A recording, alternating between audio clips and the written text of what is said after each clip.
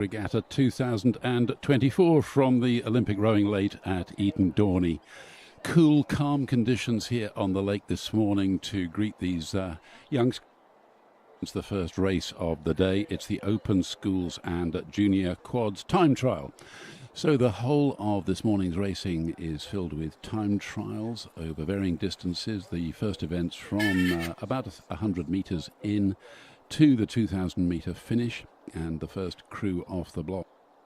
Rowing Club in their familiar orange strip. They're just through the halfway mark now. Closely followed by Leander A. Both Lee and Leander have entered more than one crew, and that's often the case for these junior scullers. Really pumping the entries in what has been an incredibly busy draw for this year's event, massively oversubscribed, and the organisers have had a really tough job in trimming those entries down to something manageable. And yet we have an absolutely saturated day's programme today. So as I say, the time trials will until about 1:15. There is then the briefest possible luncheon interval. And then the side-by-side racing gets underway, and that will feature the fastest crews from each of the time trials.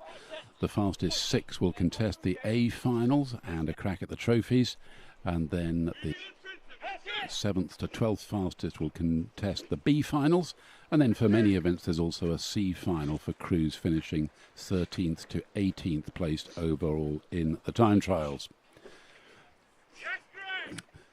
Those leading crews that I mentioned, Lee and Leander, closely followed by Trentham Midlands. They're in 3rd place, and then Tideway Scullers and their familiar red and yellow blades in 4th. Then we've got St Peter's School Boat Club from York, then the Grange up there from the northwest of England, then followed by Molesey and Reading.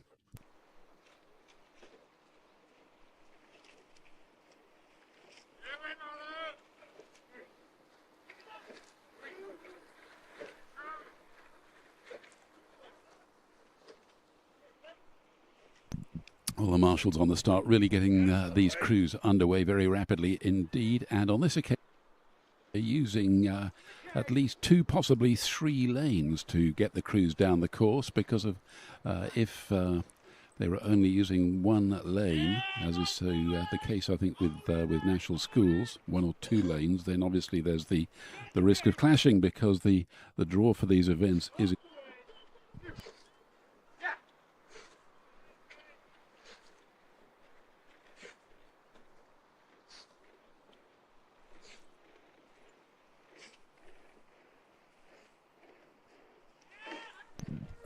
Lee Rowing Club now coming into view down into the last 100.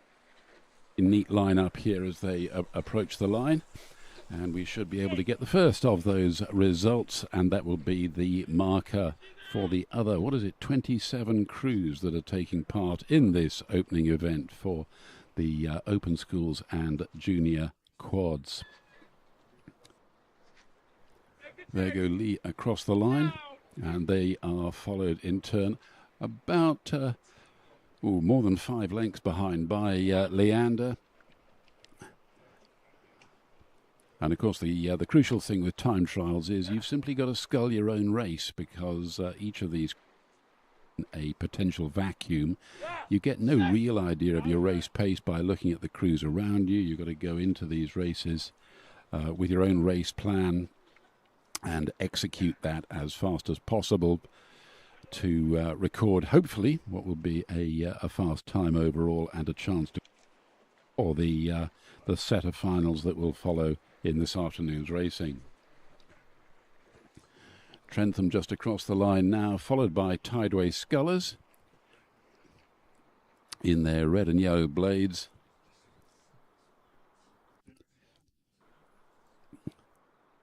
The rolling times not yet appeared on our screens, but no doubt that will happen very soon indeed, and we'll be able to give you a clear idea of the times and the likely qualifiers as the programme proceeds. But don't forget, of course, that just appears to have achieved a top 6 place in the early stages. They could be overhauled by one of the late finishers as the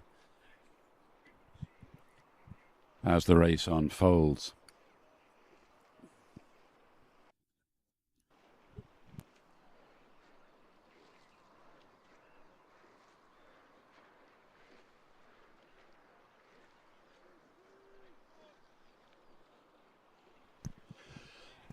St. Peter's School now approaching the line. Crew number 6.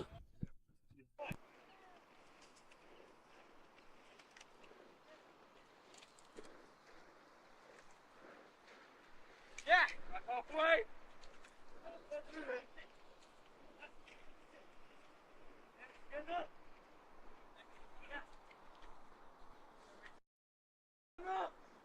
No. Yeah. You lose.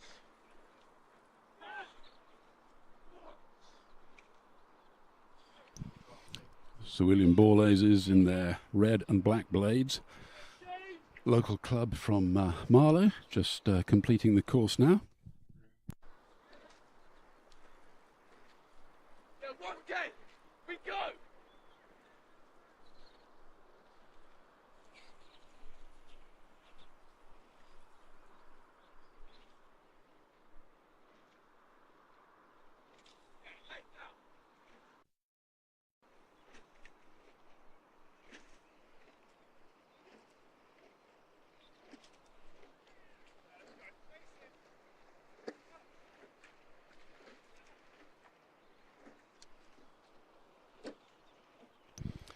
So both Henley in their dark blue blades, followed by Walton, have just completed the course.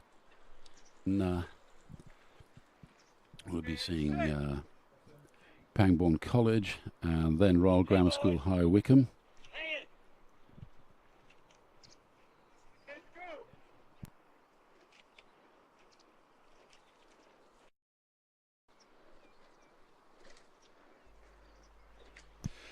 Quite a gap then before we get to Yarm School, quite a powerhouse of rowing from the northeast of England. They've come a long way down to take part in this junior sculling regatta this year. And Yarm looking pretty nimble and having to scull in a complete vacuum. There were many lengths of clear water ahead of them. So here's hoping that they put on the performance that they wished. They cross the line now. As yet, no times available on my screen, so we'll bring you those as soon as they're available. Then behind Yarm, we've got Great Marlow School. Great Marlow School, one of its notable alumni way back in the dim and distant past, of course, Sir Steve Redgrave, who was coached in his very early days at that by his coach Francis Smith, before going on to Marlow Rowing Club itself, and then of course Leander.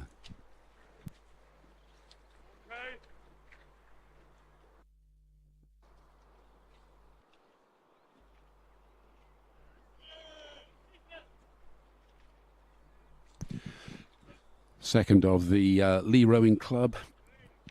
Crews has just crossed the line in their orange strip.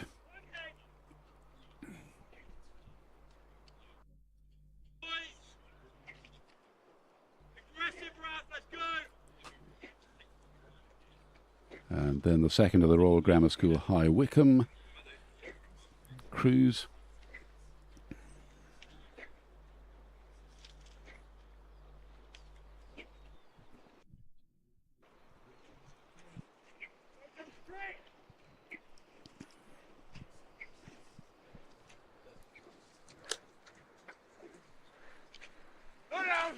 Now, Crew 21 inside the last 100 metres from Hartbury University, as it now is, in North Gloucestershire. High performance centre of excellence from that world. They've been rowing alongside Gloucester Rowing Club for a good number of years, but now attained status in their own right.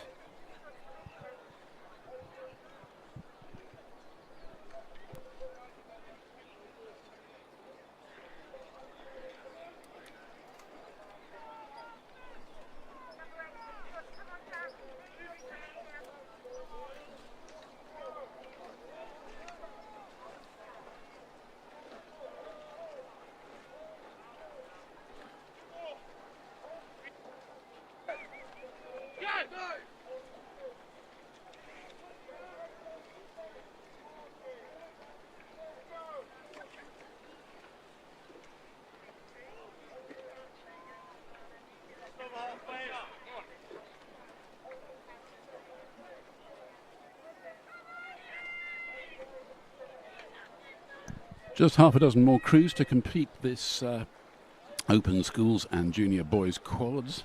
Magdalen College School, crew 24 now across the line.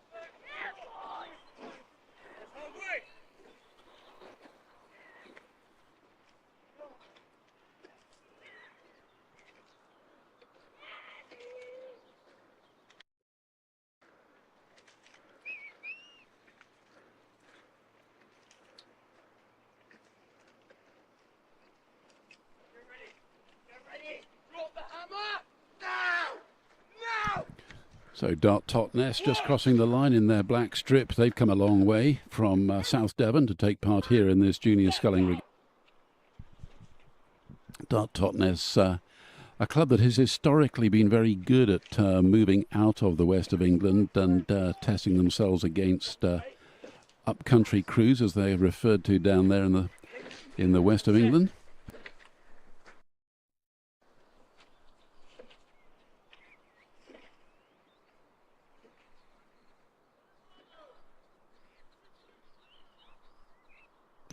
Just a couple more crews then, and King's School Ely in their light blue strip. They're just crossing the line. Now we've got an interest here now, because it would appear that the maybe we had some crews starting out of order.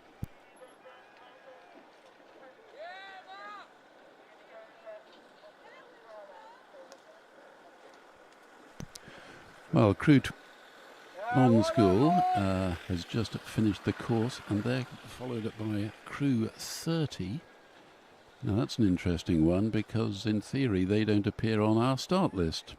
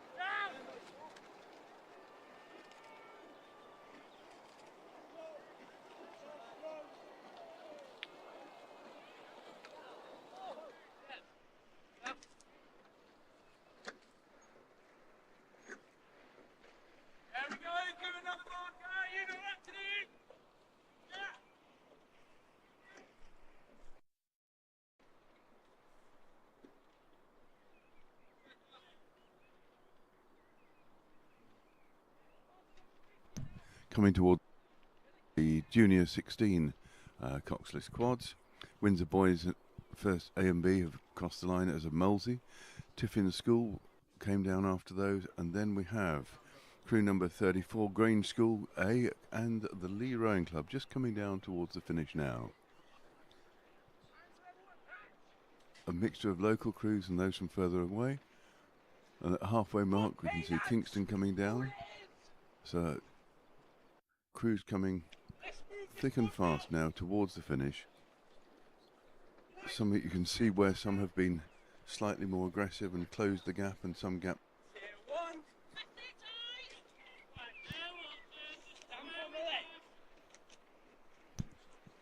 The crew 36, which is Grammar School Royal RGS High Wycombe, coming down, followed by Clare's Court, another of the two local crews.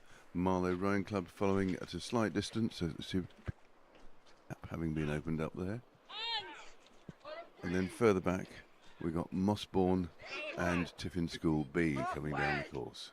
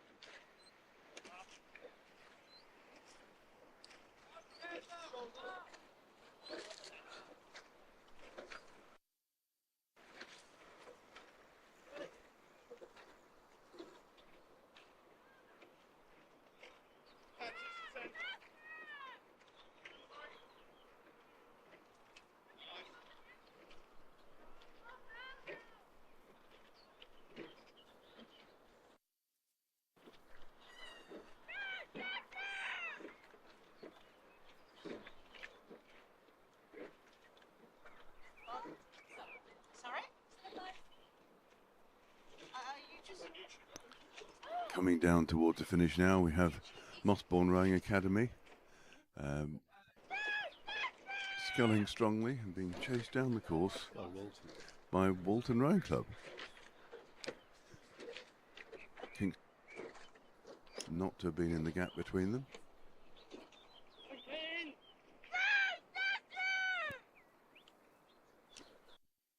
So Tiffin crossing the line there.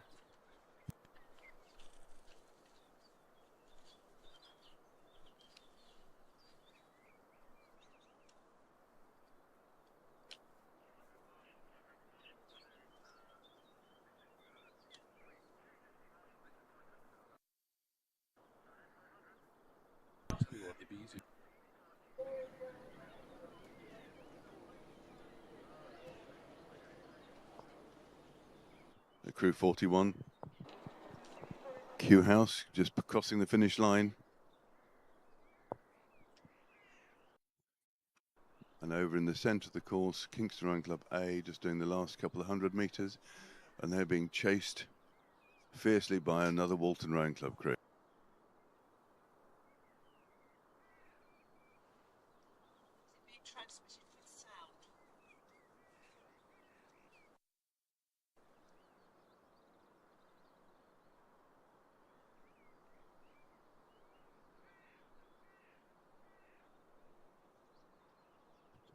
So just coming down to the finish now, Kingston crossing the line and Walton chasing them down across the line as well.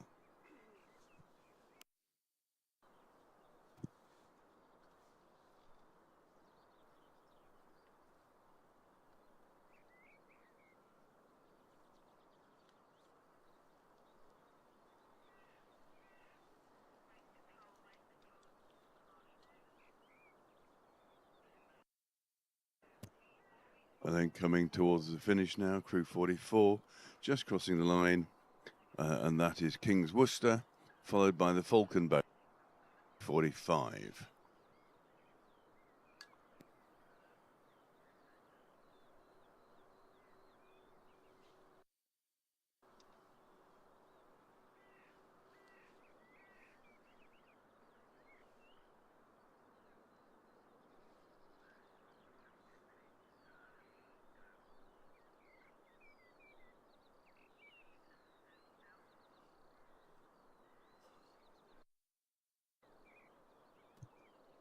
We should have the last 5 of the crews coming down in this Junior 16 quad sculls.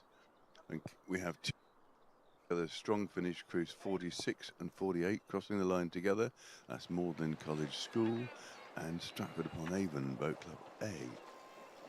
And then over towards the centre of the course, we have a crew in yellow, which is crew for Schools Rowing Union B, and they're leading South African Schools Rowing Union A, who are just coming down to the last few strokes towards the finish.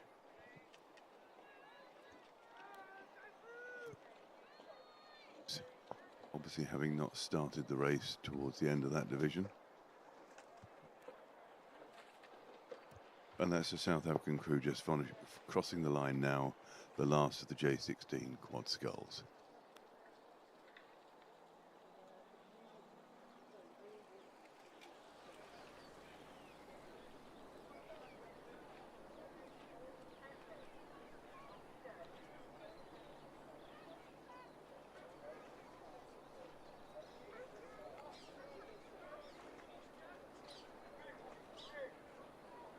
So the next division, first few crews having left the start already.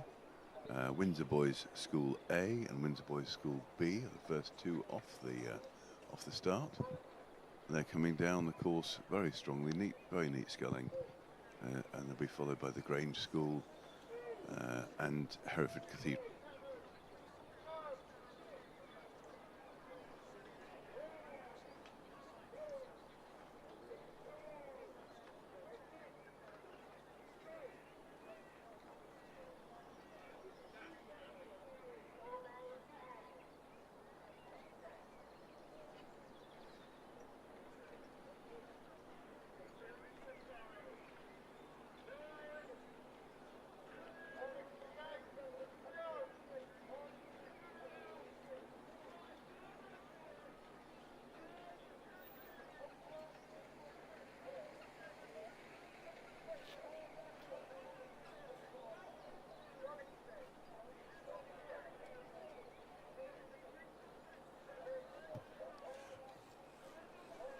Now this is the next division, which is on the course, is the J15 coxed quads.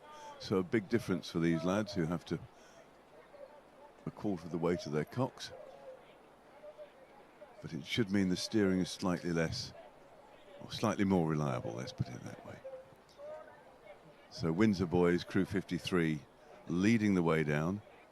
Actually, that means crew 52 has not started. Crew 53 is leading the way, the halfway point. Sculling strongly at only just on 30 strokes a minute. And the Grange School, who are behind them, were definitely overrating them at about 31-32. It'll be interesting to see whether long controlled power. We're just coming to the halfway point. So Windsor boys past the 1,000-metre mark. We don't have times available, I'm afraid, but I'm sure you'll see that they're sculling well together. This is the J15, and just think how little time most of these crews will have had on rivers last few months. And there's the Grange School, as I said, overrating them slightly, but they're definitely closing the gap by the looks of it on Windsor Boys School. Let's see what happens in the second half.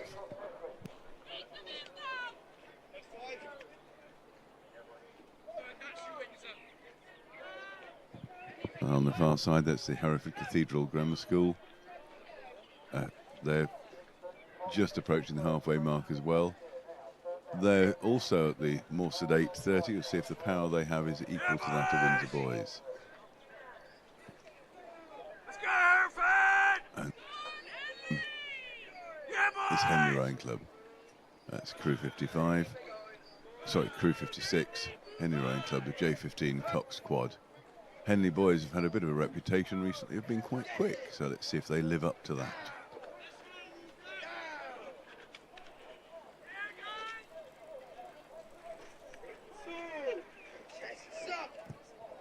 And then approaching the halfway mark is Walbrook Rowing Club in the red boat. Easily spotted with that boat. They're also sculling very well together.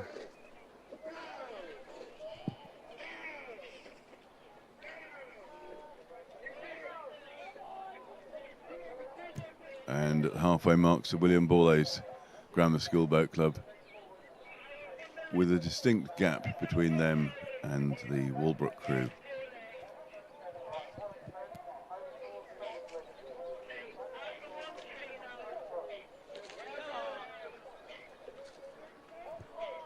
As the first crews in this division approach the 750-metre mark, about leaving the 750-metre mark, coming down towards the finish, we can see Borlase have just passed the halfway mark. There are crews now all the way along the course in this division. Own lane, and using 3 lanes of the course so they can be started as quickly as possible between each crew. There's Wallingford Rowing Club coming to the halfway mark. So that's crew 59. So we've got 6 crews ahead of them on the course. Another dozen or so following them, each trying to set the fastest time.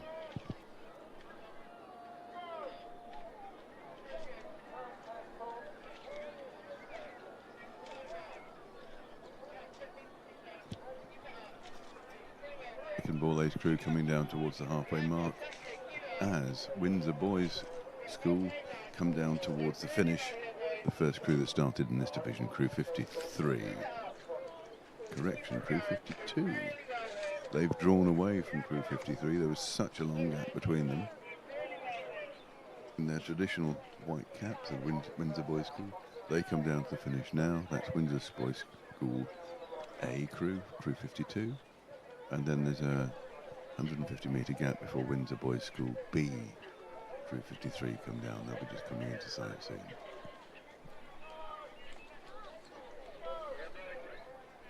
As crew 53 passes the finish line, and the Grange School, crew 54, are in the last 100 metres.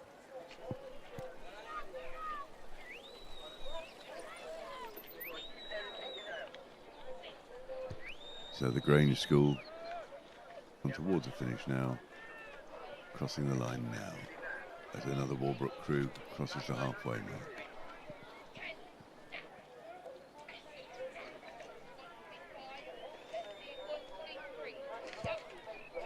And the Hereford Cathedral School also just coming down towards the finish as the Marlow crew goes past the halfway mark. They're on the finish, Hereford Cathedral School just crossing the line now. This is the J15 coxed quads event, the time trial early in the morning to keep people awake. And Henley Rowing Club coming down towards the finish as the Marlow B crew get to the halfway mark. And also coming down towards the finish now, Ballbrook just crossing the line in the bright red boat.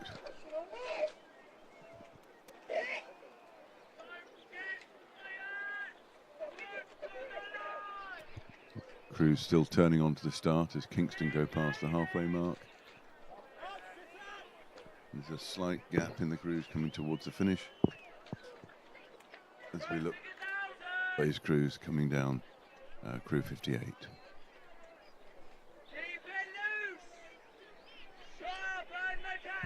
So Sir William Borlase Grammar School A in their sprint for the finish, coming down towards the finish line with the last few strokes. As Maidenhead crossed the halfway line, the first Sir William Borlase crew 58 crossed the finish line.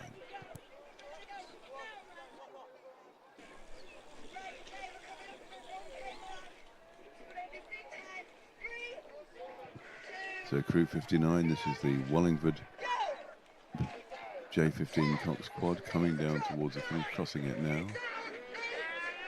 It's Bedford Modern School across the halfway mark.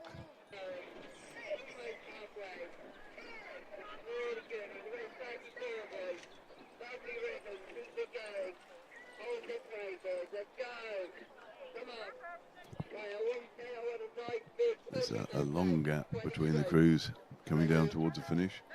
As another Wallingford crew 68 past the halfway mark.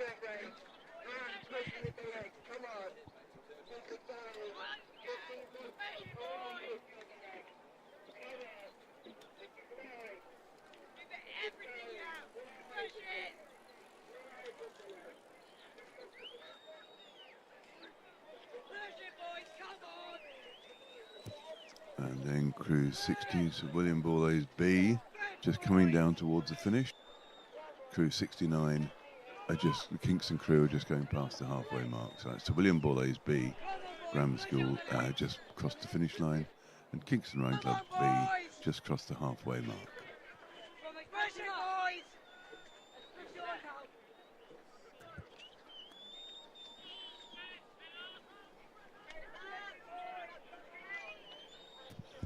And there are still more crews turning at the start to come onto the course. It's a large division, this one. There's a Walton crew there just passing the halfway mark. There's crews down towards the finish. The Walbrook crew in the green, yellow and black blades sculling across the finish line now.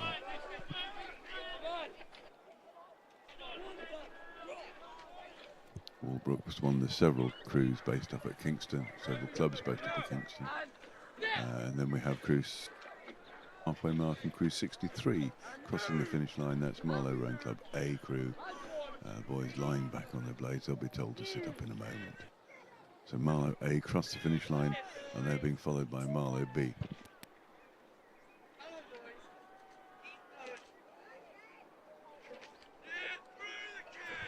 So Bedford Modern School crossing the halfway mark at 1,000 metres as it is Marlow Rowing Club B come down towards the finish. It's the J15 Cox. The time trial first thing in the morning to keep people entertained. That's Clare's Court passing the halfway mark and crew 65. That's the Kingston crew. Kingston A coming down towards, crossing the finishing line now.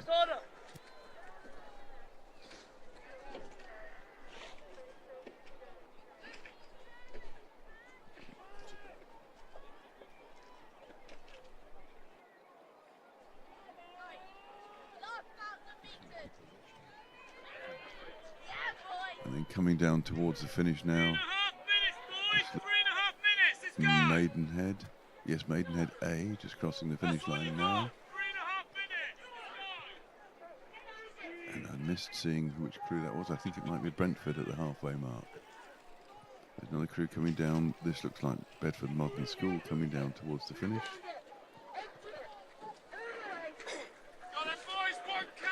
Correction, it's Yarm School coming down towards the finish. How could I make that mistake? Apologies for that.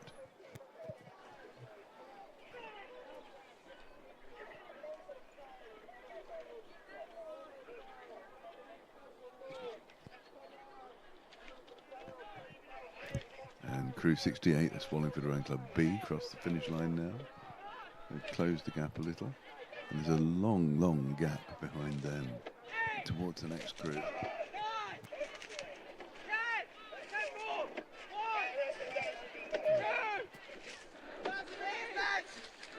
And at the halfway mark, Wycombe Grammar School just crossing the 1,000-metre mark.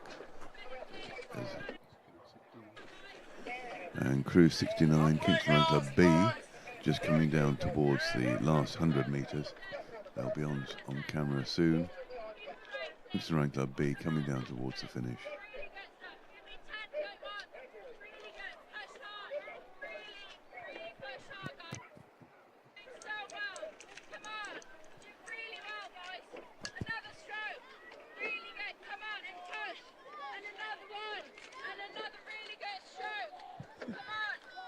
So crew 69, Kingston B, just coming down towards the finish line in the red and white hoops.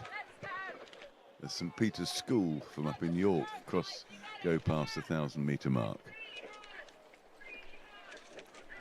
And then we have a flurry of crews coming now. We have crew 70, Walton Rowing Club, just coming into view.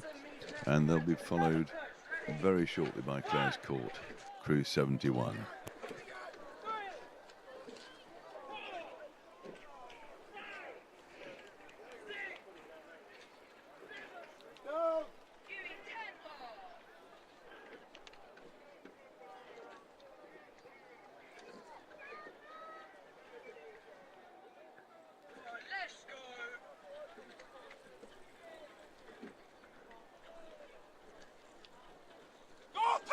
Let's go!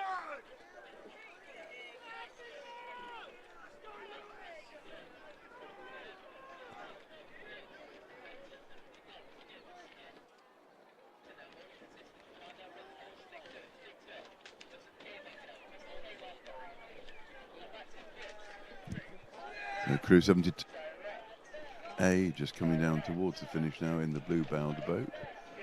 And up at the halfway mark, you can see the King's School Ely in their light blue colours.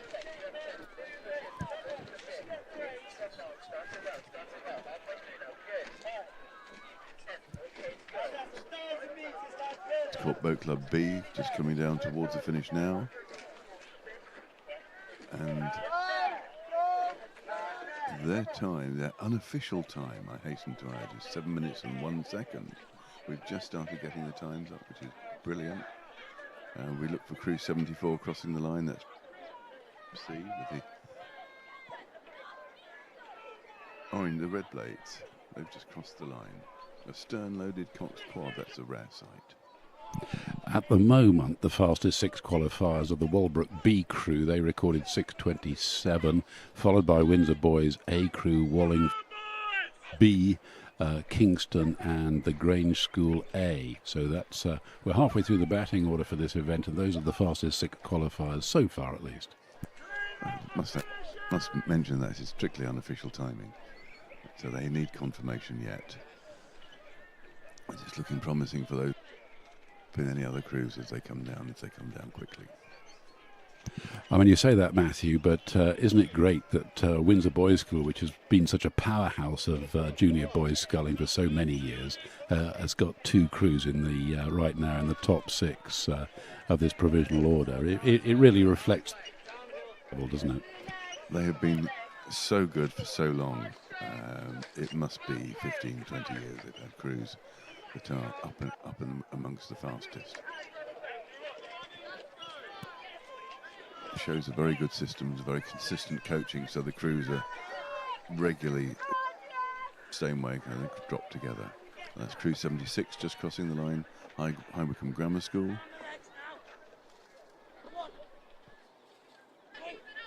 And they've recorded a time, an official time of 7:24.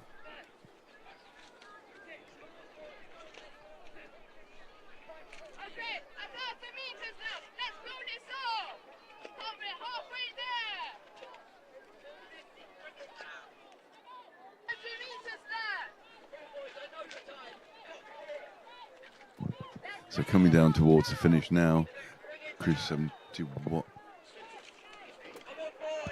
Correction, crew 78 coming down towards that. St Peter's School from York have just made it down the course. They'll be crossing the line, and they've done a time of 7:16. It's your crew 79 is just coming down towards and that's from Ross Rowing Club. A lovely bit of when there's not a flood in sight, and they've recorded a time of 7:08. So just beating St Peter's, who are crossing the line ahead of them.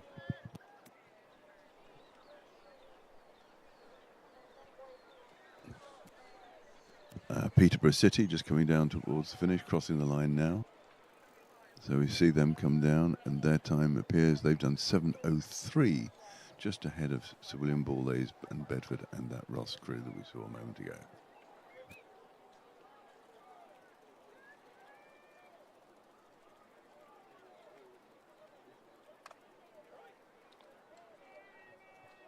So we're coming down towards the end of the J15 coxed quads, and the last few crews are coming down towards the finish from the three-quarter way mark, but already double sculls have started to race up at the junior double sculls, the open junior double sculls. It's a smallish event with only a dozen or so crews in it. However, they are coming down the course very quickly. Just a quick pause then before we get stuck into the doubles, shall we? Because of the four dads who are rowing down the Thames at the moment over the bank holiday weekend. They're rowing all the way from Lechlade to Putney in the space of 4 days. Well, dads do that, don't they? But these dads are something special because their sons are all members of the GB national squad. Very little rowing experience between them. They've only been doing it for a few months this season, and they're doing it in aid of two very worthy causes, a cancer charity and also the Love Rowing charity. And they're making excellent progress, and they've got as far as Laleham, which is just 2 or 3 miles away, and they're all set to complete their challenge and get to Putney by the end of the bank holiday weekend. So it really is a superb effort. So go to 4dadsrow.co.uk and follow their progress, and maybe give them some financial support for these very worthy. That's a really good mention. I was just going to ask you if there was a way you could track their progress, but it's really good to see that for the four dads going down the river. Also, if you're near the river, give them a shout as they go past, because it's really encouraging when people actually come out and support you. So we're just coming down crew with Molesey A and 84 Magdalen are just coming down towards the finish. Magdalen did a very creditable time of 6:58, so beating all the 7-minute crews. And just looking for Molesey.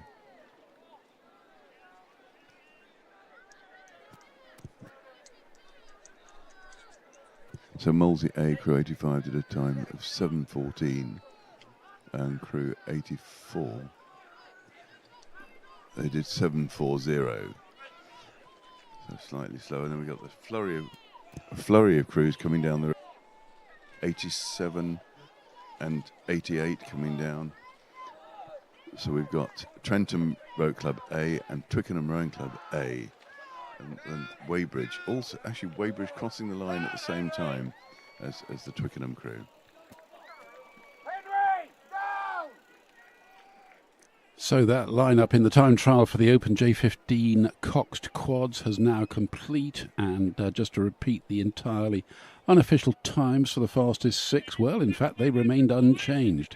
Walbrook B in first position, then followed by Windsor Boys A, Wallingford A, Kingston A, and the Grange School A. So those appear at the present to be the 6 crews that will contest the A final for the boys J15 Cox quads later this afternoon.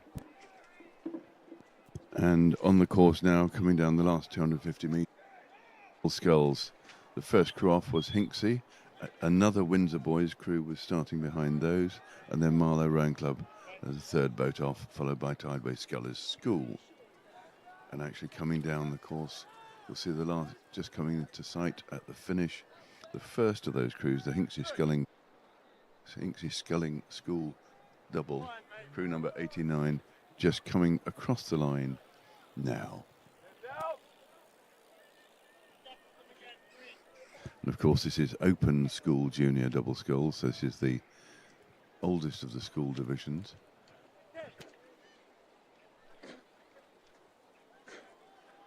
And Windsor Boys School just coming towards the finish now, again with the white caps on. Yet more Windsor Boys School crews rowing very strongly. So Hinksey set a time there as the first crew across the line of 6:25.19. Overhauled by Windsor Boys. So only 2 crews finished so far, and it's the Windsor Boys double that has set the marker, 6:24.39. So they were just under a second quicker than Hinksey as Marlow Rowing Club crossed the finish line, and they're 6:26 on our unofficial timing. There's a bit of a gap now as we wait for the Scullers, Tideway Scullers School to come down. Also called the Scullers.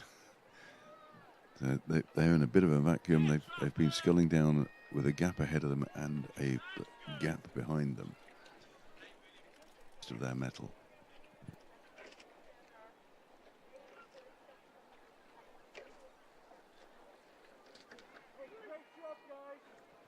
That's the thing about head races, isn't it, Matthew? Because you've got to execute your own race, but you have no real idea of your boat speed by and you can't use them as pace setters. You've just got to go out and complete the course as best you can, and hopefully if you've done the right thing at the right time, it's going to earn you a qualifying position for that all-important A final. Yes, it really doesn't matter how many crews you overtake. You can still be going slowly, or overtake no one and still be going quickly. It's very difficult to judge, but you just have to row your very best and your very quickest. But at school level, it's so difficult to get your head round exactly what you're doing and how important this race is for the rest of the day. So we've had a couple more crews finish at time. The Scullers did a time of 6:41 on our system, and another Windsor Boys School crew has finished in 6:32.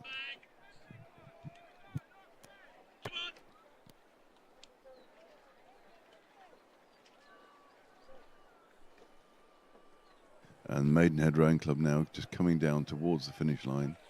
Their double just crossing the line now. And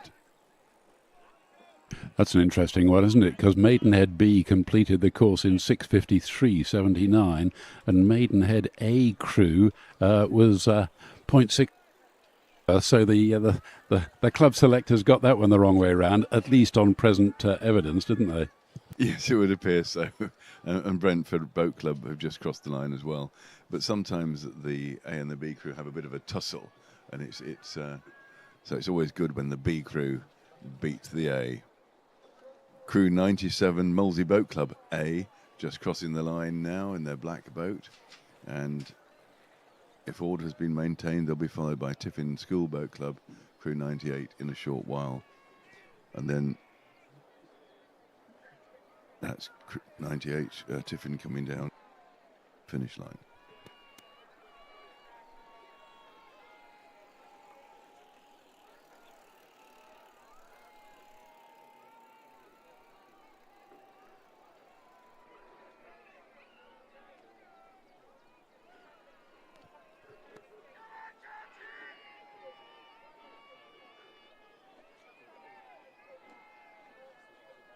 And there's a Nottingham County Rowing Association crew 99 coming down towards the finish now in their bright green boats. And at the halfway mark, we can see a car. Well, the Notts County, they've got bright green kit. They don't have a bright green boat, but certainly one of those strips that's very recognisable for the other end of a 2,000-metre course on a dark night, isn't it? It certainly is. It's up there with the Lee and the bright orange. But they won't be particularly happy with that performance. They've finished a shade outside the 7-second margin. So the 11th fastest finisher so far in this boys, schools and junior double sculls time trial.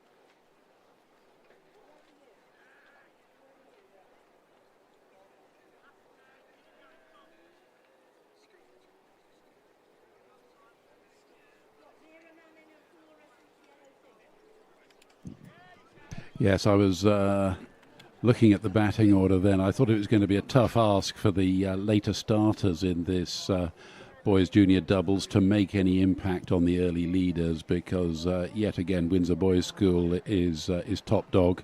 Totnes not making any impact on that. They finished in 7:02, so only 4 doubles in this event have finished outside the 7-minute margin. So unofficially, to repeat, the 6 fastest qualifiers in this boys, schools and junior doubles time trial: Windsor Boys A, Hinksey A, Marlow A, Windsor Boys B, Tideway Scholars School and Trafford.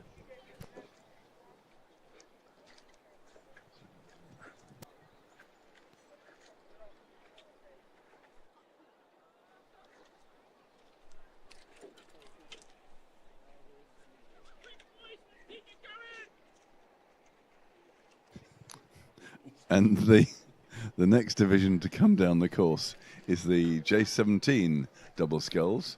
And all crews in this race have started. There are a dozen of them. York City Rowing Club leading the way, unusually, because alphabetical order is quite common.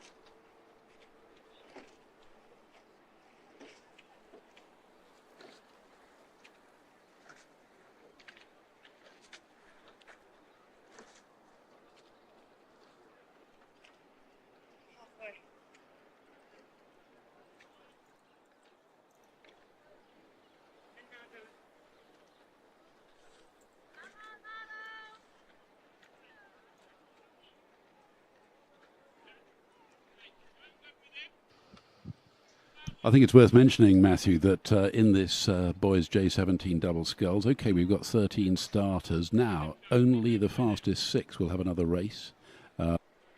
Reasonably, the organisers, they've tried to fit in B and C finals for the oversubscribed events, but physically it's not just been capable of fitting them all into what is already a very packed schedule. So only the fastest 6 of these 13 entries will race again in a straight final trophy later on this afternoon. Yes, it goes back to what we were saying about having to set the fastest time and how important that is for the rest of the day. So for 7 crews in this, and I believe above 14 crews in the event, they will have a B final. But they'll get to race now, and then 6 more of them will carry on, Robert, so that they get a chance to sort out the trophy positions. And we've got the next division on the course is the J15 double sculls. As we said, there are 13 of these, a good baker's dozen. They're coming down towards the last few 100 metres now. And crew 107 York City are still leading the way as they come down in the centre of the course. So that's crew 107 York City Rowing Club, just coming down the last 5 or 6 strokes towards the finish. You'll see them flash across the line very shortly.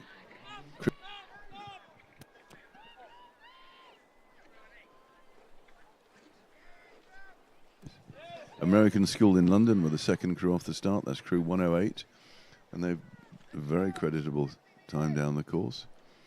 And just to give you a benchmark time, York City did a time of 6 minutes 46. So we'll see how the others compare as they come down the course. And in fact, the American School in London have just done 6:41, so they've just nipped ahead of York City. And then following them down, Upton Rowing Club.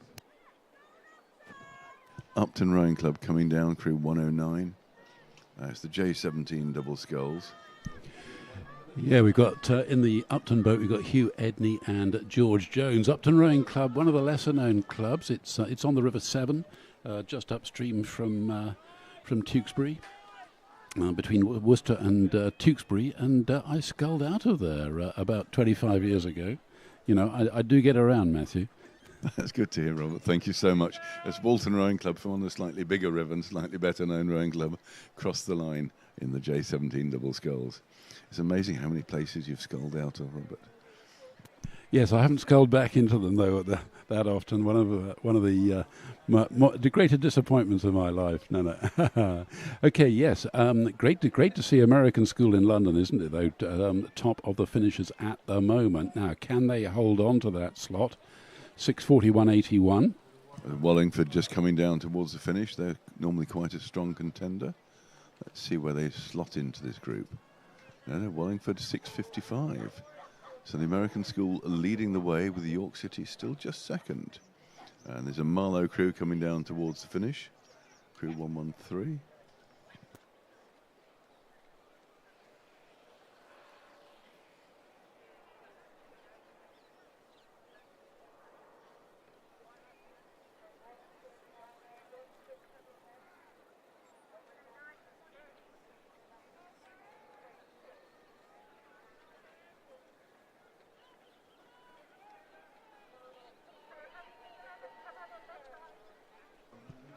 So coming down towards the finish now, we've got Brentford Boat Club A with Joseph Mitten at bow and Max Gill at stroke, just coming down towards the finish there. So that's Brentford Rowing Club A crossing the line. Again, worth a mention for Brentford, one of the more recent clubs to be founded here in the UK. Across the UK, we've got, 650 rowing clubs altogether, and Brentford at Brentford, just upriver from Chiswick Road Bridge. Sorry, Kew Road Bridge, I should say, just where the canal comes in on the north shore there. Yes, by Hallsferry Island. Yes, exactly so. I thought for a moment, Matthew, you're going to mention Hallsferry Rowing Club, because you and I go a long way back, and we're going to be going through a list of clubs we used to row at which no longer exist. What about that? The British Gas Rowing Club at Hallsferry Rowing Club.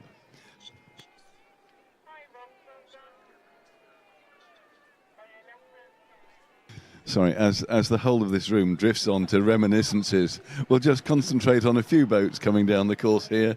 Crew 118 coming towards the finish, which is Peterborough City Rowing Club. I remember rowing on the Neen. So Peterborough City Rowing Club crossing the line.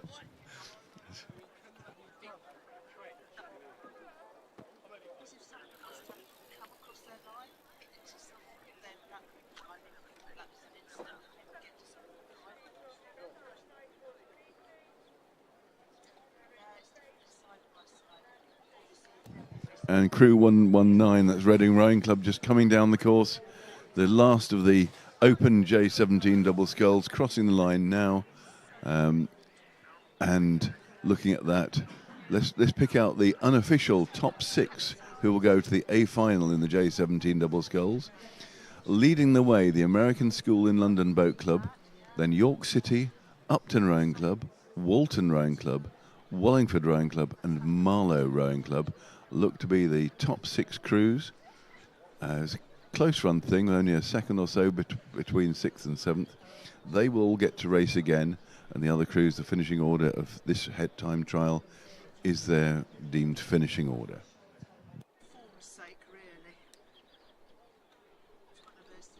And the next division has started already. This is the J16 double sculls.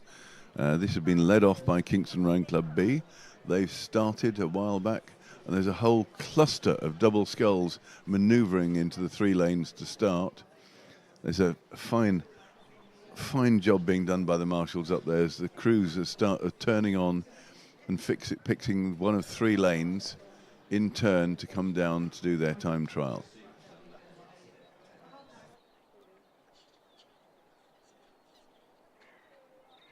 It's worth mentioning, of course, that although everything seems terribly ordered and well regulated out on the course, there is absolutely frenetic activity going on down at the boathouses, isn't there, Matthew? We've got crews embarking, disembarking, we've got crews, blades, coaches, competitors all rushing around on what's an incredibly congested zone.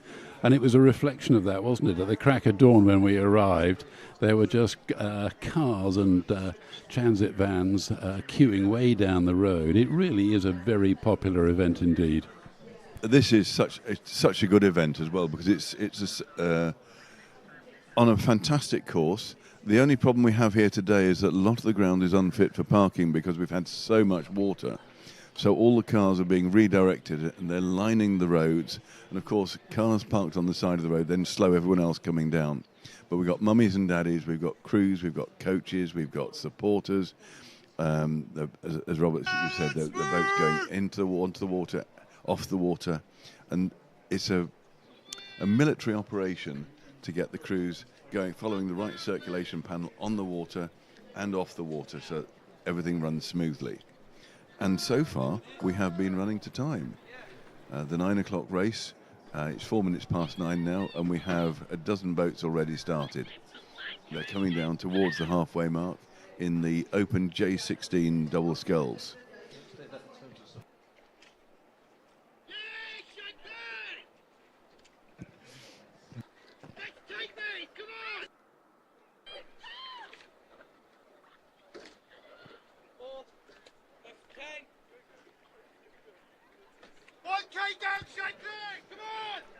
So the first crew on the course is Jack Taylor and Oliver Alexander from Kingston Rowing Club. That's Kingston Rowing Club B. And that's followed by William Rydurch and Noah Vosloo from Guildford Rowing Club. And then the third crew down is Tideway Scullers School. And that's Zach Brockway and Henry Pendred. They'll be coming down towards the halfway mark. And in fact, the Kingston crew is now, if we have that shot on camera, is literally approaching the halfway mark. Sculling very well together. They do look very nicely timed. There's crew 124 coming down the course. And then this Shanklin Sandown Rowing Club will be the 4th crew down. So from the Isle of Wight, Carter Horrocks and Lewis Shearsby will be representing Shanklin. That'll be a good crew to look out for. We have, again, approaching the halfway mark, we can see Walton Rowing Club.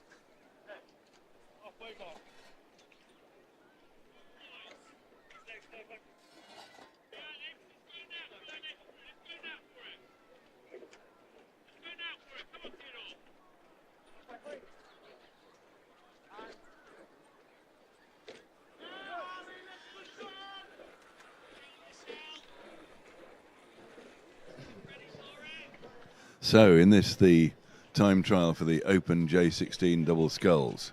The first crew coming down towards the finish is Kingston Rowing Club B, stroke by Oliver Alexander, with bowman Jack Taylor doing the steering, of course.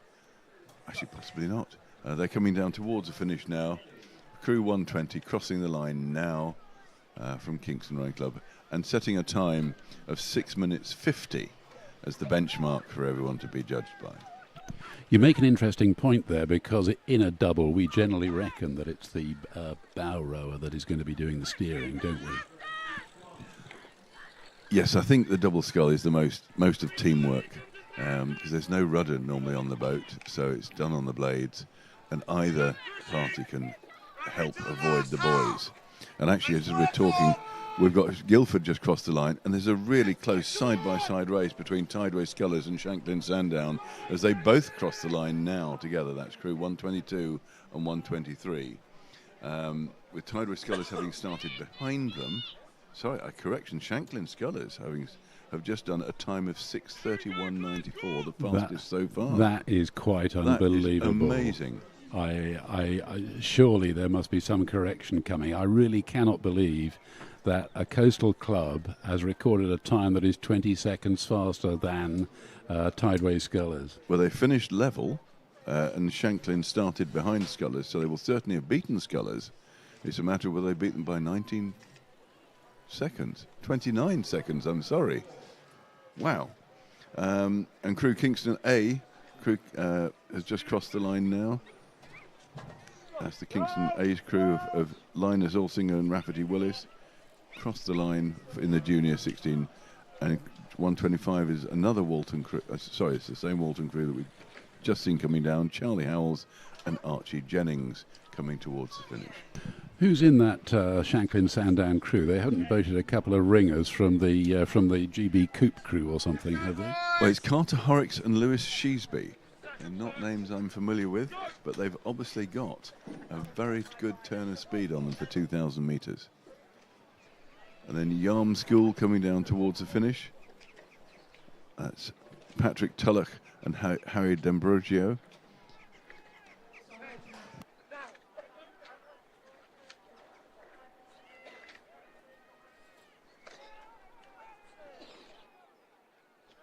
And then we have a short gap in the crews as they get stretched out across the course as we wait for Great Marlow School, the home of Steve Redgrave.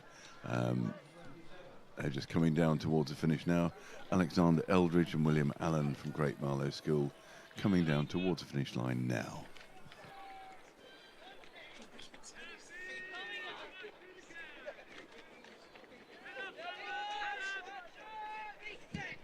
And there's a yellow boat hoving into view, Guildford Rowing Club. It's Oliver Jurgens at stroke and Jacob Lines at bow, coming down 128 from Guildford Rowing Club, crossing the line now in the yellow boat, distinctive yellow boat of Guildford Rowing Club. Then the next crew down with Sir William Borlase. There's Harley Hillier at stroke and Thomas Hodeck at bow, coming down towards the finish from Sir William Borlase on the far side. And then we have a Brentford Boat Club crew. And again, as we were saying, Brentford, they row out on the Tideway just above Kew Bridge. Alexander Shepherd and Theodore Harwood just coming down towards the finish. And then crew 131, that looks like City of Oxford Blade. It's Lawrence Lane of City of Oxford with Leuven Leblanc at bow. City of Oxford having crossed the line there, crew 131. And then there's a side-by-side race here between Marlow Rowing Club and Northampton Rowing Club. Northampton, Cameron Mackenzie and Tom Bryan just having overtaken the Marlow crew, so they've done a good time. Let's see whether they've come in second on the unofficial times behind Shanklin Sandown and just ahead of Tideway Scullers.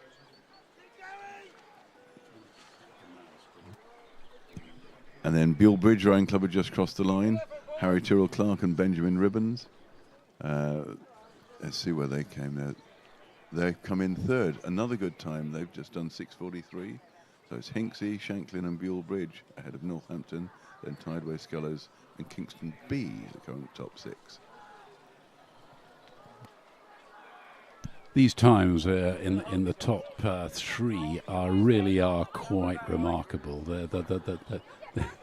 It's physically impossible, isn't it? Hinksey at the moment have got a provisional time of 5:46 for a J16 double over 2,000 metres.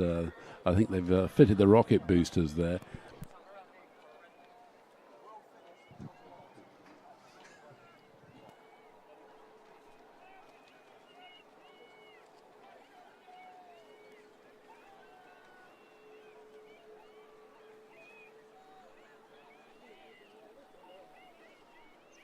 So we just missed Leander crossing the line with Harry Caitlin stroking. This is Hinkley's Sculling School, 1:38.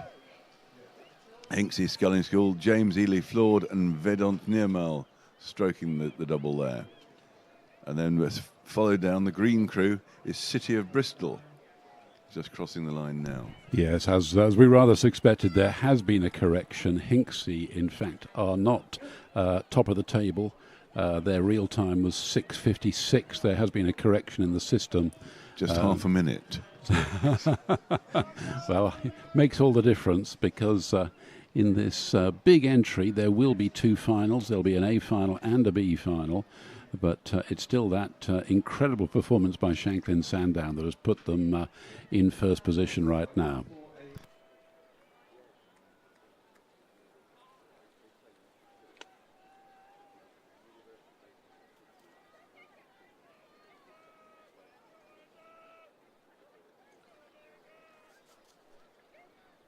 Of course, that performance by the Isle of Wight crew isn't just the only surprise here, is it? Because we've got Northampton in second place again, a club that generally doesn't feature up the rankings at other populous regattas, and they presumably scull on that reservoir whose name escapes me, where Stowe School also row in that neck of the woods. I think Mr. Google is going to have to help us on that one. I think he might be our friend. But the crew from Northampton is Cameron Mackenzie and Tom Bryan, and they have set a magnificent time just behind the Shanklin crew.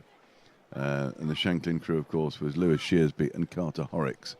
So 4 very fine scullers. And just coming down towards the finish now, we have a battle of the last 2 crews coming down. Sorry, 142 and 141. Kew House, as I said, Adam Thaler and Arthur Payne.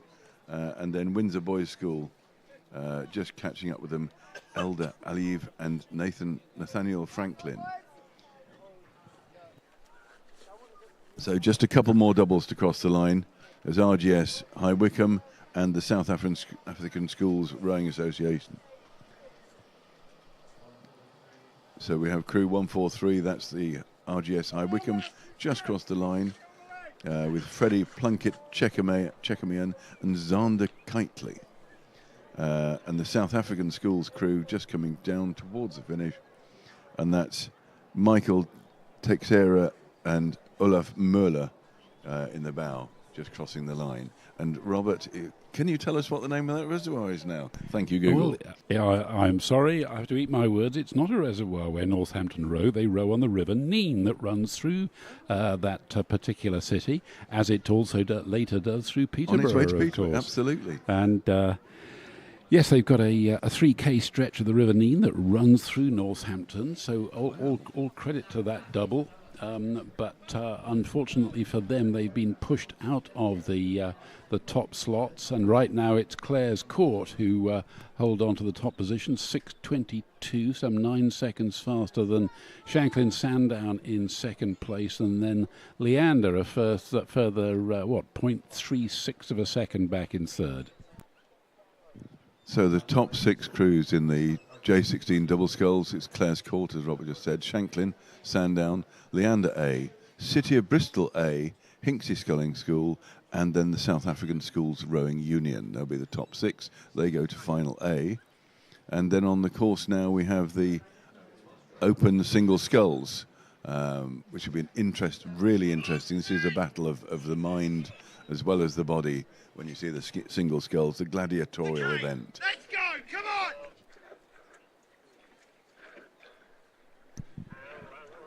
Yeah, before you go on to talk about that singles event, let's just spend a moment to talk about this the South African schools who have sent 9 crews to the Junior Sculling Regatta this year in the UK, but definitely the furthest flung clubs taking part here come all the way up from, goodness knows me, how many thousand miles away is that, Matthew? Come on now. I think it's about 8,000. My son was in South Africa only a couple of weeks ago.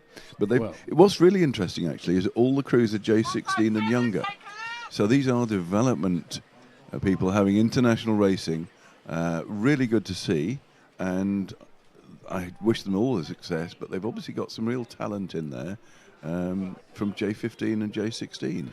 Well, no doubt they'll be spurred on by the fact that it was on this very course that 12 years ago there was the South African lightweight 4 that recorded that won the gold medal in the Olympic regatta, and that, yes. to date that remains South Africa's only gold medal in the Olympics. But we've had a big event here in the singles. So what's happening out there, Matthew? So round about halfway.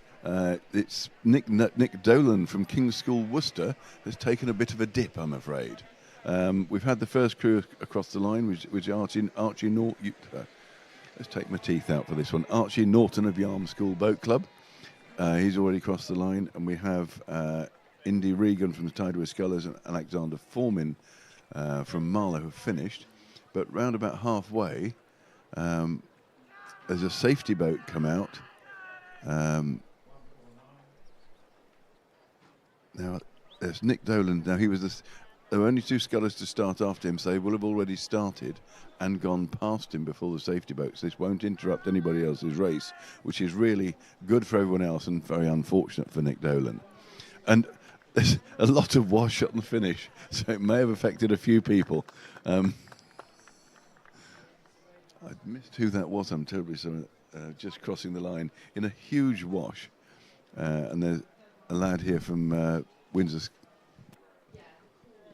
It's quite understandable, isn't it, that the safety boat needs to be on the scene as quickly as possible, but luckily it only caused that wash inside the last 100 metres, so hopefully it won't make the difference between qualifying and not for the scullers finishing the later stages of this course.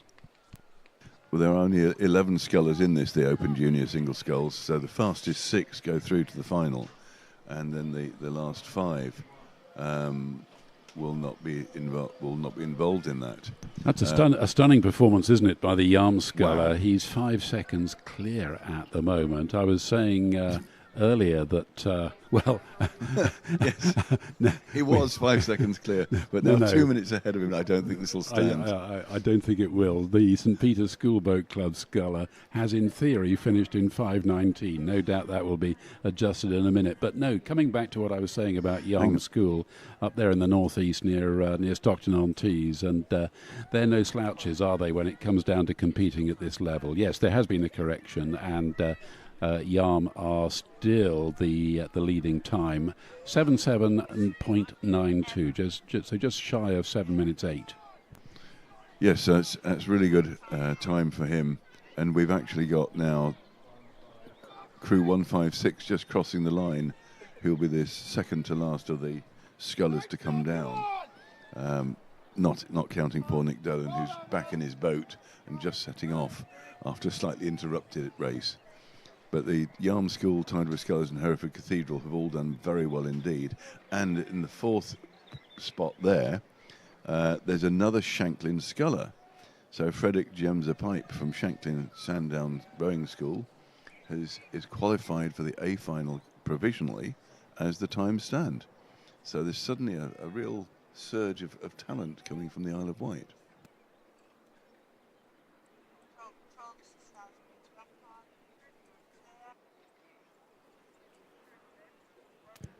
And as crew 157 just comes down towards the finish, that's Will Clayton from Sir William Borlase. He's had to row past the Nick who fell in, and this safety boat, and he's just coming down towards the finish now.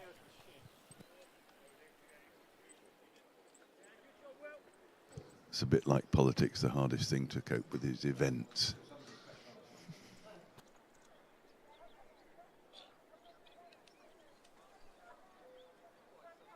Rosemary, the one who was sat here before me, did nothing. Saw one overtaking, and then I looked.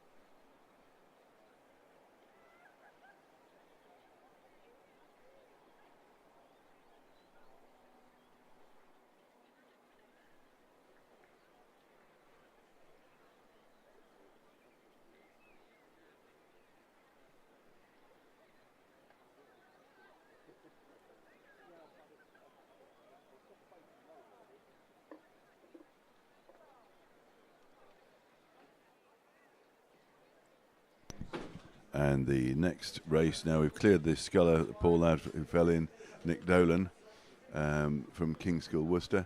He's had the most mention of anyone today, I hate to say. But the next division is on the course already. That's the J15 single sculls time trial. And the first crew off was from Buell Bridge. They started a while ago. So we've got about 8 scullers on the start now. A couple of scullers have withdrawn. 158 from Windsor Boys School and 171 from Stratford upon Avon have both withdrawn. So that leaves us with about a dozen crews, of which the first 6 will go to an A final, and because the entry was large, 7 to 12 will go to a B final.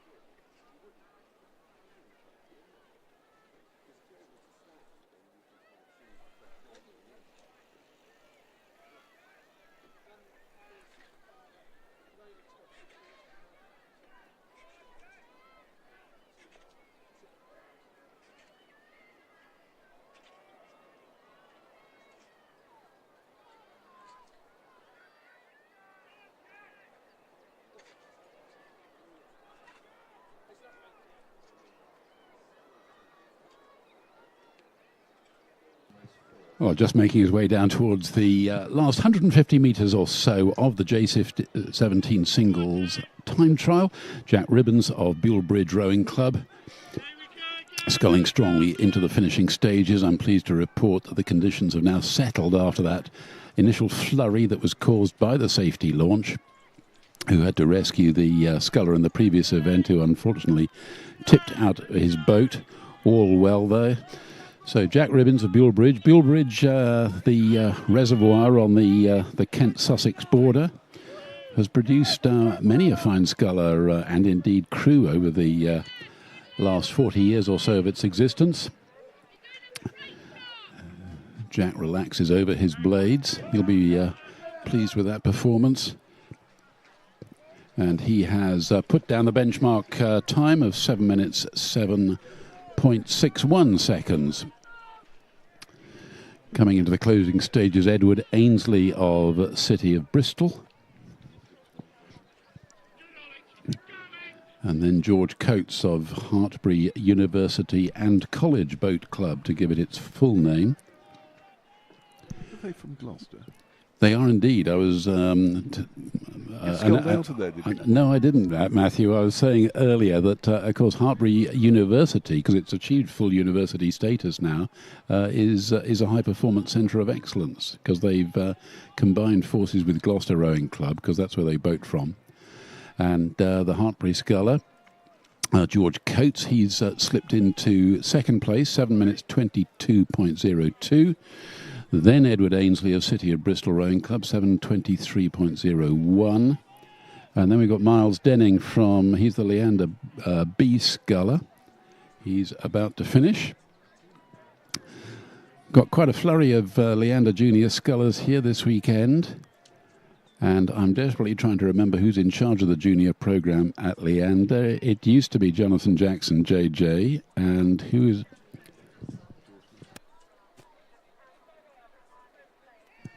Yes, I've just been reminded it's George Nottage, so he's brought quite a gathering of scullers here today, but unfortunately for Miles Denning, he's down the rankings, 7 minutes 35. Now, having said that, because there are 14 entries in the J17 singles, there are 2 finals, so as is always the case, the A final for places 1 to 6 and the B finals for 7 to 12.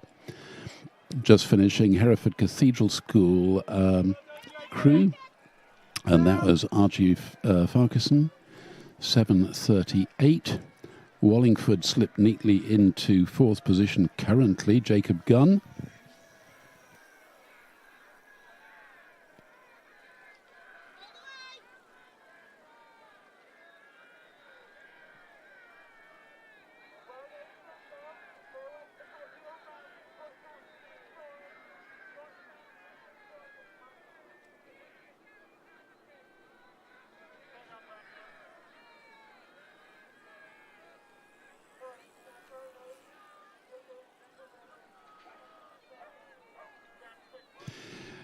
Edwin van Lopik, Bradford Grammar School, slips into 5th position in the provisional order.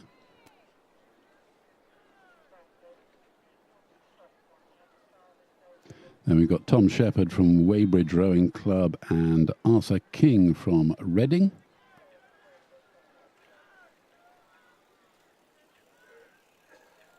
Weybridge 54.72, ninth overall. But good news for the Reading sculler. That's Arthur King, holding on to an A final place at the moment in fifth position, 7:33.65. I was just checking. They're by Chiswick Bridge. They're near the crematory cemetery. Yes, I believe so. With where Putney Town are, and what I used to call tradesmen. Because it used to be Mortlake Anglian and tradesmen. Now Mortlake Anglian's crossed the river, and is what used to be Ibis, and next to Quintin, and tradesmen is down. That was down by Barnes Bridge, but that's been knocked down, so they're up. So James Brooks of Thames Scullers, he slots into ninth overall, 7:40. And then we got Thomas Drife of Trafford Rowing Club. He's in 11th overall, 7:50. And so just one sculler to finish, and that is Oliver Tampling of Globe Rowing Club. Globe down there on the south bank, opposite. They've got the choice, haven't they? Because they can row opposite Poplar Blackwall. That's where their boathouse is. Is it slightly upstream of Greenwich? But challenging conditions there. So do they keep a base at Docklands, I wonder? They have a base on Docklands, just by City Airport, on the Albert Dock. There we go. Where London Youth Rowing and Globe, and there's another club, and is it London Badgers? Yes. They also row. And Mossbourne Academy also boat out of there, don't they? So. Sorry, it's London Otters. Sorry, my mistake. Anyway, the good news for Oliver Tampling of Globe, he has unofficially slotted into sixth position and gained himself a place in the A final. So the leading positions, the leading clubs at the moment in this J17 singles are Bealbridge, Hartbury University, City of Bristol A, Broxbourne, Wallingford A and Globe.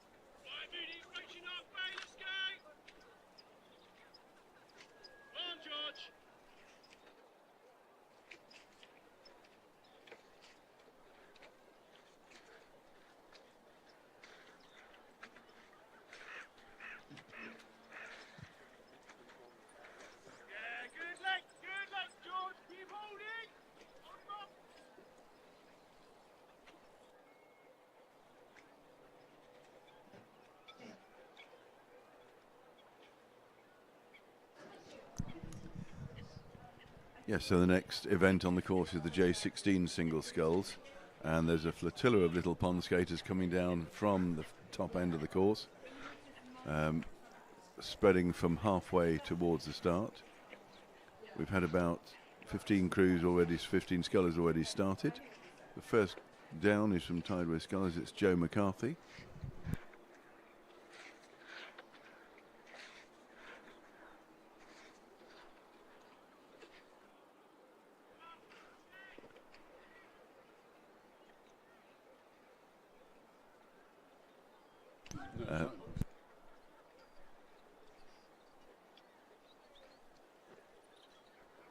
Simon would indicate they would scull out of Poplar Blackwall. So the starting order was Tideway Scullers School, Windsor Boys School, Clares Court and Leander, Hartbury University and College Boat Club. And at the moment, the first three scullers are in the same order as they started. So Joe McCarthy from Tideway Scullers School, followed by Milton O'Brien from Windsor Boys and Seb Shaw from Clares Court.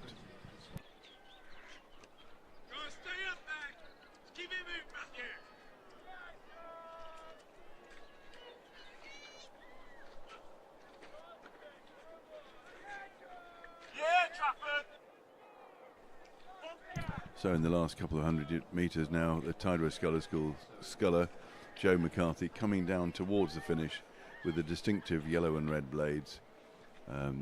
He's setting the benchmark for others to chase, and he seems to have drawn away from the Windsor Boys School Boat Club D sculler, Milton O'Brien. So he comes to the line now, and his time is 7:19.98, so 7:20 thereabouts. There's the benchmark for others to chase.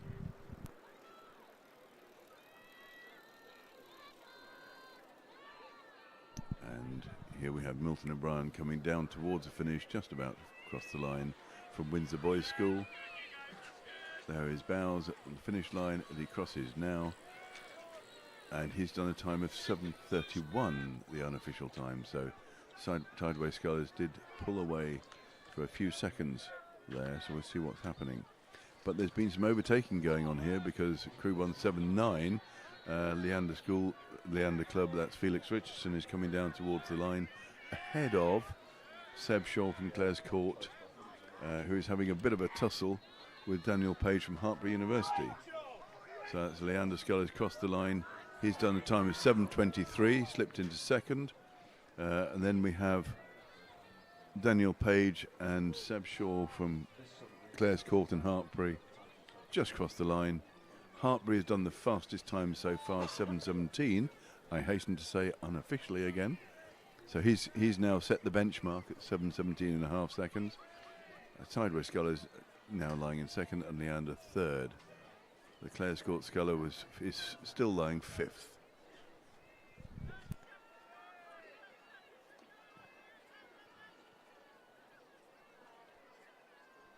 And then we have a sculler from Rob Roy. Max Evans just coming down towards the finish now. He's crossed the line. And he's slipped into second place. Ooh. From Hartpury, it was 7:17. Rob Roy has done 7:19.41. And the Scullers, Tideway Scullers, has done 7:19.92. So very close run thing there between those two.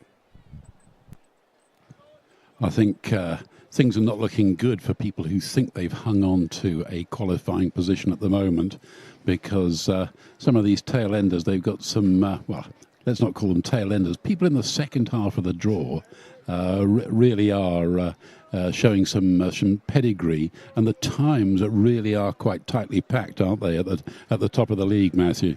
Yes, it's very close now. There's 3 seconds separating the top three, and then less than 10 seconds, well, the top 5. So Crew 184 has just crossed the line. It's Windsor Boys School A. He's just come in behind Windsor Boys School B by 7 seconds. So the naming convention is interesting at Windsor Boys.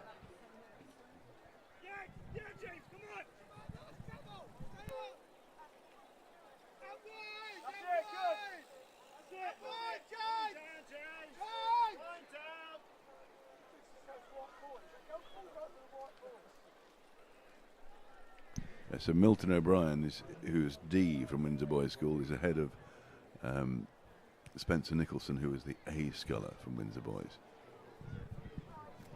I'm going to hazard a guess that at J16 singles level, the ranking of the scullers between A, B and C is not that particularly important. What is important is that the guys have a good race and get out there and get some experience on rowing on this incredible course.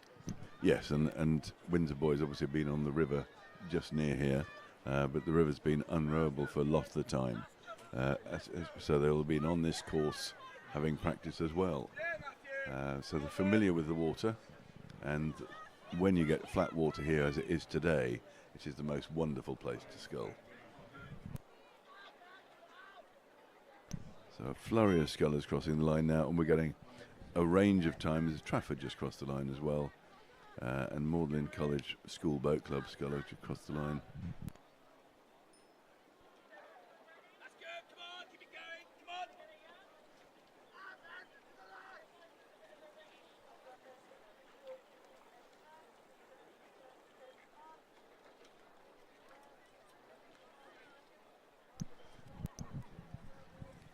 So 192 crossed the line. That's the South African Schools Rowing Union again. and he's popped into 6th position unofficially. So he's just made the A final, and he was one of the last scullers down, even was the last sculler down the course. Well, you said earlier, didn't you, Matthew, that the South African schools, they brought a clutch of J16 scullers to take part in this event today, and they didn't come all this way simply to make up the numbers, did they? And there is their man, Andrew van der Say, who's slotted into an A final position. So all credit to him. Yes, and in truth, looking at the time between 5th and 6th, there was less than half a second, and he was only just over a second ahead of the Hereford Cathedral School Boat Club, because the next 7 to 12 will be in the B final. So that's Hereford School Boat Club 183, Windsor Boys A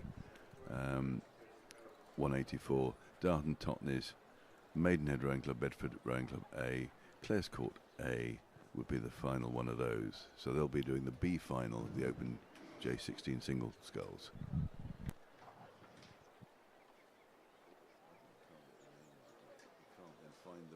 Club on that one. You're having to look for the Muggen or the number. Gosh, they've all started already. Girls J15. I'm not allowed to say girlies, am I? You are for junior events. You can say, well, can I say girls? At Nat schools, we say boys. It's in. And the next event is the Open J16 women. Sorry, correction. It's the women's J15 single sculls time trial. So that the girls here coming down the course all have started already. We have strong representation with a dozen of those. So there'll be the fastest 6th will go to the A final, and the rest will be sorted out on their time trial time. So the first one off was from Barnell's Rowing Club. It's Maya Weiler. Followed by Ella Butler from Henley Rowing Club, Alice Pearson from Hinksey Sculling School, Lauren McKernan from Brentford Boat Club, and Lilia Cotton from Thames Scullers. So they were the first 5 to go off. They're coming down towards the halfway mark. We can just see over there crew 196, who's Lauren McKernan going past, and she's from the Brentford Boat Club. So she's just passing 1,000 metres. So they're on their way down the course now, ready to fight it out for the top 6 going to the final A.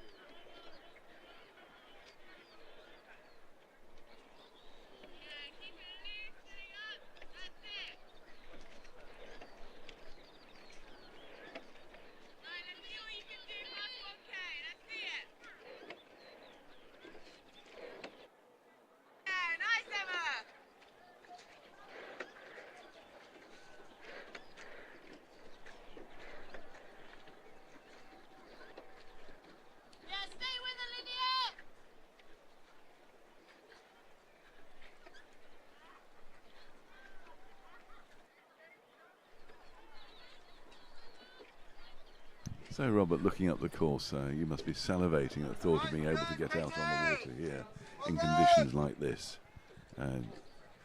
Your thoughts? But they are brilliant, aren't they? And those of us who've been around a bit, like you and me, Matthew, will recognise that over the last, well, it's almost 20 years, isn't it, since this magnificent course was first built. And originally, of course, it was only open for 1,000 metres, and then it was further excavated to create the full 2,000 metres Olympic distance. And of course, then that stood it in such great stead for so many championships at world-class level, culminating in the London Olympics in 2012. And it's because of those facilities that so many river regattas have moved their event here to the 6-lane 2,000-metre course, because they can accommodate so many more entries, can't they, than they could on the 2-lane stretch back home. And I'm thinking in particular of Marlow and of Wallingford. Wallingford, a fair distance away. And they held their event yesterday, and they crammed in goodness knows how many more entries than they might otherwise have been able to do had they still stuck on their home stretch, even though they've lost somewhat of that friendly domestic feel that they used to have back in the day. Yes, the character of the regattas is completely different, because the Metropolitan is the first one to be here in the season, then you've got Wallingford, and then you've got Marlow Regattas. I remember when I was up at Nottingham, we had the same thing when Newark was up there, Loughborough was up there, Nottingham City, Nottingham International, Nottingham Town, and all sorts of regattas, and they all start to look the same, which is a bit of a shame, but it's really good for the oarsmen to have 6-lane racing experience. And actually also it's good for the umpires to have 6-lane racing experience, so they're used to what they're doing. Yes, and you and I are both qualified as umpires back in the day, and I remember when I did my multi-lane endorsement, that was up at Nottingham, and I was able to get all the experience I needed in the space of just a very few weekends in one season to enable me to achieve that mark. I agree. I was up at the East Midlands when I first qualified as an umpire back in the last century, which is quite scary. Anyway, so back to the events here. Women's J15 single sculls time trial just coming down towards the finish now. The first one has just crossed the line from Barnelm's Maya Weiler. Sculled very nicely. She's maintained her position. And then behind her now, Ella Butler from Henley is just crossing the line. So Maya's time was 8:18. And then as the others cross the line, she's well ahead of the Henley sculler at 8:36. And then the Hinksey sculler just about to cross the line there, and her time is quicker. She's 8:31. So the next sculler from 196 from Brentford, Lauren McKernan, appears not to have started, because the next sculler down the course will be Lilia Cotton from Thames Scullers, just coming down towards the finish now in a yellow top.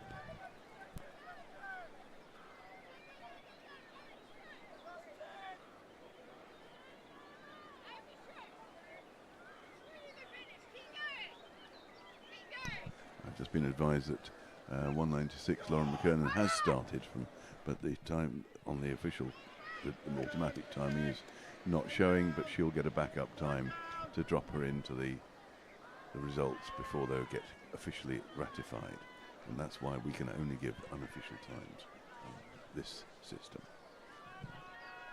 And crew 196 has just finished. That's Lauren McKernan. I'm sure she'll have a time that's magnificent for a short while on the system.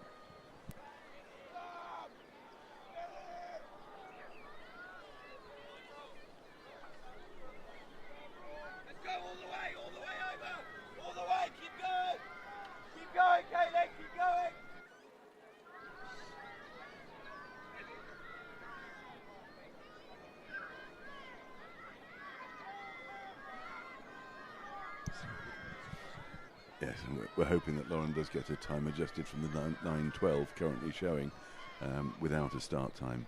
So I'm sure that will be adjusted shortly. As a whole clutch of scullers come down together with two Sir Williams, Perkins together. This will challenge the timing system. So we have 199 finishing just ahead of 204 and 200 and 203. So Royal Shrewsbury, Hereford A and the two Sir William Perkins scullers all crossing the line very close together. And in fact Hereford has popped in the third fastest time, 204. Yeah, but look at the two Sir William Perkins scullers, some 20 seconds between them. So it comes back to what I was saying earlier, that the letters A and B are relatively meaningless. They don't imply that that one sculler is faster than another. And especially as they cross the line almost together. So Lydia Oza, the faster of the two scullers from Sir William Perkins, some 20 seconds faster than Emma Wicks. And we have one more sculler to finish from Pangbourne, just coming down towards the line now. That's 205. Lucy Robb from Pangbourne. 198 from Marlow and 202 from City of Bristol have both withdrawn. So this will be the final one of the times, and we'll just wait for them to be ratified and corrected. Yeah, Paige Darnley from Dart Totnes has put in a fantastic scull there. Look at that, 8:21, slotted in behind King Scullery and Barn Elms to claim herself an A final place. Yes, currently we're showing King Scullery, Barn Elms, Dart Totnes, Hereford A, Thames Scullers and Hinksey Sculling School in the A final. Obviously these have to be ratified. There was some doubt about the veracity to straight away, but very good times. And these are unofficial times, flashed up in yellow, unofficial times. So the top 6 could yet change, but that looks very promising for Dart Totnes and Hereford, who come from far further away.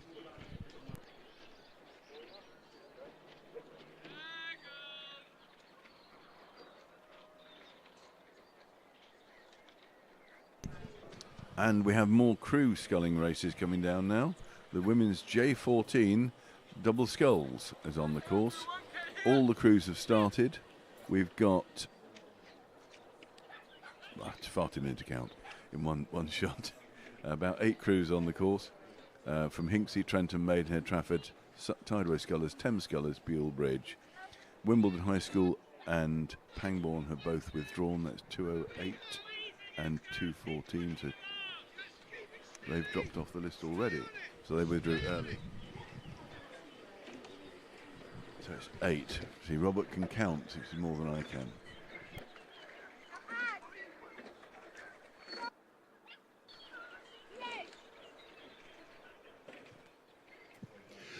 Now, we've been talking a lot about the conditions on the water, Matthew. Let's talk a little about conditions on the land, because the crowds of mums and dads and friends and family are beginning to fill up the banks here at the Eton-Dorney course. But it's unfortunate because the knock-on effect of the wet conditions we've been experiencing right the way through the last several months does mean that parking on the grass, which is such a feature of the facilities here at Eton-Dorney, just is not possible for the condition on the ground. So that denies the spectators the chance to watch the racing from their cars, or literally lay out their stall, maybe pitch their gazebos, and all the other fun stuff that really adds to the atmosphere, doesn't it?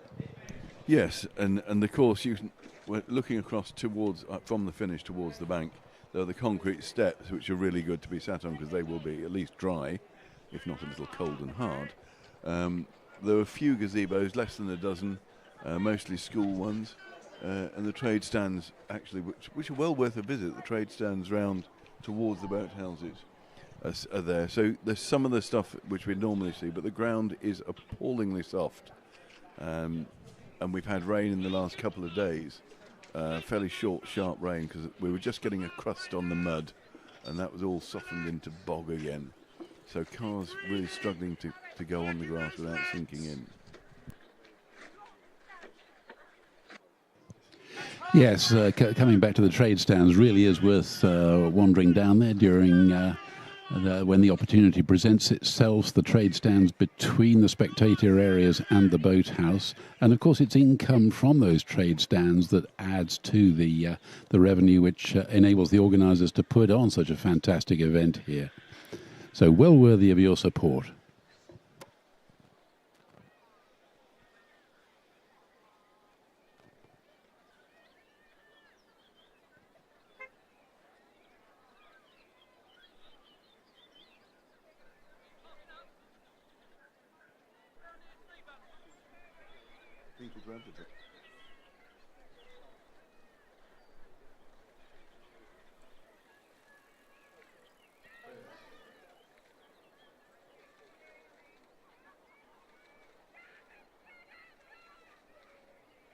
And also, if you've got a bit of a thirst on you, apparently cups of tea are available upstairs in the boathouse. There's also a van with coffee somewhere over in the trade stands. So do search them out. It makes the day much nicer. We've just got the double sculls now, the J14 double sculls coming down to the last 250 metres, with Hinksey Sculling School leading the way. They appear to have drawn away slightly from the other doubles. They may have started well ahead, but we'll see as the times start to come in. Yeah, that's Millie Armstead and Delilah Hampton for Hinksey Sculling School leading the way. Of these, just 8 crews taking part, so only the fastest 6 will race again in the A final.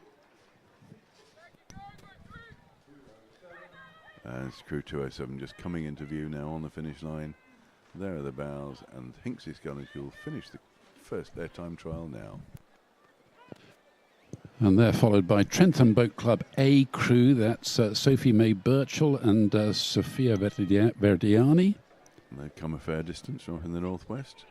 Trentham Regatta is a lovely one to go on the lake. So Hinksey set a time of 7:55.88. Trentham having just finished. We'll see how they compare. 7:59, so only 4 seconds slower. This will be interesting to see who the top 6 are now, because there seems to be a fair gap between all these crews, but they must have started with a gap between them at the start. Next to finish, that'll be the Maidenhead A crew of Chloe Rye and Ella Weaving in the familiar Maidenhead blades, green and white.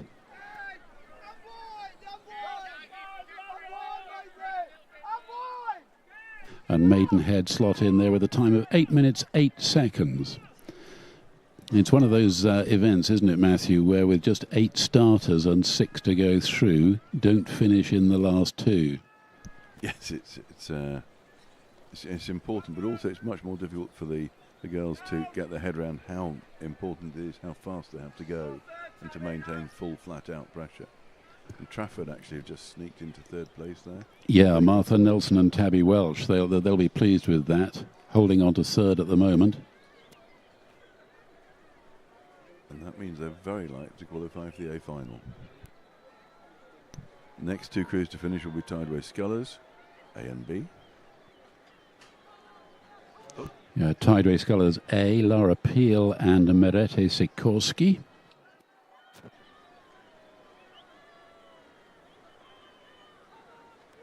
And Tideway Scullers B, Gaia Fritze and Alina Belokoneva.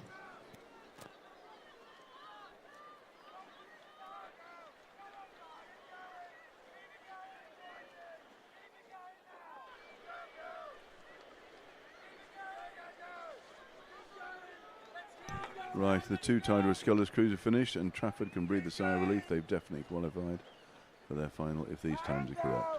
So one more of the double sculls, the J14s, to finish, and that's Thames Scullers in their fluorescent yellow tops and blades. Coming down, and the top 6 in this so far. We have Buell Bridge, who led the way, Hinksey Sculling School, Trentham Boat Club A, Trafford Rowing Club, Maidenhead Rowing Club A, and Tideway Sculler School A are the top 6. So they'll go through to the A final in the women's J14 double sculls. Dominant performance there by the Buell Bridge double, Annabelle Tyrrell Clark and Mia Prince. What were they, 4 seconds faster than the next crew? That's pretty stunning stuff, and that'll set them in good stead for this afternoon's final, won't it, Matthew? Yes, it should give them huge confidence, because they'll be starting in the middle of the course. If the wind doesn't get up, they'll be able to lead the chevron down. We'll see them in lane 3 leading the way, probably. That's the thing we should mention, of course, for those unfamiliar with 6-lane racing, that as a general rule, the fastest qualifiers from the previous round take the favoured centre lanes 3 and 4, and the slower qualifiers in the outside lanes, and then that gives the fastest qualifiers the advantage, in theory, of being able to spot the opposition in the lanes alongside. It's quite difficult, particularly in the smaller boats, being able to determine what's happening on the other side of the course. Yes, certainly when you're in lane 1 or lane 6, you have to have a really good look if you're going to look across, and the whole point of your training is that you don't look across, but you have to feel all the other boats, and lanes 3 and 4 can feel more crews than you can in the outlying lanes. This all changes if the wind gets up, and you then have... We'll gloss over that for the time being, because I don't think that's going to happen today.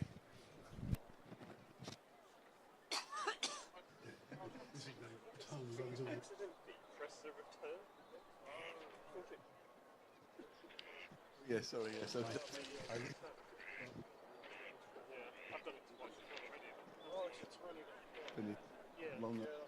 twice. So the next cruise on the course are the women's J15 double sculls. And they're headed off by Henry Rowing Club A crew. We've got a fair few in this event. Nearly 20 boats will be starting in this event. So the fastest 6 will go into the A final. The numbers 7 to 12 will go into the B final. So 12 of them will get to race again. Henley A leading the way, Lauren Pollard and Sophie Floyd. Henley have been very strong with the junior women recently, haven't they?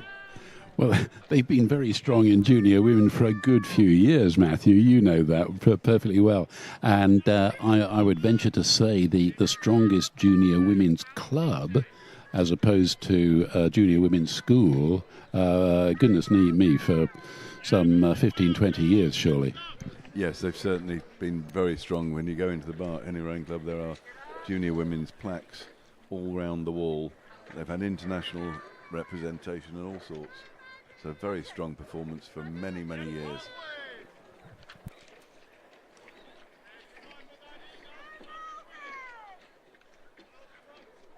Okay, Tilly, 1,000. We've just been challenged here who won the quads at Henley last year, because I believe Tideway Scullers did that. And I think it's been a couple of years at least since Henley won the junior. It was, and that was the first women's junior quads went to Henley, and I think they got the second one as well. Thank you, the Diamond Jubilee Challenge, correct. Of course, we wouldn't ever get that wrong.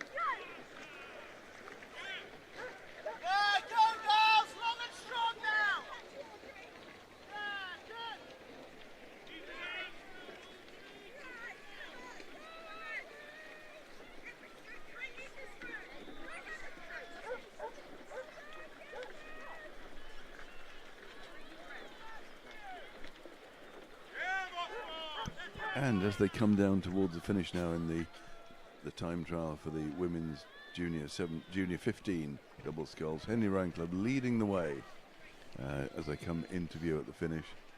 Sophie Floyd stroking there, just crossing the line now without Lauren Pollard. They've clocked a time of 7:47-ish, just under 7:47. So that'll be the target for everyone else to tilt at. And then coming behind, there are 3 crews coming much closer together. City of Bristol, the first one down, followed by Molesey and Tideway Scullers. the aforementioned Tideway Scullers. So City of Bristol is Grace Costello stroking Mel Eamon as they come down towards the finish, and Molesey Boat Club is Jemima Denning and Maddie Webb crossing the line now. That's Molesey just having finished. Henley Rowing Club's time is 7:46.96. Is still standing the test of Molesey at 7:47.15, and Bristol recording 8:02. And Thames Scullers have just finished. They've done 7:47. Ooh, they are 1/100th of a second ahead of Molesey. So we've got 7:46.96, 7:47.14, and 7:47.15. Very close indeed. Thames Scullers, Ava Dowman and Matilda Phillips just crossing the line. And then behind them we have Henley with Agnes Chapman and Grace Haldane, and the Nottinghamshire County Rowing Association crew of Evie Jenkins and Ava Russo crossing the line as well. So Henley now have the second fastest time and the fifth fastest time, but I have a feeling that could all change.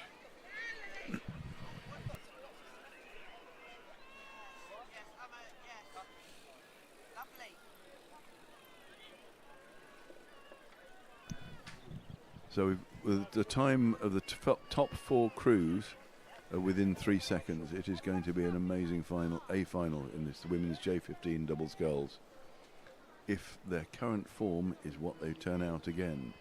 So coming down now, we have Windsor Girls School Boat Club. That's Sophie Drake and Anna Drahota crossing the line now. And then Marlow B will be following them down very shortly, who is Eleanor Cummings and Evie Van Rest. So they're just coming down towards the finish line now. Their bows in the red kit finishing there, and they'll be followed in a short while by Brentford Boat Club. It's Thea Collier and Sophia Marcantoni.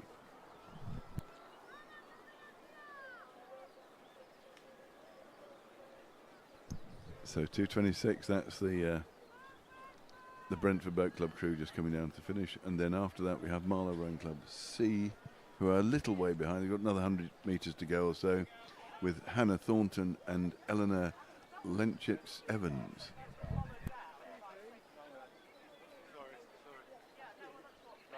And then close behind them we have the yellow boats of Guildford coming down. We have Louisa Hara and Audrey Yendole, and they're followed by another yellow boat from Walbrook with Sophia Williams and Audrey Watters.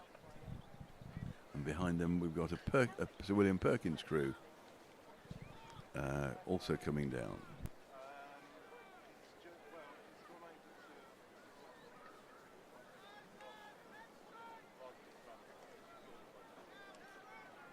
Actually, I'm sorry about the Sir William Perkins. It's Mossbourne will be down ahead before Sir William Perkins.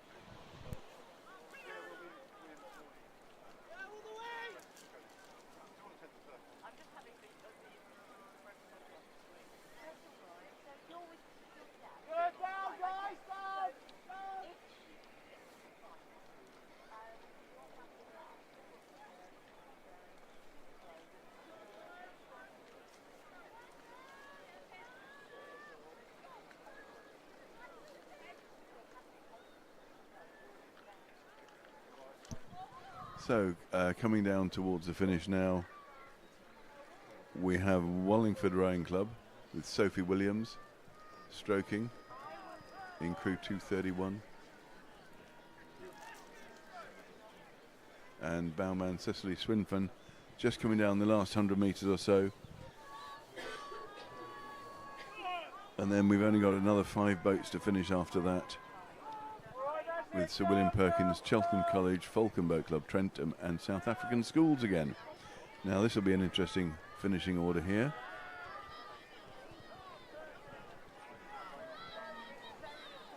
Sir William Perkins just staying ahead of the crowd there. That's Laura Kellier and Flora Murray coming down at crew 232, and they're followed by 234, which is Falcon Boat Club. They've done well, they've overtaken. That's Charlotte Jenks and Lara Tilorney. And then behind them we have Cheltenham for College Boat Club, Victoria Hemphill and Eden Broughton Johnson. And we have the South African crew of Nyakelo Sebapelo and Kenya Simpson just coming down towards the finish now. And that looks like a Henley Rowing Club double. We'll have to try and find out who this crew is. There's one more double coming down. Yeah, but the big news here is, look at that. The South African double has just roared straight into the top slot, some 3 seconds clear of Notts County to take the fastest qualifying time in this girls' J15 doubles. Gosh, so all those close times together now are 4th, 5th and 3rd, 4th, 5th fastest times. So we have South African Schools A on 7:41, Nottingham County Rowing Association 7:44, then all around 7:47 we have Henley Rowing Club A, Thames Scullers and Multi Boat Club, and then we have another Henley crew on 7:59. So a strong showing by Henley, but I can't see Tideway Scullers in that A final.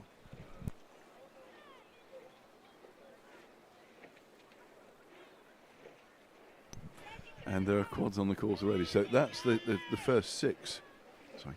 And then we've got 7 to 12 will be in the B final, which is City of Bristol, Falcon Boat Club A, Windsor Girls School, Marlow Rowing Club B, Brentford Boat Club A, and Mossbourne Rowing Academy will get to the B final in this, the women's junior 15 double sculls. So well done to all those crews.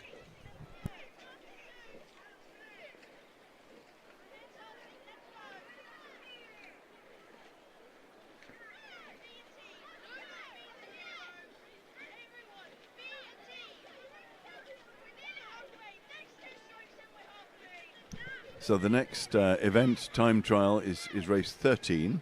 It's the women's junior 14 quad sculls. These are coxed, and it's only 10:15, and we've already got 9 of these crews started at the 10:10 race.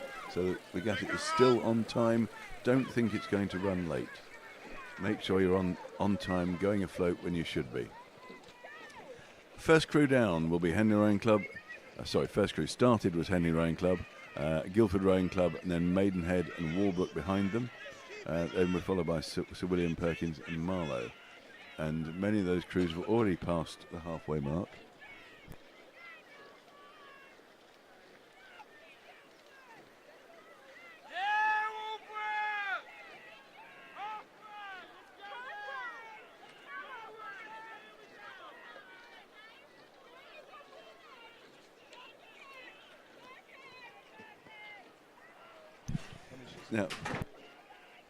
Now, just to give you an update on some of the events, in the school junior quads, the Henley crew from the B final have scratched. So, the crew that finished 13th will now go into the B final, and that is St Peter's.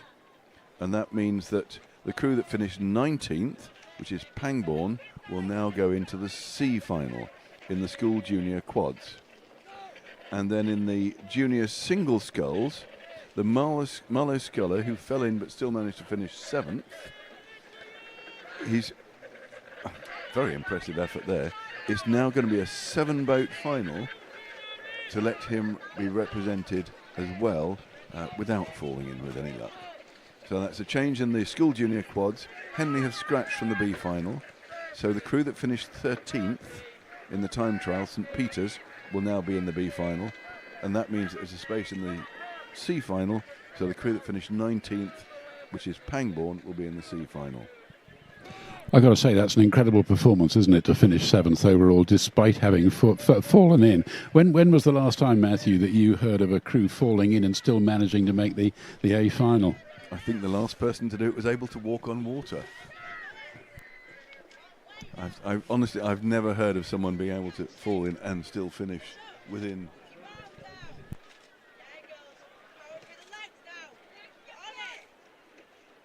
I remember a chap in a lightweight single sculls final in the World Championships hitting a boy with his blade, losing his blade, catching it, and setting off again. I was commentating on that race for BBC Radio. It was the World Championships in Rachitse in '93, and it was Mr. Haining who did that. In defence of his title. Indeed. No, that was the first of his three, because he then took the title in Indianapolis the following year, and then again in Tampere in Finland the year after that. And the reason why he did so well, despite having lost his blade, was that his coach, Miles Forbes Thomas, had done a visualization exercise with him when he stuck the broom handle in the ergo when he was doing a piece and said, right, you've lost your blade, now restart. Wow, that's preparing for disaster, isn't it? And actually the opposite of that, we've got Henley Rowing Club coming down in the women's junior 14 coxed quads, a country mile ahead of all the other crews. So either they started with a huge gap between them, or they have romped away from everybody else. So Henley Rowing Club A, they've done a time of 7:43, stroked by Isabel Hughes. Very creditable performance. And then the crews coming down behind them, we've got Guildford Rowing Club, Maidenhead and Walbrook coming down in close order. Yeah, that Henley crew, we've got, what is it, Emily Robinson, Juliet Len, Camilla Barlow, and their stroke Isabel Hughes. And that really is a marker, isn't it? 7:43, as you say, Matthew, a country mile ahead of the rest of the field. So let's see what they've got to offer. Guildford just approaching the line. No, it's not, is it? That is... That's Maidenhead Rowing Club who've overtaken Guildford. Guildford are over there on the far side.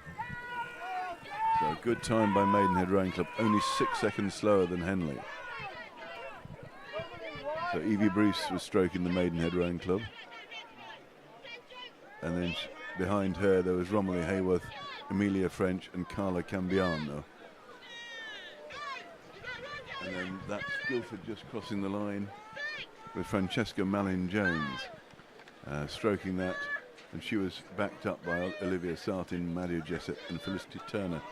Very creditable performance, but they've done a time of 8:24. That seems a long way adrift for how close they were, but we'll see. We'll see. And Walbrook have just finished, and they've done a time of 8:12. So the Henley Rowing Club and Maidenhead Rowing Club times are magnificent, or going to be adjusted.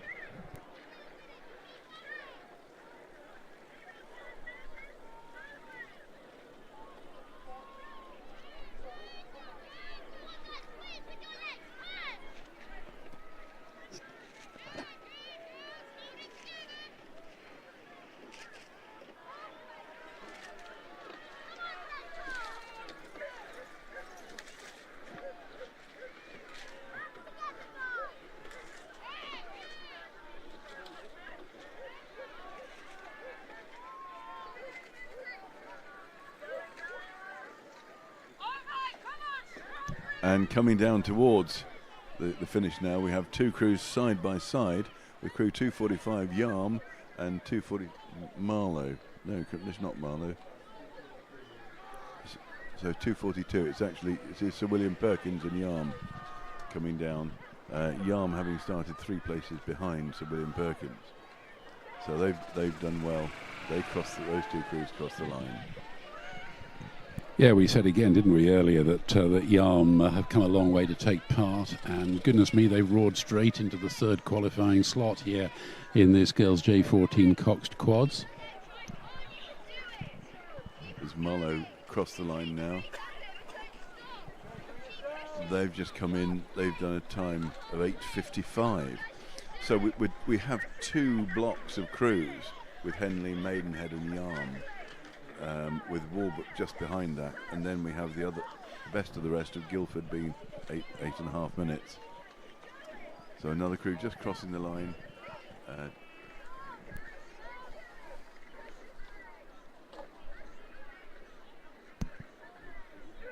So that was Trenton Boat Club just crossed the line.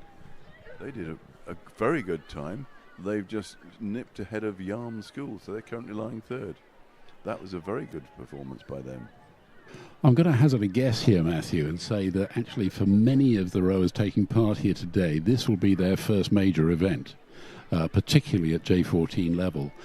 So it really is quite a it's no surprise, I was going to say, to find that we're finding sort of that they fall into different racing categories. And so those from the clubs with a stronger pedigree are finishing well up the rankings. But there are many surprises, as we've seen right through the morning so far. Even though we're only a couple of hours in, bags of action still to come. So laying out a marker potentially for how the rest of their domestic season goes, and for the better crews, how they might perform at national schools in 3 or 4 weeks' time. I think that's very true. It also probably gives a guide to which crews have had access to water, because the J14s, they're just at the very start of their rowing careers. They've got decades to go ahead of them. This winter has been exceptionally bad for getting on the water, and even on the tideway I've seen that down at London they've had red boards out for some of the time. There've been red boards out between November and the end of February on the upper reaches of the Thames without a break. So a lot of these I was going to say kids, these young people will have not had that much rowing practice in boats on proper water. They'll have been doing ergos, they'll be fit as butcher's dogs, but they may not have had that much time on the water. So this is when the coaching regime really, and rowing is one of those few sports where the coaches make a huge difference. The coaching regime will make a huge difference to how well they've been prepared and how well they manage to cope with the stress of having races, because everything goes out the window when someone says go. And another important factor is it's got to be fun, hasn't it? You don't go into this sport at this level unless you're enjoying life. And simply to bash away on an erg indoors throughout the winter, that's no real fun, is it? It's getting out and splashing about on the water. That's where the fun's to be had. The water is the best part, and you even put up with the blisters just to be able to go out on the water. And I'm sorry, we've talked over lots more crews finishing now. Rob Roy just gone through. Sorry, Rob Roy just going through, and Reading Rowing Club just coming through as well. So some good performances here. And again, we've got a Rob Roy. Look at that Rob Roy crew. They've just thumped to the Henley time by a second and a half. So they were really flying. So it caught my eye out the window. Suddenly saw a crew flashing down the course. So we now have a change at the top. We have a few more yet to finish. Actually, there's one crew yet to finish. It's Barn Elms, who are about 250 metres from home. So I think they had a long gap before they started. Yeah, Rob Roy, based in city of Cambridge, one of the few town clubs in that particular city. But a very long, strong pedigree, as reflected by the crew that they brought here this weekend. Yes, so as we have the octuples about to come down, we've just got the one quad to finish. But I'll hazard a guess for the A final announcement, because the top 6 go to the A final. We've got Rob Roy set the fastest time at 7:42.99. This is live and, of course, unofficial. They're followed very closely behind by Henley Rowing Club, a bit of a gap to Maidenhead, then Trentham, Yarm and Walbrook complete the top 6. And then positions 7 to 12 for the B final, we've got Clare's Court A, Guildford Rowing Club A, City of Bristol, Barn Elms, Walton Rowing Club and Wallingford Rowing Club A. As the last crew crosses the line, and that was Barn Elms. They just crossed the line, and they've just earned themselves a place in the B final. They just got in. Well done. They did. They were behind City of Bristol. They got into the B final. So very good row down the course for them. Headington A didn't start, and then Guildford B and Kingston A were both withdrawn. And chasing them down the course, a slightly scary sight for anyone. We have the octuples on the course. This is race 14, the women's junior 14 octuples, coxed, thank goodness.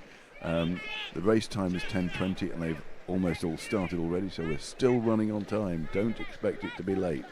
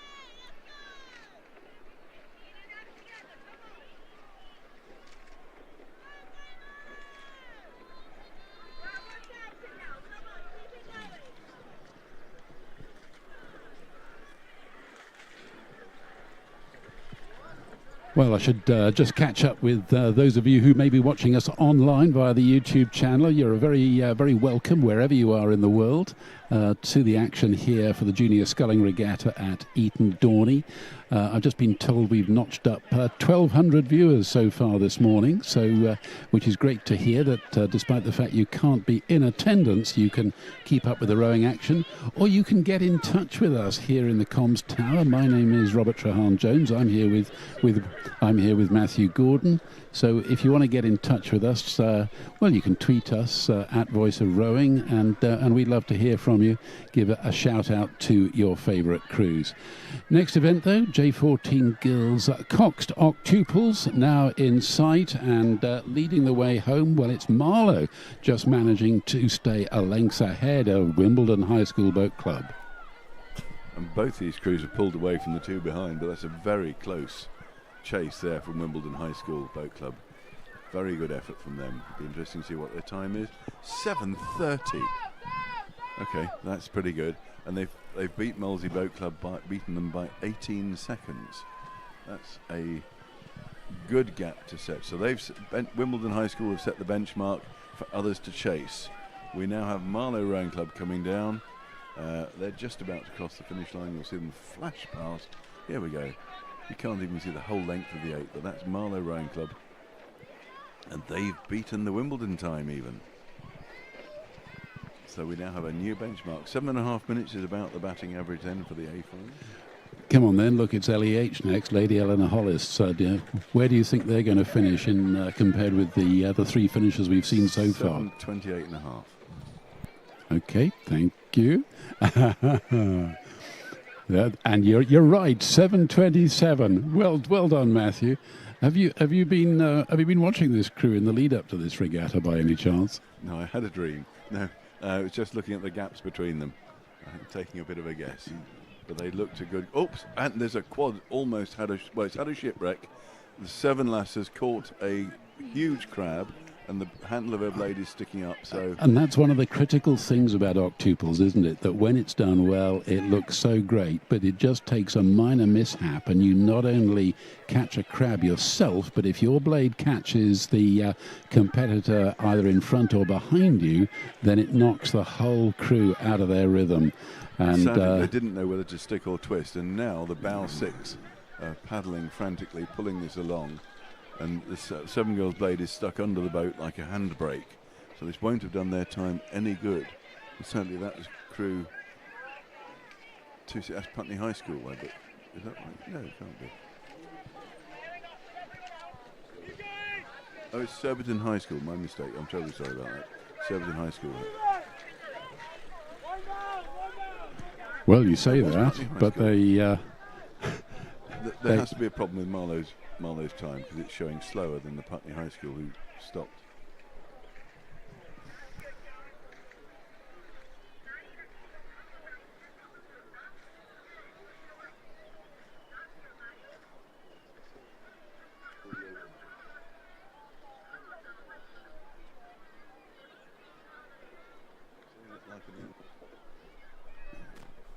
Well, we've already had a situation, Matthew. Let's not forget, we've had a sculler fall in and still make it through to the A-final.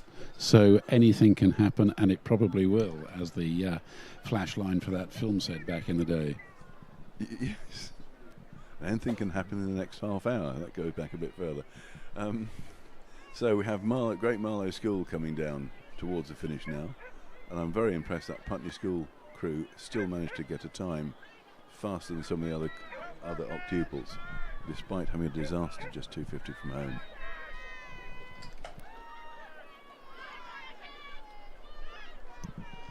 And this is Great Marlow coming across the line here. They just finished their race.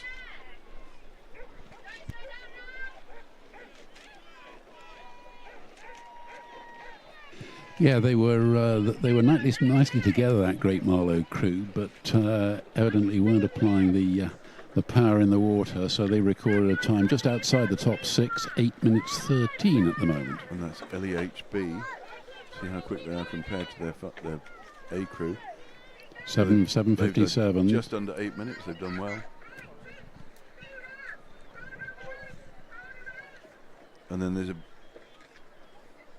long gap to the next crew, which should be Putney High School B, and then Bedford girls, and then Pangbourne. Now in this event,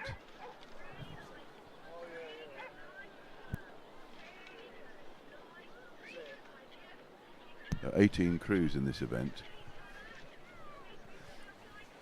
All of them have started. So we will be having an A final with the 6 fastest and a B final for the crews 7 to 12. But the gaps between these crews do look quite impressive. So some crews will have gone much more quickly than others, drawing away, and others. But the gaps are enormous. We've got about 150 yards between each of the next 4 crews. This may indicate that although they've learnt to pull, manoeuvring a boat up at the start could have been a problem. I have done the start marshalling on this course, trying to get time trials done with octuples in a crosswind, and that we have an excuse for. But normally the crews are very able at handling their boats, and with many thanks to all the coaches that teach the crews just how to handle a boat, getting onto the start and getting attached and that sort of thing. It makes such a difference to all the regattas running on time. But now we have a crew coming down on the far side. And that's 265, which is Bedford Girls School Rowing Club, and they'll be followed by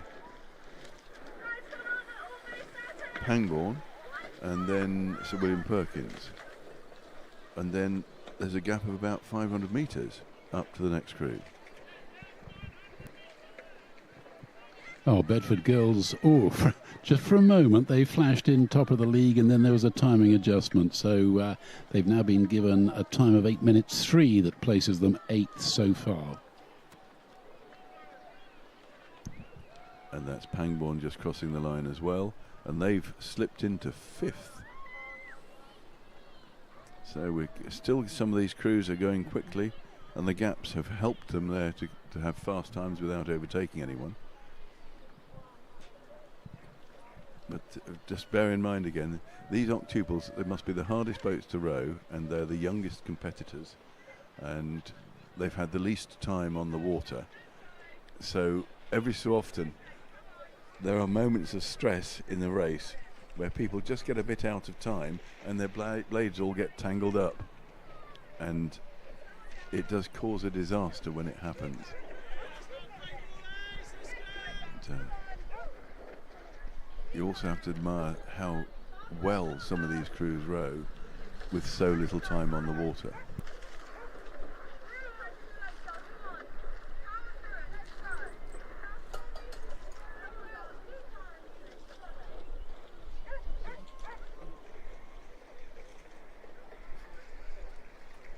So all the crews in this J15 octuples have started. They're all coming down now. The fastest time is 7:27, and the slowest time is just a minute slower than that. So it'll be interesting to see where these last 5 crews drop into that finishing order.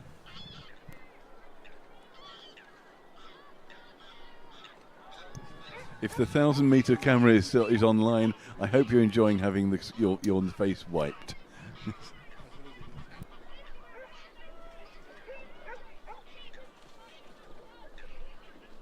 So crew 267, Sir William Perkins, just coming down towards the finish, and there they go across the line.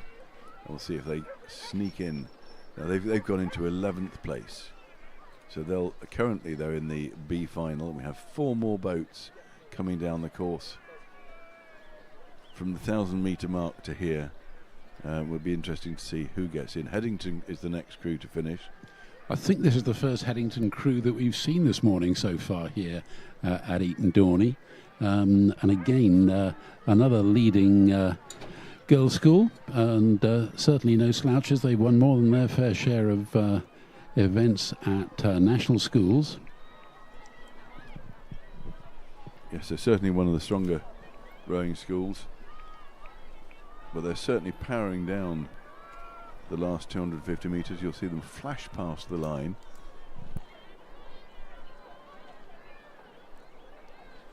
This is Crew 268, Headington School, Oxford Boat Club A, just coming across the line in the blue boat. And let's see where their time drops them in. They're in 11th. 11th is a popular place to sneak in, isn't it? So they will be in the B-final unless they're displaced by Kingston, Brentford, or Sir William Ballway's A crews. Coming down now, we have Kingston Rowing Club with the red and white hoops. And a white boat just crossing the line. Now, let's see what they did. They've not 11th this time, they've sneaked into 13th. That's Kingston Rowing Club A crew in a time of 8:17. Must add again, these are provisional times being taken live and subject to ratification. Halfway, girls, 16. And Brentford Boat Club A just coming down towards the line now. There they go, red blades across the line. And that just leaves Sir William Ballways, who are still 250 metres to go, way back up the course.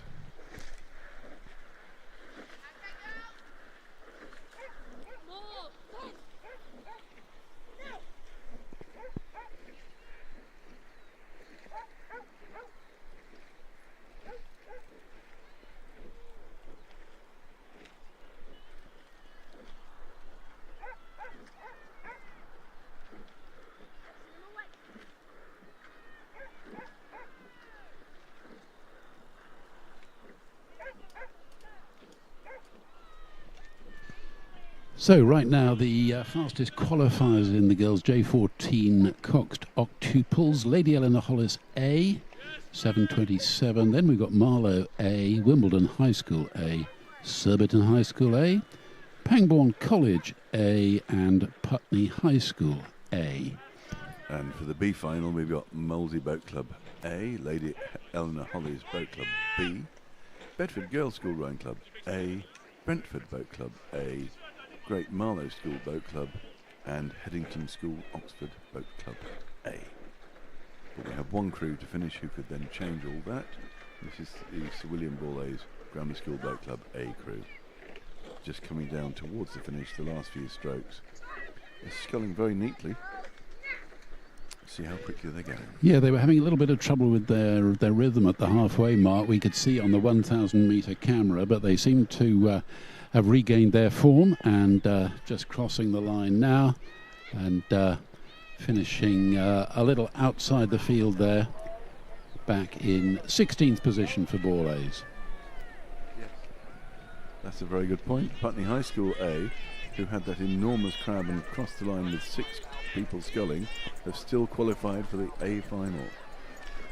Well done, Putney. They'll be much stronger than the 6th position they're in, so they'll be in lane number 6, and expect to see them challenging more in the final. Well, of course, don't forget that the headmistress of Putney High School until relatively recent times was Susie Ellis, who used to cox the GB Women's 8, and I think she was she helped to bring on the proficiency of her school in the rowing world, and I think it was during her tenure that they gained that boathouse base at the old Ailings Boathouse at Putney.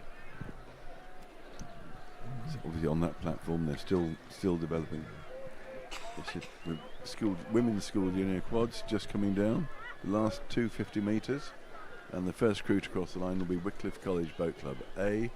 They'll be followed by Lee Rowing Club, Putney High School, and Trenton Boat Club. So, despite the fact I think it's just raining a tiny bit, the water is still flat. There's Wycliffe crossing the line comfortably. They look very smooth indeed, and they've clocked a time of 6 minutes 47, so faster than all of those octuples we just saw. And there's the lead crossing the line as well, and they've done 6:46. So they've now established the benchmark at 6:46 for the women's school junior quads. And of course, these are coxless boats, so we would assume the bowman is steering these with the rudder attached to the foot. For any parents who are unaware of this little treat, the person sitting at bow has one of their feet on a swivel, and that's attached to the rudder lines, so they will be steering the boat gently left and right if ever they blow off course. Sometimes the stroke man can do that as well, but then they have an awful lot to think about, so it's best to share the load. So we have three crews finished, and 275 Trentham just coming across the line any moment now. We have 2 crews around 6 3/4 minutes and 1 crew at 7 minutes. Trentham crossed the line, and they've done 7:06. So we now have a little gap to the Grange School. They've been strong for a long time. Good pedigree of rowing from there, and then followed by another crew from the Lee, one of the distinctive sets of colours. Now they look very powerful, actually, the Lee crew. Very solid rowing, sculling there. As the Grange School crossed the line, we'll see how well they've done. That's 7:09.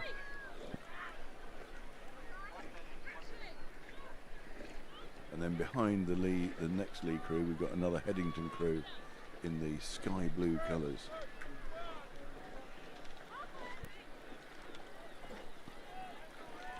So here we come with the second of the Lee crews, and then we'll have the Headington crew as well. So the Lee B have done 7:13, and Headington A have slipped into 3rd place with a time just a shade under 7 minutes. So 2 more crews coming down with a bit of a side-by-side dust-up.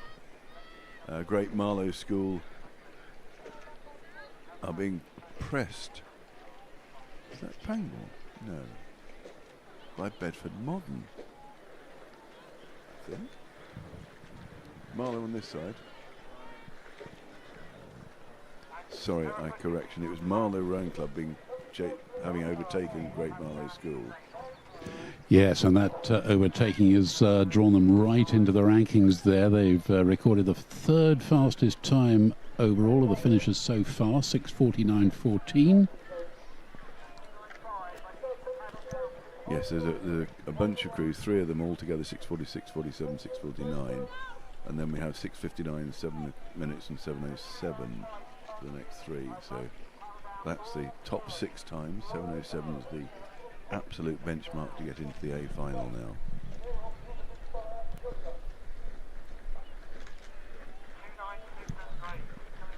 And this is the Pangbourne crew coming down towards the finish now. Apologies for the false alarm. And they've done a time of 7:11. And of course we must underline the fact that these are provisional times, subject to ratification.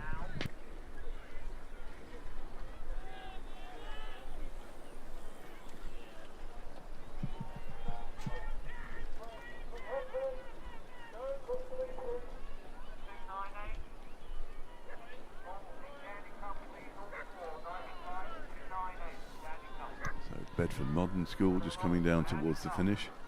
There they go across the line, and we'll see they've done a time of 7:23, and we've got Tideway Scullers who appear to have overtaken Sir William Perkins, so it'll be interesting to see how well they do.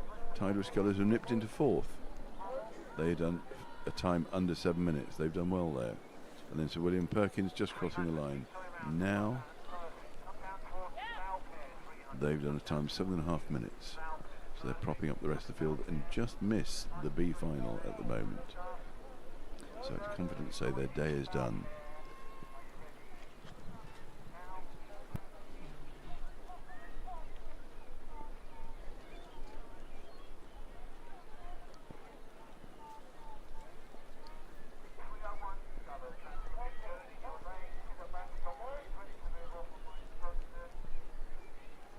So Molesey Boat Club will be the next crew down in their black and white kit. I remember the days when they had black and white hoops. Yeah, that's Phoebe Shepherd, Rhiannon Samuel, Isabella Hainan and Maddie Brown. You can see them just come down to cross the line now. they've got a strong pedigree. They're a centre of excellence. They've been rowing very well recently. And their time record is 7:41. And then Walton Rowing Club coming down behind them, just crossing the line now. And Walton crew of Park Jones, Francesca Sims, Fiona Grant and Isabella Schmidt. And they've just overtaken the Mulsey time. They've done 7:37. And then 2:88 is Stratford upon Avon, just crossing the line now. That's Lucy Sartain, Scarlett Richardson, Megan Rowan and Amy Appleton. And they have just beaten the Sir William Perkins. They've done just under 7.5 minutes, 7:26. And then we have King's School Ely due to come. That's Elizabeth Boutwood, Molly Chamberlain, Clara Torlessa and Mary Garrett. Finishing there. And then we should have Staines, Kingston and Tiffin School A. So the Staines crew is Imi Spink, Marcella Dawson, Grace Thompson and Alice Darg. And they'll be finishing in exactly that order. So Staines just coming down towards the finish now. And then Kingston and Tiffin should be a local grudge match. So the Kingston crew, Colby Wallace Waterson, Grace Moreno Massey, Elizabeth King and Judy Khalid. That's Staines just finishing. And then Tiffin School behind them. And the Tiffin crew is Evie Jones, Emily Huntley, Clara Sanderson and Ovia Elanco. And just across the line there, Kingston in the red and white hoops. And then finally in the royal blue and scarlet, we should have Tiffin just coming down. They've got 100 yards to go.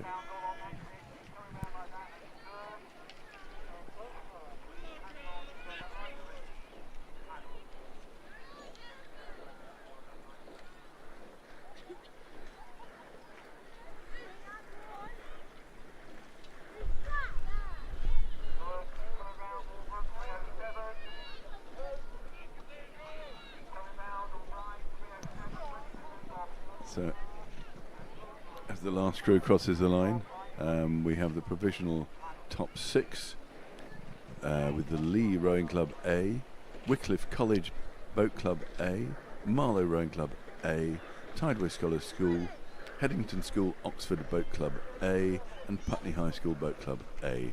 All of those did times at 7 minutes dead or under, and then crews 7 to 12 for the B-final. Trentham Boat Club A, Grange School A, Pangbourne College Boat Club, Great Marlow School Boat Club, Lee Rowing Club B, and Bedford Modern School Boat Club A. That's the B-final, 7 to 12. These are the provisional times, of course, but we're fairly confident in these. The next batch of crews down the course on the time trial is the Women's Junior 16 Coxley squads. We've had a dozen crews started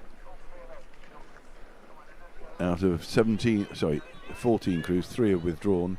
We've lost Headington School B, Windsor Girls' School and Bedford Girls' School A. They've all withdrawn and all but 2 crews have started.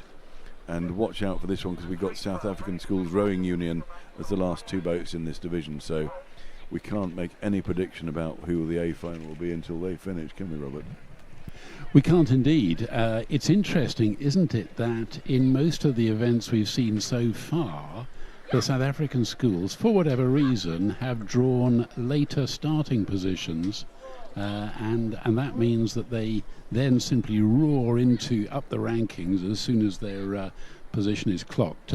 Let's just see if we can find out why that is.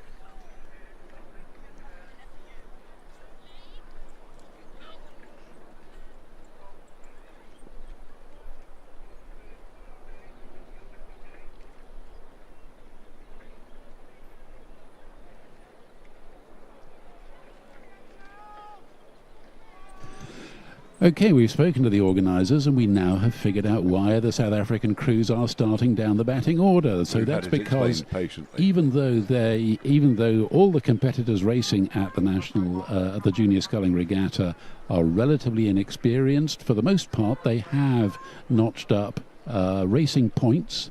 throughout their short rowing career, and the crews have in fact been ranked according to the total number of racing points on board.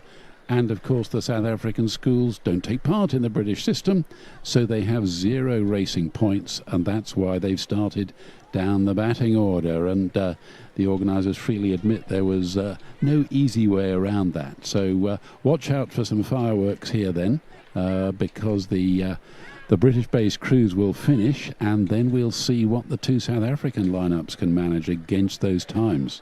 And the first 2 crews have just crossed the line. Sir William Borlase crossed first in 7:18. And then Wallingford Rowing Club A have done a time of 7 minutes 10 seconds. And then we're just getting the next crew down. That's Hereford Cathedral Boat Club crossing the line now. And this, of course, is the J16 coxed squads. You've got the Urbanski sisters, Elizabeth and Abigail, in the 2 and stroke seats of the Hereford Cathedral crew. Grace Watts at bow, Emily Wall at 3. And the Grange School coming down now, followed by Molesey Boat Club with their luminous yellow shirts on. Yeah, the Molesey crew is Harriet Snow, Lottie Corkery, Chloe Thompson and Megan Griffiths.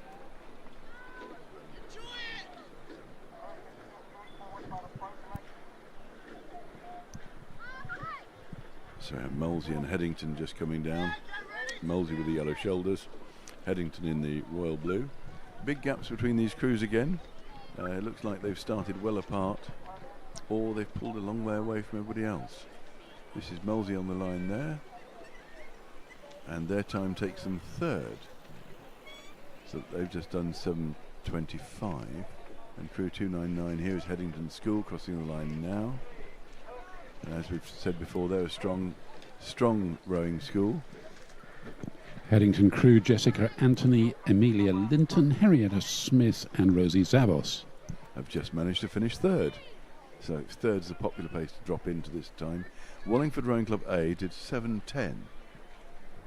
Very quick, and then 8 seconds behind Mr. William Borlase. And then we've got a clutch of people that have all dropped in as 3rd position at 7:21, 7:25 and 7:25 again, with Headington, Molesey and Hereford.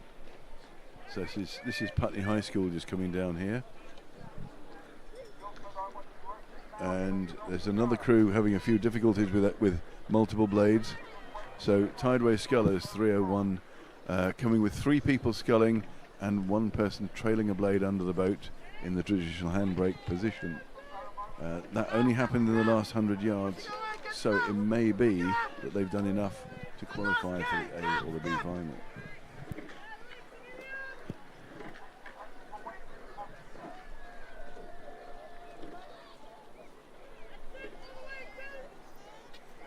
So this is Putney High School B just coming down with no number on. So it's crew 302, and they've just done a time of 7:41.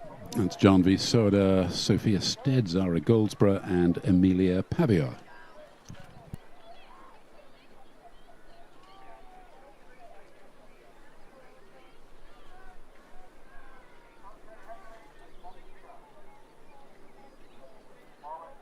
So we've got a slight lull here as we wait for Kingston. They've got another 150 metres to go, followed by Marlow Rowing Club, who are trying to chase them down. But the Wallingford time is 7 minutes 10 seconds, still stands the fastest. And then Sir William Borlase, Headington and Molesey, all much of a muchness in time. And Tideway Scullers, who had that unfortunate incident, are still in 6th place, so just hanging on to the A final. So let's see how their time stands up. 7:27 with only 3 people rowing at the finish. So Kingston Rowing Club had just finished. And that's who we got on board. Kingston crew, Aviana Bridge, Kendall Waterson, Orla Heath and Helena Sanz Castano.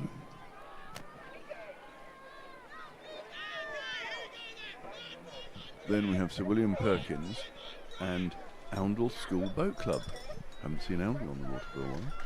It's good to see them back. That's that's their first crew that we've seen today, hasn't it, for Oundle? I believe it is. Oundle just based to the west of Peterborough, difficult training. Is one of the less favoured stretches of the river that they've got to row on. It's tricky getting a decent length of straight water on that particular reach. And I heard one story from the Old Boys Association. They were trying to build a river-based tank, so they could actually have people rowing the static thing on the water underneath a sheltered boathouse. Not sure if that came to fruition. Okay, here we go. Who was the last Oundle alumnus to reach the GB rowing team? Do tell me, Robert. Well, I think it was Tom Stallard, but has there been anybody else more recently? Okay.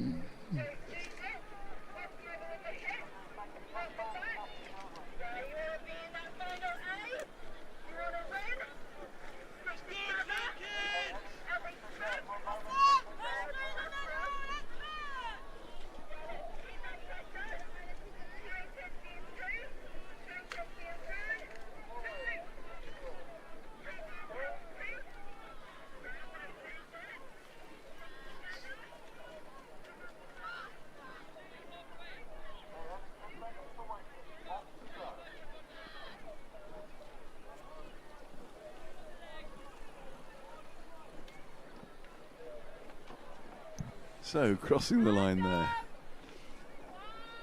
We're just coming down to those two South African crews. So that was King's School Worcester that just crossed the line. And they did 7:58. And now we have to see how quick these two South African crews were as they come down. The A crew first, which is crew 311. Yeah, that includes Lafunu Tishikwatamba, Olivia Osler, Aria Neenan and Lorelei Mantle. They've just crossed the line. And the B crew. That's Kanya Zulu, Michaela Meyer, Megan Lum and Tsako Shipilana. Just crossing the line now. So let's see where their times have taken them. The A crew actually has not made the finals, but the B crew finished 13th, so just outside the B finals.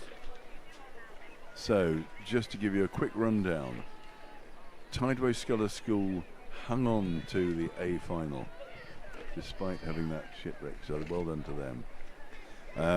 In the A final we have Wallingford Rowing Club A, Sir William Paulay's Grammar School Boat Club A, Headington School Oxford Boat Club A, Molesey Boat Club A, Hereford Cathedral School Boat Club and Tideway Scullery School B.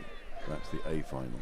Then in the B final we've got Walbrook Rowing Club, the Grange School Rowing Club A, Oundle School Boat Club, Putney High School Boat Club B, Marlow Rowing Club and Putney High School Boat Club A. They were 12th.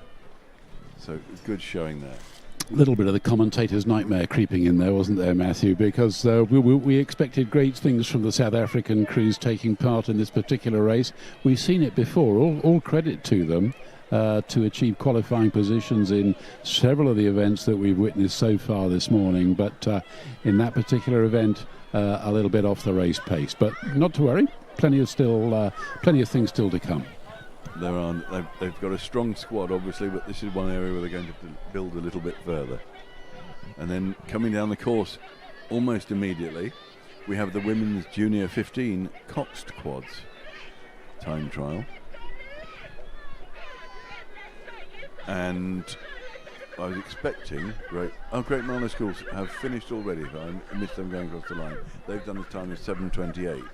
There's a Henley Rowing Club crew coming down the course with 100 metres to go, and actually these first three crews look very, very smart indeed.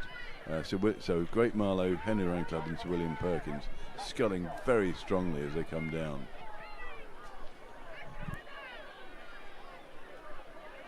So Henley Rowing Club coming down towards the finish now with Daisy Millard stroking the crew. Yeah, she's backed up by Holly Jackson at bow, Scarlett Hyde at 2 and Emma Floyd at 3, and their cox is Emily Schutz. So they cross the line, and then Sir William Perkins is some distance behind.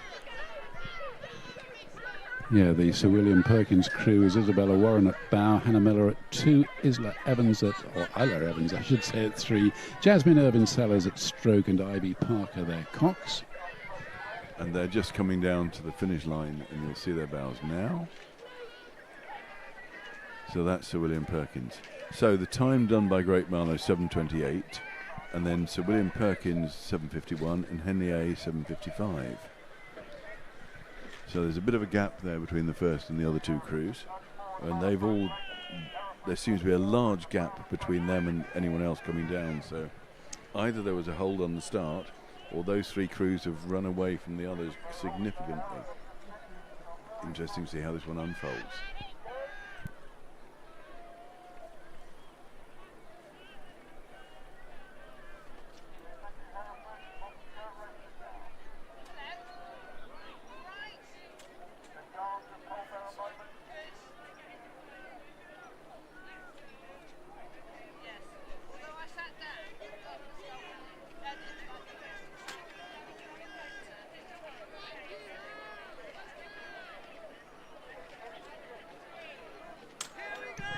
So Guildford just coming down towards the finish here. Yaran Zhang, Rosie Bentley, Lottie Green, Olivia Longhurst and Oliver Horrocks. And they're followed by a Kingston crew. And then just behind them, I think it's Marlow have just caught a boat stopping crab. But they've picked it up again. It's crew 320. So coming down towards the finish now, we have Kingston in the red and white hoops. Raffi Lange, Ariana Jenkins, Ava Fraser, Isabella Sanford and Isabel Govin. And then over on the far side, they're trying to do it again. It's Marlow Rowing Club, just coming down towards the finish.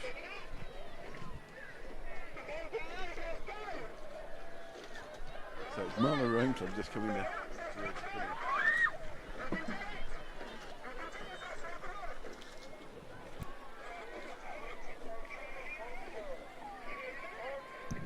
So another Henley Rowing Club crew coming down. She's 319, Henley Rowing Club B. Yeah, who's in the Henley crew? It's Amy Scott, Petra Frank, Scarlett Sissons, Martha Hart and Franco Bigmore Wallace.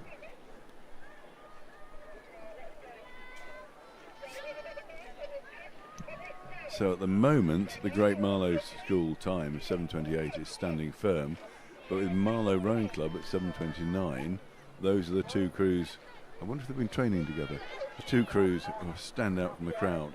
With Sir William Perkins is 7:51, Henley Rowing Club A 7:55, Kingston A 8 minutes exactly, Guildford 8:04 and Henley B 8:16. So they did look to have, those first crews did look to have pulled away, and Maidenhead Rowing Club just coming towards the finish now. Rowing Club Maidenhead A. Amy Steele stroking that one. Yes, and she's got Delilah Lucas at bow, Divya Thirakaluthi at 2, Tilda Forsyth at 3, and their cox is Sophia Scouten.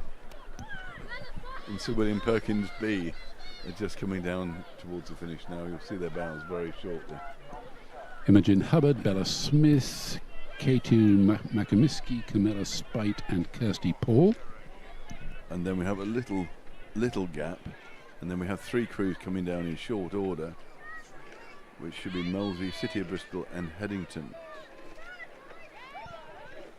So on board the Molesey boat we've got Sophia Savarino, Izzy Ross, Holly Ray, Erin Pierce and Emilia Savitskas.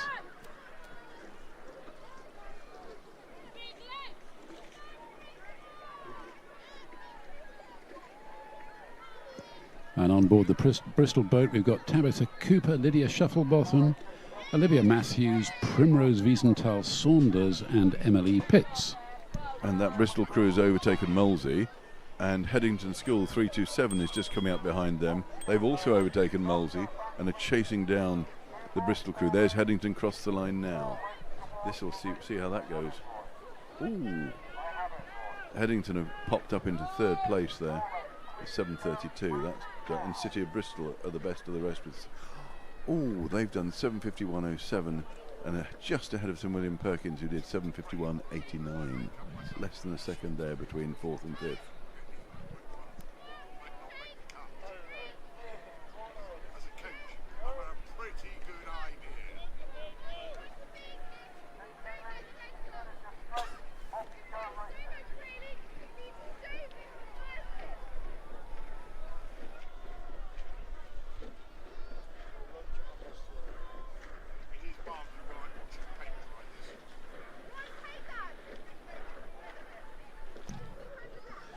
So 3:28 coming down. They've got another 150 metres to go. That's Kew House School Boat Club. That's Lara Aiden stroking that boat, and she's backed up by Rosa Holbrook, Isis Thurnham and Roxana Atkinson, coxed by Thea Groves. So that's a good looking crew there from Kew House.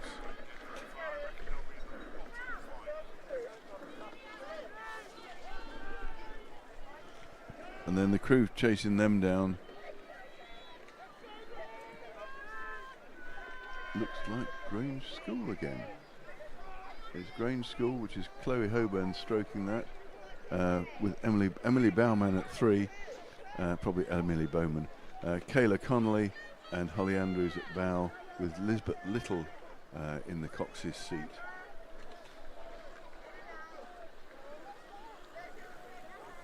And then just behind them, we've got Wallingford Rowing Club with Nell Bowden stroking, Cecily Gowden, Elsie Summer and Jessie Clayton rowing, Alice Hull just steering them through. That's the Wallingford crew that just crossed the line there. Another bit of a lull, so we'd look at the times and the top 6. Wallingford have just snuck into the top 6 there, putting Henley into the B-final. Now we've got so many crews here. We have the fastest 6 going to the A-final, then 7 to 12 going to the B-final, and crews 13 to 18 going to the C-final. So there's plenty to race for here. 18 of the crews will still be racing again, because they've got 20 boats. Oops, and there's a Great Marlow School that's just had a dreadful shipwreck, just 150 metres from the finish. But they've picked it up very quickly, very neatly. Very impressed with that. Just carrying on down now towards the finish.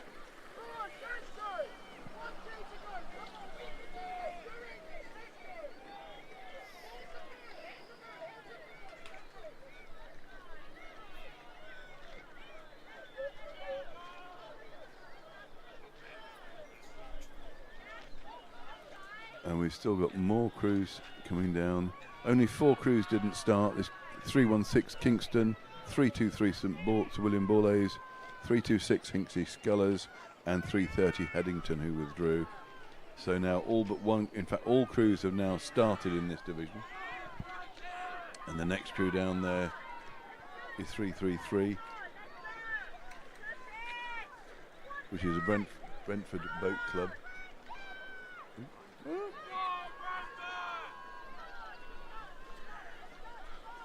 Click the button.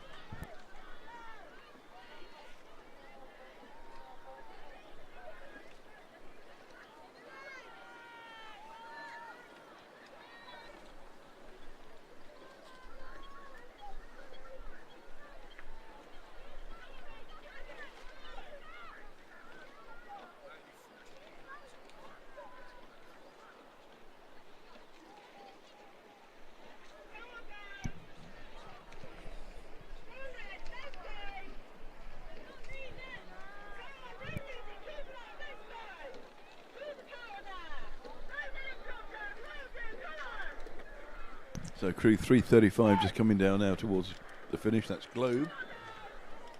So they'll be used to rougher water than this, but they're doing very well there.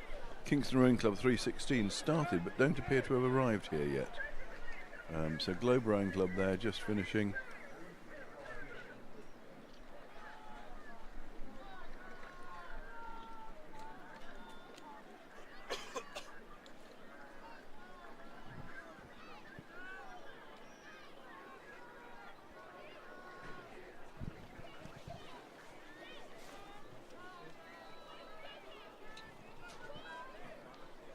So Hereford Cathedral School Boat Club just coming down now towards the finish,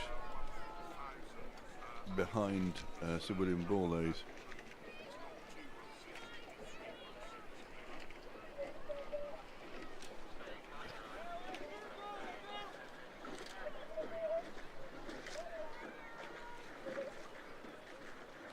Crew 337 is Yarm, just coming down towards the finish here.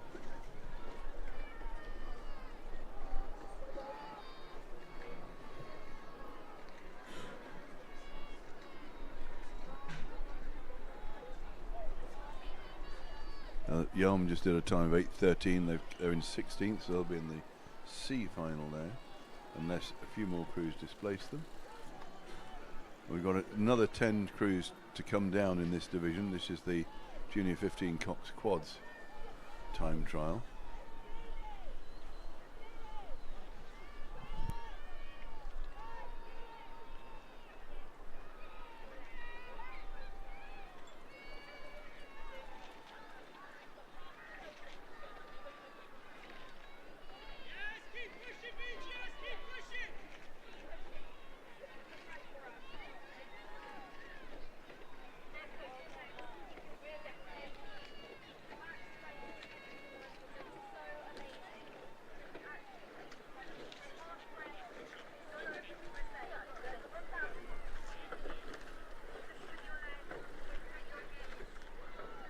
So Windsor Girls School just coming down towards the finish now, followed by Mossbourne Rowing Academy.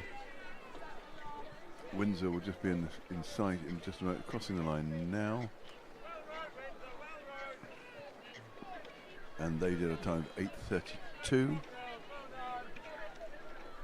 And then Mossbourne Rowing Academy just coming down the last few strokes. We appear to have lost 2 boats on the course somewhere who started but haven't appeared. Kingston's William Bullways A. That's Mossbourne. They've just done a time of 3:23. Sorry, 8:23.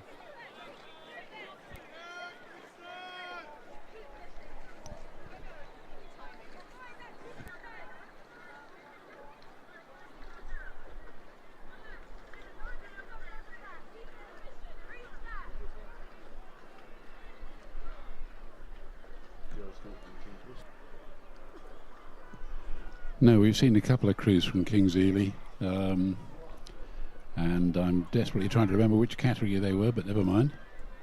And coming down towards the finish, Twickenham Rowing Club. They're half upriver, half tideway, depending on the time of day. They're just coming down to the line now. And they've done a time of 8:27. So currently in 21st position. And then we've got a few more to finish.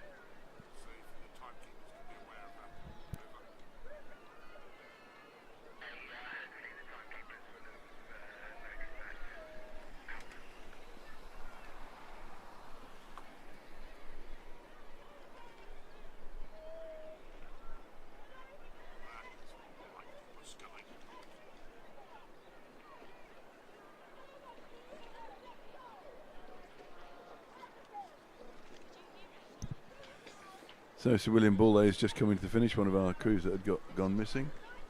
They're coming, rowing strongly as they go through the finish. They can stop now. And 3:23, I've lost it there. Their time was 8:13. Their 3 crews have done a time of 8:13 so far. 8:13.28, 8:13.32 and 8:13.36, which was Hereford Cathedral School, Sir William Bullays and Yarm. And they're all in the C final with those times. That's going to be a dust up. It's a massive entry, isn't it? What is it? 32 crews in this particular event for girls J15 coxed quads. And that's why we have 3 finals, A final, B final and C final. So you have to finish in the top 18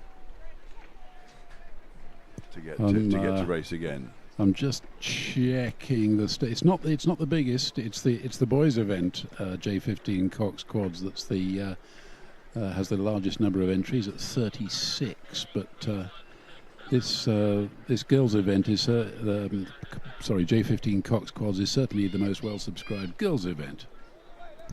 And the girls from King's School Ely just coming down towards the finish now. It's crew 342. It's the A boat club from King's School Ely in the light blue colours. We'll see them on the finish line screen in just a moment. There we go. That's King's School Ely just crossing the line. And they've done a time just over 9 minutes. It's a long, long way, 9 minutes.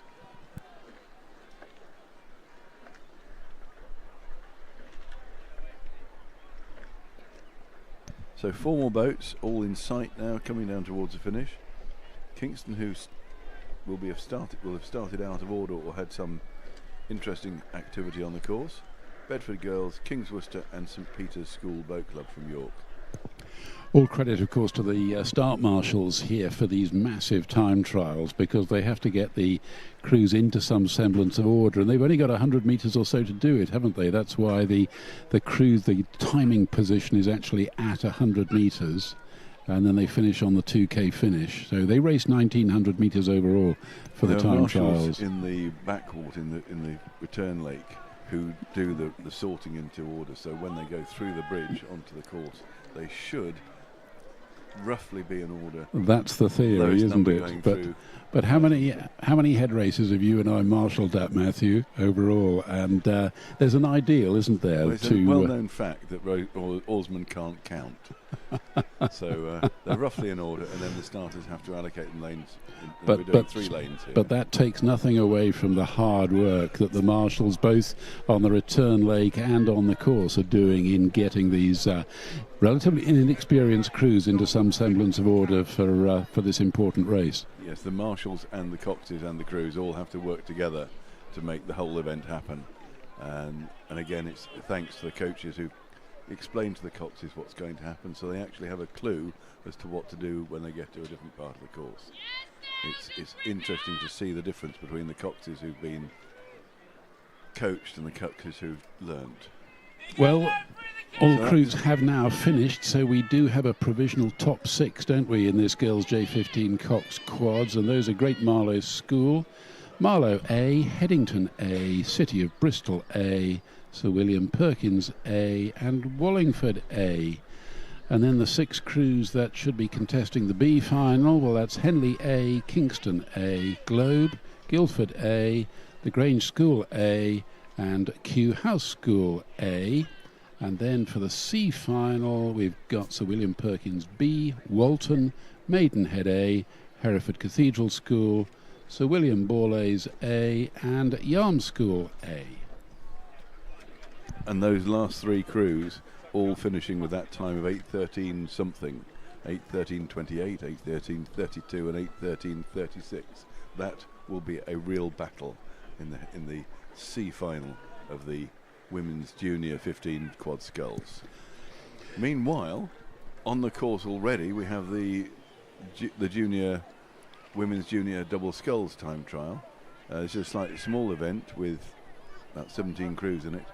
And we've already had 2 cross the line. So William Perkins School Rowing Club A and Rob Roy, and they've done the times of 7:34 and 7:41 respectively.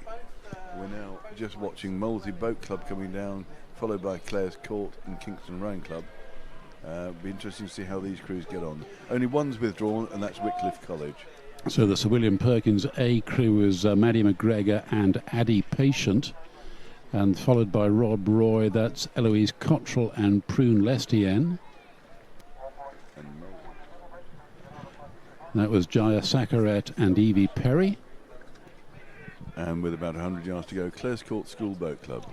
Ellen Hunt and Emma Rance. And then 2 crews coming down closely together. There's Kingston and Molesey B. That's 3 crews 351 52 just coming down with a bit of a battle on their hands. Kingston includes Nina Blazovic and Millie Burrows.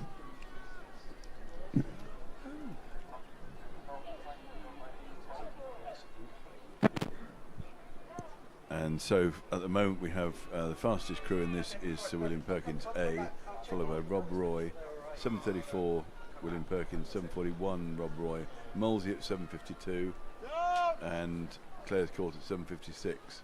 And then the next 2 crews have just finished.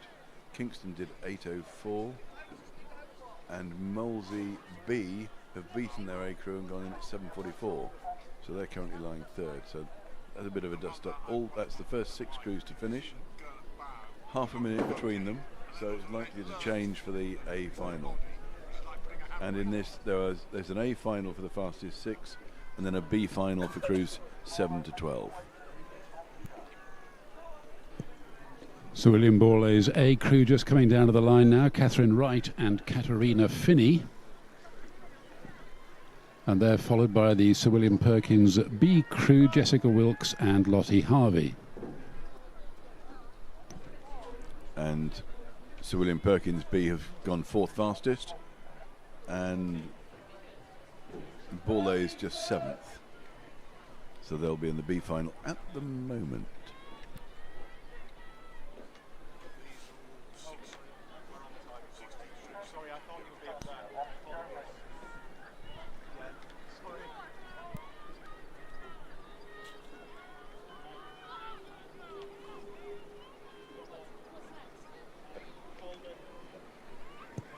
Peterborough City, Jasmine Cheshire and Victoria Schubster. Keep going. Right to the end. Keep going. Well done. Well done. Well done. And the Bedford Modern crew is Mariella Webster and Stella Norris. Who cross the line now. That's lovely. And Bedford Modern just beat the Peterborough crew. There are 2 crews now on 8:04. That's Kingston 8:04.22 and Bedford on 8:04.77. And they're lying 8th and 9th, so in the midst of the B final selection. Then we heard Tideway Scullers coming down. There's a bit of gap behind them. So the Tideway Scholars crew, Tamina Beekhark and Zola Owens. And then they're followed by Yarm over in lane 3, and then Bedford Rowing Club in lane 5, and Tiffin will be the one of the, 2 more crews, sorry. Yarm crew is Lucy Bardgett and Cecily Deering. And the Bedford A crew, Chloe Lowe and Connie Oliver Beechener. So Bedford have done 8:04, and Yarm have just crossed the line and done 8:21. So we have 2 more boats to come down with Tiffin School and Reading Rowing Club. Tiffin 100 metres to go and Reading about 250. And the Tiffin crew is Katie Cruz and Olivia Liu. And then finishing this lineup in the Girls Junior Doubles event for Reading, we've got Katie Neville and Paige Rees. And Tiffin did a time of 8:09, finishing 11th. And Reading just coming up to the line in about 5 more strokes. It's amazing how many solid objects there are between here and the river, the water. So Reading just coming down towards the line, and we'll see if they disrupt the Scullers from the B final. And Reading just go into 12th, putting Tideway Scullers into 13th. So we now know unofficially, and yet to be confirmed, the top 6 in the Women's Junior Double Sculls. So the A finalists are Sir William Perkins School Rowing Club A in 7:34, Rob Roy A in 7:41, Molesey Boat Club B in 7:44, Sir William Perkins B in 7:46, and Molesey Boat Club A 7:52, and finally Bedford Rowing Club in 7:53. The B final is Clare's Court 7:56, Sir William Borlée 7:59, Kingston Rowing Club 8:04.22, Bedford Modern 8:04.77, Tiffin 8:09.08, and finally Reading Rowing Club 8:12. So that's going to be an interesting B final again with so many close times. And the action doesn't stop, because coming towards the finish already, the Women's Junior 17 Double Sculls, that is Royal Grammar School Worcester crossing the line, leading that time trial out and having pulled away from everyone. Kingston Grammar School Boat Club will be the second crew down. So the Royal Grammar School from Worcester is that's Olivia Hodgson and Lucy Whiteley. And then for Kingston Grammar School, it's Hattie Byatt and Charlotte Wellman. 1,000 metres coming up. And then we have Tideway Scullers, who are being pressed by Walton Rowing Club at the 250 metre mark. So they'll be coming down as well. So Kingston haven't quite finished yet, Kingston Grammar. They'll be coming down to the finish line in 5 strokes. Then Tideway Scullers, it's Georgia, I think it is, Georgia Marshall Say and Katerina Lincoln. They're being pressed by the...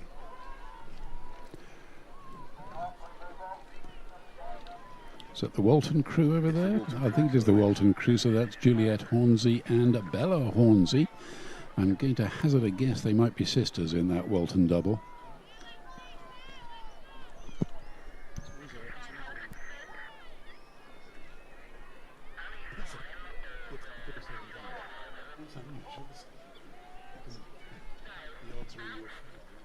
Well done! So the RGS Worcester, who came down well ahead of all the other boats, have set the benchmark time of 7:38. Walton 7:54, Kingston Grammar School 8:04, and Tideway Scullers 8:06.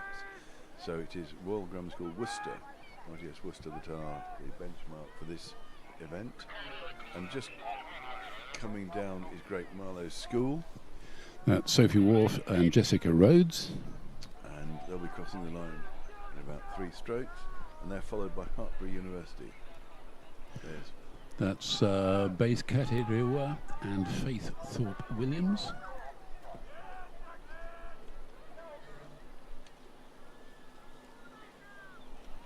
So this is Hartbury coming down towards the line now, and there's a very slight drizzle, and you can look at the water now. It's not the glassy smooth that it was half an hour ago. There's definitely a ripple on that. So it's and the lens is being wiped at 1,000 metres, so it's definitely slightly damp out there. So the next crew down is Sir William Perkins, that's crew 368, followed by St Peter's School 369, with about 100 yards to go. On board the Sir William Perkins crew, we've got Maddie Bell and Hannah Coleman. And for St Peter's School, we've got Imogen Ridgway Hill and Eiley Cunliffe Lister. And there's another Rob Roy crew coming down here, and after what they've done to the timing so far, this will be interesting. Yes, Martha Whiting and Lara Mathams for Rob Roy. As you rightly said, they put in that stunning performance at the earlier event, didn't they? How many seconds were they ahead of the rest of the field? It was... They had 10 seconds. 10 seconds, that's fantastic. And there's a gap of 300 metres between Rob Roy and the crew behind them, Putney High School, so I think they'll be fairly quick. In fact, they're second fastest. They've gone 7:51. So RGS Worcester still standing there 13 seconds ahead of Rob Roy, who just have 3 seconds over Walton. And then there's the 10-second gap to the best of the rest. So this is definitely a ranking set of crews, and then the best of the rest are all going to be fighting it out amongst them, aren't they?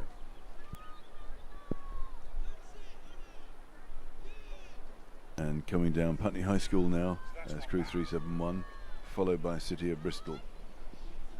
So Putney High School is Dana Stevens, I think, isn't it? Dana Stevens and Kayla Figgins. They've just crossed the line. And then for the City of Bristol, we've got Emily Thompson, and behind her at bow, we've got Maha Amon. As they cross the line too. Putney Town have done 8:20. And City of Bristol just beat them, did 8:14, 6 seconds quicker. And then Marlow Rowing Club coming down, and then a bit of a gap, Falcon. And Marlow is Madeline Gallagher and Leah Gallion-Currier. As they cross the line, and they've done 8:21. Then we've got Falcon Boat Club giving it some stick as they come down the last few strokes. Falcon Boat Club based in Oxford. We've got Olivia Ward-Jacobs and Gemma Gard. And the final 250 metres away is Eton Excelsior. So Falcon did a creditable time at 8:16. They finished 10th so far. And the Eton Excelsior lineup just coming into the closing stages is Erin Kozak and Katie Wood. And they've got about 8 strokes to go. And then we have a bit of a gap, because I think the next race looks like single sculls. No, it's double sculls coming down. So there's a bit of a gap between these and the doubles. So Eton Excelsior just coming down towards the finish now, on the screen and crossing now. And Eton Excelsior did a time of 8:39. So provisional A final. RGS Worcester, Rob Roy, Walton, Kingston Grammar School, Tideway Scullers School, and St Peter's Boat Club C. And then the B final, Hartbury University and College, Great Marlow School, City of Bristol, Falcon Boat Club, Putney High School, and Marlow Rowing Club. And that's the close the play for Sir William Perkins and Eton Excelsior. So some good, really good rowing there, sculling there from RGS, Rob Roy and Walton, with head and shoulders above the rest. So the form will have to change from Kingston, Tideway Scullers and St Peters in the final to see how that goes. That'll be an interesting one to watch.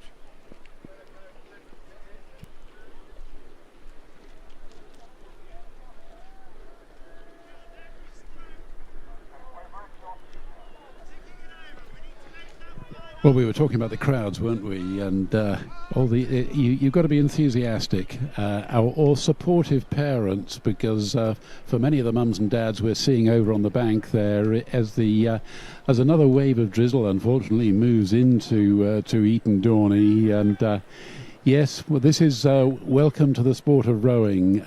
It's an outdoor sport, and I was listening to Radio 4 and paused for thought on the way in, and somebody was saying that if you're going to organise an outdoor sport in May, you've got to have faith and you've got to have optimism. And you don't have to be far in the sport of rowing to survive on both those and a lot more resources. So it's not all sunshine and Pims. Thank you, Matthew. other non-alcoholic drinks are available.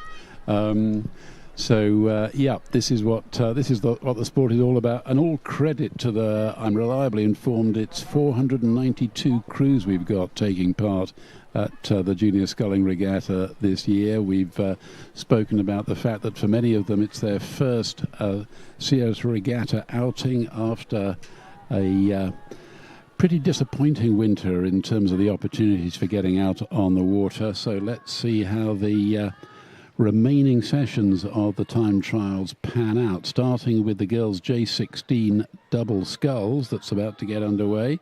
Or have they? No, a good proportion of them have already started and indeed have reached the halfway mark, Matthew. And I do believe we're about to have the first finisher as well, with Sir William Perkins coming down towards the line. Yes, crew 376 just finishing there. That's Sophia Daniels and Anna Staples. They've done a time of 7:55, and they've pulled well away from the Kingston Rowing Club double that's leading the pack down behind them. And I was just thinking, when you were talking about faith and hope, anybody who thought that you could steer a boat facing the wrong way, that is a triumph of faith and hope over common sense, isn't it? It is. Yes, the Kingston double, that's Felicity Hudson and Maeve Crocker. And then behind them we have two boats having a real dust-up with Maidenhead Rowing Club and Hartpury University, both A crews. So the Maidenhead crew is Dania Al-Kaif and Rachel Robson. Now the Hartpury crews, Harriet Bray and Maria Julia Costagliola. And the second Hartpury crew, that's number 380, Lorelei Weir and Matilda Hudson Hulls. And Hartpury have overtaken the Maidenhead crew. That's crew C379 have overtaken 380, and they've done a good time. They've done 8:08, not quite as quick as Sir William Perkins. Oh, sorry, it's been corrected. They've done 7:48. So they've set the benchmark for the event there. And in fact, Hartpury B have done 7:48. Hartpury A have done 8:08. This AB7 boat club have just come in, and they've set the second fastest time by 600ths slower than the Hartpury B crew. So the fastest time is 7:48.43, and then the next one behind is 7:48.57, which shows my maths isn't that good. It's 1400ths slower. Now come on, Matthew, why is the AB7 boat club so called? All boats? Nope. Average body weight? That's a really good guess, but unfortunately not correct. It's so called because it was started by two chaps whose initials happen to be A and B, Anthony and Brian. Thank you. You didn't know that, and neither did other members of the comms tower here either. Stunned silence behind us. No, they're based just next to the bridge over the river at Tewkesbury. Fantastic, the place well known for flooding. So, just to recap, while we've been learning about AB7 Boat Club, who are now lying in second position, We've also had Warrington Rowing Club across the line, barely slower than them. So the top three are 7:48, 7:48 and 7:49. Then we have Sir William Perkins, Peterborough and Maidenhead, all 7:55 to 8 minutes. And then Hartbury A at 8:08 and Kingston at 8:17. And then just crossing the line, another faster crew.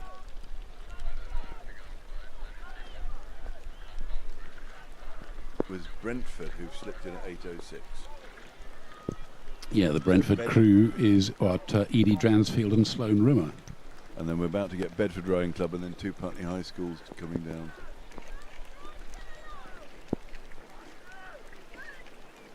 Bedford Rowing Club. That's Mayor Crisp, I believe, stroking the Belford Club. Yes, with Darcy Murphy at bow. And they've done a time of 8:06 as well, so they've done well. Sorry, Bedford did 8 minutes exactly, so they've done well. And then 2 Putney School crews. So Putney High School A is Katya Bailey and Evie Joseph, and in their B crew is Mia Chaichain and Clemmy Peerless.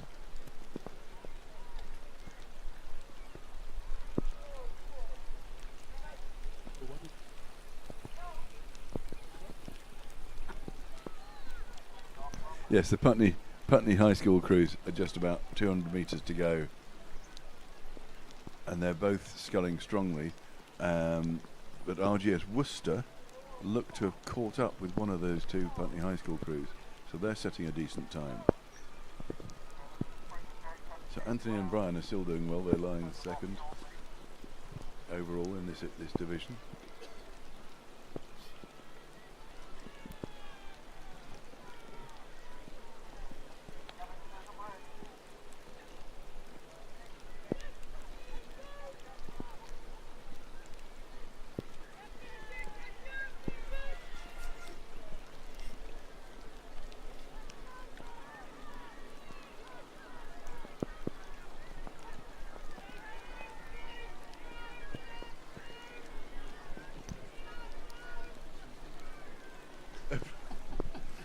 So Putney have finished, Putney High School A have finished, Putney B just coming down towards with RGS Worcester alongside them.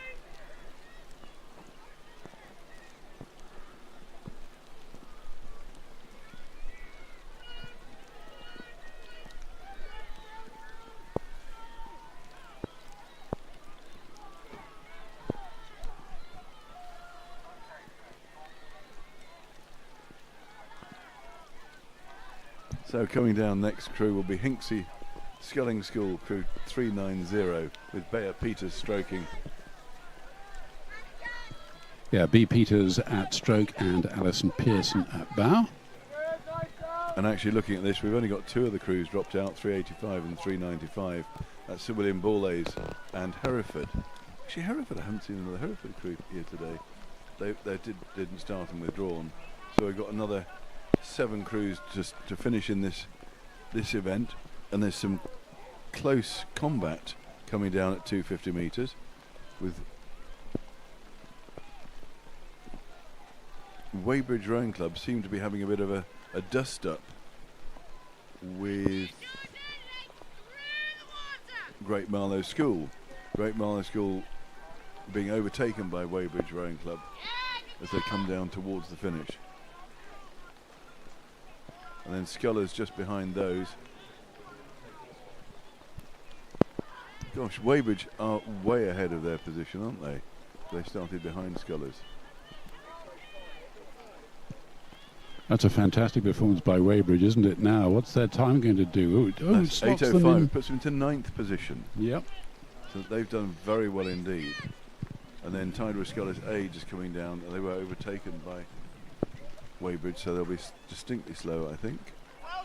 And they come in at 8:35. Now, when was the last time that a Weybridge crew represented GB at an Olympics? Look, Ian Gold. Is it going back before your time? A Weybridge crew in its entirety. It was the GB Coxed 4 in 1924. Luckily, I'm younger than you, Robert. So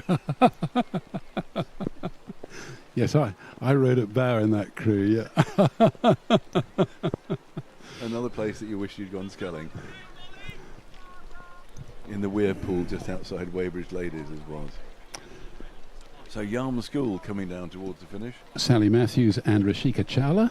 And Guildford Rowing Club in another yellow boat. That's Isabel Morton and Alex Padgham. And they've been overtaken by the South African crew. That's Anouk van der Bregen and Angela Ilgner. So let's see where those times come in. Well, the South Africans have roared into 8th place, so they haven't quite made the A final. So let's just run down the top 6. So Hartbury University B crew in first position, 7:48.43, and then just 0.14 of a second slower it was the AB7A crew.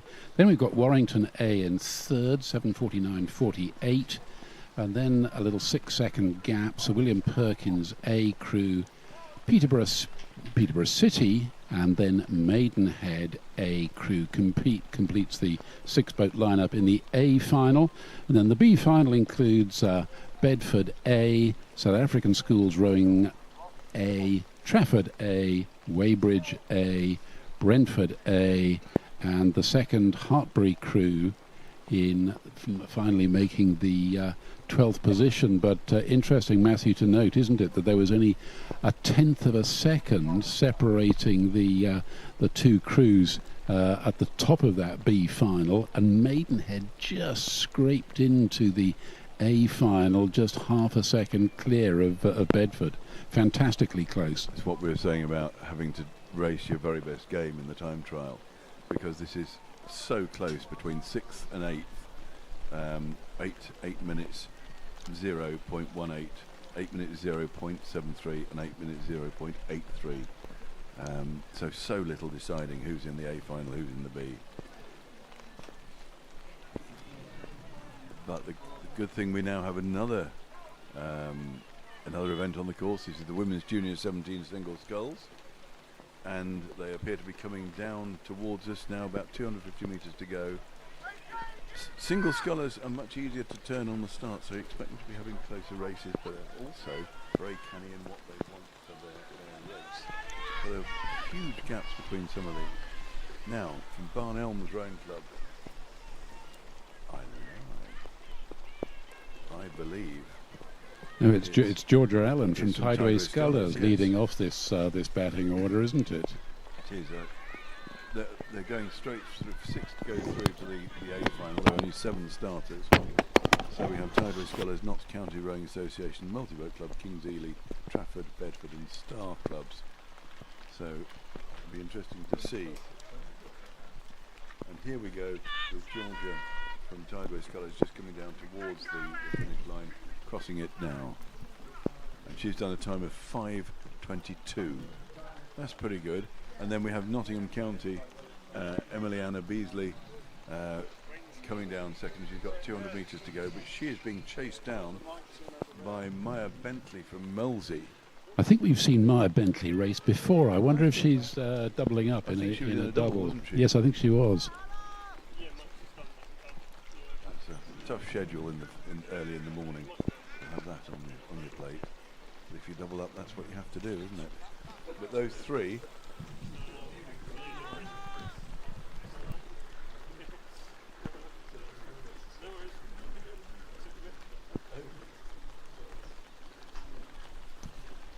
So coming down there, that was Nottingham County just finishing there with Emma Anna Beasley, and then Maya Bentley coming down towards the finish now from Melzi. And those three have pulled away from the other 4 that are in this event. So we're looking at Tideway Scullers having done 8:15, 20 seconds quicker than Melzi, who's lying second, who's only 3 seconds ahead of Nottingham County. I think it's worth mentioning that there's only 7 scullers in this event, Yes. but they're all going to make the A final. Bar one. No, the rules say that they will all, that there will be a 7 crew A final according to the qualifying positions I've got here on my screen. It does say that. Well, there's... Well, the voice of authority has just told us it'll only be 6 crews in the final, which is good news. So who will lose out of these 6? That's the crucial question. Right now, it's not looking hopeful for the King's Ely sculler. That's Molly Chamberlain. She's some 18 seconds slower than the next slowest. 2 more to finish. So we have from Bedford, we have Rebecca Major, and then from Star Club, Isabel Robinson, just coming down the course. It'll be interesting to see where they come. 8:56 is what they have to beat. And then it'll be Molly Chamberlain will miss out. So we have, Rebecca Major did 9:03. So she's the unfortunate at the time setter. So let's see what happens from Isabel from Star Club. She comes down towards the finish. There she is on screen, crossing the line now. And she's... Yeah, so Isabel Robinson finishes in 9:08, so she's the unfortunate sculler to miss out on a place in the A final. So the 6A finalists for Tideway scullers are Georgia Allen. Then for Molesey, we've got Maya Bentley. For Notts County, Emily Anna Besley. For Trafford Rowing Club, we've got Elizabeth Smart. For the King's School Ely, we've got Molly Chamberlain. And completing the 6-boat lineup in the A final for Bedford Rowing Club, we've got Rebecca Major. So almost exactly in starting order. And on the course now we have the women's J17 single sculls time trial. 6 will go to the A final, 7 to 12 will go to the B final. And we have, sorry, my screen's just jumped as I was trying to look for this. We have 12 crews racing here. That's 13 crews racing, 407 to 419. No one's dropped out yet. So far we've had 3 crews finishing. From Clare's Court, from Wallingford and from Peterborough. So the Clare's Court scullers, Jemima Don, Annie Collins is representing Wallingford, and Emma Carver is the Peterborough City sculler.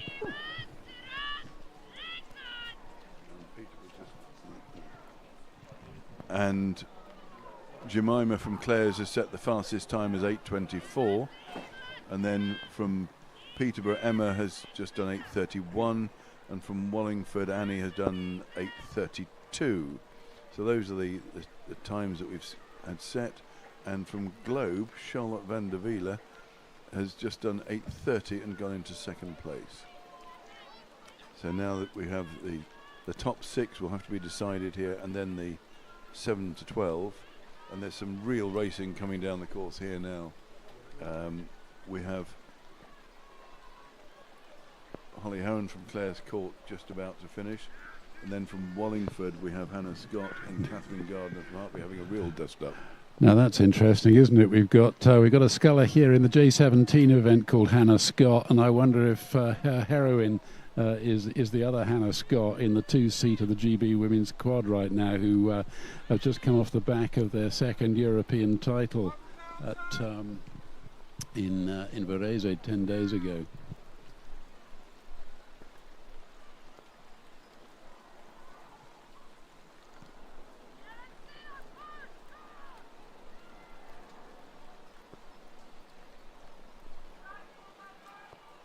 Could someone please, who's mistakenly picked up a black and white hybrid Carrera bike from the inbound landing stage, please just pop it back, because it belongs to a Hartbury coach, and he really would like to go it because he's got plenty of crews to follow.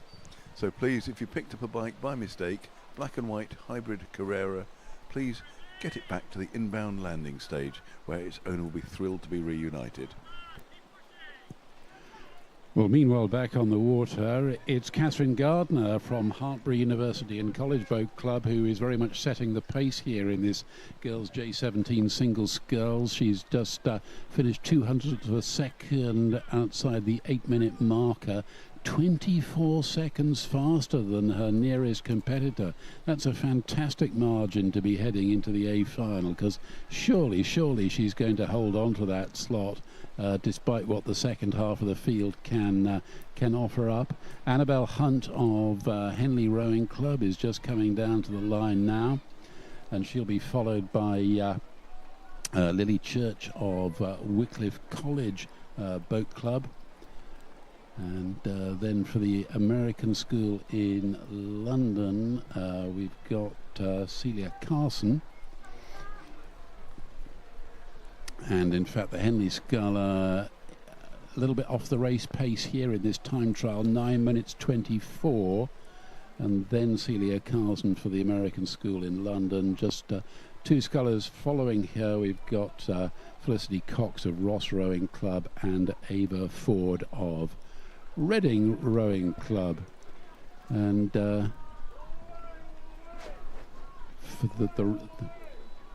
the Ross sculler, Felicity Cox has slotted there into 8th position, and such is the pace that in fact the tail enders have been overtaken by the leading scullers from the next division.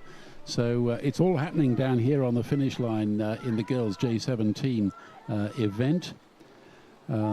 Celia Carlson for the American School in London slots into 12th place, and we'll just get a time for the Reading sculler now. 9:01:32 for Ava Ford. So the positions unchanged at the top of the field. The scullers representing Hartpury University, Clares Court School, Globe, Peterborough City, and both Wallingford scullers. That's Hannah Scott and Annie Collins have qualified for the A final, and the clubs represented in the B final are Northampton, Ross, Wycliffe College, Reading, Twickenham, and Clares Court. And the J16 time trial, which was the one that overtook the tail end of the J17, which shows how little difference there is between the two events. J16, City of Bristol have recorded a time of 8:17, setting the benchmark. That's Daisy O'Reilly, followed by Barn Elms in 8:21, which is Emma McDougall, who was the first one to start. And from Stratford-upon-Avon, we have Alexandra Francis, and she is lying 3rd. And then from Maidenhead, Grace Miller, currently lying 4th. And there's a whole clutch of scullers coming down now, and somebody's tipped in at 250 metres from the finish, and she's very wisely swimming her boat towards the edge. And it looks rather like she'll be out of the way before any other scullers come to her. But I'm not sure where the safety boat is and where it'll be coming from, but that could cause a little disruption. And she's manfully swimming across. She's now in the dead lane, so she's out of the way of racing, which is very wise precaution, because people, when they're racing, don't want to stop.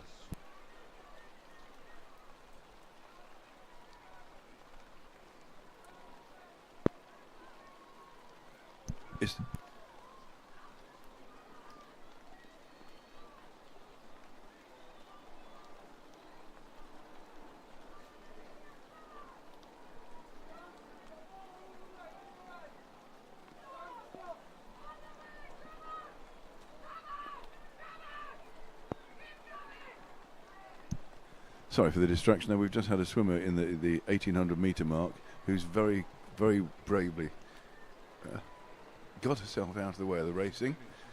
She's still moving the boat off the course as all the other, and an umpire's launch is going to her rescue now instead of a safety boat, which is good. Congratulations to Sarah on that. So we now, and the safety boat has woken up. So we're now onto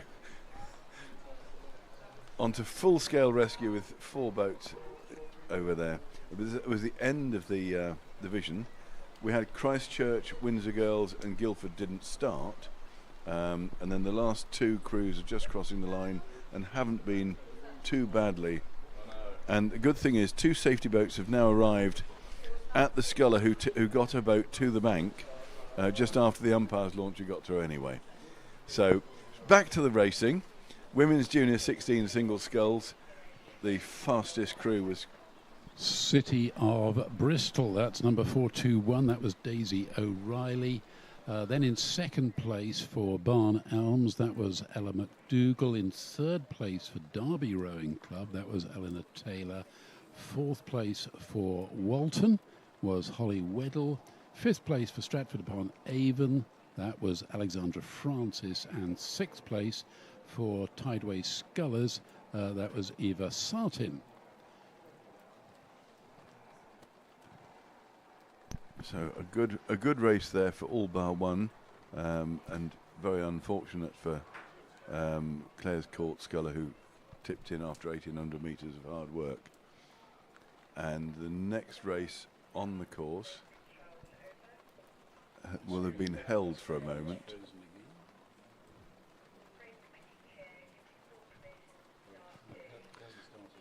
Right, they're just about to start the next division because the course is now clear.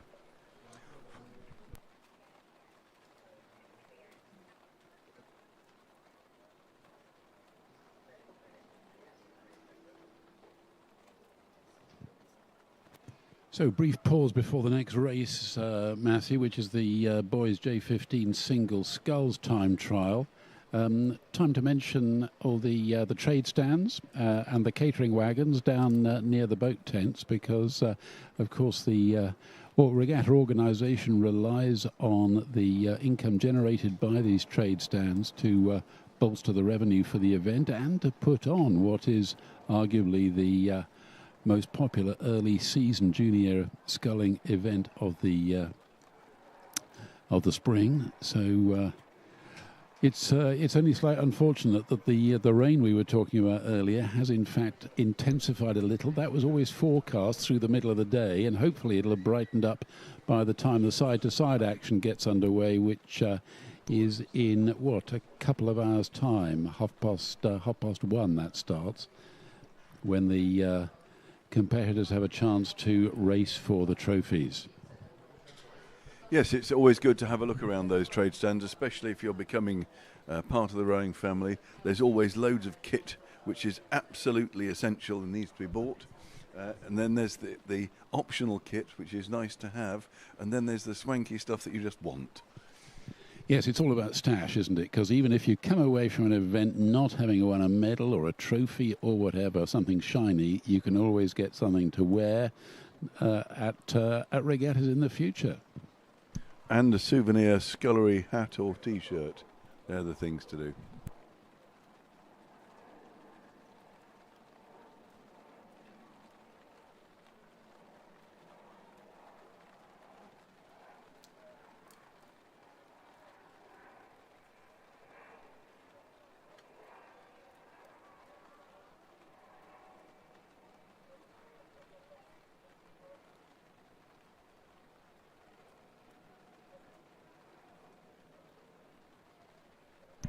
And thank you so much to all the people that were helping the Clare's Court Sculler with her boat carrying out. That was a noble act. It's good to see other clubs pitching in to help.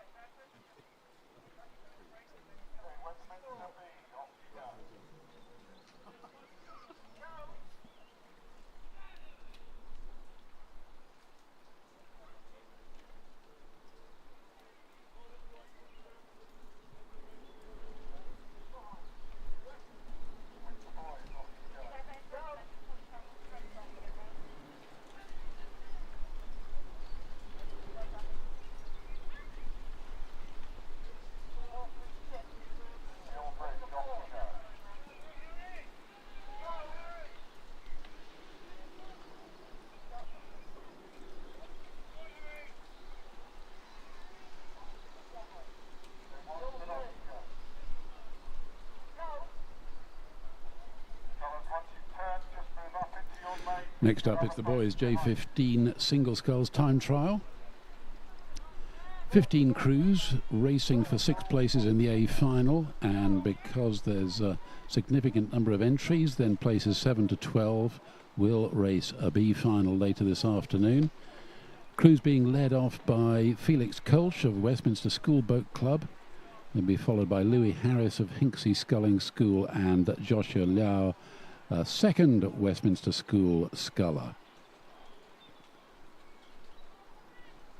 There was a slight delay. I think it was because the marshals are so effective at getting the previous event underway, so there was a slight window of opportunity now, but on the 1,000 metre camera we can see the distinctive pink of the leading Westminster sculler now approaching that 1,000 metre mark.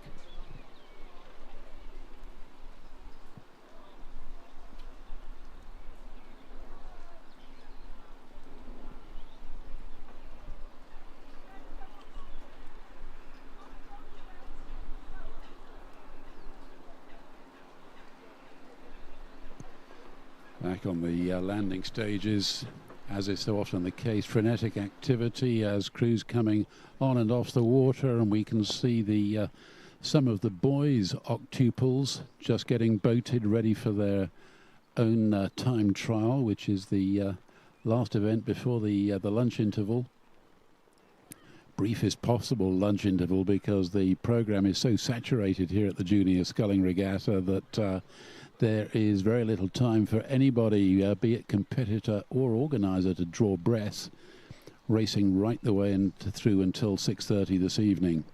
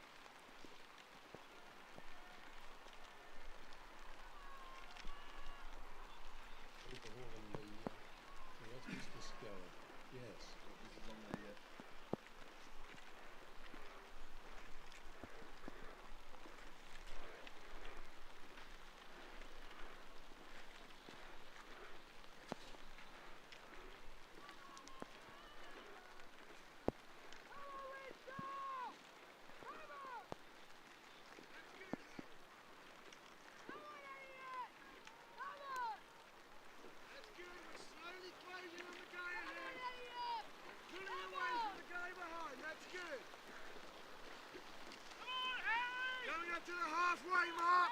Let's work the legs. That's good.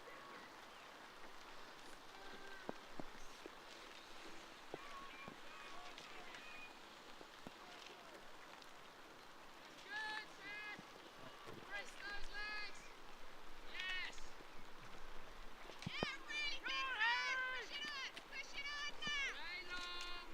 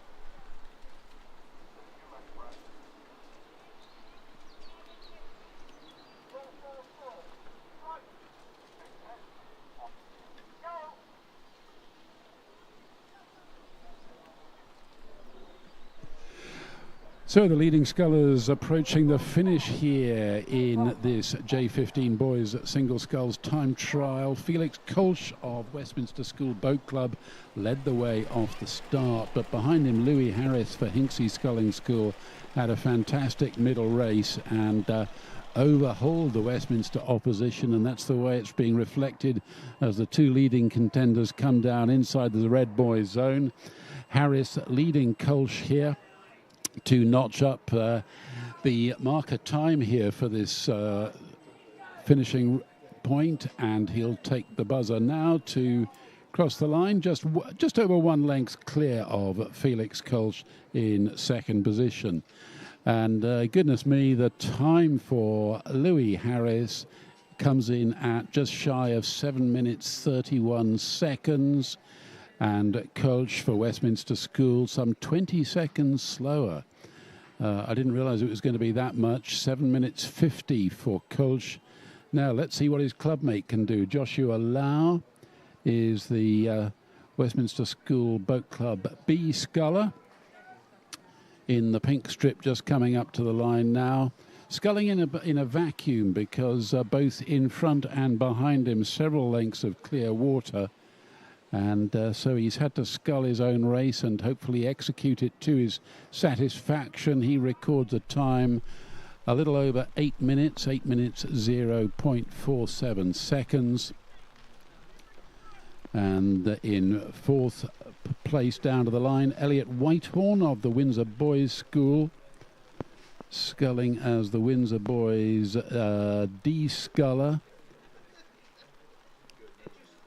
Although, in fact, they've only got 2 scullers in this this particular event. So a vagary of the classification system places him as D. Elliot Whitehorn records 8 minutes 13. And so the slowest of the 5 finishers so far. And then for Wallingford Rowing Club, we've got Seth Conway, just inside the red boy zone. And he is well clear of the field behind him. Now that may be, but of course, because we had a little bit of a hiccup on the start.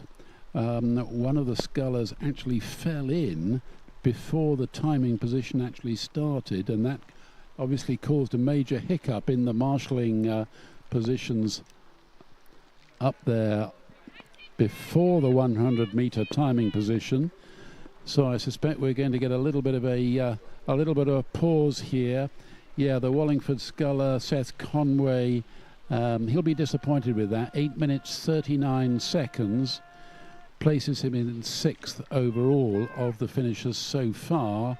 But we'll wait and see what the rest of the field can do. But for those of you here at the course, you can gaze all the way back up the 2,000-meter lake here at Eton Dorney, that in fact see that the best of the rest has only just reached the halfway mark. So it'll be a while before they come into view from the finish tower.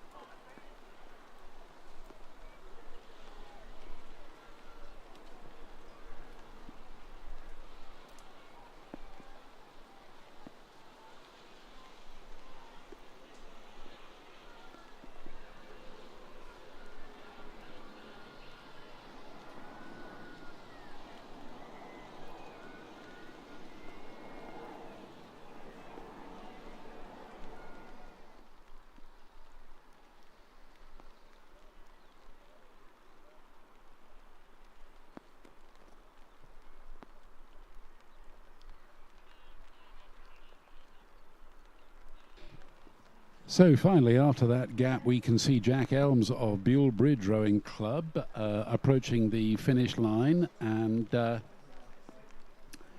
we're sculling as Buell Bridge A sculler, and it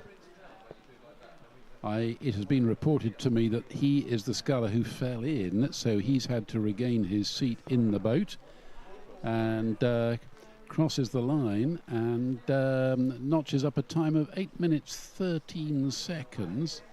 And then we've got for Brentford Boat Club, we've got Ethan Meckham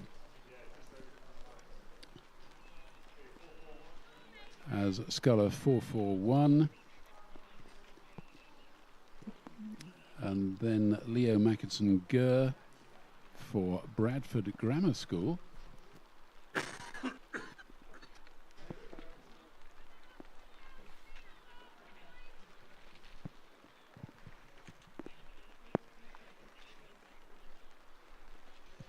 And a fantastic scull here by Oliver Johnson from Exeter. He slots straight into second fastest overall, 7 minutes 43. Pushes the two Westminster School scullers back into third and fourth.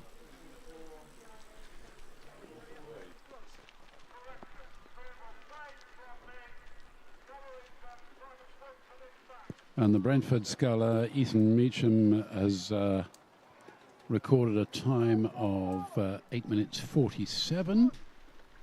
Then Bradford Grammar School, just about to cross the line and notch up their own time.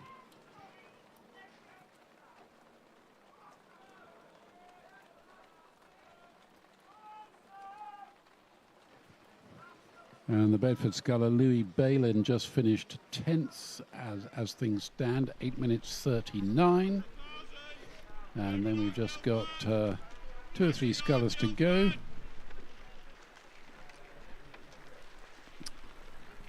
And 444, that's Leo Mackinson-Gurr for Bradford Grammar School.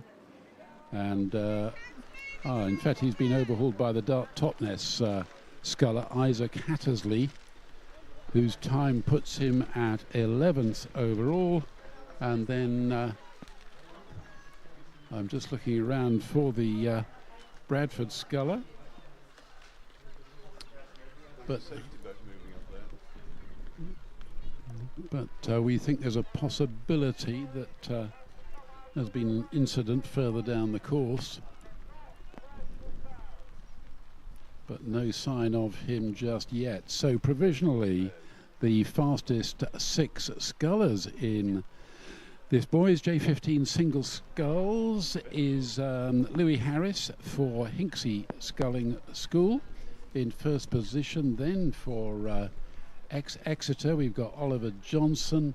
Then in third position for the South African schools, we've got Corentin Breton. And then in fourth and fifth, we've got Felix Kulsch and Joshua Lau. And then the 6-boat lineup for the A final is completed by sculler 437, which is Harry Goodwin of Buell Bridge. And then for the B final, it's the scullers representing Windsor Boys, Buell Bridge, Wallingford, Bedford, Dart Totnes and Trafford, who will contest places 7 to 12 overall.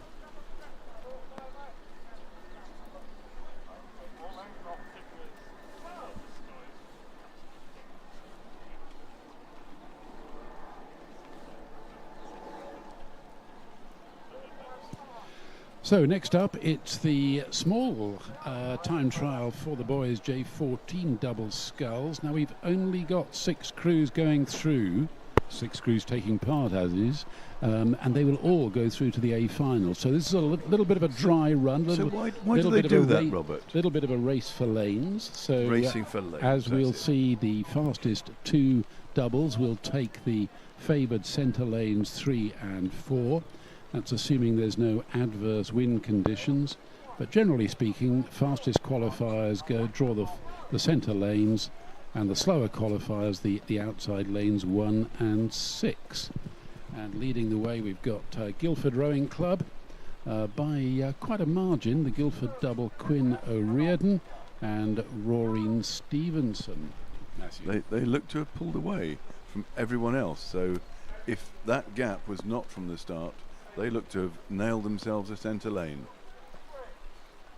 Then following that, in red, so probably Marlow Rowing Club.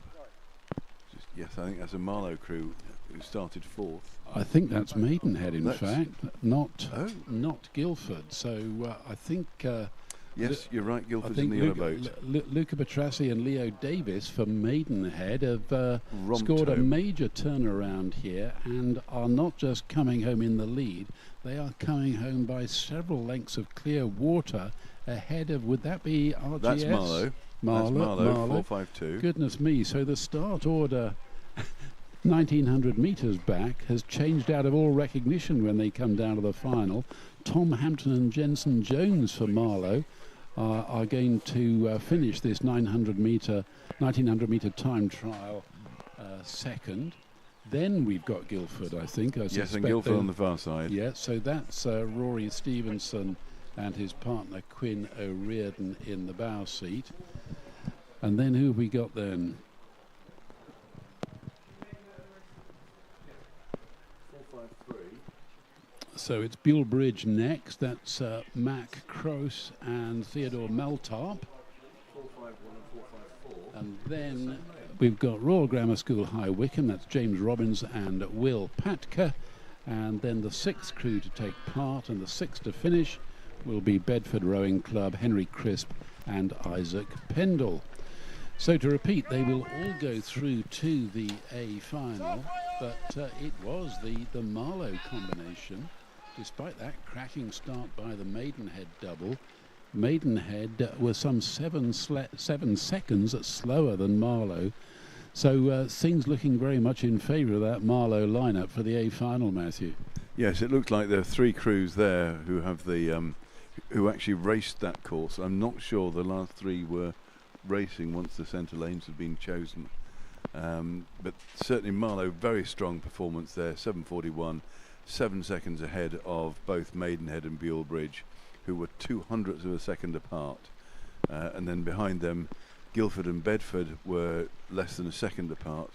And then RGS High Wycombe did a time of 8:45, so they were almost a minute behind. But you raise an important point here, don't you, that crews don't always race to their best endeavours when they know they're all going through. And that happens right from J14 level, as we're witnessing right now, all the way up to international level.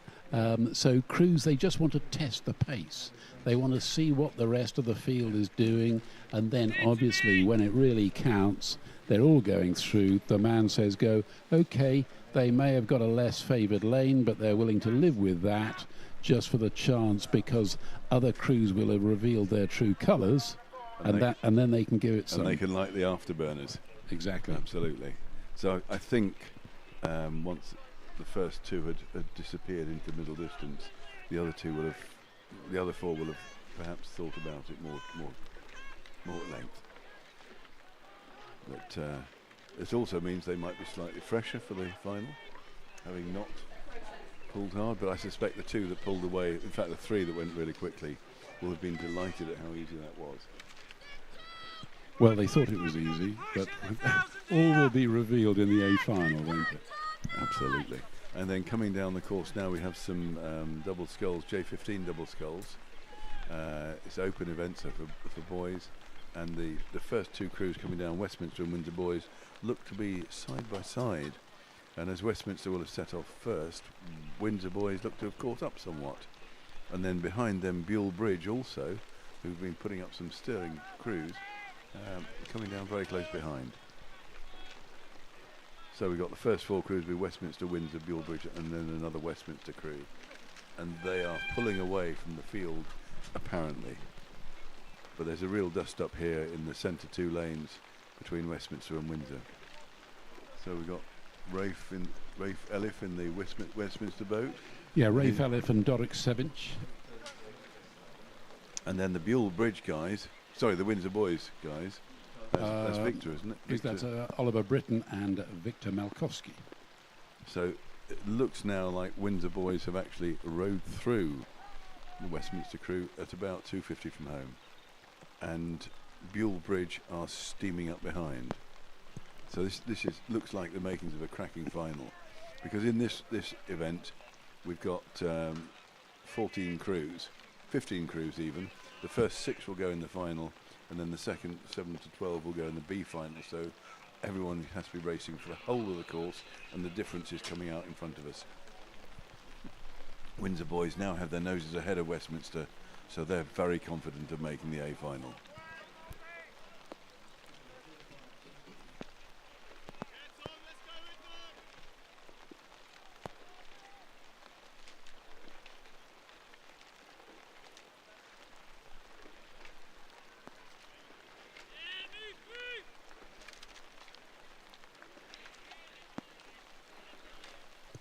So Windsor boys recording the marker time here in this boys J15 double sculls, 7 minutes 15 seconds, 5 seconds faster than the Buell Bridge combination of Fraser Whitehead and Zachary Rendell, who in turn were 11 seconds faster than the leading Westminster School double.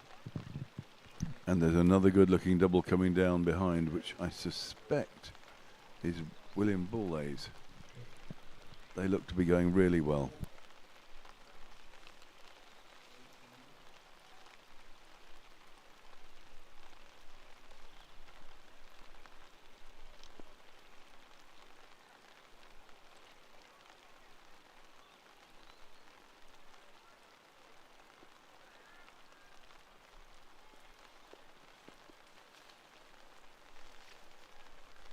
Brentford Boat Club have had a storming row through here. They look really solid. Brentford, that's Jose Tidon and Alexander Gill, looking very strong indeed now, approaching the closing stages. Let's just see how the time they record notches up against the early finishers. Yep, they slotted overtook straight into third position, 7 minutes 28, ahead of the two Westminster School combinations, who have matched each other time for time. Westminster School did 7:31.12 and 7:31.90, so close together. So we've got one of the most recently formed boat clubs in the country. That's Brentford, beating the two scullers for the two doubles from the oldest boat club in the UK. There you go. It's impressive. Good showing there. And then the Bourlays double will be disappointed with that, won't they? Finishing a little bit off the race pace. 4 there. boats coming together here: Clares Court, RGS, Wickham, Wallingford and Walton. Sorry to interrupt, Robert. Yeah, I was saying that the Bourlays double, Christian Sandu and Cameron Wharton, 8 minutes 10. They'll be disappointed with that. But RGS High Wickham, they slot in ahead of both Clares Court and Bourlays at just shy of 8 minutes. And Walton have just gone into third position here at 7:28 seconds.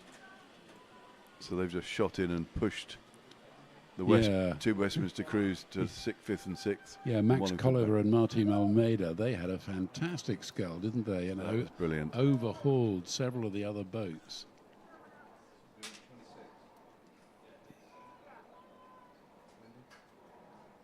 And that Bourlays crew, I think, they stopped on the line of boys just short of the finish line. But they're still showing 12th. So there's a slight gap. There's a Tideway Scullers crew coming down next, Tideway Scullers B.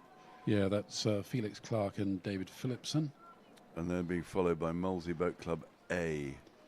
And that is Tom Simmons and Benjamin Butler. And then the final boat in this division is Hartbury. That's Gabriel Reed and Callum Woodhouse. And actually, interestingly, Hartbury University have got a stand here. One of the trade stands is theirs.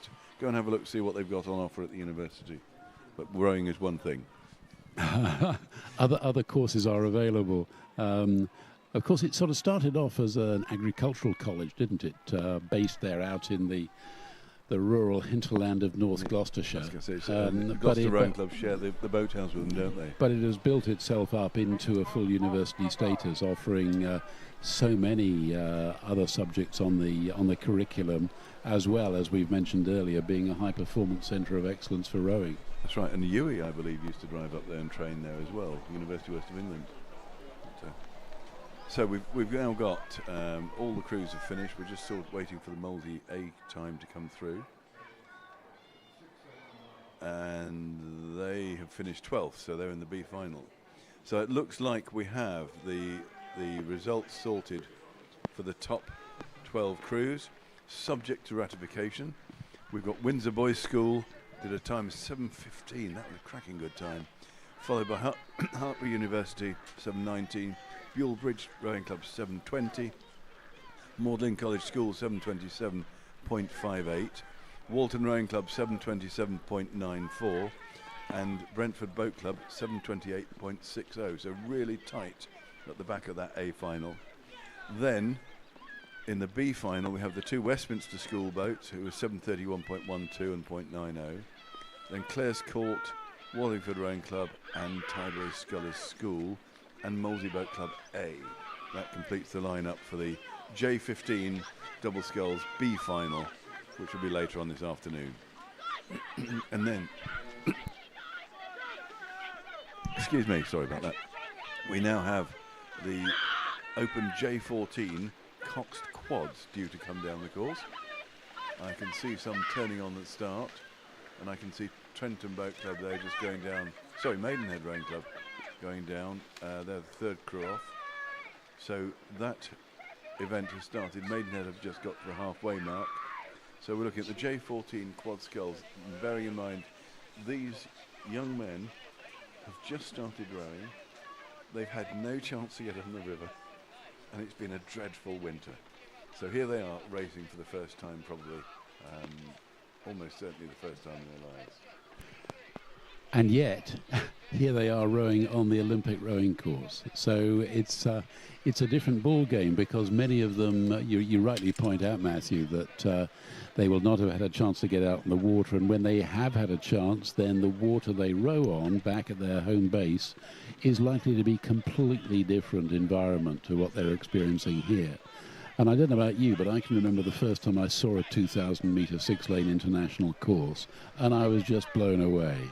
It was like nothing I'd ever experienced before, and that sort of wow moment kicked in. And then to think, hey, I've got to race this? It must be overwhelming in some respects, isn't it? Yes, luckily I was a little older than these lads are here, but I remember the advice I was given was don't look round on the start, because you can see the boys disappearing and meeting in the distance, and goodness me, it's a long way. I was hosting a concert in the parish church at Henley on Friday night, and I made the remark that the church in Henley means different things to different people. So to some it means it's the sentinel at the end of the main street. To others it's the marker that sets up Henley for what it is as visitors come over the bridge. And for the rowing community, it's that marker just beyond the finish line, and you glance over your shoulder on the start and you think, gosh, I've got to race all that way. And so, yeah, it's a long old way, isn't it? It is, but for coxes it's a very useful guidance. So actually we can now see coming down the course the J14 quad sculls, coxed. The first crew on the course is Henley Rowing Club, and they seem to be sculling on their own. Henley have been quite strong in the youth rowing for many years, and it looks like they could be re-establishing their prowess in the male version of the rowing as opposed to young ladies. And several of these scullers, they're doubling up, as we've remarked previously. So we've got Franco Bigmore Wallace on board in the bow seat, James Weeks, Flynn Burrow at 2 and 3, Miles Van at stroke, coxed by Theo Berry. And then behind them... Trenton. That's Kingston at halfway mark, sculling down. Here's the Henley bows coming down to the finish line. They've crossed the line, so that the benchmark time is 7 minutes 5.5 seconds. So they're the first crew to cross the line and we'll see how well that stands up. Trentham, coming down. yeah, Trentham boat includes Ross Williams, Archer Minister, Joseph Edmondson, Daniel Leighton, and Jacob Byrne. Have you rowed at Trentham Gardens by any chance? Sorry, the next crew down will be Maidenhead Regatta. I haven't rowed at Trentham, no. Found somewhere you haven't been. I haven't found you out. So it's coming down Trentham, and then they're being followed by Maidenhead. I've been a racing member of 14 different clubs because my career led me around the country. Okay, I ran out of fingers, so that's it. We had Trentham just crossing the line there. They've done 7:25, so a full 20 seconds behind the Henley Rowing Club. So we'll see who drops in that gap in between.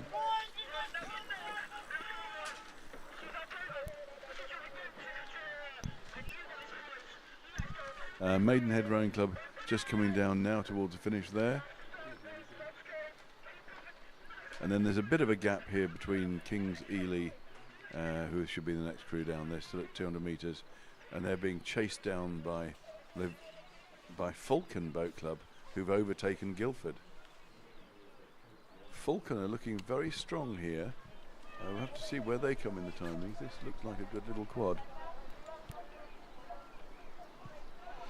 Yeah, let's just see who's on board the Falcon boat. We've got Sebastian Smith, Alexander Ahern, Oliver Ross, Oscar Suffolk, and John Richards Paz.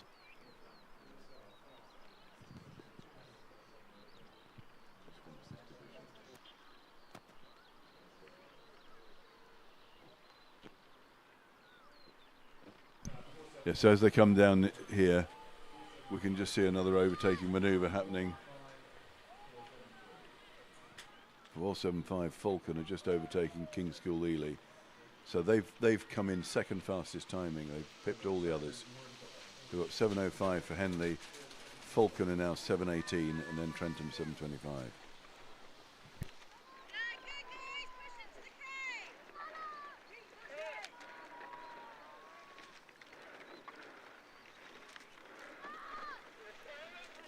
And then crossing the line there, Guildford Rowing Club, and they've done 8:12.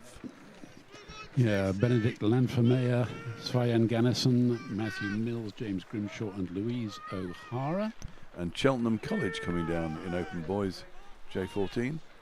Yeah, we don't seem to see that many Cheltenham crews around these days. I suspect they're rebuilding their rowing programme, but certainly Cheltenham don't feature in the Princess Elizabeth at Henley as regularly as they used to back in the day. I was going to say yet. It's getting the crews building up. You have to have a fair basis to get a decent crew together, so it gradually builds. Of course, it's a pendulum swing of clubs' dominance. It's a long-term plan, isn't it? You don't suddenly launch straight into it and expect to achieve your ambitions in a year or two. Absolutely. I remember the days when Kingston was hated for winning everything, and there's a Kingston crew coming down now. Well, the Kingston Coxed 4 back in the early 80s was the GB4, wasn't it? It was one of the last club crews to be picked. Yeah.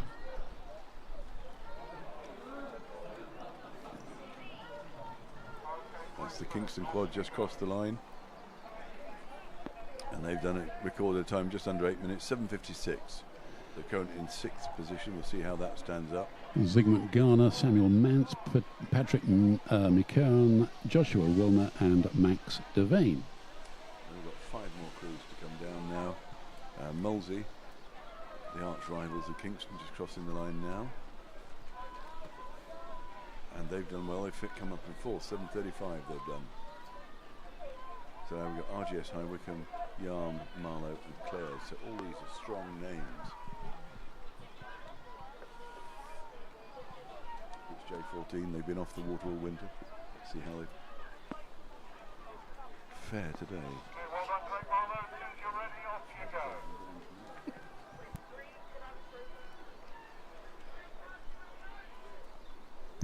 So Yarm coming down just across the finish line now.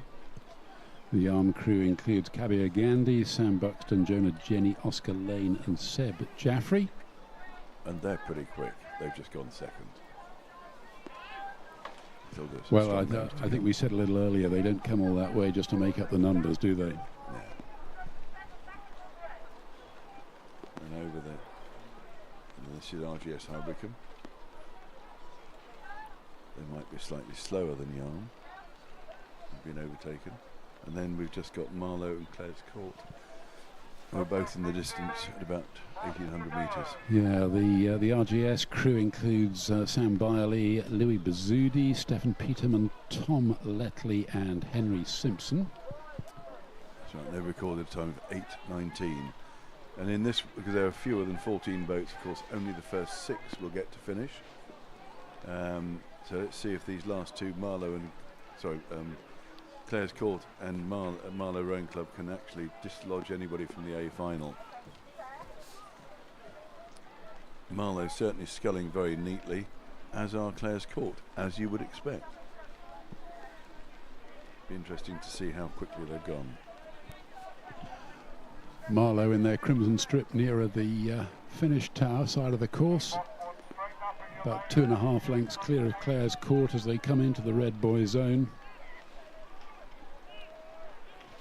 And I'd say Clares Court are chasing them down the course.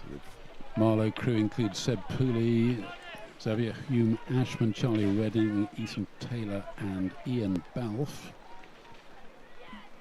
And then the Clares Court crew, Jackson Murray, Eddie Tackley, Tom Forster, Tom Hickson and Henry Brundrett. So that's Marlow across the line, Clares Court to finish, and that will be the last boat. There was a Windsor Boys crew, there we go with Clares Court. Windsor Boys crew was withdrawn, didn't start. So Clares Court have just... There we go. So we have the first 6 confirmed. Sorry, not confirmed, it's unofficial timing, it's just reminding me on the screen. Henley Rowing Club have set that time, they came down the course first. They set 7:05, no one has bested that. We've then got Yarn School at 7:12, Falcon Boat Club at 7:18, Trenton Boat Club 7:25, Molesey Boat Club A 7:35, and Clares Court at 7:36:04. And commiserations to Cheltenham College, who did 7:36:08, so 400ths off the A final. That's a tough one. They'll be looking at those times, won't they? And they'll be saying, if only. One stroke better in one position, somewhere down the course. That's all it was. Well, the retrospectroscope is a wonderful medical instrument. I've tested my eyesight many times with that, and it is much, much better in hindsight. Okay, just one more event to go before the lunch interval. And that's the J15 octuples.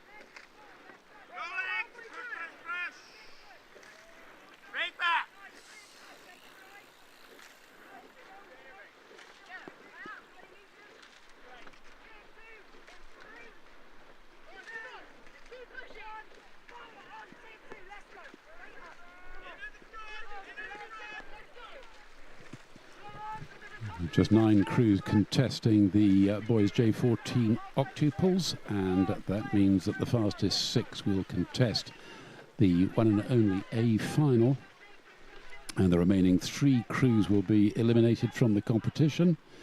Crew leading off this 9-boat time trial, Hampton School Boat Club, stroked by Marco Gonzalez, already well through the halfway mark. Brentford School Boat Club, Great Marlow School and Kings Ely just crossing the halfway marker in their light blue strip. And they're followed by Mossbourne Academy, Monmouth School and Sir William Borlase. And yet to start. In fact, we can just see them with one of our cameras. Just pulling on to the 100-metre start interval. Pangbourne College has now started, and the tail enders in this 9-boat lineup Reading blue coat.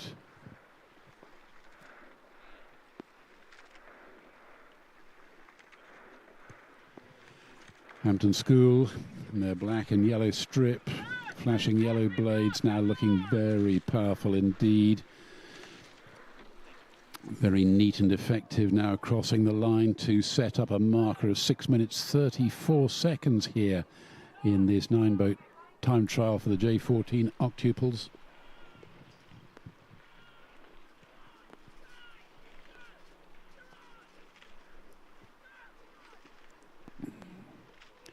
And they've been sculling in quite a vacuum. There are many lengths of clear water astern of the Hampton boat before we get to second placed Brentford Boat Club, who in turn have several lengths of clear water behind them again. So we've said it once, no doubt we'll say it again. In this time trial business, you've just got to execute your own race. You've got no reference points around you.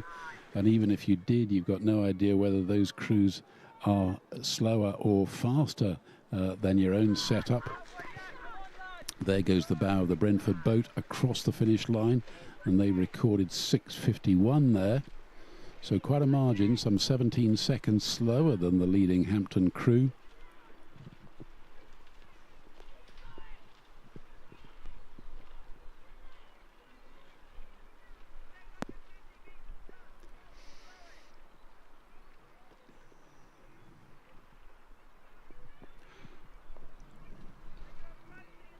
All crews safely underway now. In fact, the tail enders are moving down. They're already at 750 metres.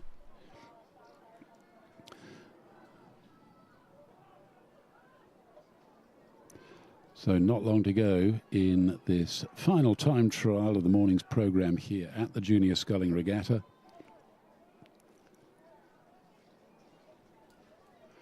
Great Marlow School being hotly pursued by King's School Ely. Looks to me as though the margin between those two crews has narrowed a little from the interval at which they were set off. We'll just see how they match up when their times are recorded.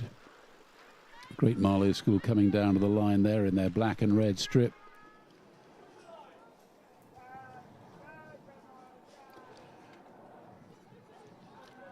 And there goes the time. Oh, that'll be disappointing for Great Marlow. 7 minutes 9 seconds. So a good deal slower than either of the other two finishing combinations. Yes, Kings Ely there for their part, 6:52. So a good deal faster. What is it? 17 seconds faster than Great Marlow. So under that margin had narrowed. In fact, the Kings Ely time is only just over a second slower than the Brentford finishing position. So let's see how the second half of the field can impact on those leading positions.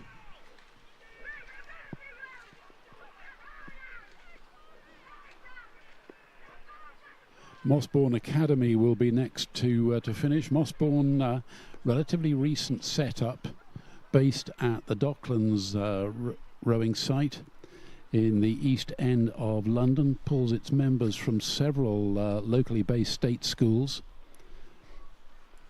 And despite the relatively recent establishment of that particular academy, has pulled off some great performances, both here at the Junior Sculling Regatta and also at national schools.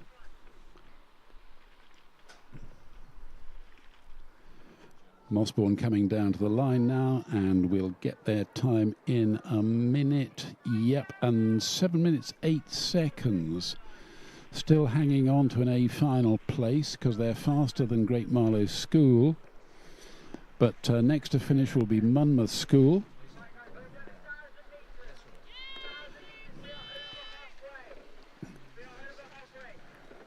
Monmouth School in their brown and yellow strip, officially described as chocolate and old gold. Very strong rowing pedigree over the years. Perhaps not so much in recent times, but their J14 octuple looking very competent now as they approach the finish line.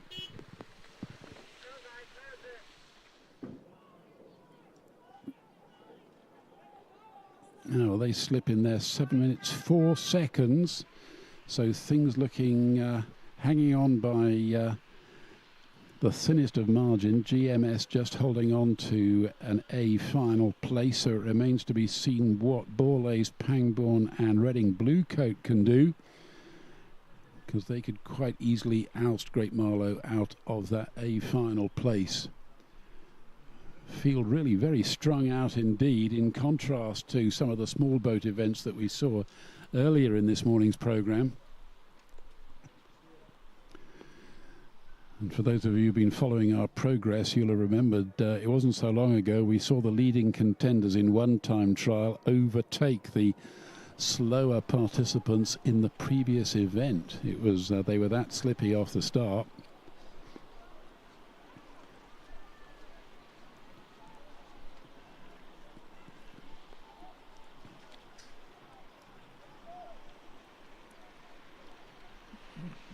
So the Borlase crew just moving through the red buoy zone that marks the last 250 metres of an international regatta. As if you like some signal, if they hadn't already realised it, at the end of 2,000 metres of effort, then the red buoy zone means that the finish is close at hand. Now, I rather suspect that, in fact, the Borlase time 7 minutes 31 seconds there, so they're not going to make it into the A final. So what can Pangbourne and Reading Bluecoat have to offer?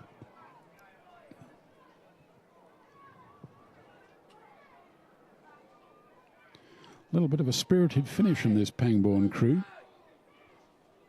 They could yet make it. Let's just see. Oh, and indeed they do. 7 minutes 8 seconds. So that pushes Great Marlow School out of the A final. Their time was always under threat after being the fastest of the previous finishers. So it just remains to be seen whether Reading Bluecoat can impact on the leaders.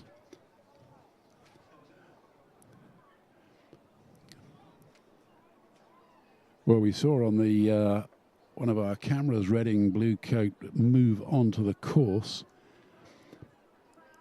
and that was quite some distance back, and they've still got a fair way to go. Still some 300 metres to go to home.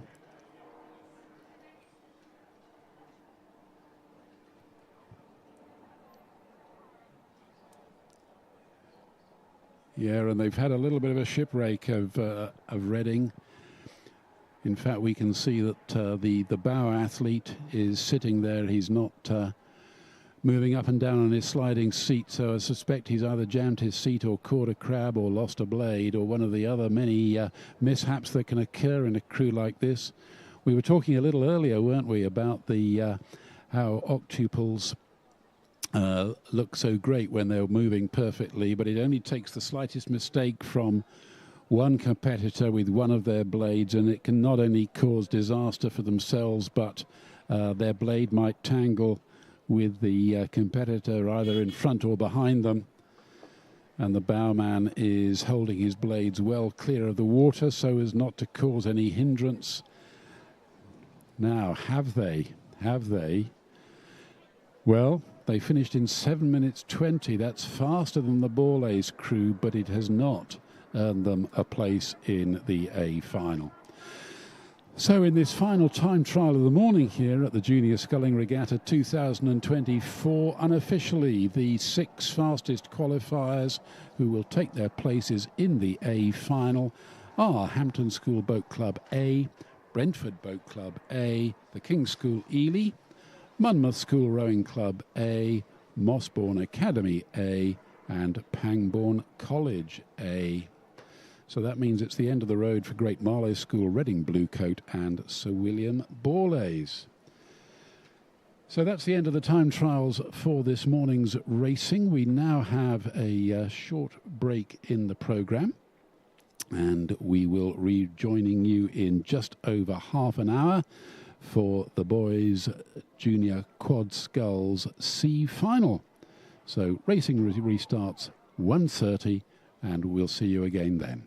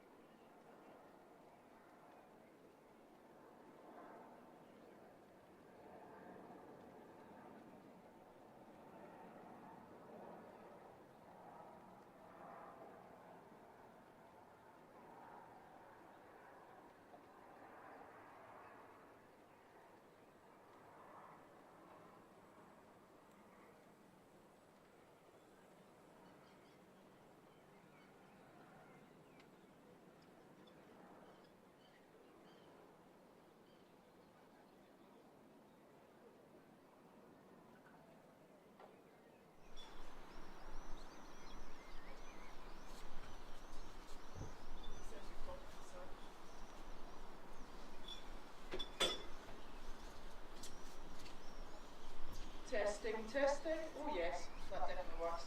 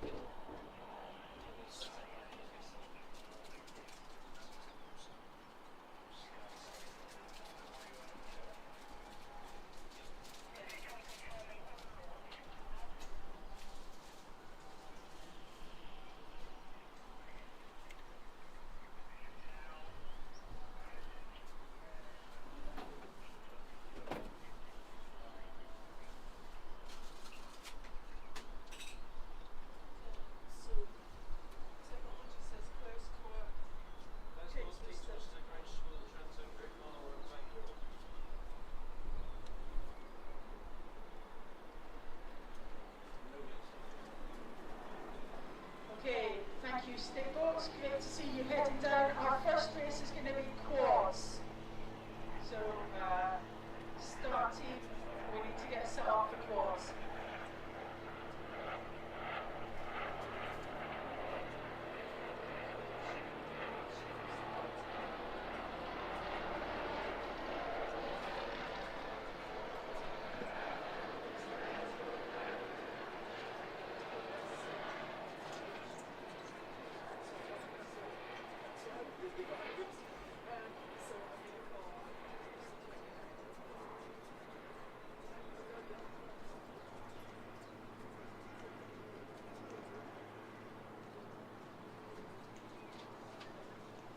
Race 29A, Open School Junior Quadruple Sculls, Final C. Clare's Court, Lane 2. King's Rooster, Lane 3. Grange School, Lane 4.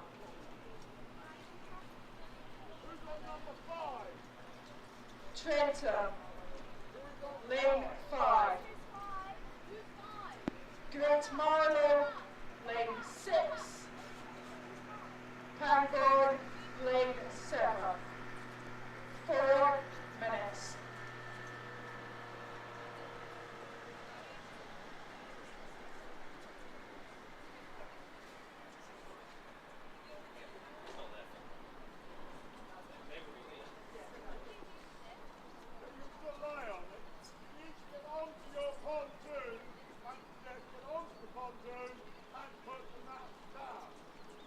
So we're starting with lane number 2. And first we've got quads in terms of steamboat position. Thank you.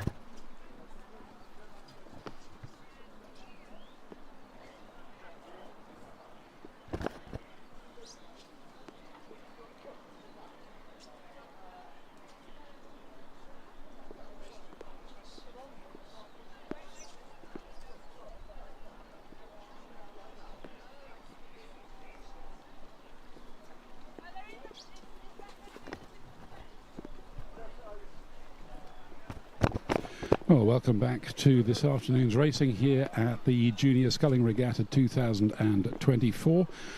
Racing going to recommence in just a moment or so's time, starting with the C final of the boys' junior quad sculls. 6-boat final, as will be regularly the case throughout the afternoon's programme. And the crew line up in lane 1, Clare's Court School. In lane 2, the King's School Worcester. In lane 3, Grange School A. Lane 4, Trentham. In lane 5, Great Marlow School B. And in lane 6, Pangbourne College A. Well, a glance at the times from this morning's time trial would seem to indicate that it's Clare's Court who have the upper hand here. Yeah, that's it. Use your legs.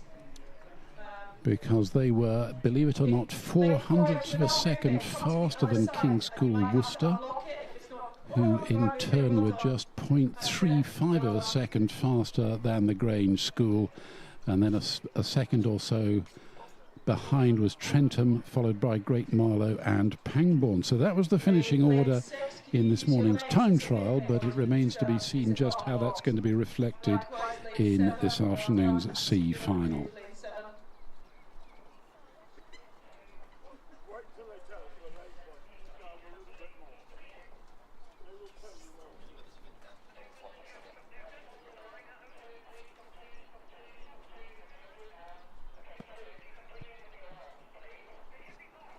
So we've got a red mark for stop because we've just gone past the red mark. We've got some markings.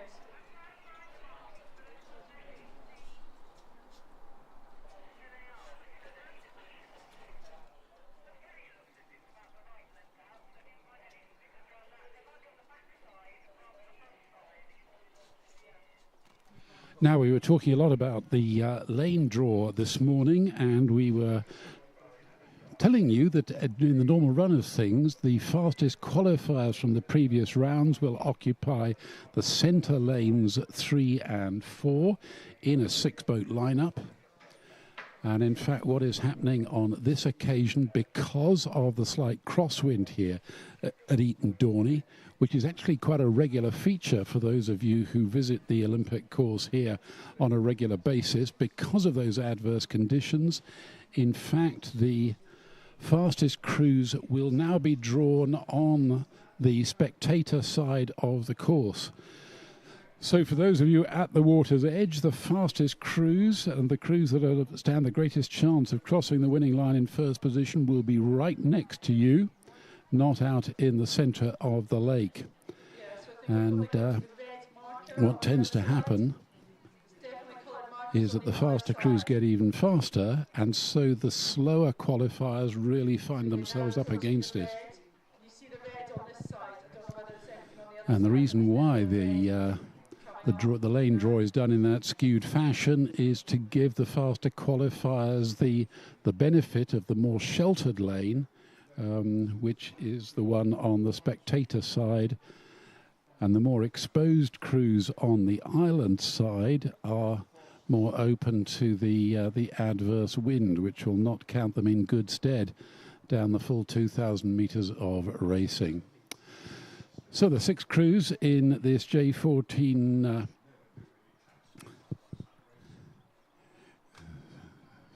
the 6 crews in this open junior quad sculls C final just getting lined up.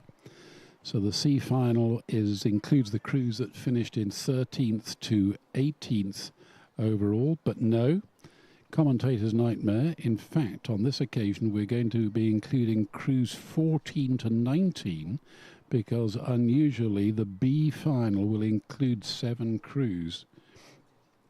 So normally the A final is 1 to 6, the B final is 7 to 12, and the C final is 13 to 18. But a 7th crew has been included in the B final for complicated reasons that I don't have the time to explain right now. So these 6 crews contesting places 14 to 19 overall. So if you're joining us on the camera looking down onto the start pontoon, it's Clare's Court School on the left of your picture, followed by King's Worcester, then the Grange and Trentham in the centre lanes, Great Marlow School, and Pangbourne College is the crew on the far right-hand side of your picture.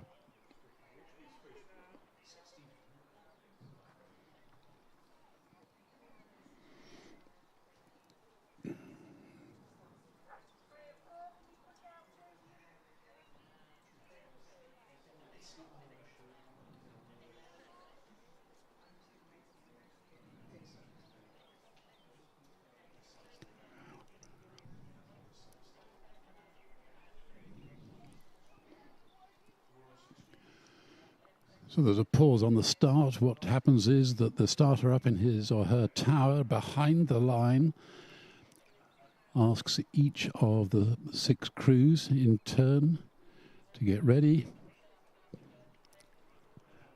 And then when the starter is satisfied that they're all straight and ready, then the signal will be given and the race can get underway. Now, thankfully, although there is a wind, it is not as blustery as it can be here at Eton Dorney. And that will be advantageous to those crews who are less experienced at coming onto a start pontoon and holding their boat steady.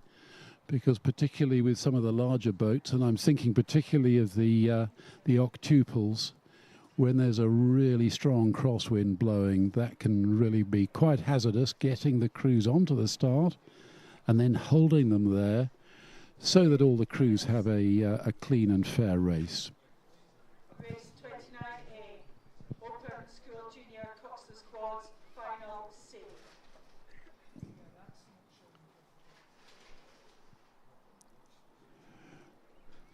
Well, it looks as though all 24 competitors in the boats are at the forward position, ready for the word to be given.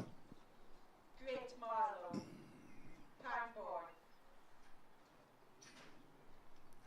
Tense moments here, particularly for these relatively inexperienced athletes, possibly racing for the very first time on a 2,000-metre six-lane course. But the word has now been given, the hooter has sounded, and we are underway, and the 6 quads power off down the course, closely followed by the umpire's launch that has just pulled in astern of them. So Clare's Court on the left of your picture, the fastest qualifier by a whisker ahead of King's School Worcester in the lane next to them. Then the Grange School in lane 3, Trentham in 4, Great Marlow in 5, and Pangbourne College in lane 6. Good clean start by all 6 quads. And we'll get some rates in a moment as the crews come into view. I can see on the right of the distant view there, I can see Clare's Court powering in 34 strokes a minute. Next to them, King's Worcester, isn't it? Yeah, King's Worcester at the slightly higher rate, but Grange seemed to have had a much stronger start. Camera focusing in on Clare's Court and King's Worcester as the fastest 2 qualifiers from this morning's time trial.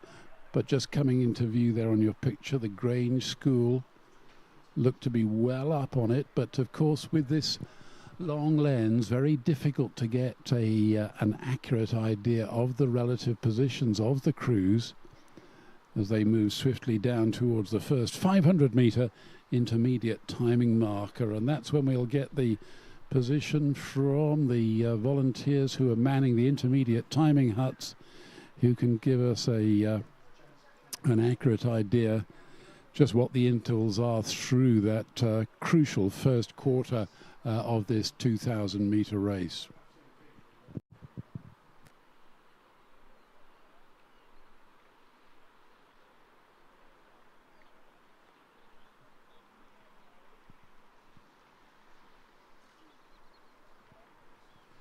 Well, it may only be the C-final, but there's some nice, neat blade work here.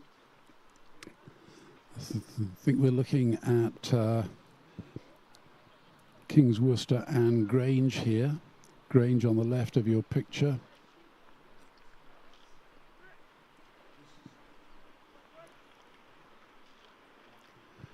Very cohesive unit. You can just see they've, well, in theory, we've moved through 750 already.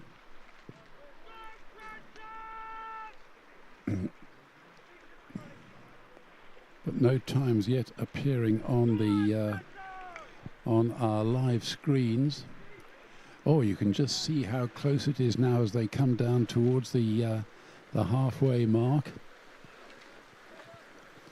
And it's the crew in lane 4, Trentham, that appears to be leading the way by about half a length up on Grange School.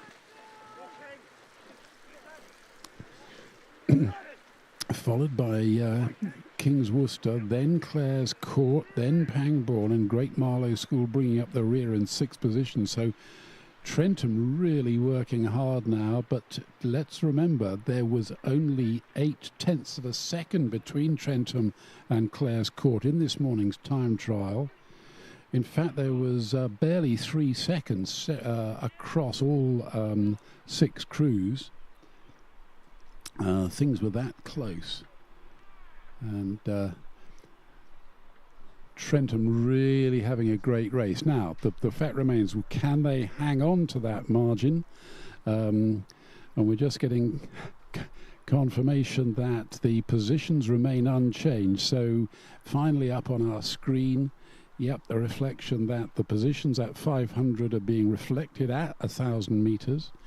Trentham hanging on to a 2.2 second advantage ahead of Grange in second place. So Clare's Court, who were the fastest of these 6 in qualifying in the time trial this morning, have got to turn around a 4.5 second deficit in the second half of the course if they're going to reflect that result here in this C final of the boys junior quad sculls.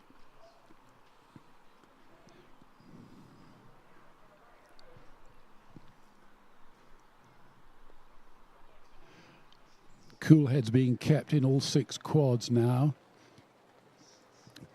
And the weather looks as though it's really set in for the early part of the afternoon, making life particularly uncomfortable for the competitors out there. Hopefully they're going to keep their heads about them, and conditions no less pleasant for the knots of spectators you can see on the course side. But Trentham hanging on to that clear advantage, but the margin between them and second place Grange has narrowed considerably. Grange have had a fantastic third quarter. The margin is only 0.7 of a second between Trentham and Grange at the 1,500 metre signal. Then we've got a 2-second gap before we get to King's Worcester, who are half a second up on Clare's Court, who in turn have 2 seconds advantage of Great Marlow School, who've overhauled Pangbourne as the tail enders. Coming down to the closing stages then, and it's still all to play for, but Trentham holding on by just over a canvas on Grange, and behind them Clare's Court have overhauled King's Worcester for 3rd and 4th. But in this race, it's only first that counts, and Trentham looking very strong indeed. Heads up, looking strong and confident, extending their lead to half a length up on Grange School. Clare's Court closing rapidly, but it's all too little too late. There goes the signal. Crossing the line go Trentham, followed by Grange School, Clare's Court and King's Worcester, with Great Marlow School finishing just up on Pangbourne for 5th and 6th in this C final of the junior quad sculls.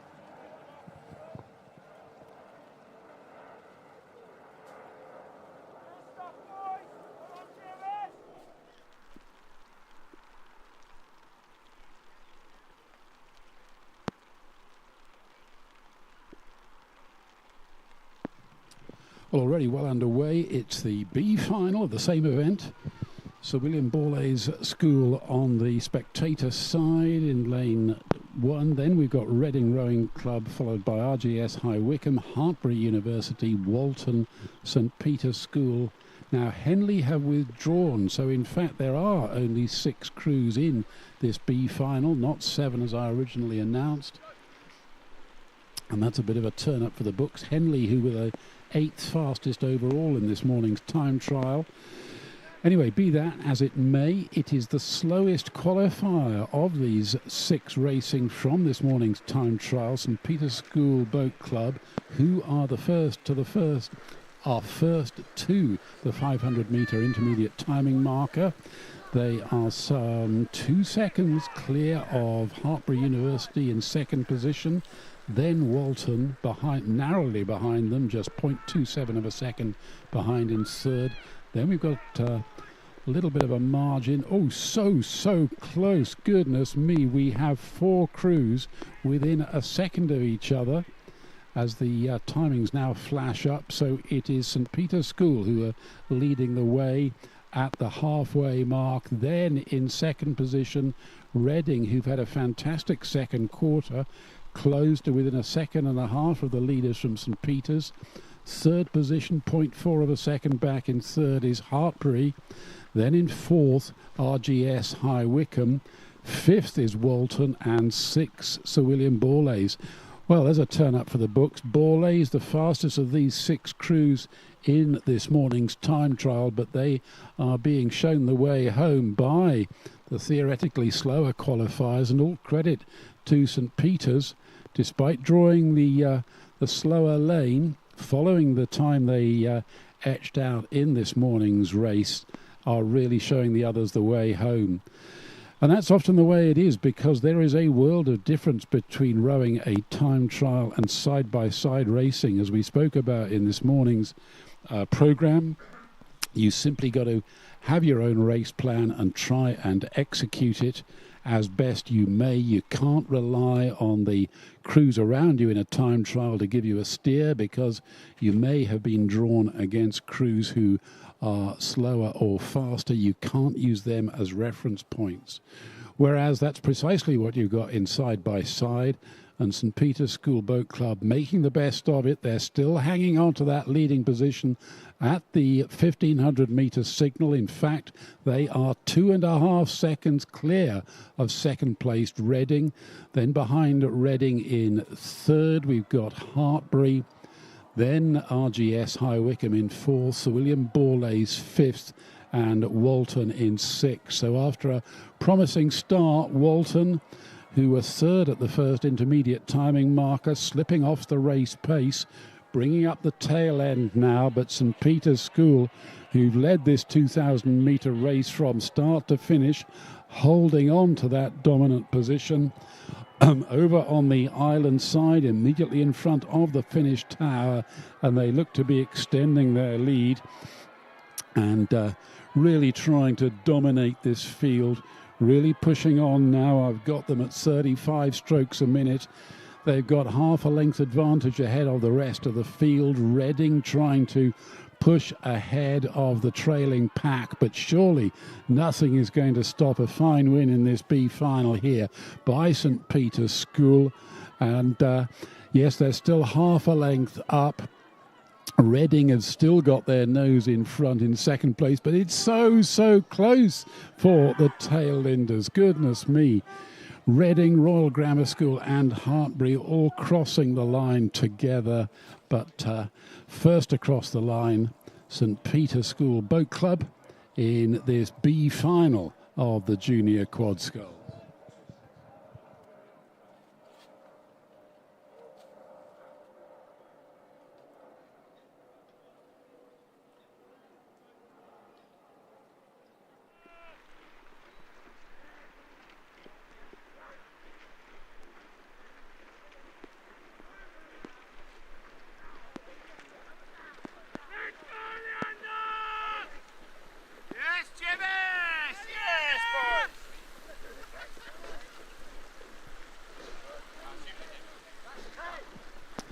Well, next up, it's the race that counts. It's the race for the trophy in this Junior Quad Sculls. The A final between Leander in lane 1, Molesey in 2, Lee in 3, Great Marlow in 4, Hinksey in 5, and Tideway Scullers in 6.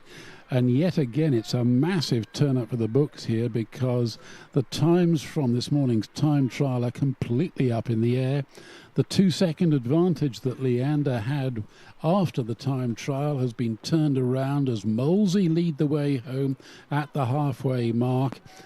Just under a second clear of second place Great Marlow School. Then it's Leander, the fastest qualifier, followed by Tideway Scullers, Lee and Hinksey, with some 4 seconds spreading across the 6-boat field. So Molesey, who is some 2 seconds off the time set by Leander in this morning's time trial. Molesey, stroked by Archie Penfold, really trying to use this third quarter to their advantage now and eke out a further advantage ahead of second-placed Great Marlow School.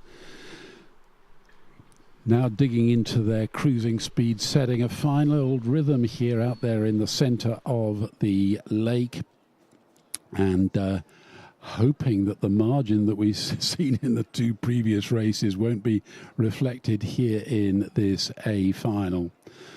Molesey then heading down towards the 1500 meter timing signal. As I say, some 3/4 of a second clear of Great Marlow School. Goodness me, it's the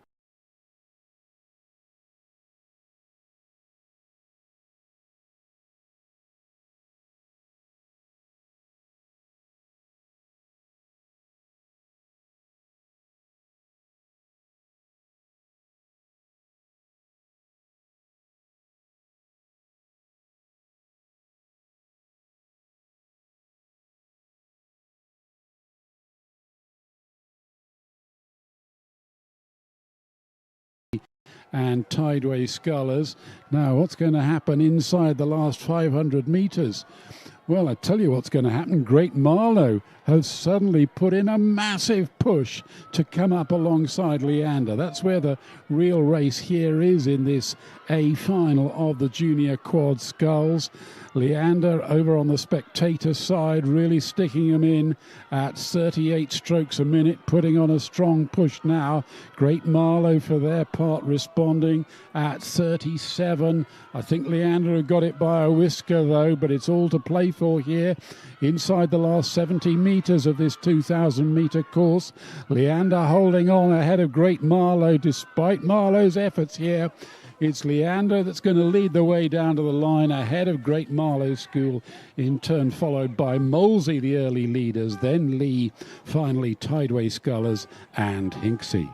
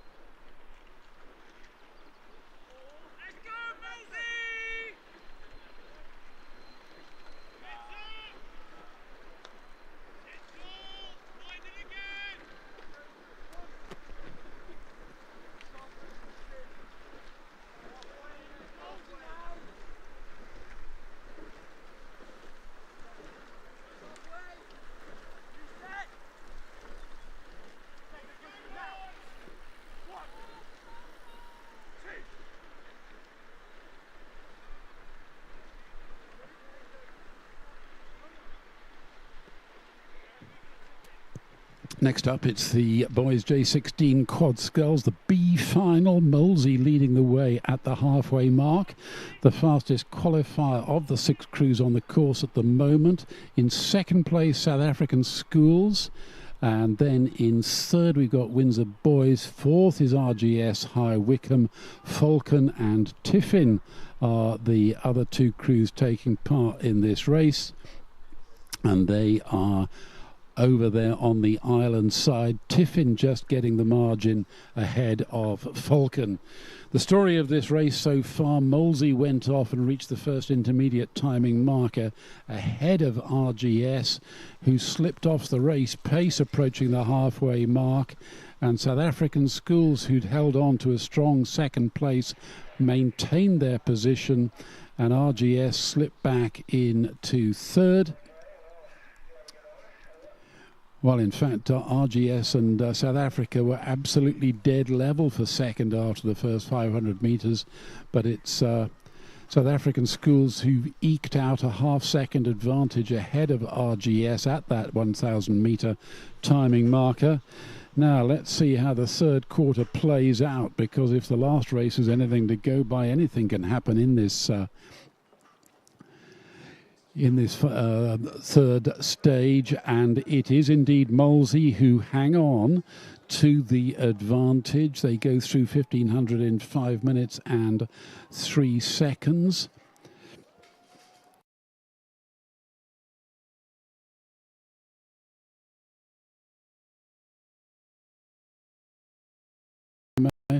for South Africa's schools in second position, some 2.5 seconds slower than Molesey. Then in third position, Windsor Boys trying to get back into the running. Royal Grammar School High Wycombe slipped off the pace yet again. Tiffin and Falcon maintaining their positions at the tail end of the field. Well, Molesey really showing the crews the other way, the way home here. They've increased their margin by a little as this race is unfolding. They are holding on to that advantage now inside the red boys zone, really powering it away now, putting on a spirited performance. I've got them at 36 strokes a minute. On this side, South African schools, they've seen the challenge, 3 lanes to their right, really packing on the power now, but they're a lower rate. I've got them at 35 now. Little hesitant glance across from the Molesey crew. They've seen the South African challenge here. Can Molesey hang on? Just 3 or 4 more desperate strokes for Molesey to cross the line clear of South Africa. Then we've got Windsor Boys School, then RGS High Wycombe, and pretty much level for tail enders. We have Tiffin School and the Falcon Boat Club.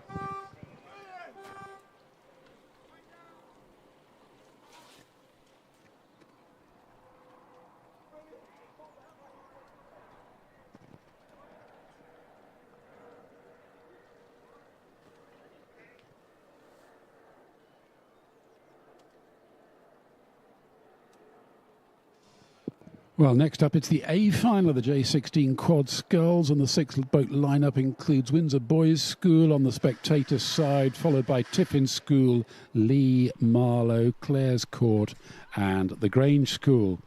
Windsor Boys were some 4 seconds faster than any of the other 5 quads in this J16 event in this morning's time trial, and that is being reflected at the 500-metre mark, where Windsor Boys are 0.6 of a second quicker than Tiffin School in second position. Then we've got Marlow in third, just a third of a second up on Lee Rowing Club in fourth position. They in turn are a second faster than Clare's Court, with Grange School a further 1.5 off the pace in fifth position.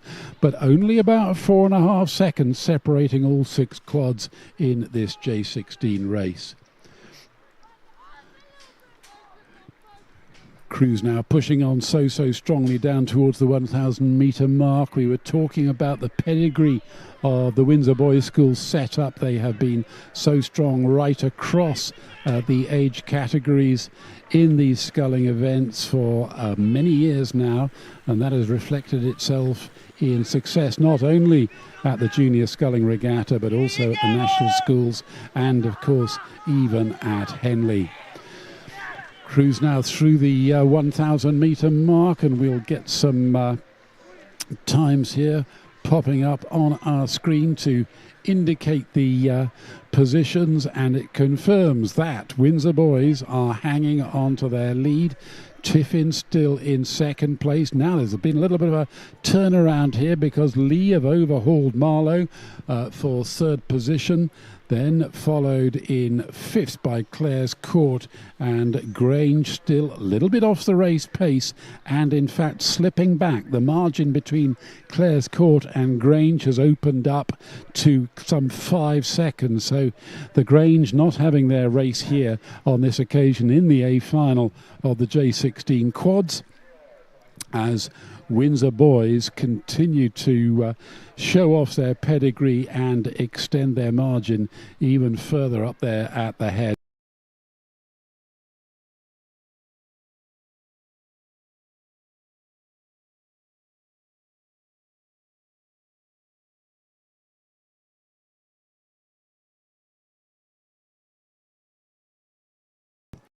Earn them the rewards on this day's racing, but it'll also stand many of these crews in good stead for the National Schools Regatta in 3 weeks' time. It'll be interesting to see which crews go through to that particular event, whether in fact the lineup may have changed by the time they reach that marker regatta, because many of the coaches will take another look at the crews in their squad and decide that maybe some minor adjustments are called for. But surely none in the leading Windsor crew, because they've held on to their leading position at 1,500 metres. In fact, they've extended their margin to 2.2 seconds ahead of Tiffin, who is still in second. The positions behind them unchanged. Lee still in third, but Marlow slipping back. They are now astern of Clare's Court for fourth and fifth. Grange School off the race pace back in sixth position. So Windsor boys looking to capitalise on that margin throughout the 2,000 metres of this event. Tiffin throwing absolutely everything at it in the lane immediately to Windsor boys' left, but they're really making no impression, because Windsor boys looking increasingly strong, confident, moving their boat away in perfect synchrony, 37 strokes a minute, and they've almost got one length clear advantage ahead of the best of the rest. Tiffin School in the lane immediately to their left. Oh, a fine show of sculling here from Windsor boys as they move down to the line. Little bit of a boathouse finish there, so really pushing it on. 37, they have got clear water ahead of Tiffin. Then in third, the orange of Lee, followed by Clare's Court, then Marlow and Grange School bringing up the rear. That was the J16 Quads A final.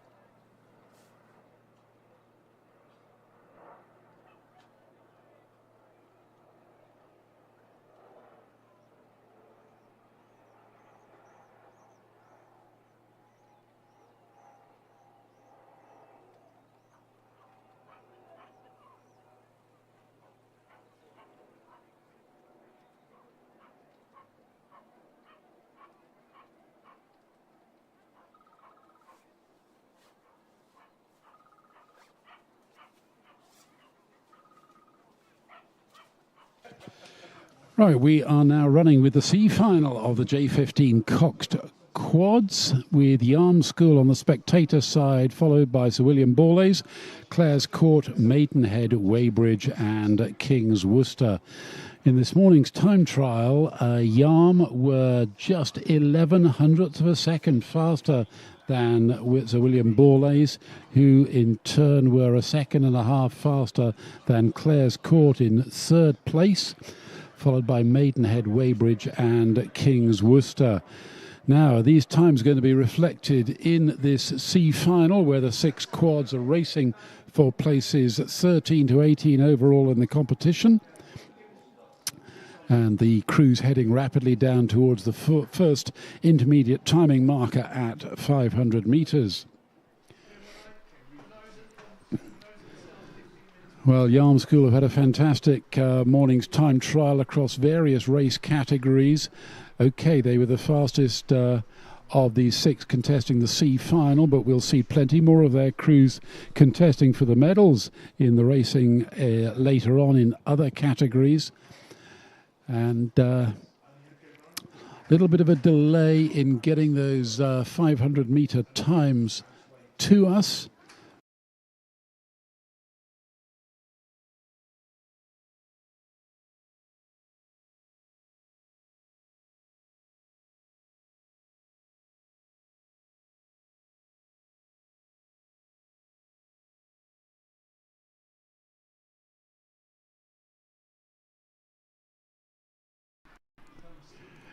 And in fact, it is Clare's Court who get to 500 metres in first position, 0.3 of a second ahead of Yarm. They're followed by Sir William Borlase in third. Then we've got Maidenhead, King's Worcester and Weybridge. So Clare's Court doing a great job in turning around, 1.5 second deficit behind Yarm from this morning's time trial.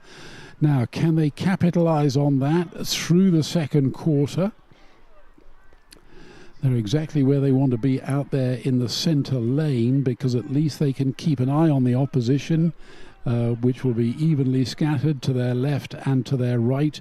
That's one of the disadvantages of being drawn way out on one edge of this 6-lane international course, that crews can all too readily creep up on you unawares from the far side of the course, and it takes a really savvy cox to be able to spot the trouble developing and then get your crew to respond appropriately. But the leading contenders now approaching the halfway mark, and maybe you can see on that picture there, you can see the leading crew there moving through the 1,000 metre signal, just under a canvas clear. That's the margin at the 1,000 metre signal then. In this very closely packed field, I'll give it to them that there's no crew that's really out of contention here.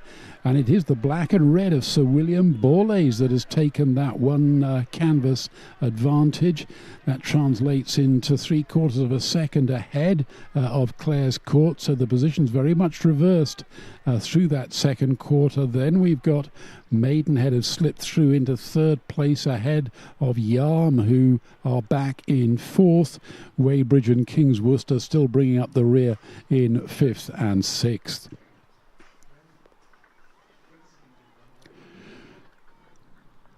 Well, Sir William Borlase really need to not just sit on that lead, because the margins are so tight, as we've seen already in this afternoon's side-by-side racing programme. It's not simply a matter of sitting on your lead. What you have to do is try and capitalise on it. So that means that in the closing stages of the race, you're able to stave off any push that any of the tail enders might make to push you off your perch. C-final then. J15 coxed quads racing for places 13 to 18 overall in the competition. Sir William Borlase currently leading Clare's Court School. But as I said earlier, none of these crews out of it by any means. There was some 5 seconds separating the crews across the field. That's just maybe a tad under 2 lengths, translating into boat terms at that halfway mark. We'll be able to bring you the 1500 position right now, because Borlase are through the 3/4 mark in 5 minutes 25 seconds. So they've hung on grimly to the lead that they established inside the second quarter. Clare's Court is still in second, Maidenhead still in third, Yarm still in fourth position, and in fact the positions remain unchanged from the relative positions at the halfway mark. Weybridge in fifth and King's Worcester in sixth. But the spread of the field has, if anything, narrowed a little. So none of the crews out of it now, but Sir William Borlase in the black and red strip, just 2 lanes out from the spectator side of the course, really digging deep now to try and drive it on home in this C-final of the J15 boys coxed quads. Really pushing on very hard indeed now, not quite so as cohesive as some of the other quads that we've seen race so far in this afternoon side-by-side, but they're obviously making it count in their favour. They're only striking 32 strokes a minute, so a relatively low rate, but it's certainly doing the business and keeping them marginally ahead of Clare's Court in the white strip behind them. Clare's Court at a slightly higher rate. I've got them at 33, maintaining the edge ahead of Maidenhead in the lane immediately to their left. But no doubt about the leaders, it's Sir William Borlase who've got clear water as they move down across the line ahead of Clare's Court and Maidenhead, who in turn have clear water on Weybridge, who've overhauled Yarm, and King's Worcester crossing the line 6. So disappointment for Yarm then, the fastest qualifier, but trailed right off to 5th position as Sir William Borlase win the C final of the J15 coxed quads.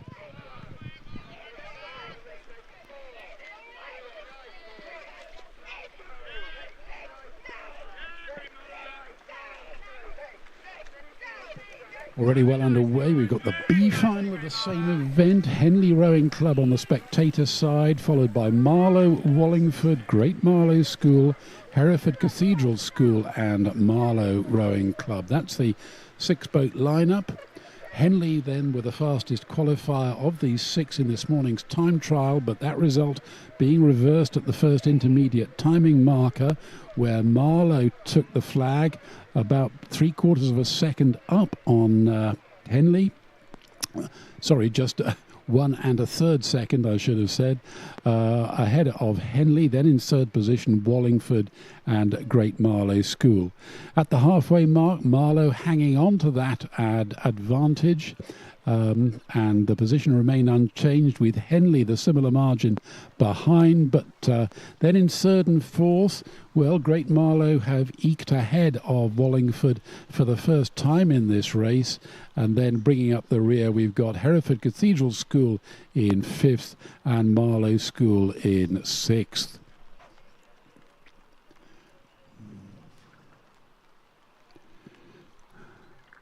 Well, Marlow Rowing Club in their crimson strip, you might be able to see on the picture, really looking very strong indeed, way out at the head of this field, able to keep the opposition exactly where they need to see them. Back in 5th position are Hereford Cathedral School and Marlow looking to extend their lead. So often it's the 3rd quarter where the decisions are made, because crews regroup at the halfway mark. If they're up, they need to extend their lead. If they're down, they want to redouble their efforts to try and make an impact on the leaders. But we're looking to Marlow to extend their margin, hopefully. Ahead of second placed Henley. Well, it's Marlow cross the 1500 metre signal. They are still clear of Henley, but there is only just over a second in it, so Henley have narrowed that margin. So that's a threat for Marlow. In 3rd position, it's still Great Marlow, but Hereford Cathedral School have woken up to the fact they've got a race on their hands and they've overhauled Wallingford. Indeed, Marlow have overhauled Wallingford, who've had a dreadful 3rd quarter, and it's now Wallingford who are the tail enders. They have fallen right off the back of the field as Marlow continue to lead the way home. Marlow out there trying to eke out a further lead of Henley. Henley in the lane immediately to their right, but they are hanging on so grimly. Henley go for another push. They know that it's now or never if they're going to take the lead away from Marlow in this B final of the J15 Cox quads. And all credit to Henley, they are really laying down a marker now, and it's going to be a close one. Henley haven't raised their rate. I've still got them at only 32 strokes a minute. Marlow, for their part, I've got them a couple of pips higher. They are up at 34. Now, have Henley done it? Have they overhauled Marlow? Coming down to the line, it's the dark blue blades of Henley that are going to cross the line, but just over a canvas ahead of Marlow, who are 2nd place. Disappointment then, Great Marlow School in 3rd position, Hereford Cathedral School in 4th. Then on the island side, Marlow B in 5th.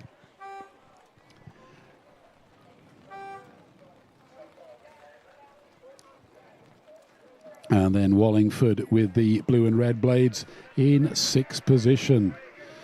So finish time for Henley, 7 minutes and 4 seconds, just over a second faster than Marlow. who in turn was 6 seconds faster than Great Marlow, who had a similar margin ahead of Hereford Cathedral School, who was some 3 seconds faster than Marlow B. And Wallingford finish in 7:23. Okay, it's time for the A final of this event. The boys J15 coxed quads, the full 6-boat lineup.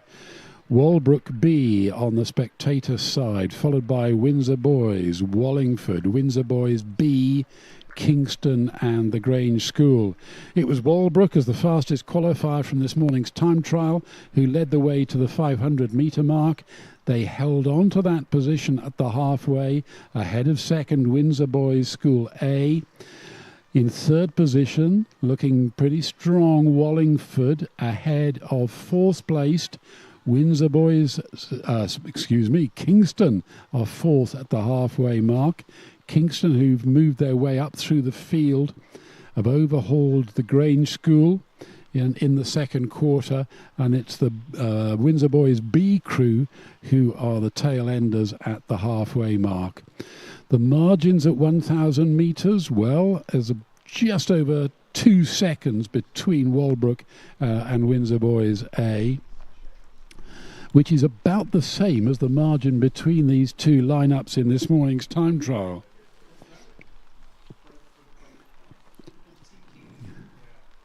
And then in Wallingford, who were third in this morning's time trial, holding on to that position. So we are at the 1,500 metres. It's still Walbrook, but some 2.5 seconds clear. So they maintained that edge, and the positions behind them pretty much unchanged. So it's Walbrook ahead of Windsor Boys A, then Wallingford and Kingston, followed by Windsor Boys B, who finally woken up to the fact they've got a race on their hands.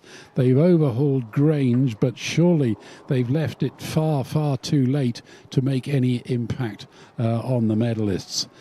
So it's Walbrook still in the gold medal zone, 5 minutes 7 seconds at the 1,500 metre signal, some 3 seconds faster than Windsor Boys A crew in the silver medal slot, but the field is so closely packed. Now, in fact, Kingston over there on the island side look as though they have pulled clear of the tail enders. Could they somehow move through into third position? Looking a bit tense then between them. No, I think Wallingford's are still holding on to third position there. Bit of a trick of the viewpoint now, but no doubt about the leaders. Walbrook, who have clear water as they move inside the last 100 metres of this A final of the J15 Boys Cox Quads. And they're really powering it on now. And that's the thing, when you're out in the lead, your head's up, looking strong, confident, extending their lead. They got about 2/3 of a length of clear water to second place Windsor Boys Club A crew. Then in third position, we've got Wallingford. But look at that battle between fourth and fifth. Windsor Boys B have drawn ahead of Kingston for the first time, just approaching the line with the Grange School in sixth position.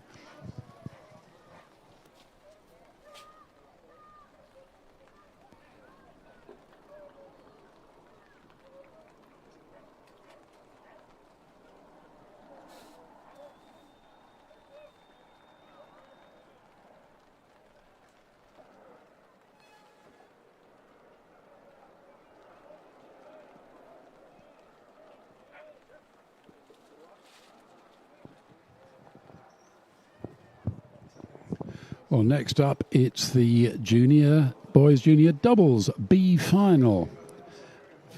On the spectator side for Brentford, we've got Edward Bolton and Wilfred Morris.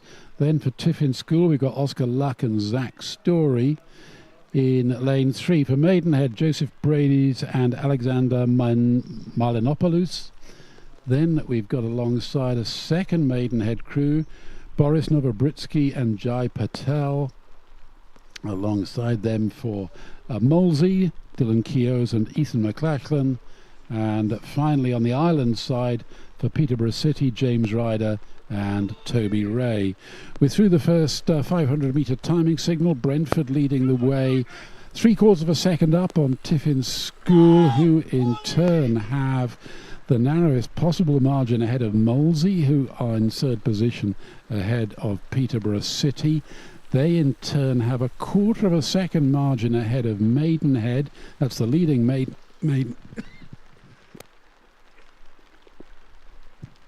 the leading Maidenhead A crew, and then it's the second Maidenhead crew over on the island side who are in 6th position after 500 metres.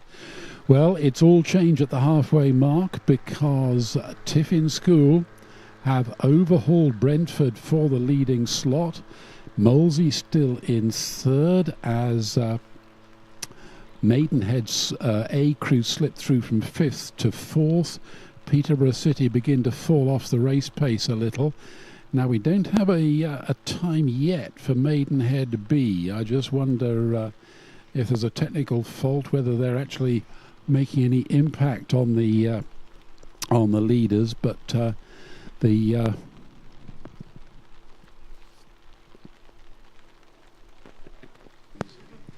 now, in fact, we've had confirmation that, in fact, Maidenhead B have pulled out of this B final of the boys junior doubles race. So just 5 crews taking part. And no doubt about the leaders at the halfway mark. It's Tiffin School leading the way home. Zach Story and Oscar Luck. Now, can they extend that margin after 1,500 metres?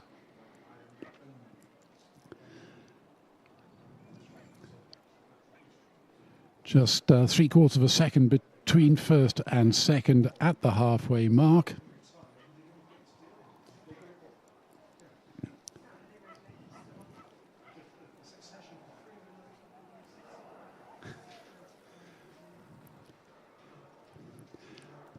A little bit of challenging steering conditions out there on the Olympic Lake here at Eton Dorney, but no risk of a clash just yet.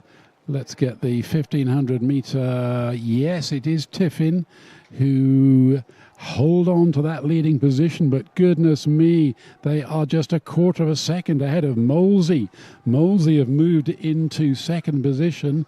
Ethan McLachlan and Dylan Keoghs after 1,500 metres.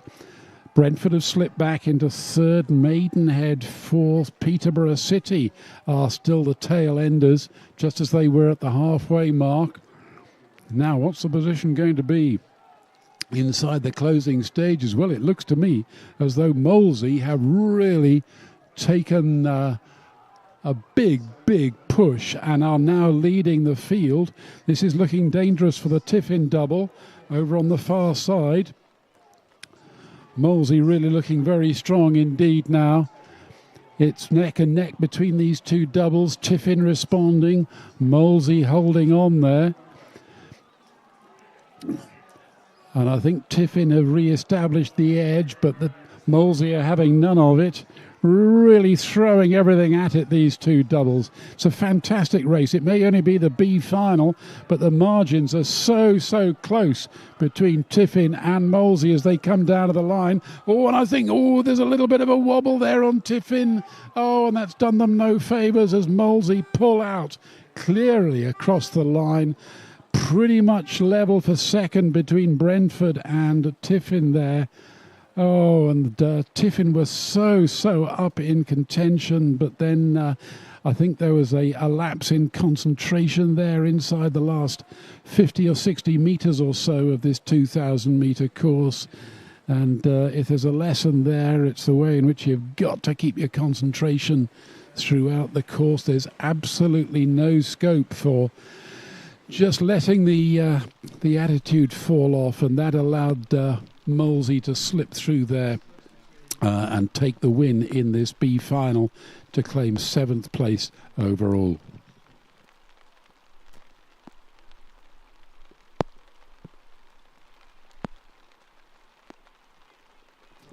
Well, we can now turn our attention to the A final of the boys junior double sculls. In lane 1 for Windsor Boys School, we've got Reuben Taylor and Atticus Shute. In the lane next to them for Hinksey, Judah Turnbull and Herbie Austin Baker. Then for Marlow, we've got Monty Sanders and Sam Cook. Then for the second Windsor Boys double, Marcus Downey and Antonio Todorov. Then on the far side for Tideway Scullers, Kai and Harvey Adeyemi. And then on the island side for Trafford, we've got Ewan Morris and Ben Summers. Through the first 500 metres, and it's Windsor Boys B crew who are leading the way, ahead of a dead heat for second. Hinksey and Marlow couldn't be separated, or could they? Well, a slight technical fault, I think, because the times for the leaders were flashing up on my screen, and then they magically disappeared. Right.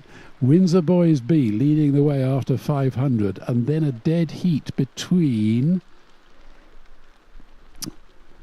Well, I was going to say Windsor Boys and Hinksey, but in fact, yet again, those times have disappeared. Yet they are confirmed.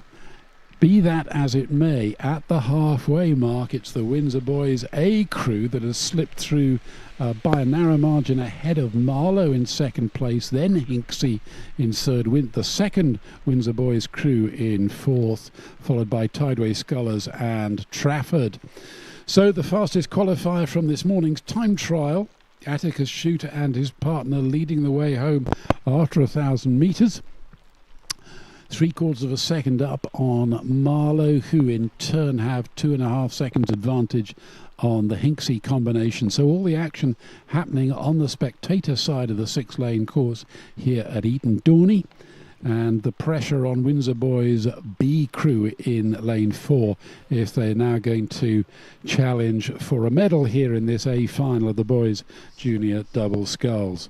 Tideway Scullers and Trafford still down the ranking order in 5th and 6th.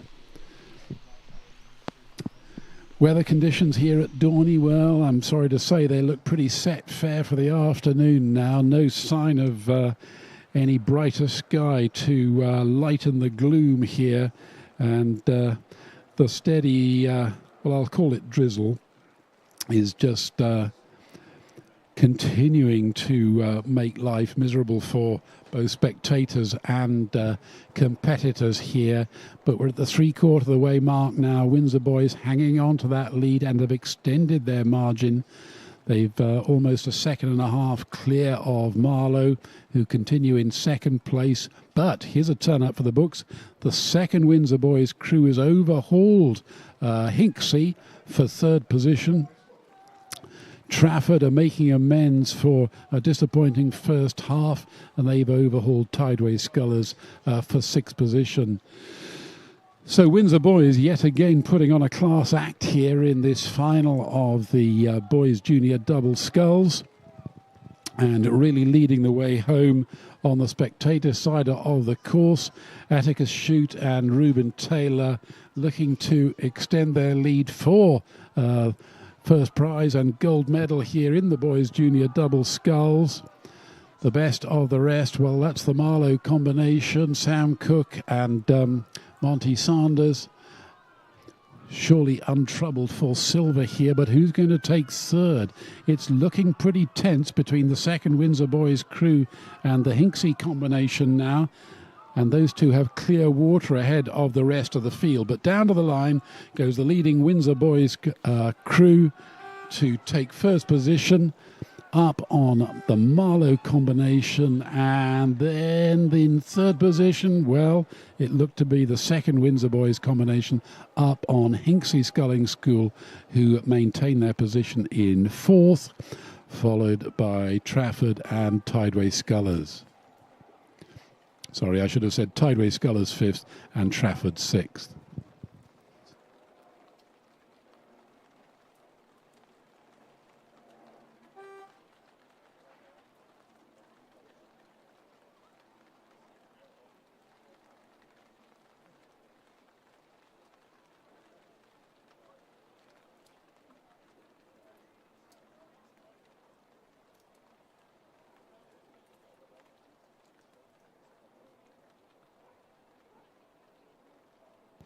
Right, next up, it's the straight A final of the boys' J17 double sculls.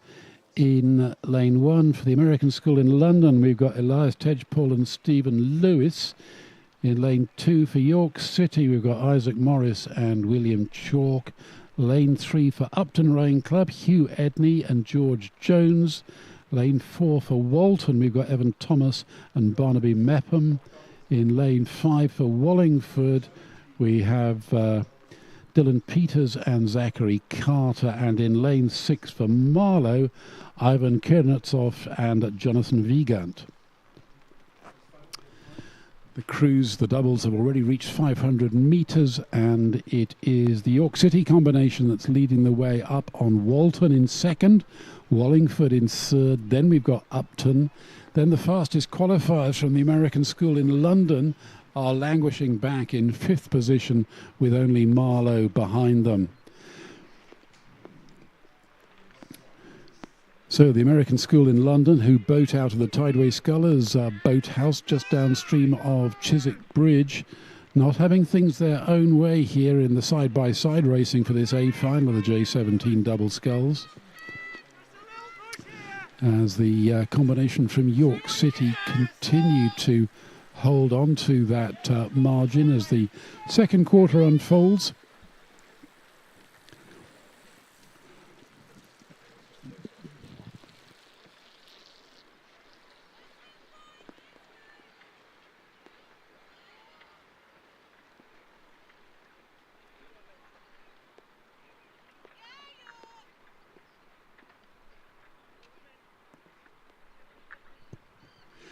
Well, good news for ASL supporters, because in fact their combination has regained the lead after 1,000 metres. They've had a fantastic second quarter and they are almost 1 second clear of the early leaders from York City, who are in second place, up on Wallingford, who maintain their position in third.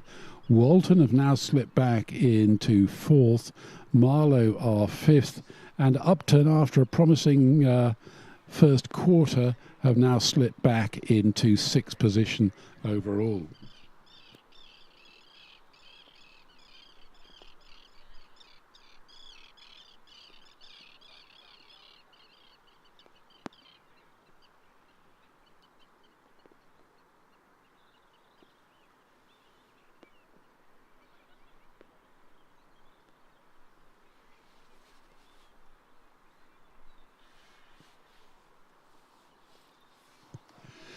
Well, you can see the black and orange blades on of American School in London on your screen, moving away very strongly in lane one on the spectator side of the course.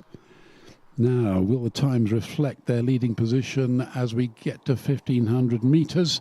Because they've gone through that intermediate timing marker, so we should be able to see the times any second now.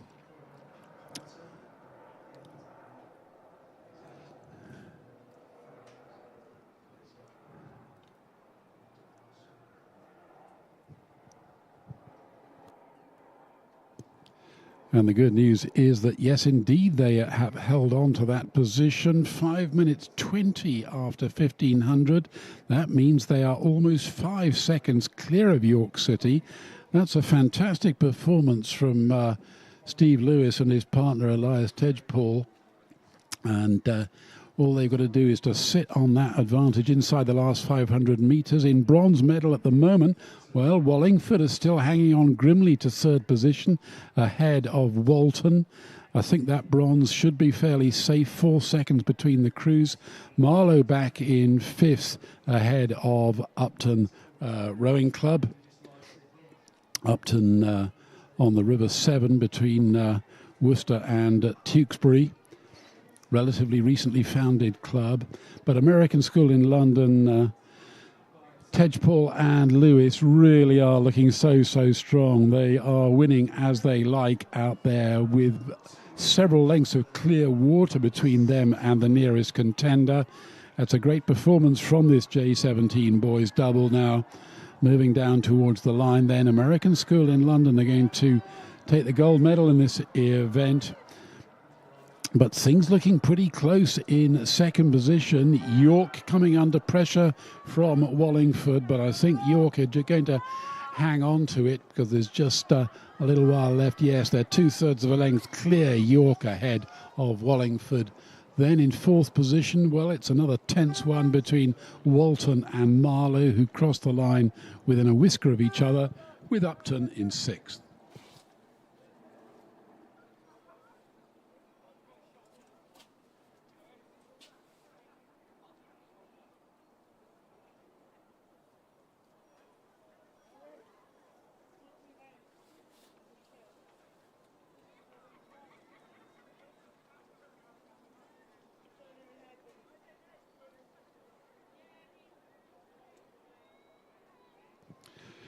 Next race on the course, it's the B-final of the boys' J15 double sculls, with Clare's Court on the spectator side, Joshua Spanswick and Seb Shaw.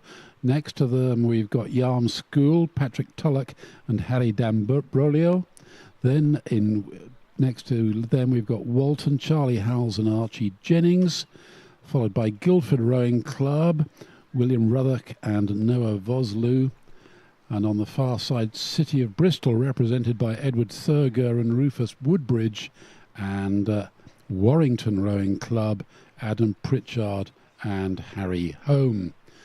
So Clare's caught the fastest of these six in this morning's time trial, but in fact it's the Guildford crew that has reached the first 500-metre marker, some 3 seconds clear of second place Yarm School, followed by Warrington.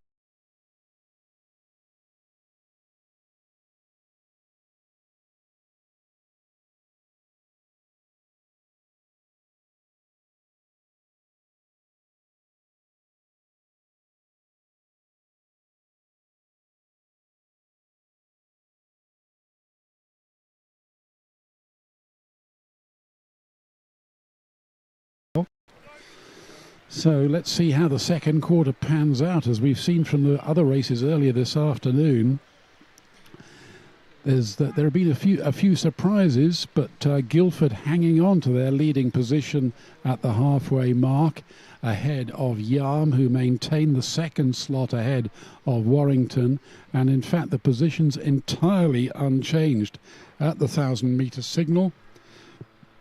So it's Guildford ahead of Yarm, Warrington, City of Bristol, Clare's Court and Walton.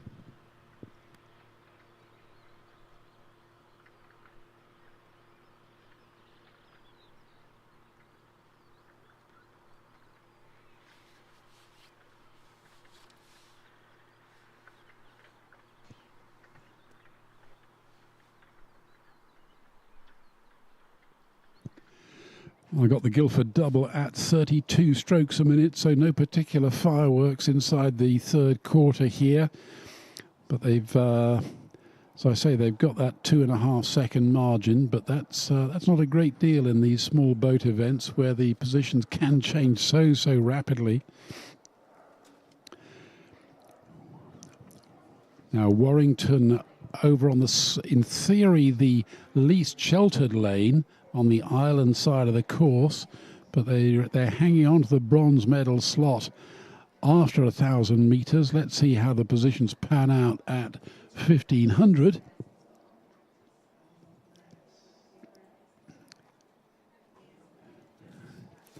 And you can maybe be able to see on your screens the amount of pressure that Guildford are applying to their stroke to maintain that advantage.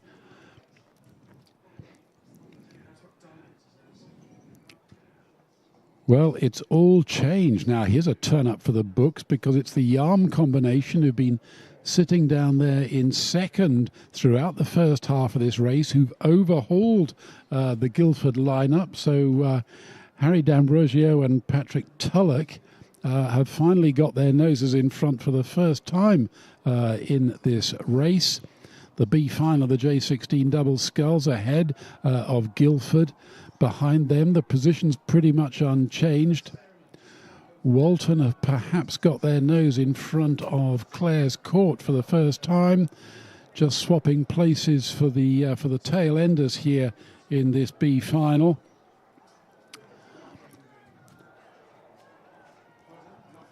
But the camera's still on the Guildford combination at the moment.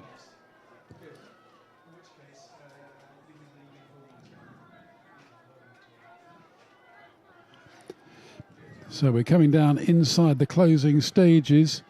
Yarm on the spectator side still have the edge, and despite everything that the others can throw at it, and in fact Guildford have fallen right off the race pace. I think they've been discouraged by the way in which the Yarm double just powered through to take on the lead. And in fact, it's Warrington who are now looking very strong for second position in this B final as the crews move down to the line. It is indeed Yarm ahead of Warrington. Very little to choose between Walton, Guildford, then Clares Court and City of Bristol for this B final of the boys J16 double sculls.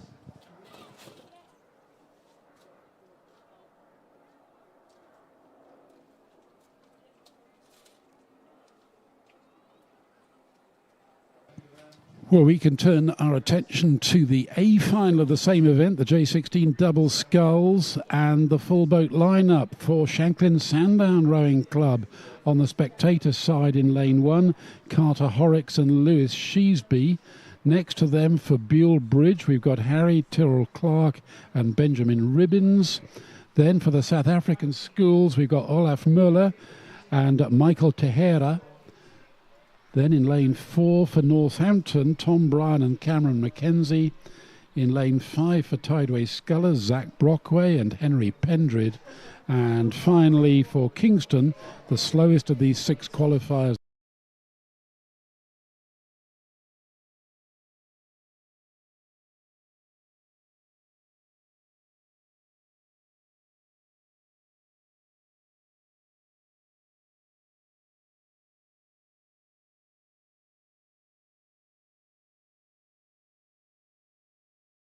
The A final, because they've gone some 2.5 seconds clear of Buell Bridge, who in turn have some further 2.5 seconds over the South African schools. Then there's a 1 second gap before we get to Northampton, Tideway Scullers and then Kingston. So this morning's finishing positions being reflected in exactly the same way after the first quarter of the A final. Remains to be seen whether those slots will be reflected as the rest of the race pans out, because the 6 doubles have already reached the halfway mark and it's looking promising for the Isle of Wight combination here. Now, it's not often that we see crews from Shanklin Sandown competing with merit at this sort of level, so this is a very promising double. I wonder if we've got great things to come from these particular competitors, but they're hanging on to their leading position at the halfway mark, but the margin is exactly the same, 2.5 seconds. And behind them, the field, the positions are exactly the same as they were after 500 metres. So no reshuffle so far. And the boys from the Isle of Wight know they're going to have to use this third quarter to good effect, because although they've got the more sheltered lane, as we've seen so often, the third quarter is when things can really begin to take shape. I've got the Shanklin Sandown crew at 33 strokes a minute. In fact, they've taken it up. I've got them at a shade over 34, because they've seen the Buell Bridge combination come on so hard in the lane immediately to their left. I think Harry Tyrrell Clark and Ben Ribbins could be trying to pull a surprise here inside the third quarter. The Isle of Wight double really having to wake up to the fact they've got a race on their hands here. Buell Bridge moving it on strongly now. Almost 1,500 metres gone. We'll get some times in just a moment. And all the action happening here in this final of the boys J16 double sculls on the spectator side of the course.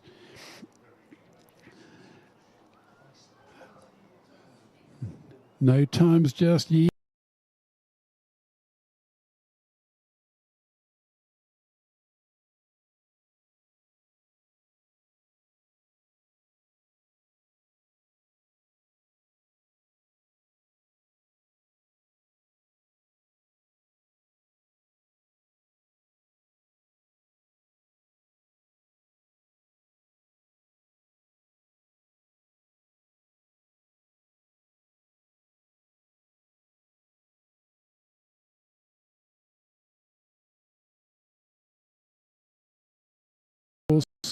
Shanklin Sandown now heads up, looking very strong and confident. They've taken the rate up. They were at 34, approaching 1,500 metres. They've now taken it right up to 36. And goodness me, just look at the way they are moving further and further away from the field. And despite that strong push by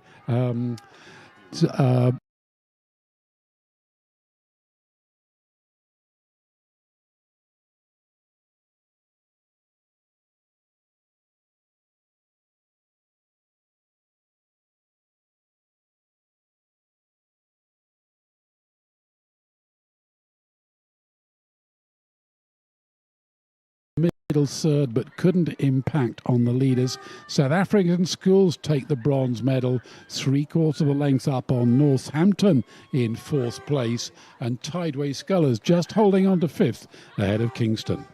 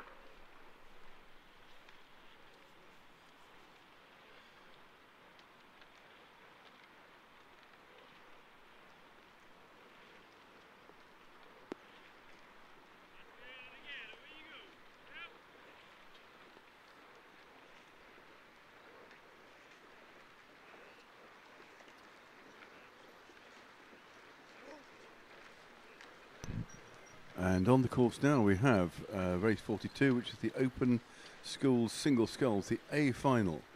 Lane 1 was Yarm School, lane 2 Tideway Scullers, lane 3 Hereford Cathedral School, lane 4 Shanklin Sandown Rowing Club again, St Peter's School in lane 5, Staines Boat Club, and Marlow Rowing Club A in 7. If you remember, he was made into the exceptional 7th boat.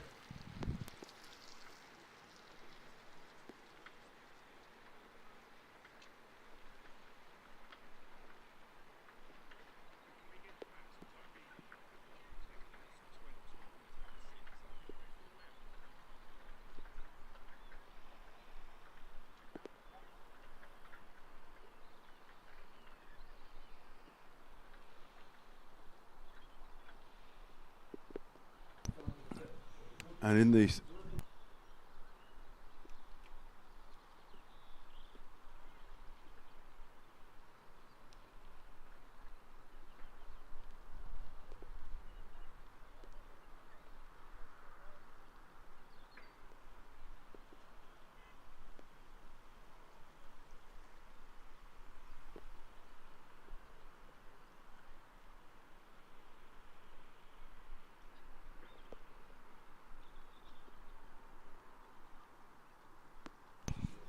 So looking at the final of the junior single sculls, the A final, We have with the crews have now all got up to the 1,000-metre mark, and there's some action starting to take place. We have on lane 7, Marlow Rowing Club A. That's Alexander Formin, the chap who was allowed in because he'd had a fell and came back in and still got a fast time.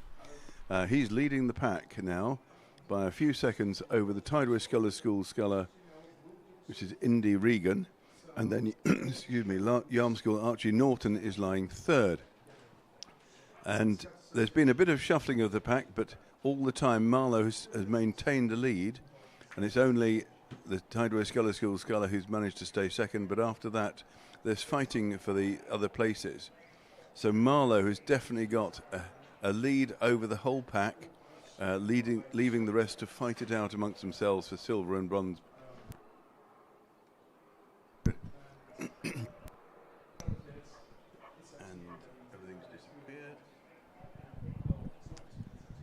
So we have now Scullers and Yarm in lanes 1 and 2 very close together, side by side and fighting it out, and Hereford Cathedral School just behind, also vying for one of the medals towards the end of this race. So Jack Watts is currently in 4th, Indy Regan is 2nd, and Archie Norton is 3rd, but they're almost line across the river, across the course, so they pass 1750 metres. And we have Marlow Rowing Club maintaining their lead. That's Alexander Formin staying on this side of the course, on the tower side of the course, whilst the other 3 scullers come neck and neck in lanes 1, 2 and 3. So we've got Archie Norton, Indy Regan and Jack Watts duking out as they come down, and Archie Norton from Yarm just having his nose ahead in 2nd place. But on this side, of course, the Marlow sculler, Alexander Formin, is actually prospering from having been allowed into the 7-boat final, coming down, really strong performance to win the A final in the junior single sculls, with Archie Norton from Yarm coming 2nd, and such a close finish between the other two. I don't think I want to call that one until I see a proper result. That's between Indy Regan of Tideway Scullers and Jack Watts of Hereford Cathedral. Very close race there. And then behind them we've got Shanklin Sandown Rowing Club, and then St Peter's School and Staines coming in that order.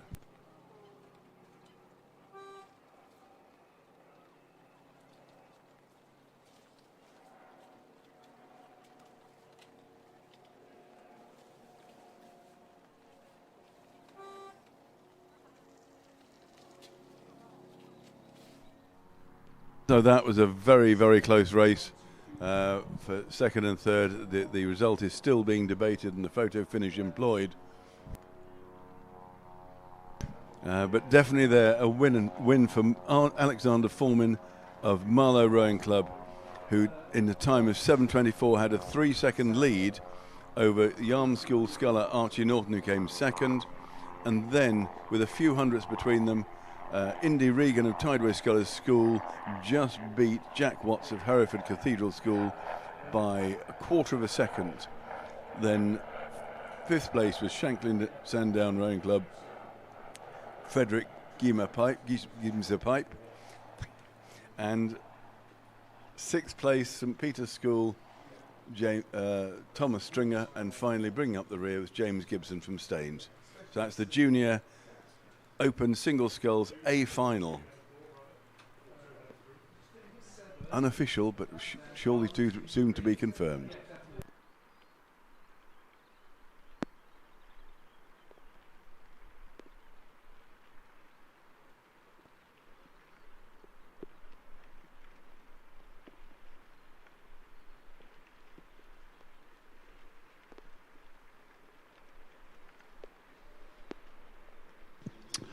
Okay, next up, it's the B final of the boys' J17 single sculls. So Reading Rowing Club, represented by Arthur King on the spectator side. Then for Bradford Grammar School, we've got Edward Van Lopick. Miles Denning of Leander is in lane 3. Archie Farquharson for Hereford Cathedral School in 4. James Brooke for Thames Scullers in 5. And Thomas Drife for Trafford Rowing Club in lane 6. So Reading Rowing Club, that's Arthur King. He was the fastest qualifier of these 6 in this morning's time trial, and that was reflected in his early lead after 500 metres. But a promising start by James Brooks of Thames Scullers, who slipped through into second ahead of Bradford Grammar School at 500 metres. At the halfway mark, Arthur King hanging on to his lead, but Edwin van Lopik of Bradford Grammar School has reversed the position and slipped through into second. And now it's Archie Farquharson of Hereford Cathedral who's in the bronze medal slot ahead of James Brooks of Thames Scullers, who's slipped a little off the race pace. He's now back in 4th position, and the only 2 scullers behind him, Miles Denning of Leander and Tom Strife of Trafford. So that's the 1, 2, 3 at the 1,000 metres. Now let's just see how things pan out in the 3rd quarter, because that's when, as we've seen in the earlier races this afternoon, things can change big time. But goodness me, let's look. Arthur King has a 3.5 second margin after 1,000 metres. That's a pretty substantial difference for him to be able to sit on that advantage and hopefully capitalise on it as the 3rd quarter unfolds. Well, from our vantage point, it certainly looks as though he's maintaining the edge. Let's see how that's reflected in the times after 1,500 metres. One of the disappointments that we've had, for those of you who are following our online video footage, because of the adverse weather conditions, it means that the production team have been unable to fly their drone to give you, and indeed us, an added vantage point of the relative positions at any particular stage during the race. But the times for 1,500 are now in, and the leading 2 contenders, the positions remain unchanged. Arthur King continuing to lead the way home for Reading Rowing Club, currently rating 32 strokes a minute.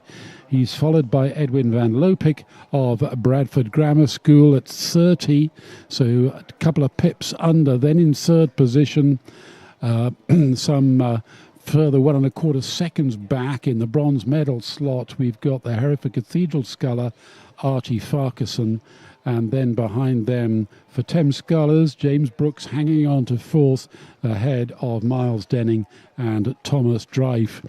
So the medalists' positions remain unchanged after that 3rd quarter, and Arthur King looking increasingly strong and confident as he heads his way towards what must surely be the gold medal here in the boys' J17 single sculls, barring any sort of disaster. He's got his boat inside the red buoy zone that marks the last 250 metres of the course here at Eton Dorney, and despite everything that the rest of the field can throw at him, I think he's got clear water there. If anything, possibly the Bradford sculler has slipped off the pace.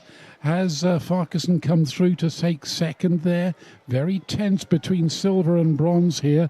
No, I think Van Lopik is going to hang on to that silver medal, but there's no denying Arthur King, the local man from just up the road, Reading Rowing Club. He's got clear water here as he heads down towards the line to take the B-final of the J17 single sculls, ahead of Edwin van Lopik, and then in 3rd position Archie Farquharson for Hereford Cathedral School.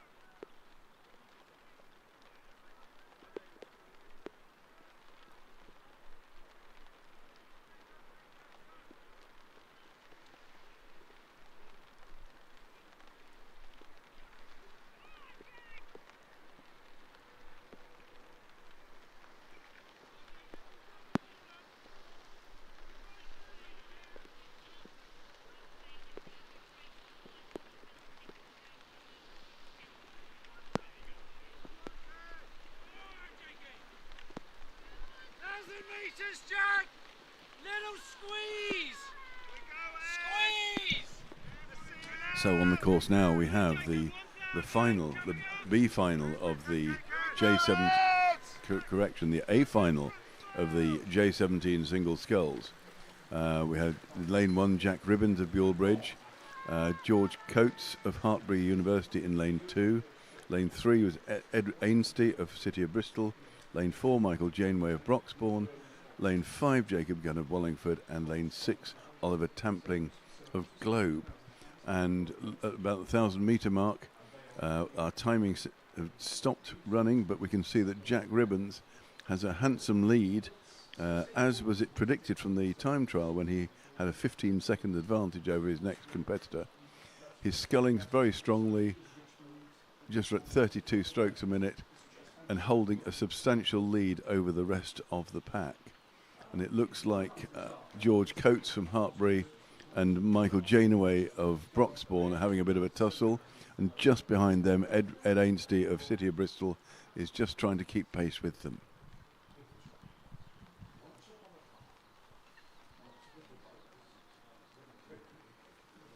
So at the 1,000 metres, Jack Ribbons had a lead of 8 seconds over his nearest competitor, who was from Hartbury, which was George Coates. And then the City of Bristol sculler Ed Ainsty is hanging on to 3rd place, just ahead of Broxbourne by just a second. Broxbourne Scullery, Michael Janeway, and they've continued in exactly the same order through the 500 metres to the 1,000. But you can see that Jack Ribbons from Bulebridge has pressed on, is now maintaining his 32 and drawing away steadily from the others in the race. But there's a real battle for 2nd and 3rd, with just a couple of seconds, and 3 seconds between 2nd, 3rd and 4th, between George Coates, Ed Ainsty and Michael Janeway. They're really fighting it out in lanes 3, 4 and 5. The advantage lying with George Coates of Hartbury, who's just got his bows ahead of Ed Ainsty of City of Bristol. And they're coming past 1,500 metres now, and Bulebridge Jack Ribbons now has a lead of 11 seconds. He's drawing away steadily from the rest of the field. But the order has stayed exactly the same, with lane 2 Jack Ribbons leading the way, and each person then slightly behind in order across the lanes. You know, Matthew, I'd love to see Jack Ribbons. Here he is competing at J17, but he is so dominant. I wonder how this guy would get on at Open Junior level, do you know? It'd be worth a look to see how his times compare, but he is definitely an underage junior who looks very, very competent, very solid. Absolutely.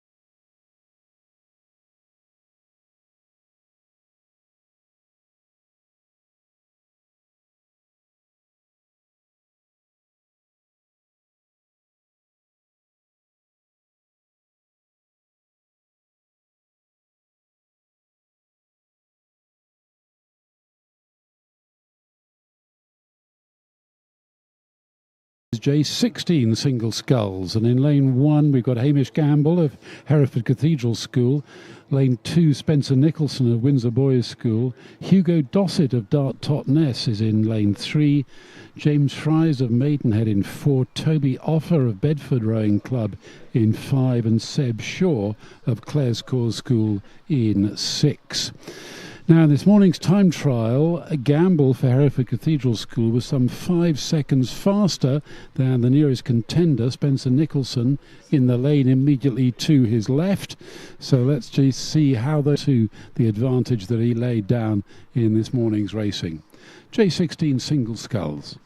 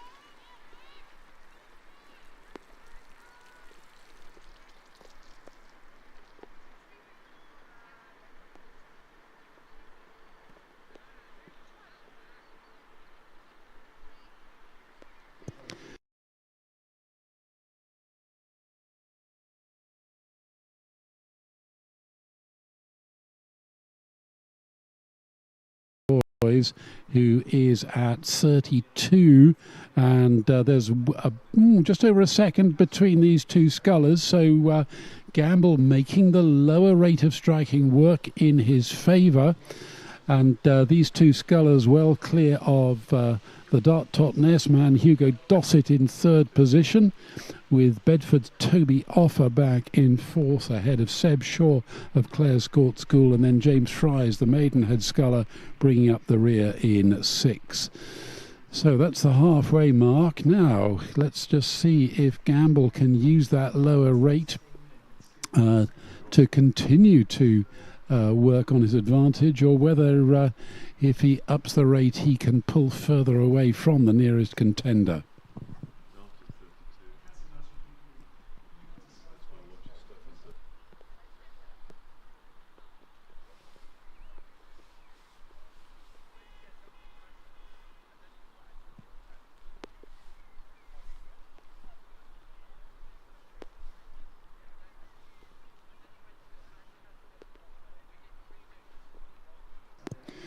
Well, no doubt about it, of the six scullers on the course right now in this B-final, it's Hamish Gamble who still continues to have the lowest rate of sculling of any of these six competitors, but it seems to be doing the business. You know that boat speed is a combination of rate of striking and power and length through the water, but he's maintaining the advantage after 1,500 metres, and in fact is moving away from Spencer Nicholson of Windsor Boys. And behind these leaders, well, the position's pretty much unchanged. Although, having said that, James Fries of Maidenhead has had a fantastic third quarter and has moved up on Bedford and Clare's Court for the first time. But the three leaders, Hereford Cathedral, Windsor Boys and Dart Totnes, maintaining their positions as they have done since the halfway mark. And now into the final stretches of this B-final of the J16 Boys Singles.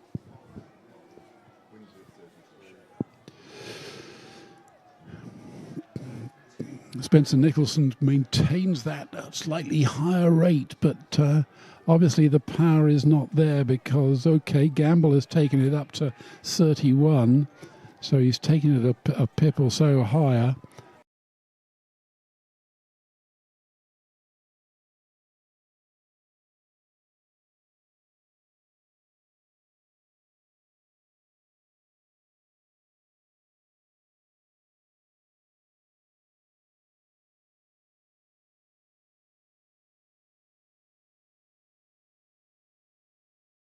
Take second ahead of Spencer Nicholson of Windsor Boys.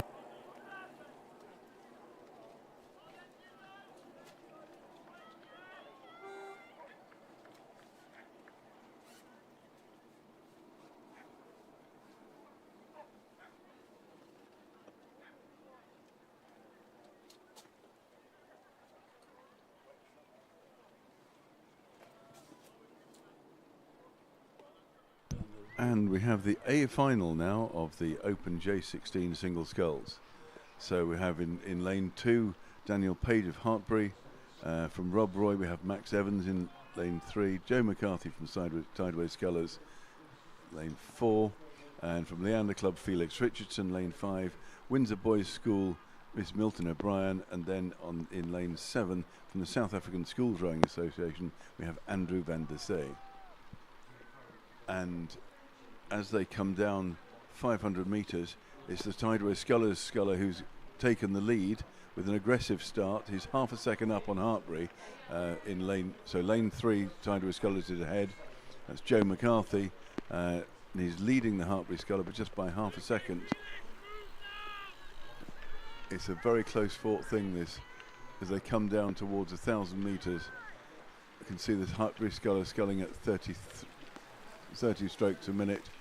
The Tideway Scullers sculler just with his nose ahead by a shade, and then in between them Max Evans of Rob Roy, also within a canvas length of the leader. So the three crews at the front of this very close together indeed. So Joe McCarthy from Tideway Scullers with a tiny lead over Daniel Page of Hartbury, and Max Evans and Rob Roy trying to spoil their day. And those three have pulled away from the others. So Felix Richardson from Leander is 3 seconds back, so a whole length back. And then Whit Milton from Windsor Boys School and Andrew van der Sey from South Africa bringing up the rear. But it's a very, very close race as they go down from the 1,000-metre mark. And the three scullers nearest the viewing start side, leading the way and drawing away slightly more from the other three scullers.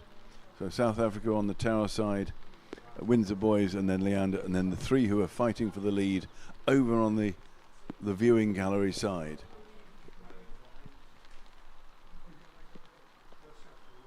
As we look at the scullers now from our vantage point near the finish, we can see that it's still very close indeed, but I would suggest that Rob Roy has now gone ahead of the Tideway Scullers. Rob Roy is sculling strongly now at 34 and making advantage of that higher rating to go through and lead both Hartbury and Tideway Scullers. So Daniel Page of Hartbury at 33, Joe McCarthy from Tideway Scullers also at 33, but Max Evans at 34 just sneaked into the lead as they come down towards the 1,500-metre mark.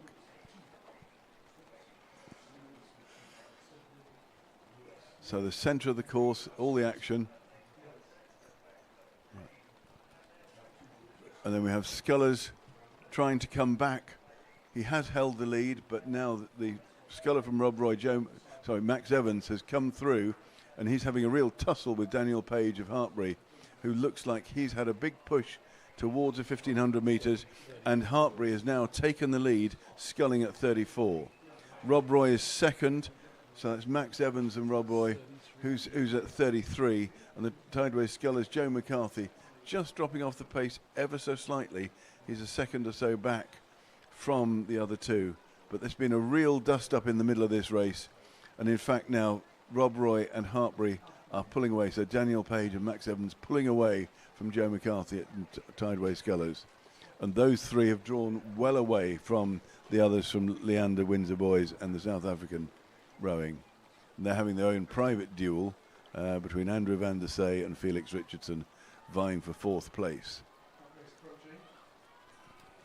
Meanwhile, over on the viewing side, the spectator side, a very close race here between Hartbury, Daniel Page and Rob Roy, Max Evans.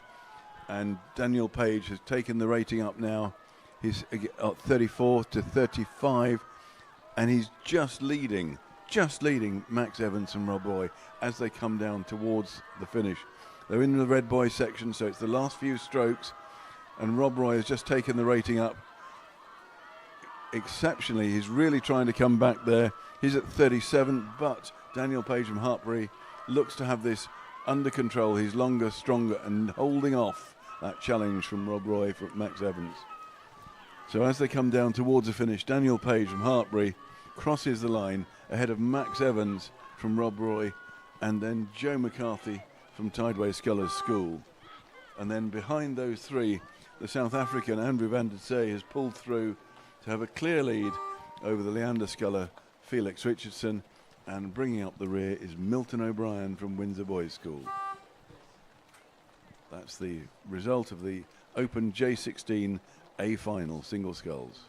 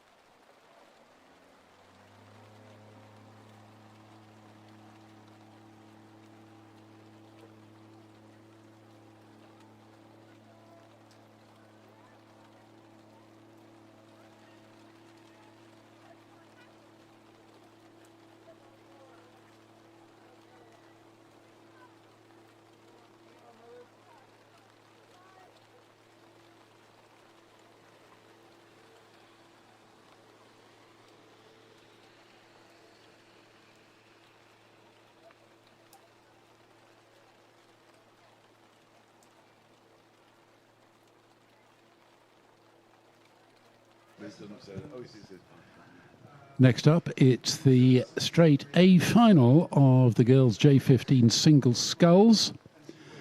Now, there were only a dozen or so competitors in this race, and they've just left the start pontoon, so I can give you the full 6-boat lineup. Caitlin Morton of King's School Ely is on the spectator side in lane 1. Maya Weiler of Barn Elms in lane 2. Paige Darnley of Dart Totnes in 3. Lane 4 is Esther Walker of Hereford Rowing Club. Lane 5 is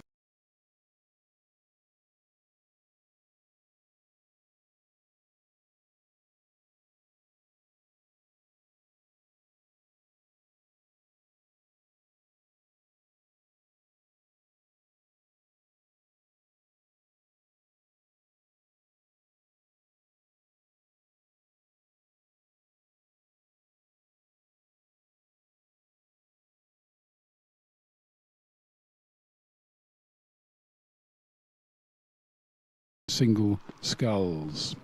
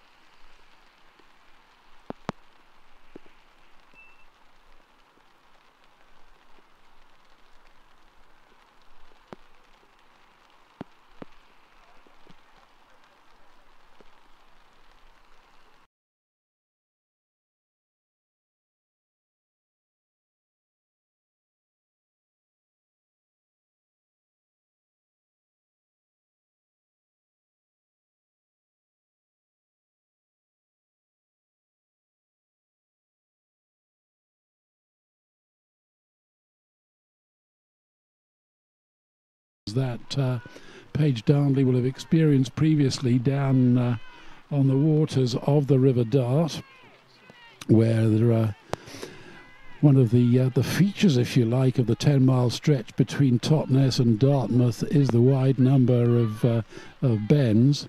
Reminds me the head of the Dart is coming up very soon.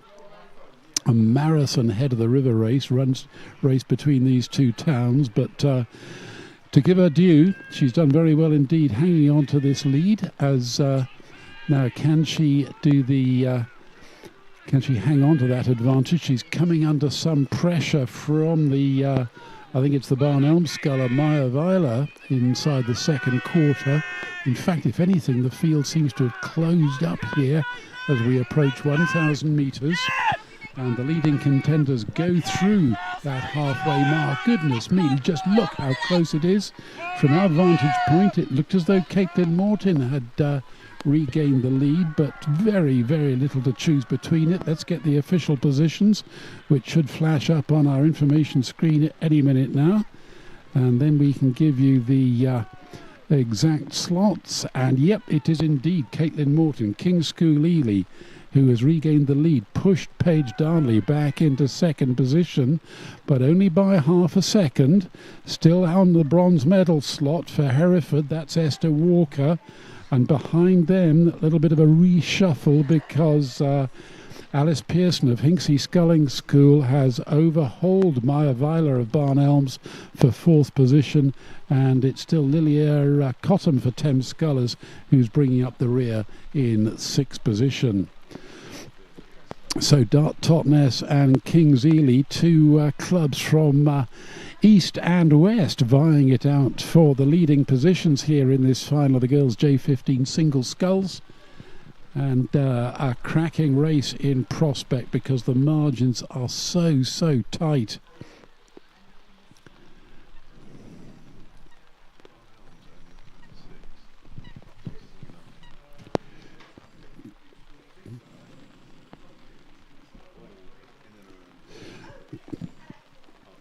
Although we've described the relative positions at the halfway mark, in fact, there's only less than 4 seconds or so separating all 6 scullers, so it's still quite a tight field at that mark. Now let's just see how their grit and determination can hang on into the third quarter. Should see the times any moment now.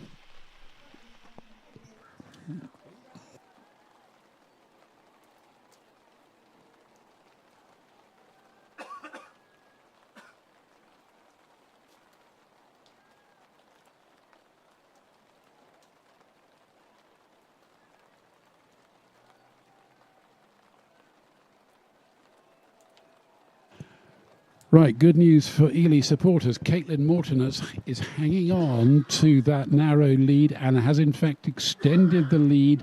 Oh, and all change behind her because Maya Weiler of Barn Elms has had a fantastic third quarter. Just look at that. She's moved through from 5th place to 2nd place. She's got the lowest rate of sculling of any of the 6 on the course. She's down at 26 and she's moved up 1/3 of a second ahead of Paige Darnley, the Dart Totnes sculler.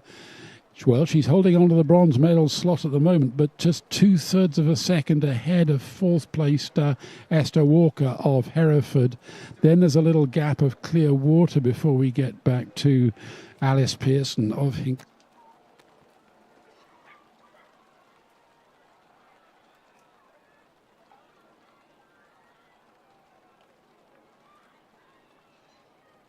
So the field moves rapidly down towards the red boy zone. It's still Caitlin Morton of King's School Ely leading the way over Maya Weiler of Barn Elms and Paige Darnley of Dart Totnes.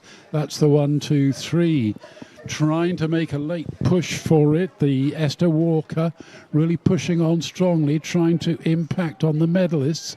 Now, in fact, as the rain batters the windows here in the finish tower, it looks as though Maya Weiler for Barn Elms has slipped back, and I think Paige Darnley has taken on the silver medal slot, has regained that position again.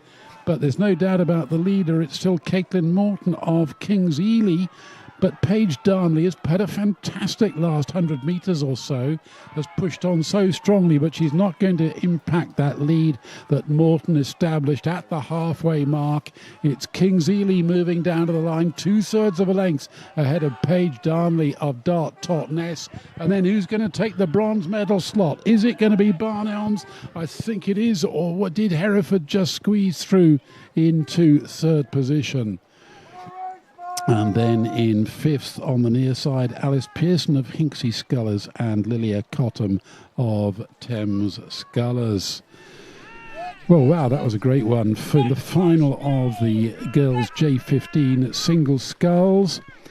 Let's just get confirmation for you before we move on to the next race.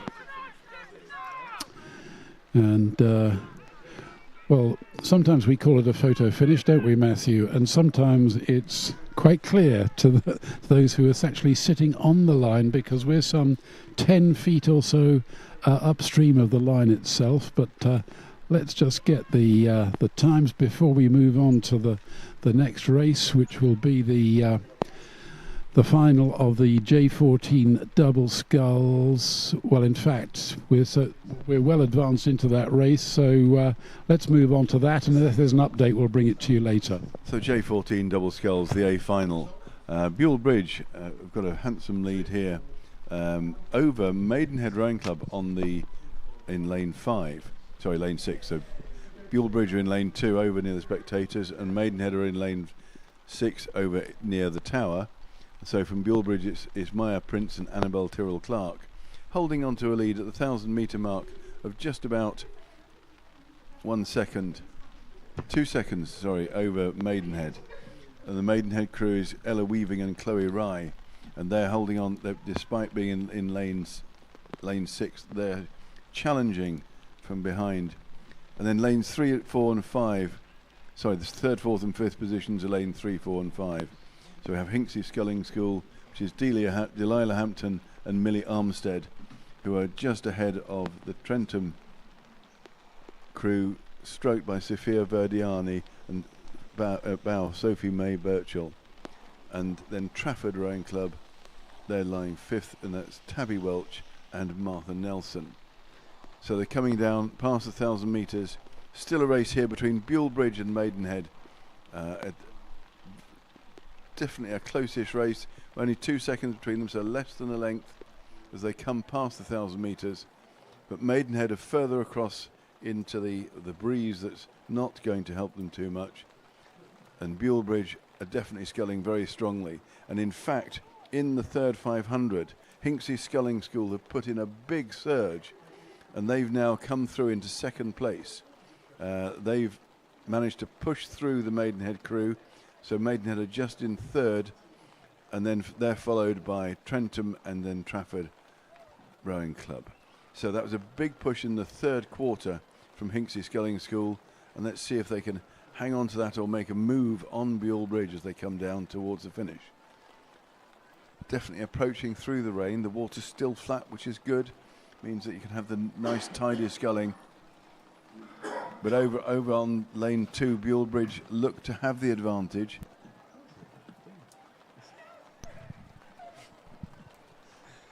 So they're sculling strongly at 33.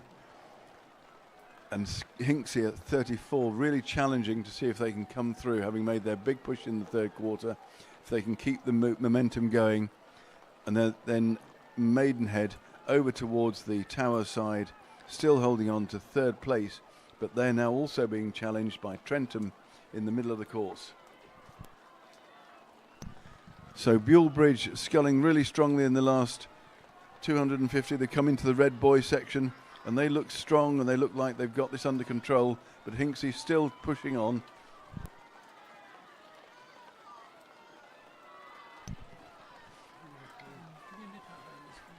So there's a length between Buell Bridge and Hinksey, but over on this side now we've got Maidenhead fighting off Trafford as they come through in the middle of the course. So it's going to be another close decision for the third place, but the gold medal here is going to go to Buell Bridge. That's Maya Prince's double with Annabelle Tyrrell Clark at bow, and then in second place we have the Hinksey Sculling School with Delilah Hampton and Millie Armstead. And then coming into third, I'll have to wait to see who that was. I think Maidenhead just took that. Ella Weaving putting in a good effort at the finish with Chloe Rye. Very strong finish from them. And then we have bringing up the rear, Trentham and Trafford boat clubs. And then just behind the solid columns of the tower, there's Tideway Scullers just to complete the order of finishing.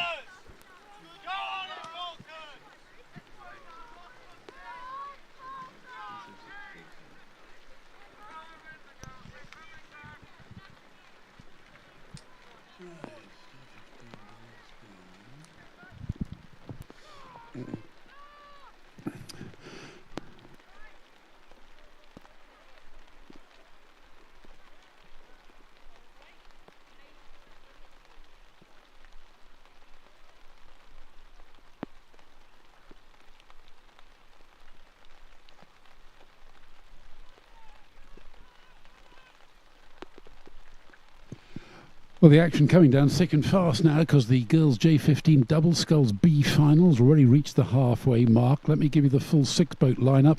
City of Bristol Rowing Club on the spectator side, represented by Grace Costello and Merle Amon. Then we've got Falcon Boat Club, represented by Charlotte Jenks and Lara Till-Orney. Then Windsor Girls School, Anna Drahota and Sophia Drake.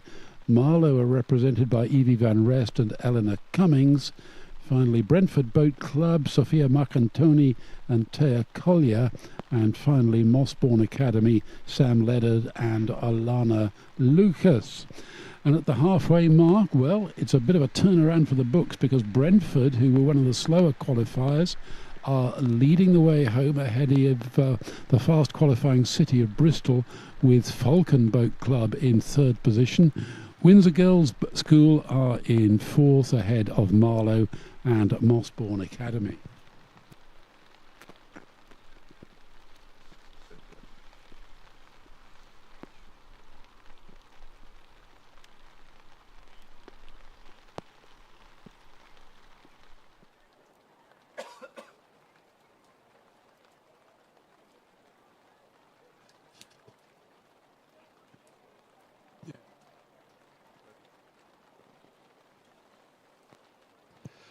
Moving rapidly down towards the 1500-metre signal, we've got the Brentford double rating 35 strokes a minute. So this is a very strong performance from that combination.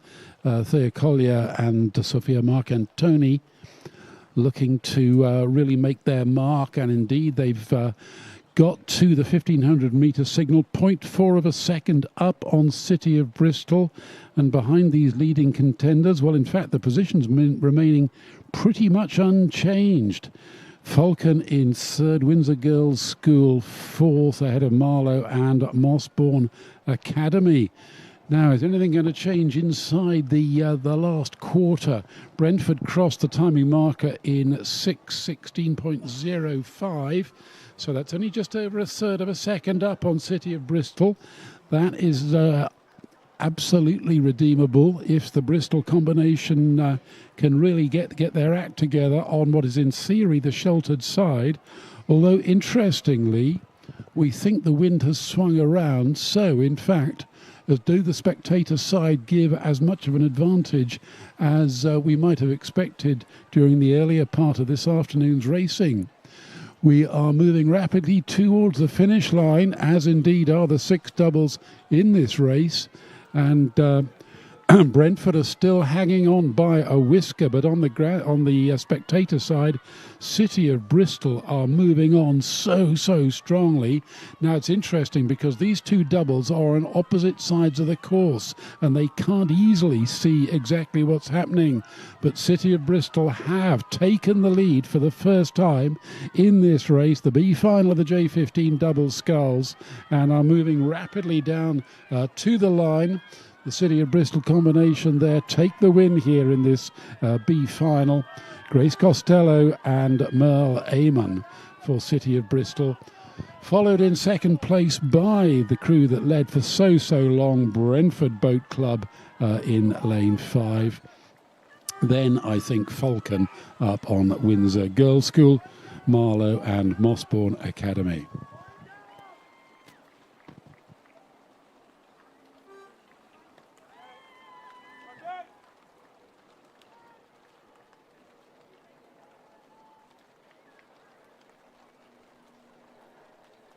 And on the water now is the A final of the Women's Junior 15 double sculls.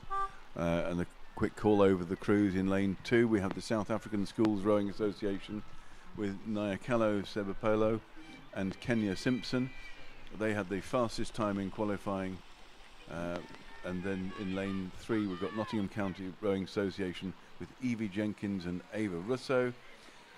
In lane 4 is Henley Rowing Club with Sophie Floyd and Lauren Pollard. Lane 5 is Thames Scullers with Ava Dowman and Matilda Phillips. Molesey Boat Club are in lane 6 with Jemima Denning and Maddie Webb. And then in lane 7, the second Henley Rowing Club crew, Henley Rowing Club B, with Agnes Chapman and Grace Haldane. So they went off the start vigorously, I think that's fair to say. But as they got through to the 500-metre mark, the South Africans had established a lead.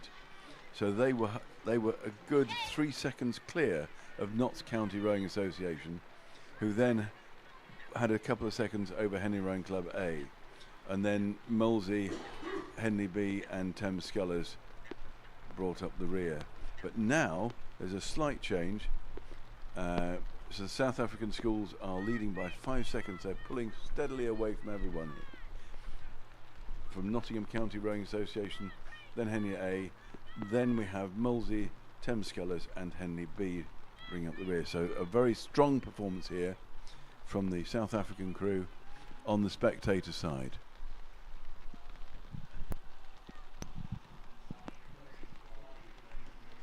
Two Henley crews here in this A final, but they're lying in 3rd and 6th, and the leading crews here, South African Schools Rowing Union, coming down towards the 1500-metre mark with a handsome lead.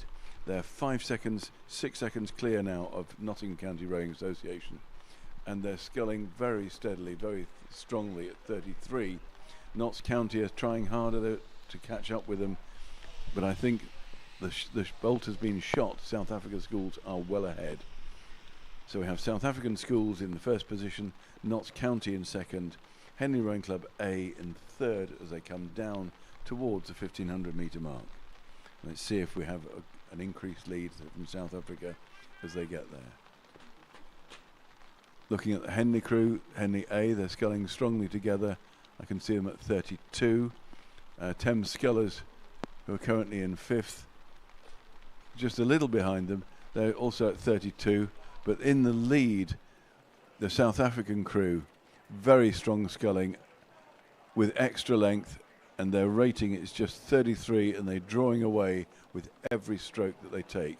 Nottingham County in lane 3, really trying to fight off the rest. They're also at 33, but they're not making any impact whatsoever on the South African crew.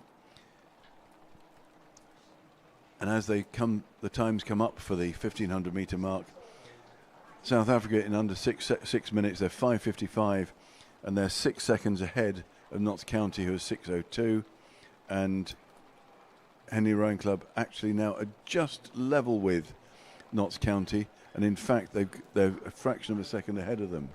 So there's a real race on for second and third now between Henley Rowing Club and Notts County, with the South African crew leading the way down in the winning position. They're definitely, I think, got this under control, but the silver and bronze medals have yet to be decided between Notts County Rowing Association and Henley Rowing Club. As they come down towards us now, the battle has been taken up. Henley have pushed on. They're now at 35. Notts County are just underrating them. They're at 34 as they come down almost neck and neck. County look to have a slight edge, but even as we see that, Thames Scullers are coming up on Henley in the bright yellow shirts. So this is going to be a blanket finish for second, third and fourth. And in fact, Molesey looked like they were trying to join in with this, but we've just got Notts County, Henley and the Thames Scullers fighting this out as they come down towards the finish. We've got the last 10 strokes. Henley being challenged by Thames Scullers. Notts County look to have second place secure, but Henley and Thames Scullers really taking this to the line. The ratings going up as they come down. South Africans cross the line first, then Notts County, and Thames Scullers just ahead rather of Henley Rowing Club. So there was a length covering second, third and fourth. And then in fifth place was Molesey Boat Club and the Henley B crew just bringing up the rear. So a good win there for the South African schools double scull in the A final of the Women's Junior 15.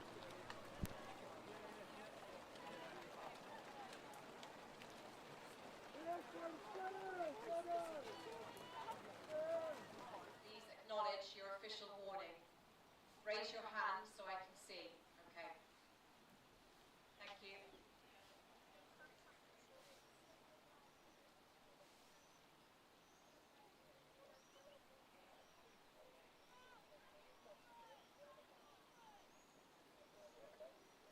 Clares Court, Guildford, City of Bristol, Barn Elms, Walton, Wallingford.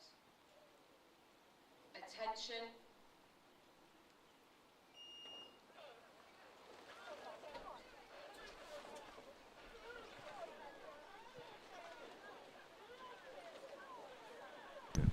And there's a race just started up at the top of the course. It's the women's J15 Coxed Quads B-final. It's now on the course. And just to call over the crews, in lane 2, there's Clares Court School Boat Club. In lane 3, Guildford Rowing Club. In lane 4, City of Bristol Rowing Club. Lane 5, Barn Elms. Lane 6, Walton Rowing Club A. And in lane 7, Wallingford Rowing Club A. And off the start, it was a very sprightly start. I could just see Clares Court were going off at about 35.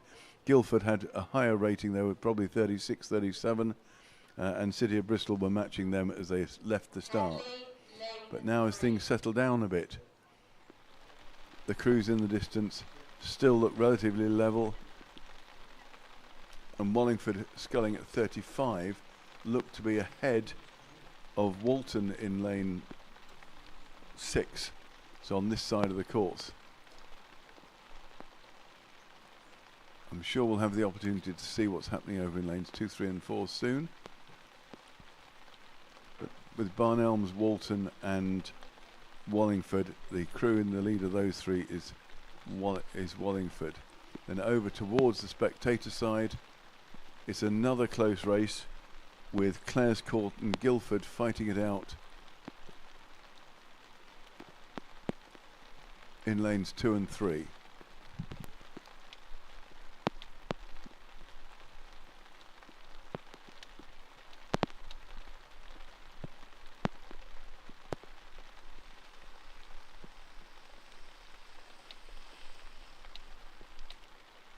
So in lane 2, Clares Court look to have had a very good start, holding off the challengers from Guildford Rowing Club and City of Bristol.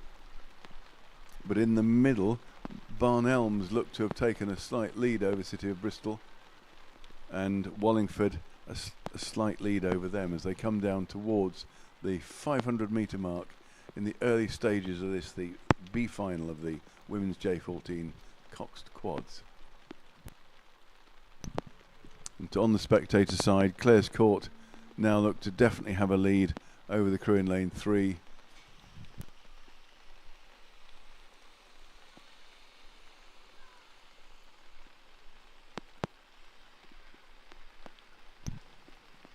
And City of Bristol in the middle, despite sculling strongly at 33, I think they're bringing up the rear slightly. Crew in lane 3, which is right. Clares Court definitely have a lead there as they come down on the far side, but it's the Wallingford crew on lane 7 that could be the ace in this game. They've done a very good time to 500 metres and are just ahead of Clares Court. So the two outside crews in lanes 2 and lane 7 are in the lead. Wallingford having just an edge over Clares Court.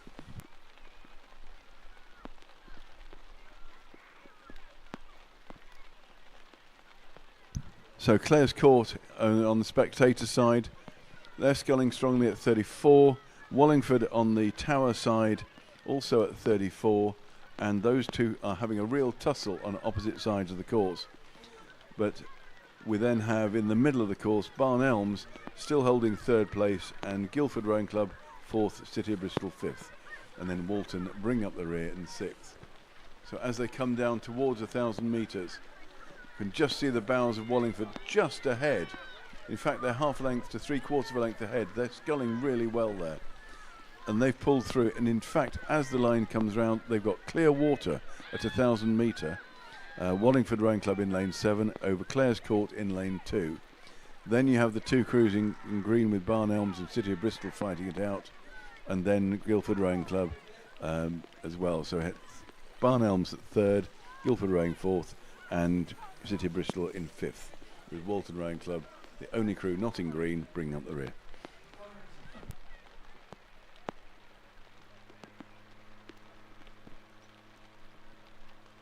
And the rain has definitely become slightly heavy, so anybody outside will probably know that already, but it's definitely noticeable as the race comes down towards the 1,500 metre mark. You see 1,250 metre mark in the background. They're coming down there. Wallingford are already through there. Clares Court just coming up to it, and then the two crews in the middle, City of Bristol and Barnelms, having a real tussle. Barnelms have this stern loader cox, so it has the advantage of being able to see the crew. As the others have bow loaders, and there's the Wallingford crew on the screen. They're sculling at 34 and holding on to the lead as they go down towards the 1,500 metre mark. It looks like the wind's just causing a few problems for Wallingford, and they're moving across the course a bit, still at 33.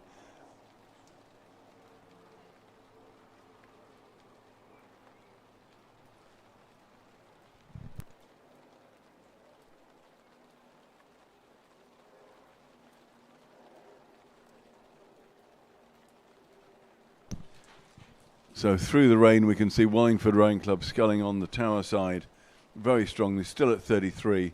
They have real lead now, a substantial lead over Clares Court on the lane 2 on the spectator side.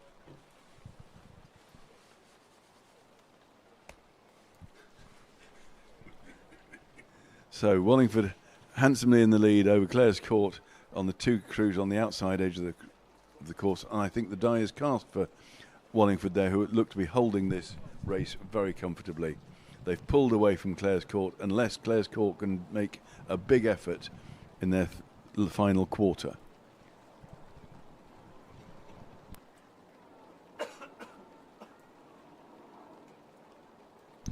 So in the middle of the course you've got City of Bristol and Guildford Rowing Club having a real tussle, and Barn Elms as well. So we've got three crews in the middle really fighting it out, and currently City of Bristol have the edge there. So as they go through 1500 metres, Wallingford Rowing Club are away. They've got 10 seconds over Clare's Court, and then third, fourth and fifth you've got City of Bristol, Barn Elms and Guildford Rowing Club all very close together having a bit of a tussle, and then Walton Rowing Club, as I said, bringing up the rear. So Wallingford coming down now, having a few little wibbles and a bit of steering as it goes down, but they're looking very strong, very high rating, but they're enjoying themselves a good 10 seconds ahead of everybody else on the course. But Clare's Court on the sheltered side of the course won't have given up on this. They're really pushing for home. They're really coming down now, trying to close the gap again, and these two crews have the legs over the rest of the field. As we come into the red boy section, Wallingford really hanging on to their lead, but Clare's Court trying very, very hard in the smoother, sheltered water, and Sculling, I would say, slightly more neatly, but the raw power of Wallingford is what's winning them the day. They're coming down towards the finish, leading comfortably over Clare's Court, and then in the middle, the battle between third, fourth and fifth has been resolved in favour of City of Bristol, who have drawn out of the middle of that pack of three as they come down towards the finish now. So that's Wallingford across the line with a comfortable margin, as you can see on the screen, over Clare's Court, just coming into view, and then they've got a decent lead over City of Bristol.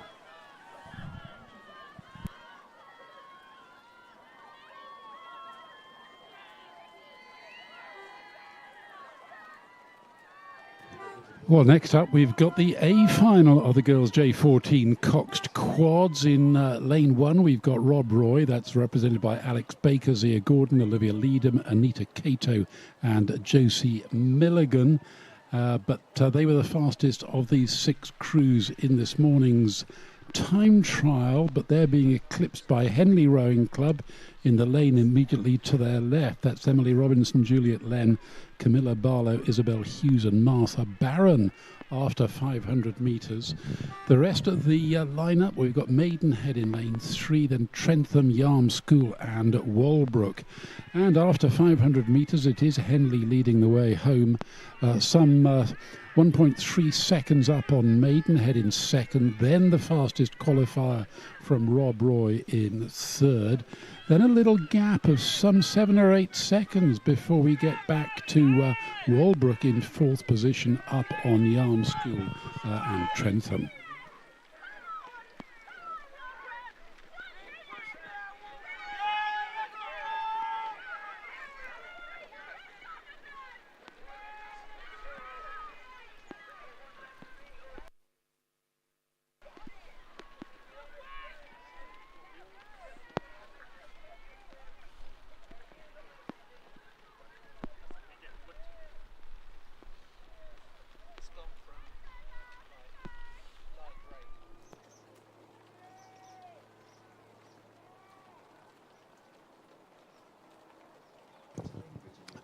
At the halfway mark, Henley Rowing Club maintaining their advantage.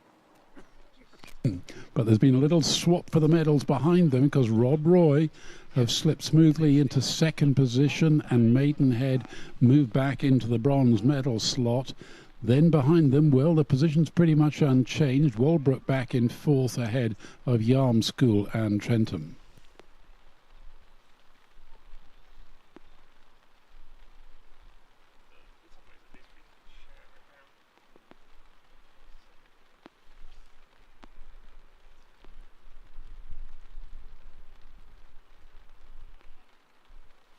Well, interesting that there was, in the qualifiers this morning in the time trial, there were two distinct packs, And that's being reflected here in the A final and the chase for medals, because the three leaders, that's Henley, Rob Roy and Maidenhead, were within 2 or 3 seconds of each other at the halfway mark, and then quite a gap between the tense battle for the tail enders. So I think the medalists were long since sorted. It's just the colour of the medal that could change here inside the last half. Now, can Henley hang on to their dominant position here in the second half, because Rob Roy are looking increasingly confident and powerful as this third quarter opens up.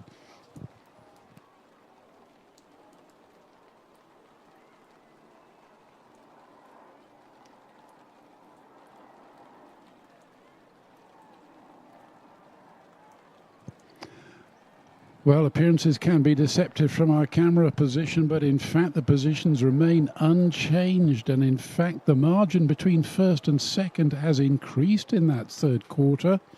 It's now just over a second, and between Henley and Rob Roy for gold and silver. Then we've got, believe it or not, an 8-second gap before we get to the bronze medal slot for Maidenhead. Another 10 seconds back to Walbrook in fourth position. So what could change? Well, I think Rob Roy is still going to push on and try and challenge Henley for the gold, but surely the bronze is secure with Maidenhead on present positions. And then the tail enders in this race, Trentham and Yarm, back in fifth and sixth, as they have done from the outset.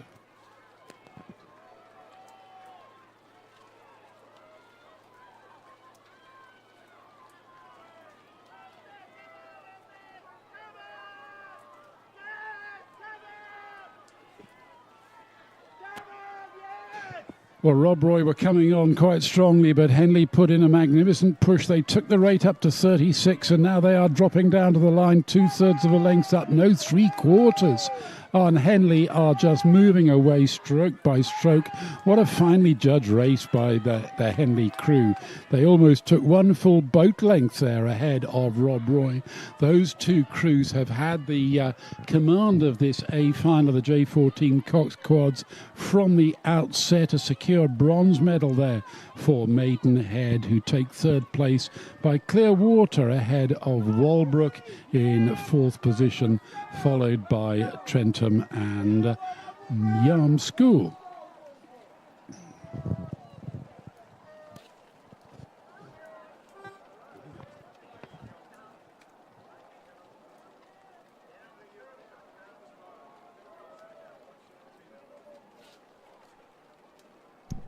And on the start, or just off the start now, we have the B final of the Women's Junior 14 octuple sculls. This will be an exciting race with Molesey Boat Club in lane 2, Lady Eleanor Hollis, LEH, in lane 3, Bedford Girls' School in lane 4, Brentford in lane 5, Great Marlow School in lane 6, and Headington School in lane 7. And off the start, this is one of the most frenetic races as the ratings shoot off the clock, and it's noticeable all the crews are in the high 30s, 36, 37, we've got 38 as they go off the start. So it's a frantic start, but now it starts to settle down, and this is the B final of the J14 octuple sculls, and Great Marlow and Brentford Boat Club are in shot at the moment.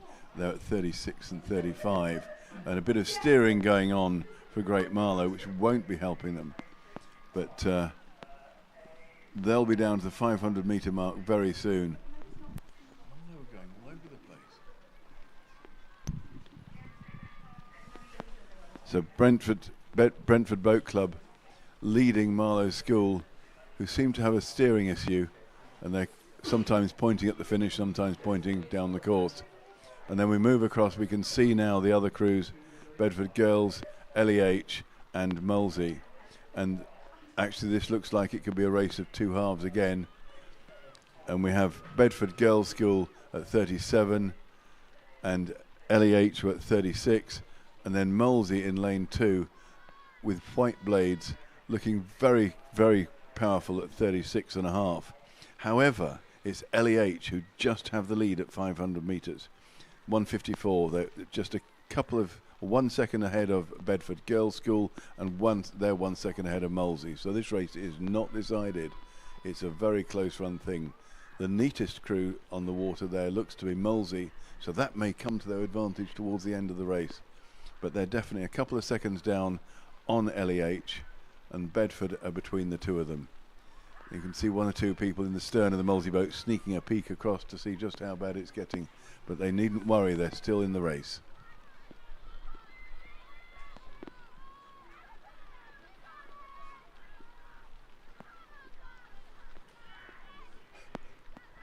So Bedford Girls now, LEH at 34, Bedford Girls at 33, and Molesey Boat Club just 1 length down on LEH, but they're sculling strongly at 34 as well. As we come to the 1,000 metre mark, so as a whole, we should see the race pan out across the finish line, the timing mark, so we can see exactly how much length LEH have taken off everyone else, and it looks like clear water. They are so powerful here. So Molesey have the neatness, but LEH have the power. And then in fact Bedford Girls have not gone through. That's Brentford have gone through Bedford Girls. So we have Great Marlow School are bringing up the rear here, with the umpire trying not to overtake them too badly. Headington on the lane 7 are even behind them.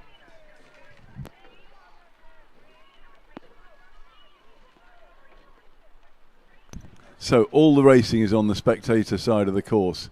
LEH holding a handsome lead here now as they've gone through the 1,000 metres, coming down towards 1,500. They've got much more together, much more powerful sculling, and they're pulling away. But it's interesting because LEH were second in the time trial by a considerable margin against Molesey, but they've turned that round. But there was such a gap between Molesey and Headington in the time trial, which is coming true. So LEH now outperforming Molesey handsomely, and then Brentford beating Bedford. It's a very interesting race for comparing the times they did this morning to what's happening this afternoon. But LEH leading the way down. Brentford Boat Club now in second, just ahead of Molesey by a fraction of a second.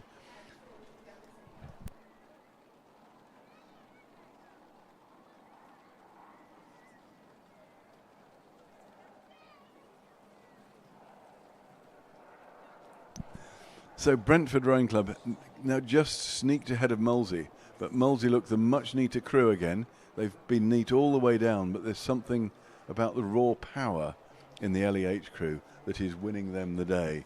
As they come down towards the 1,500 metre mark, they had clear water at the 1,000. Let's see if Molesey have just managed to come back at them a bit. So LEH have reached the 1,500 metre mark. Molesey have re-established themselves in second position, but they are 8 seconds behind and just 1 second ahead of Brentford. So the tidy rowing from Molesey is paying off over Brentford, but not against LEH. Bedford Girls now in fourth, and they're going to stay there for a while because Great Marlow are a fair distance back, followed by Headington School. So at 1,500 metre mark, this race is pretty much sorted out, with the only exception being who's going to come second, who's going to come third. LEH, unless there's an act of God or lightning strike, LEH look to have this under control.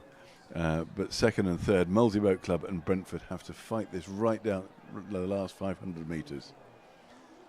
Very neat sculling there from Molesey as they come down into the Red Boys section. LEH are already there, Molesey just coming into that.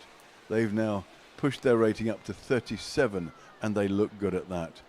And Brentford in the middle of the course in lane 5 will have to really work hard to hold with them on that pace. But LEH coming down towards the finish now, comfortably in the lead, and the 2-horse race for second and third between Molesey and Brentford Boat Club. In the middle of the course, Brentford have also taken their rating up at 37, and the higher rating has brought them much more together. They're holding on to Molesey and having a real fight which are for the silver and the bronze. And for second and third places in this B final. LEH coming down towards the finish very powerfully. Mulls's neatness and tidiness has paid off. They're drawing away now from Brentford as they come down in first, second and third. LEH across the line. Mullsy have a good half length over Brentford as they come down towards the finish. In fact, it's drawn away. It's just under a length crossing the line. Very good rowing there, sculling there from Brentford. And then Bedford Girls' School coming in fourth. And then bringing up the rear, we go Great Marlow School and Headington, where their time trial performance did match the performance in the B final.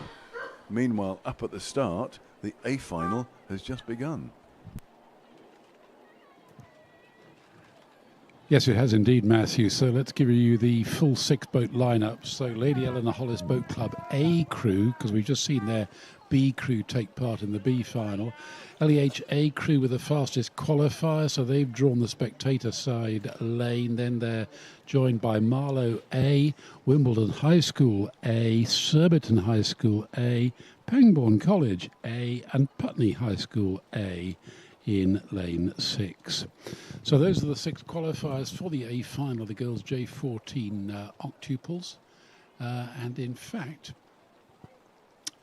yes, my eyes deceived me because I was looking at the wrong camera. This race now already well established and moving its way down to the 500-metre signal.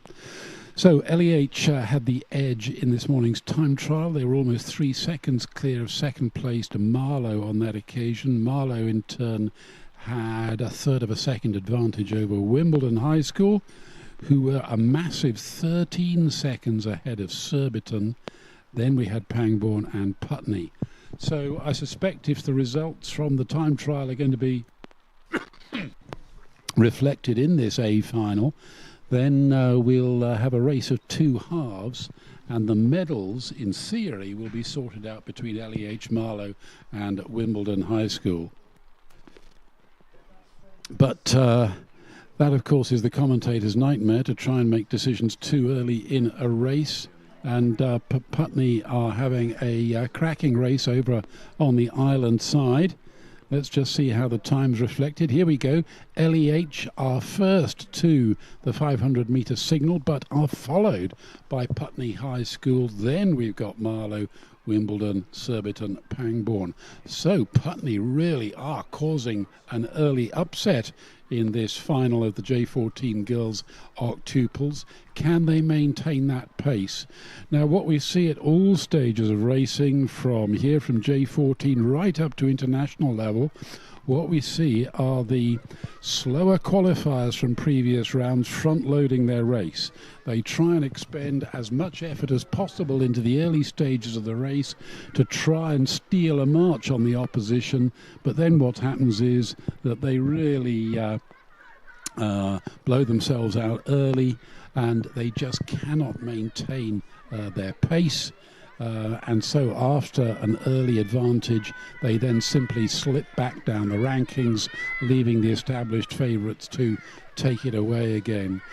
Well, right now the leaders, the favourites, are reaching the halfway mark, and LEH have gone through that signal almost 1 boat length clear of the field, but all credit to Putney to hang on grimly therein.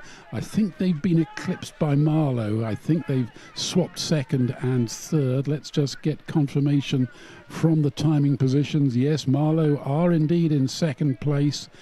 Putney High School are indeed in third. So that's the 1, 2, 3. But LEH taking it away. They've now gone some 2.5 seconds clear of Marlow in second. 4, 5, 6, Wimbledon High School, Surbiton High School and Pangbourne to maintain that position. Now, can Putney dig deep and hang on to the shirt tails of LEH and Marlow and maintain themselves in a medal position? That would be a real turnaround for the books following a disappointing time trial this morning.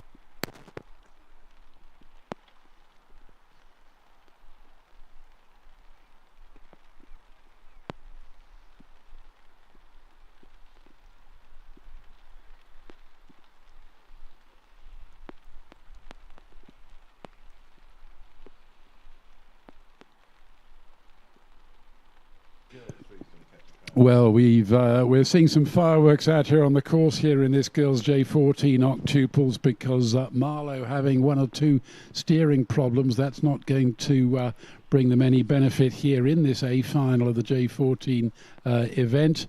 Now, somebody has just reminded me, of course, the reason that the Putney crew had the slowest qualifying time to reach this A final was that they had that boat stopping crab about 150 meters out from the finish, so they really are able to put on a great show for us in the A final itself when it really counts. So no wonder in a sense that they are up there in contention for a medal, and indeed they have overhauled Marlow for the silver medal slot for the second time in this race. This is a fantastic performance from Putney. They really are going to have a day they can talk about, aren't they? Having to have a boat stopping crab, and normally that would spell disaster. But then to make it through to the A final despite all that, and then, goodness me, to possibly go home with a medal at the end of it, well, that really is the icing on the cake. But no doubt about the leaders, LEH have extended their lead, and surely they are unstoppable for the gold medal here in the girls' J14 octuples. They've gone some 6 seconds clear of second place Putney High School, who in turn have about 3/4 of a second advantage ahead of Marlow for the bronze medal slot. Then we've got a bit of a 4-second gap before we get back to the tail enders, Wimbledon, then Surbiton and Pangbourne. Well, I said it earlier in the race, I feel sure that the medal contenders were set some way back, but what will the colour of those medals can be?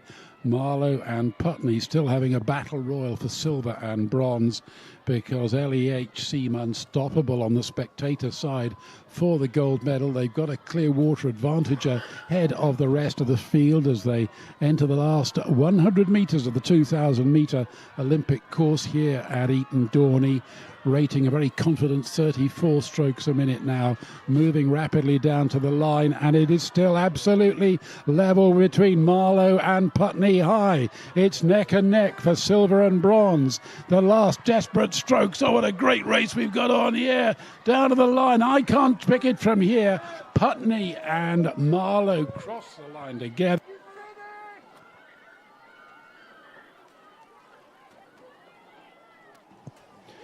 And confirmation from the finish judges, it was indeed Putney who held on to that silver medal ahead of Marlow.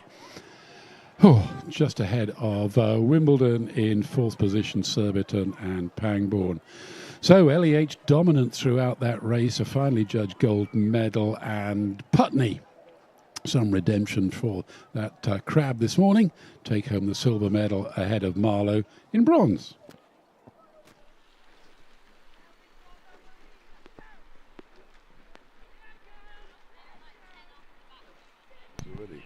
And there's another race on the course. It's the women's junior quad sculls just coming down the B-final.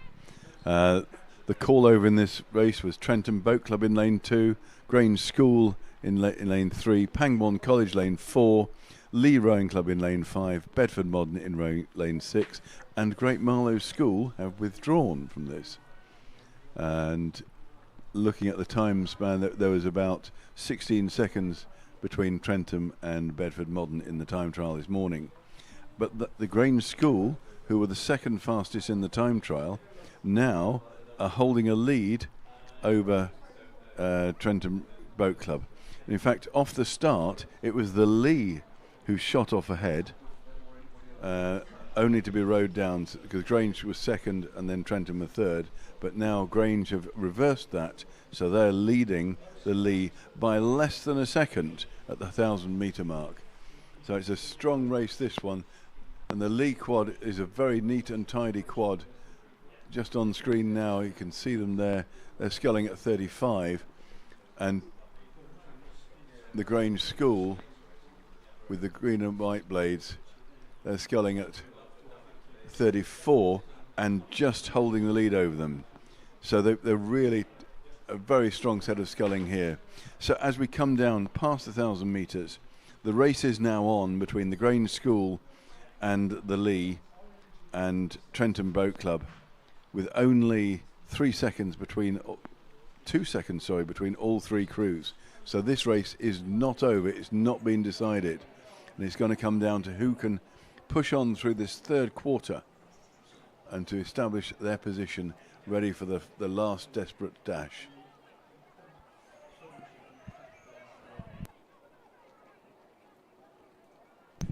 So at 1,500 metres, it was the Grange School still just in the lead from, this time, Trentham Boat Club, just a second in it there, and then a second behind is the Lee Rowing Club, just 1 second behind in third. They're 2 seconds clear of Pangbourne, who are in fourth, and in fifth is Bedford Modern. So it's a close race still as they come down towards the most important bit, because you only have to be in the lead as you cross the finish line in these races.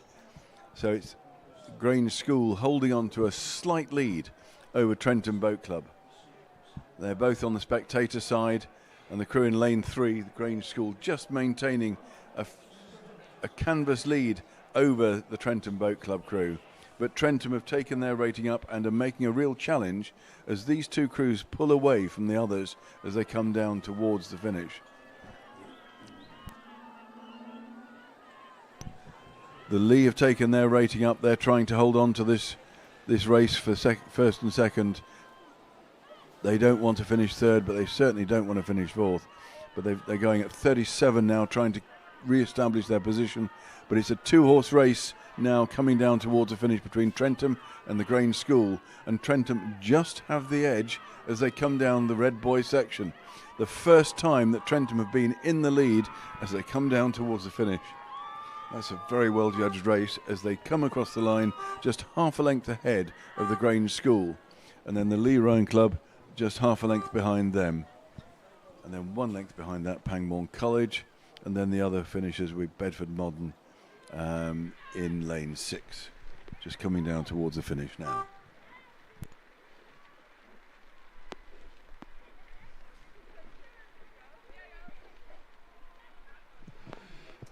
Next up, it's the A-final of the girls' junior quad sculls, including Lee Rowing Club, the fastest qualifier on the spectator side, stroked by Jess Kibiriu. Then we've got Wycliffe College, stroked by Lily Rose Anderson. Marlow Rowing Club, stroked by Katie Breeze. Tideway Scullers School, stroked by Edith Williams, are in lane 4. Headington School, stroked by Elena Yap, in 5. And Putney High School in lane 6, stroked by Isabella Habdak-Tochiska. The crew's already reached the halfway mark, and it's Marlow who are turning around a 3-second deficit after this morning's time trial, leading the way home clear of Lee and Wycliffe College. Then in 4th position, Tideway Scullers, followed by Putney High School and Headington School. Well, Marlow Rowing Club got into their dominant leading ways after 500 metres ahead of Wycliffe. And although Marlow still led at halfway, Wycliffe, after that strong start, slipped back into 3rd place because they were overhauled by Lee, whose pace gathered. Well, in fact, we've now had confirmation that Lee and Wycliffe were absolutely dead level after the first 500 metres. The timing team couldn't separate them from closer than 100th of a second. But things are a little clearer now at the halfway mark. But no doubt about the leaders. It's Marlow heading home in the Crimson Strip and looking set, hopefully, if they can maintain that position, for a gold medal here in the girls' junior quad sculls.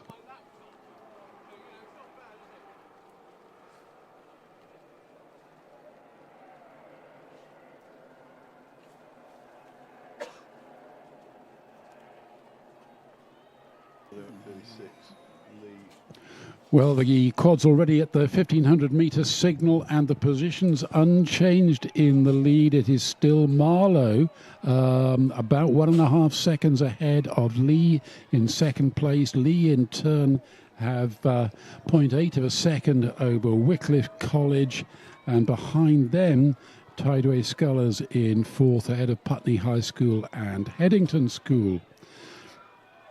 And the margins would seem to indicate that once again we've got a race of two halves, that the medalists were long since sorted. It's the colour of the medals that could change. On our picture at the moment, we can see Lee now really trying to push and challenge Marlowe for that lead. There was, as I say, a second and a half between them after 1,500 metres, but we're coming down to the finish now, and it's Marlowe just striding away. Goodness me, they've almost one clear boat length ahead of Lee in the silver medal slot. It's going to be a win for Marlowe in the girls' junior quad sculls, ahead of Lee, who take the silver medal, and Wycliffe College take the bronze. Then a little gap of clear water, and then back to fourth placed Tideway Scullers, Headington School and Putney High School.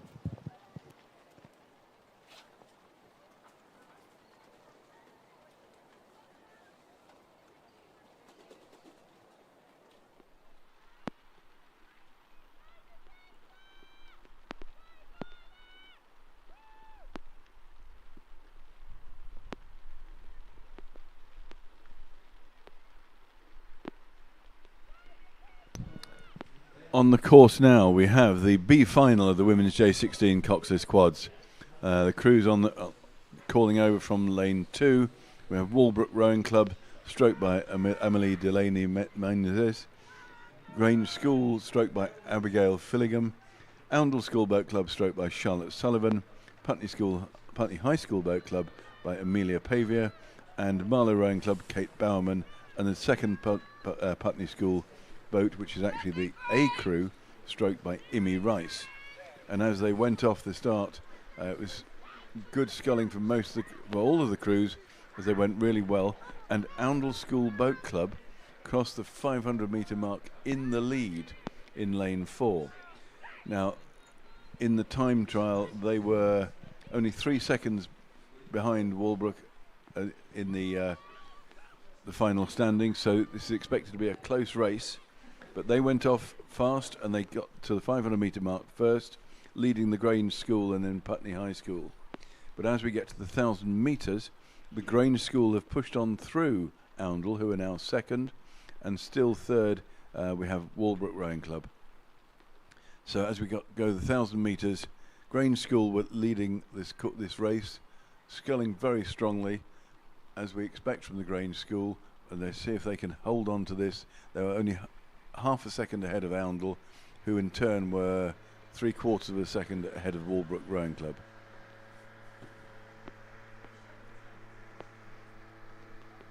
And Marlow Rowing Club A and then Putney School A were bringing up the rear in that race.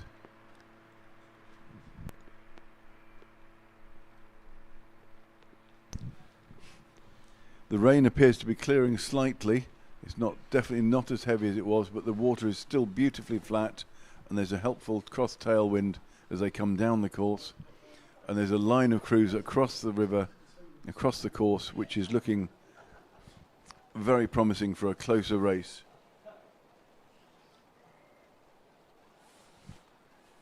Okay, well, it looks like we're going to be getting this sort of weather for the next couple of hours as the clouds skitter across the top of us, sometimes dropping a little bit of drizzle, sometimes more.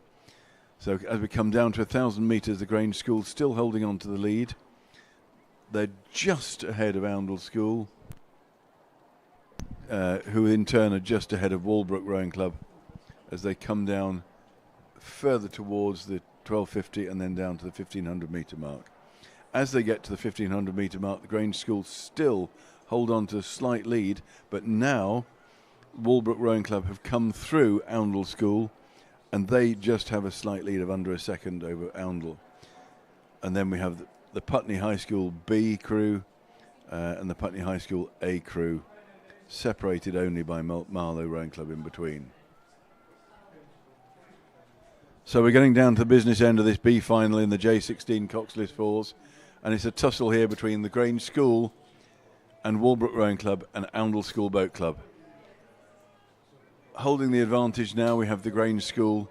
They have a couple of seconds, and they seem to be holding 3/4 of a length lead over the other two crews, with Walbrook on the spectator side trying to come back at them. The ratings have gone up as they get towards the finish. And we can see now that the Grange School are really giving some at 34. And Walbrook are over on the far side, already up at 35, trying to close them down. The last section of this race as they go into the Red Boys. 250 metres to go, and it's a close race now between Walbrook and the Grange. The Grange have the edge, but Walbrook are definitely coming back at them. The Walbrook look to have half a length margin, which I think they're going to hold on to. It's a close race here, coming down towards the finish. And then in third place, we have the Oundle School Boat Club just being overhauled by Marlow Rowing Club in the last 250 metres of the course. And then Putney High School also coming up on their tails. That's the Putney High School B crew. And then the final crew to cross the line will be Putney A. So that's a good win there for the Grange School. Very well controlled over Walbrook Rowing Club. And then in third place was the Oundle School, was the Marlow Rowing Club, who finished third, just overtaking Oundle School in the last 100 yards.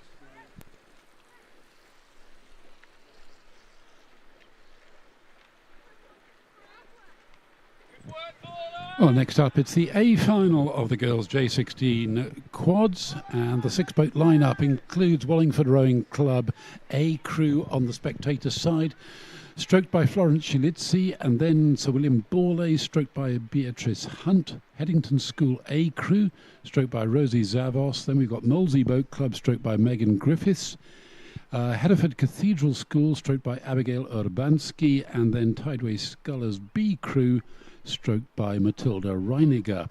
That's the six-boat lineup, and they have already reached the halfway mark, and Wallingford, who were the fastest of these six in this morning's time trial, have reflected that when it really counts in the A final, and they have led this race from the outset. But Hereford Cathedral School are looking to cause an upset. They were some 15 seconds slower than Wallingford, and yet there they are, sitting pretty in second position at the halfway mark, a second and a half up on Sir William Borley's Grammar School in the bronze medal slot. Behind those three leading contenders is Tideway Scullers, Headington School and Molesey Boat Club. But no doubt about the leaders, this Wallingford lineup looking very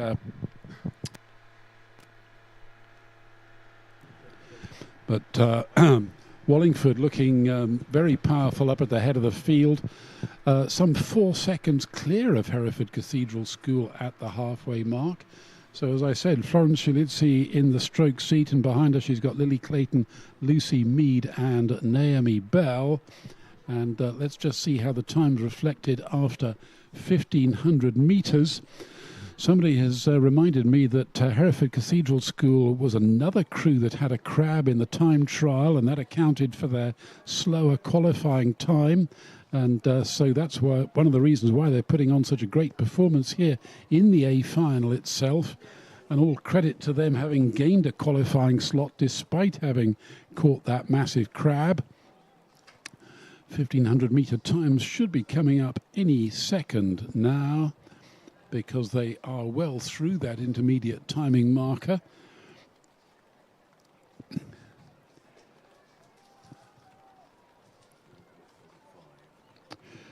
But it looks from our finish position in the tower as though Wallingford are maintaining the edge here in this final of the girls' J16 quad sculls, and in fact have clear water ahead of the rest of the field. Yes, finally we have the times through.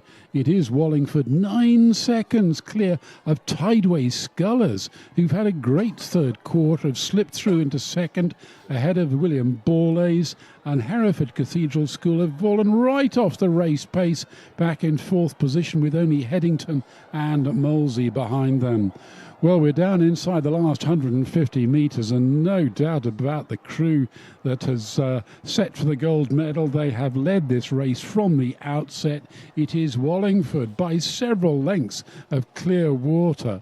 That is such a confident performance by the young athletes from that particular club. But who's going to take the silver medal? Well, on the island side, it is Tideway Scullers who are challenging for silver. Sir William Borlase, though, I think are hanging on to it by the narrowest possible margin. Still Tideway Scullers push on. No, it's Borlase, then Tideway Scullers. Then we've got Headington School, Hereford Cathedral School with such a disappointment there after such a strong start, and Molesey continue in 6th position.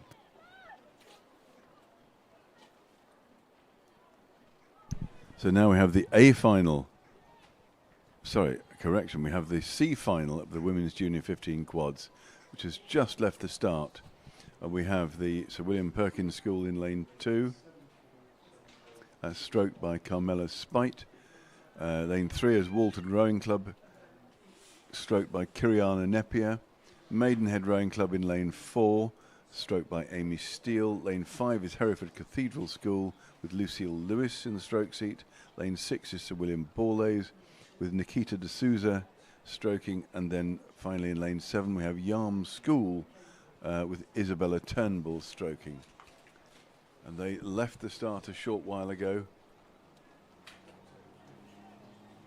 And looking at the times in the time trial, Sir William Perkins had a time of 8:08 with a 5-second advantage over Yarm School. So there's not much between all 6 crews in this race. So it'll be interesting to see how this pans out.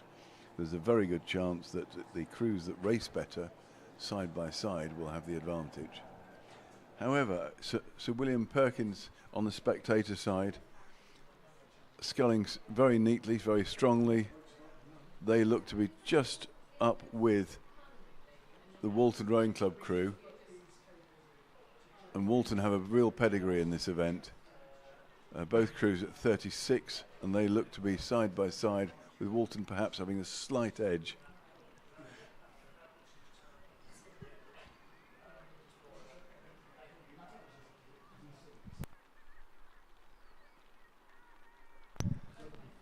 In the time trial earlier this morning, Sir William Perkins had a 3-second advantage over Walton, but that looks not to be paying out now, and they were just a second ahead of Maidenhead Rowing Club and a further one against Hereford in the black and yellow boat, which is easily identified. And then Sir William Borlase with the blue and red tops were just a second behind, a fraction of a second behind them, and then another fraction. These were when we had 8:13.28, 8:13.32 and 8:13.36 for the last 3 crews that qualified for this event. So this will be a very, very close race if the previous form bears out in the final. So as the crews come through the 500 metre mark, it is, as we expected, a close race. We've got Hereford Cathedral School just leading Walton Rowing Club by a small amount, and then a second back from them Sir William Perkins, and there's only a second behind them Sir William Borlase, and then we have Maidenhead and Yarm fighting it out at the back, again with only a second between them. Very close race all told, but Hereford Cathedral School look to have got out of the blocks better than others, and they're just holding a lead of half a length to a length over the whole of the course. And going from the start to the first crew to the last crew, there's only 4 seconds between them, so just over a length between all 6 crews. And as they come down to the 1,000 metre mark, you can see across the course, and it's a very close run race between Hereford Cathedral School, Sir William Perkins and Walton Rowing Club as they come down, with Hereford Cathedral School having the advantage and the rest of the crews all together, and joining in with them is Yarm School in lane 6. So waiting for the times to come up, I think the order will have changed. The first crew still is Hereford. Walton still just second, and third is Sir William Perkins. But Yarm have come through into 4th from 6th. Sir William Borlase have dropped back 1, and Maidenhead have dropped back 1. So it's been Yarm making a big effort from 500 to 1,000 and coming through into 4th place. It'll be interesting to see what they can do on the tower side of the course compared to the Sir William Perkins crew on the spectator side. Hereford in the middle have the lead, and they look like they want to hang on to that. They're sculling strongly at 34 still, holding on to that lead over Walton Rowing Club, which is 3 seconds. They had almost a length of clear water over the leading chase boat. But all those other chase boats are now overlapping and, as it sounds, chasing them.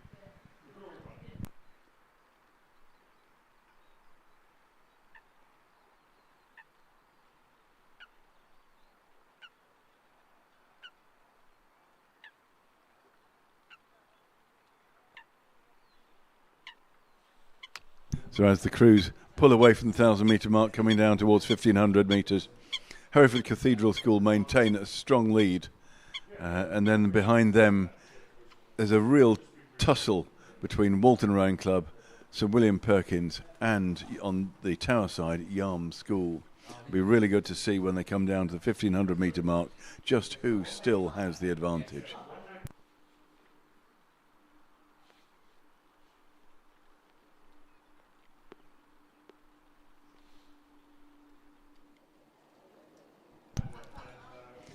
So Hereford still leading in the centre of the course, and the other 4 crews fighting out for 2nd, 3rd, 4th and 5th. Very close indeed.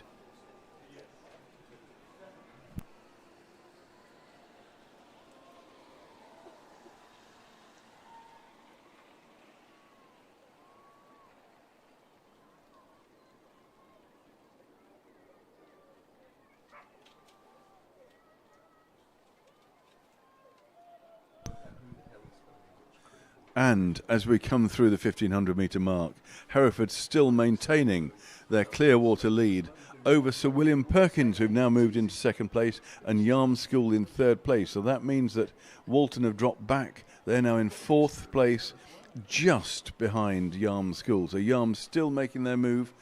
6th at 500 metres, 4th at 1,000 metres, 3rd at 1,500 metres. Are they going to keep coming up through the ranks to challenge the Hereford Cathedral School as they get to the finish? It's a big margin to make up, 6 seconds, almost 2 lengths. So I think it might be a tall order, but they've done very, very well as they come up through the ranks. But they're only 2 seconds behind Sir William Perkins, who are in 2nd. This could get very tasty towards the end. Hereford look to have this under control. Hereford Cathedral School coming into the red boys section now, still with their bows clear ahead of all the other crews. On the spectator side, Sir William Perkins in 2nd, and on the tower side, Yarm School in 3rd, but very close together. And in the middle, in 4th, Walton Rowing Club, trying desperately to get back into 3rd. And in fact, looking like they've made a push. That 3rd place could be theirs, but it's a real battle between them and Yarm. And in fact, Maidenhead as well now trying to come up to spoil the party. So Hereford School crossed the line first, and a very close finish there. Yarm not quite making the 2nd place. So Sir William Perkins School at 2nd, Yarm in 3rd. But what a well-judged and mature race from Yarm School. Then 4th.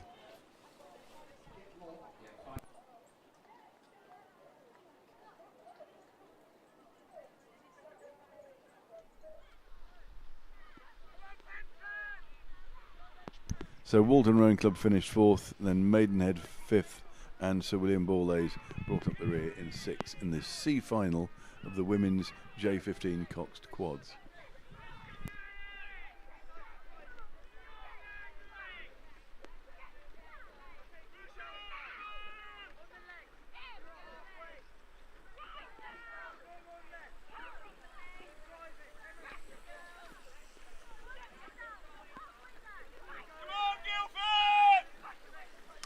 We now move to the B-final of the girls' J15 coxed quads, and the 6-boat lineup includes Henley Rowing Club A in lane 1, stroked by Daisy Millard. Kingston A, stroked by Hannah Norman, are in lane 2. Globe, stroked by Sophia Walters, are in lane 3. Then we've got Guildford, stroked by Olivia Longhurst, in 4. Chloe Holborn strokes the Grange School crew in lane 5. And the 6-boat lineup complete by Kew House School in lane 6, stroked by Lara Aydin. Crews have already reached the 500-metre mark, and it is Guildford that's leading the way home ahead of Henley, then Globe, Kingston, Grange and Kew.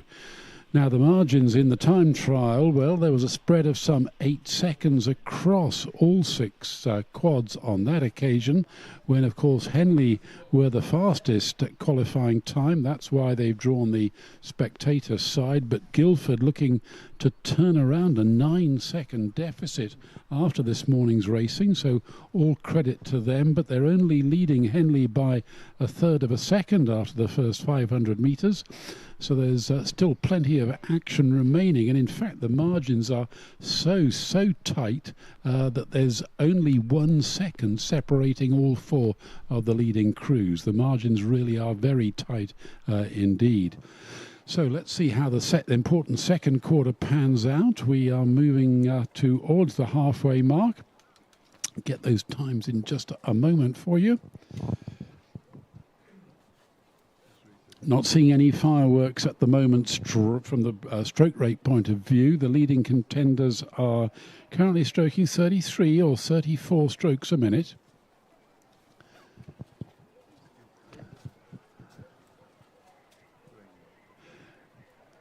Right, now the form book running true, because Henley, after lying in second place at 500 metres, have regained the lead, and Kingston have moved through into second place after a sluggish start, followed by Globe, Guildford, Grange and Kew House. So Guildford had a storming start but have slipped right off the pace. Well, I say that because it is such a tightly packed field at the halfway mark. However, it is getting more spread out after 1500, but the position's unchanged because Henley are leading Kingston and Globe in this B-final, followed by Guildford, Grange and Kew House. But there's only 1/3 of a second in it between Henley and Kingston for the 2 leading places. Less than 500 metres remaining now, and all the action happening over on the spectator side of the course. We believe the wind is swinging around the course here at Eton Dorney, so sometimes it leads to more sheltered conditions over on the spectator side, and maybe that reflects itself in some of the results we're seeing. Both leading quads are currently rating 35 strokes a minute, so in expected fashion, the rate's beginning to rise inside the closing stages, but Henley now moving away from Kingston. Henley with the dark blue blades, Kingston with the red hoops on their kit, and those 2 quads now moving away from third-placed Globe, who in turn have half a length advantage on the early leaders from Guildford, and then Grange and Kew House bringing up the rear on the island side of the course. So they're forming a perfect pattern right across the course now, and in fact Henley almost got 1 boat length clear of Kingston on the line in this B-final of the girls' J15 quads. And Cross in first and second. Some 11 seconds between them, in fact, on the line.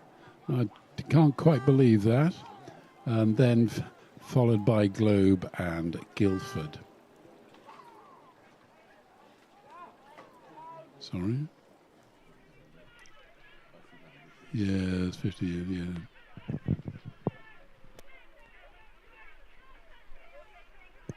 And so to the A final of that same event, girls J15 coxed quads. And the 6-boat lineup includes Great Marlow School on the spectator side, lane 1, stroked by Lucy Platt. Marlow A, stroked by Jolie Brown, or in 2. Headington School, stroked by Hannah Palin in 3. City of Bristol, stroked by Primrose Wiesenthal Saunders in lane 4. Sir William Perkins School, stroked by Jasmine Irving Sellers in 5. And Wallingford Rowing Club, stroked by Nell Bowden, are in lane 6. Crews already reached 500 metres, and it is Marlow who have the early advantage. They've gone a couple of seconds clear of Sir William Perkins School, so a strong performance from one of the slower qualifiers. Then we've got Great Marlow School in third after 500, followed by Headington, City of Bristol and Wallingford. Well, we're at the halfway mark already. Marlow maintaining the advantage, but Great Marlow School has slipped through into second place ahead of Headington, and after that strong start, Sir William Perkins have slipped back from second to fourth. City of Bristol and Wallingford the tail enders.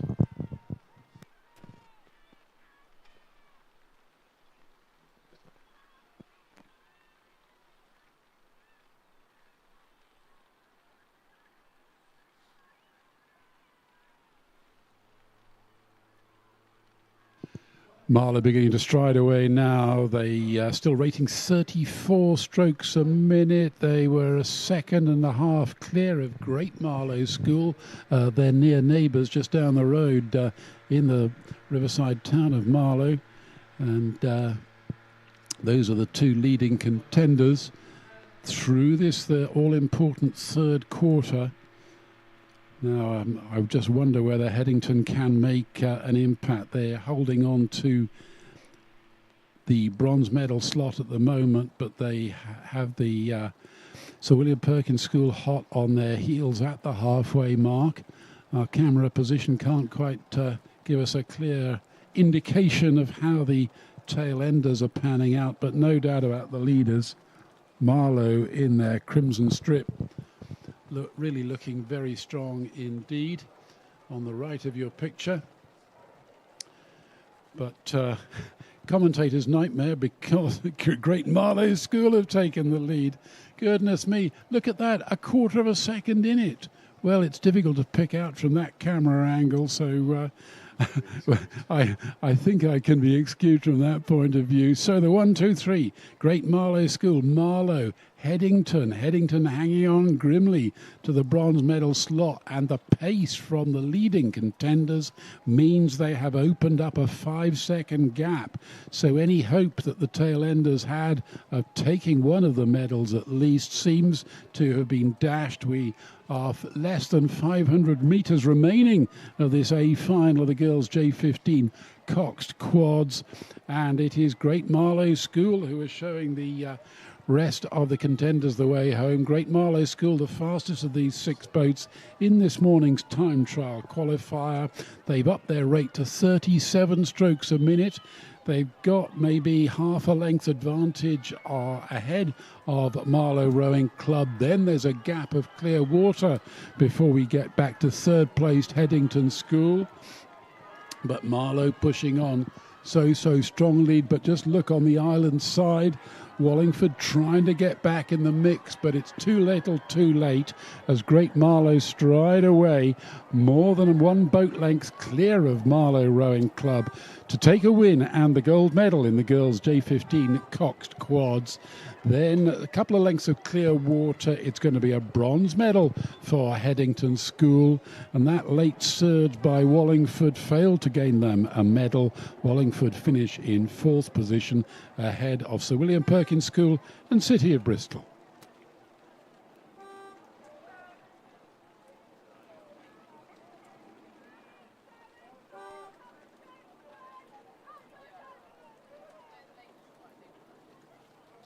And a quick announcement for people on the bank. If anyone has lost 3 keys, they have been found on the landing stage. Please see registration to claim them, where I'm sure a fee will be paid. So 3 keys found on the landing stage. Please go to registration to claim the keys if they are yours.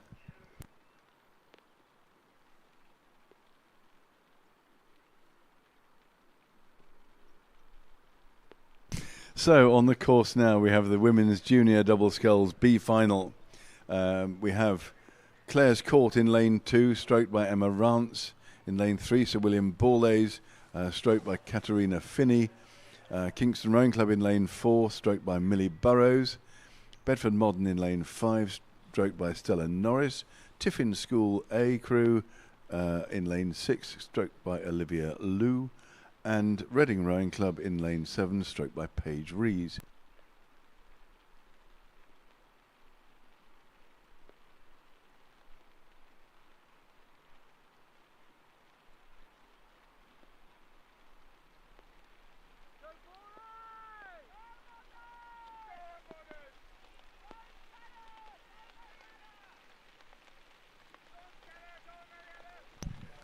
So this is the double sculls, the B-final, and in the time trial there was quite a span of times of about 18 seconds across these crews. So we'll see if any of those race side by side slightly better than they did in the time trial. Sir William Borlase and Clare's Court have got to the 500 metre mark absolutely dead level. So they were in lanes 2 and 3, and their times have come up exactly the same to the 100th of a second, with Kingston Rowing Club just behind them, and then Bedford Modern. And Tiffin and Reading bring up the rear in the 500 metre mark. But actually, as they get to the 1,000 metre mark, we're getting more results coming through there. So William Borlase have stayed in the lead, but Kingston Rowing Club have sneaked into second, just a couple of seconds behind Sir William Borlase, and Clare's Court have dropped back to third. They're then followed by Bedford Modern, Tiffin and Reading Rowing Club.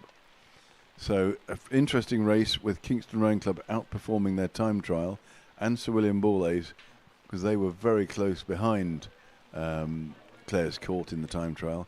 Sir William Borlase now leading at the 1,000 metre mark by a couple of seconds over Kingston Rowing Club, who are in the middle of the course.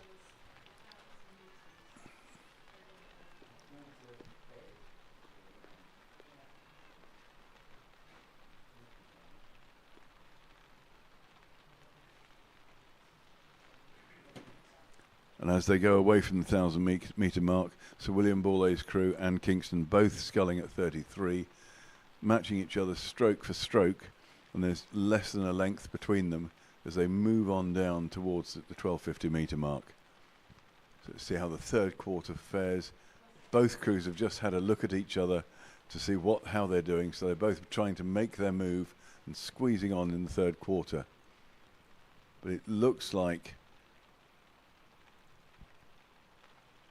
Sir William Borlase just have the edge over the Kingston crew still as they come down towards the 1,500 metre mark. Clare's Court are not out of this, although they've been knocked back to third place. They're still fighting for their places, and they hope to get themselves in the first three in this B-final of the women's junior double sculls.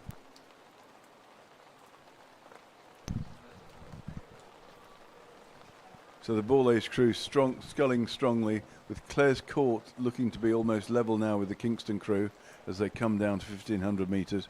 We should get the time. So William Borlase now in the lead. It is Kingston in second place, and actually they have a 5-second lead over Clare's Court. How deceptive it can be. And then they're ahead of Tiffin in fourth, Bedford Modern in fifth, and Reading Rowing Club bringing up the rear. So it looks like the die is almost cast in this race unless we have a big push from someone in the third quarter. Never pays to predict the outcome of a race this early, but Borlase look to have it in the palm of their hand.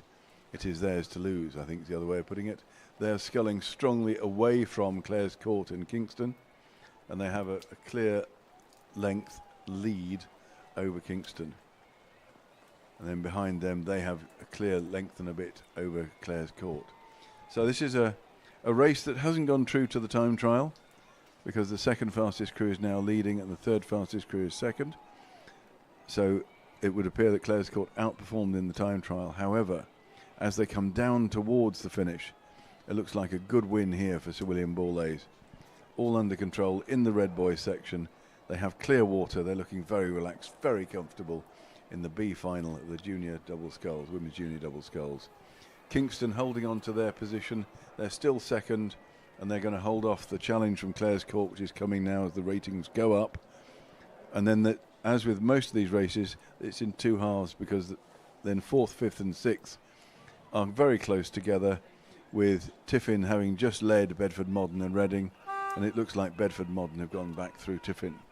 So we have there Sir William Borlase just crossing the line first, Kingston Rowing Club second, Clare's Court third, and then we'll just wait to see the outcome between two very close crews having a real dust up for fourth and fifth, between Bedford Modern and Tiffin School.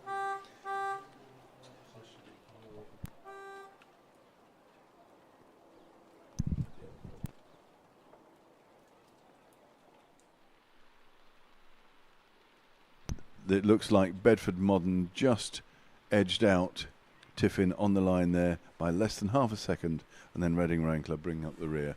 And now the A final has started, so I'll pass you back to Robert. Thanks very much, Matthew. Yes, the 6-boat lineup for the A final of the girls' junior double sculls. We've got Sir William Perkins School in lane 1, Maddie McGregor and Addie Patient. In lane 2, we've got Rob Roy, represented by Eloise Cottrell and Prune Lestienne. In lane 3, Molesey Boat Club, represented by Katie Kress and Heidi Hemming. In lane 4, we've got Jessica Wilkes and Lottie Harvey, sculling for Sir William Perkins School.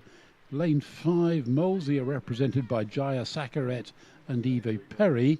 And in lane 6, Bedford Rowing Club are represented by Chloe Lowe and Connie Oliver Beechener.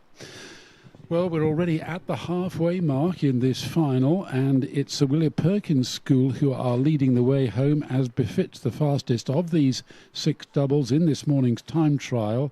They were 7 seconds clear of the rest of the field. It was that dominant a performance this morning, and they're 4 seconds clear of Rob Roy in second.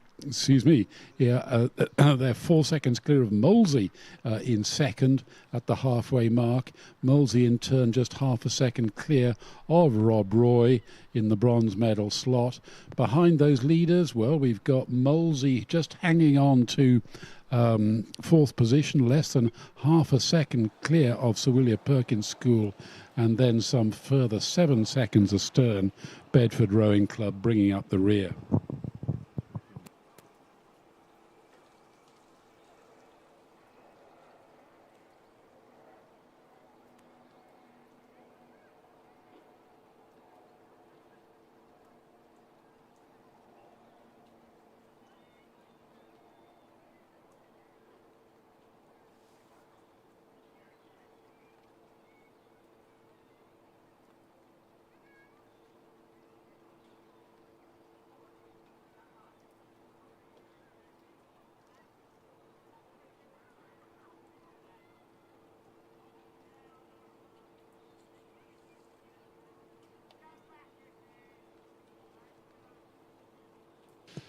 Well, Sir William Perkins A crew were leading at the halfway mark. They've maintained that lead to 1,500 metres, as have Molesey, hanging on to their second slot with 500 to go.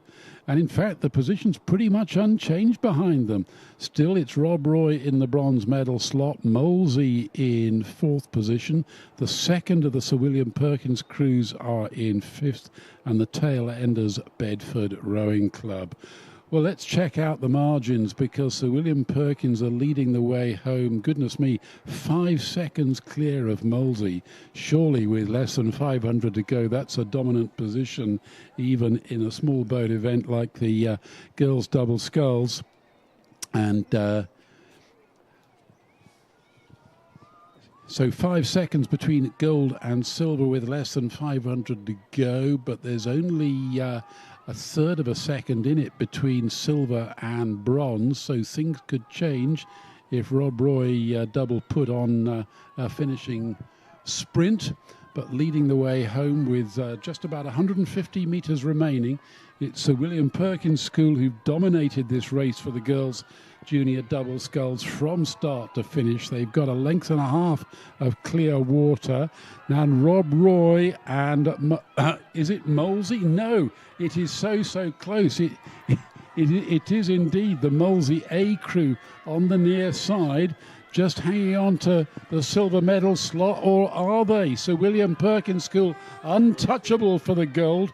Rob Roy are holding on to, yes, they've moved through into the silver medal slot. Now, which of the Molesey crews took bronze there? I'm looking across at the finishing judges. Would you say that was the A or the B crew?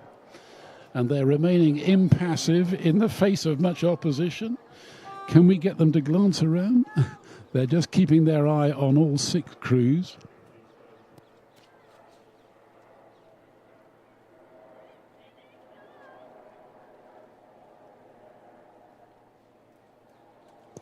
Well, we've gone to a photo finish. I know us commentators call for a photo finish, but we're pretty much we're pretty much ignored by the finish judges most of the time when we call for a photo, but not on this occasion. So wait one moment. But no doubt about the gold and the silver. So William Perkins School take gold in the junior girls double sculls, and silver to Rob Roy Boat Club A crew. And confirmation that the bronze medal went to Sir William Perkins School B crew.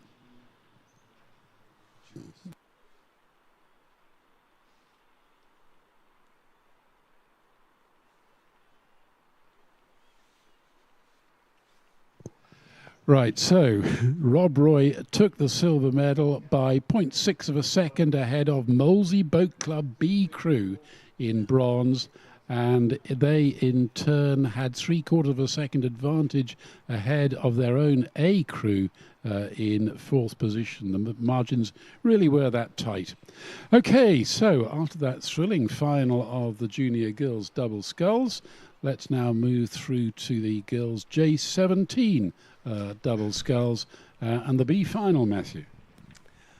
And the crews have left the start. I'll give you a quick call over at the crews in this race.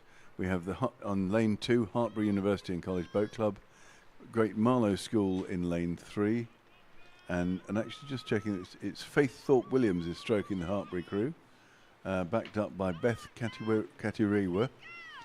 Great Marlow School in lane 3 is Jessica Rhodes and Sophie Wharf. City of Bristol Rowing Club in lane 4 is Amelie Thompson and Maha Eamon. Falcon Boat Club in lane 5 is stroked by Gemma Gard, and bow is Olivia Ward Jacobs.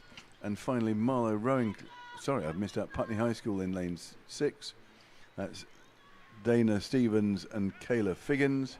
And Marlow Rowing Club in lane 7 is stroked by Leah Gallian Courier, and bow is Madeline Gallagher. So as they went off the start, it was a very close affair, of course, but Hartbury had an advantage of 10 seconds in the time trial over Marlow, the slowest crew to qualify, and they looked to have performed very well. However, City of Bristol, when they got through the first timing mark, actually showed in the lead, a second ahead of Hartbury, who were lying second, and they in turn a second ahead of Falcon, who are lying third. So that the time trial timings aren't quite playing out. So we have City of Bristol leading in the middle of the course, with on the spectator side Hartbury University is second, third is Falcon again in the middle, Marlow Rowing Club on the tower side is in fourth, Great Marlow School, another local dust up there between fourth and fifth, and in sixth place Putney High School Boat Club. So these double sculls coming down, their J17s coming down towards the 1500 metre mark, with Hartbury vying to catch City of Bristol, who are currently leading just by a second. It's a very close run thing. Hartbury on the spectator side, sculling at 33, City of Bristol just at 34 as they go down the centre of the course, and Hartbury trying to pull through with a slightly lower stroke rate and using their extra power, it is to be hoped, if they're going to do it.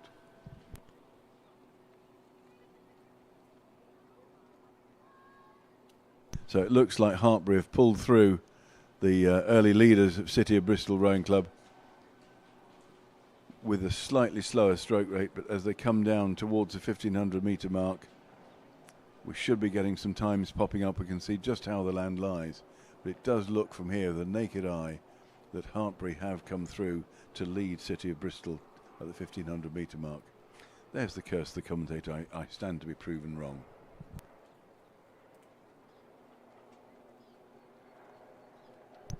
As I said, City of Bristol have crossed the 1500 metre mark first, and there's a delay before the Hartbury time comes up, so it's just half a second in it.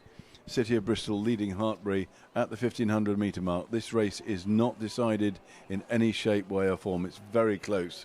In the last 500, this will be a test of the mettle of those to see who really wants to win this.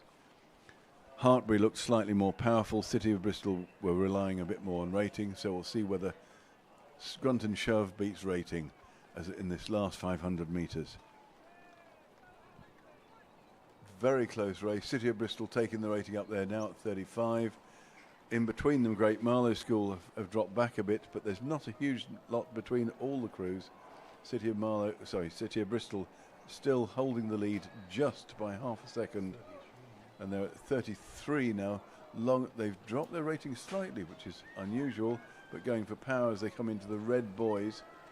And the third crew, Marlow Rowing Club, in lane 7, is sneaking up on the tower side, so we need to keep an eye out for them. And they're just ahead of Falcon, who have dropped back to 4th.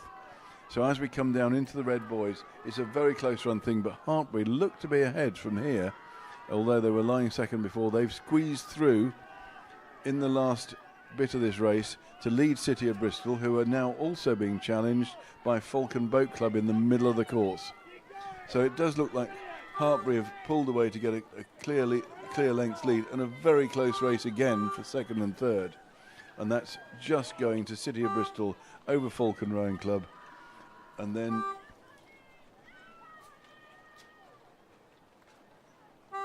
Putney High School, Great Marlow School and Marlow Rowing Club. So the finishing order here, Hartbury University with a length clear water over City of Bristol, who were just ahead of Falcon Boat Club. Marlow Rowing Club were 4th, Great Marlow School were 5th, and Putney High School Boat Club came in 6th. And so to the A final of the girls' J17 double sculls, and the 6-boat lineup includes RGS Worcester in lane 1. That's Lucy Whiteley and Olivia Hodgson. Lane 2 is Rob Roy. That's Martha Whiting and Lara Mattams. In lane 3, we've got Walton Rowing Club, the Hornsey sisters, Juliet and Bella. Then in lane 4, Kingston Grammar School, Hattie Byatt and Charlotte Wellman. Lane 5 is Tideway Scullers School, Katerina Lincoln and Georgia Marshall-Say. And in lane 6, St Peter's School Boat Club, Imogen Ridgway Hill and Islay Cunliffe Lister. So the crew's already reached 500 metres, and it's the form book running true, because RGS Worcester, the fastest qualifier of these 6 this morning, are holding on to their winning ways by leading the field after 500. But it's Kingston Grammar School who are trying to upset the form book a little. They're holding on to second place behind Worcester after 500 metres. In third position, Rob Roy. Then we've got Walton, St Peter's School and Tideway Scullers. And we're at the halfway mark, and the field beginning to close up a little. Still RGS Worcester holding on to second, but Rob Roy has slipped ahead of Kingston Grammar School to take on second place. And in fact, Kingston Grammar have slipped back down the field. They've been overhauled by St Peter's School, who've had a fantastic second quarter and have moved through into the bronze medal slot behind Rob Roy and RGS Worcester. 4th is Walton Rowing Club. Then we've got the fast-starting Kingston Grammar School, and maintaining their 6th position throughout, Tideway Scullers. So it's all changed, but how many, 6 or 7 seconds crossing the field at the halfway mark.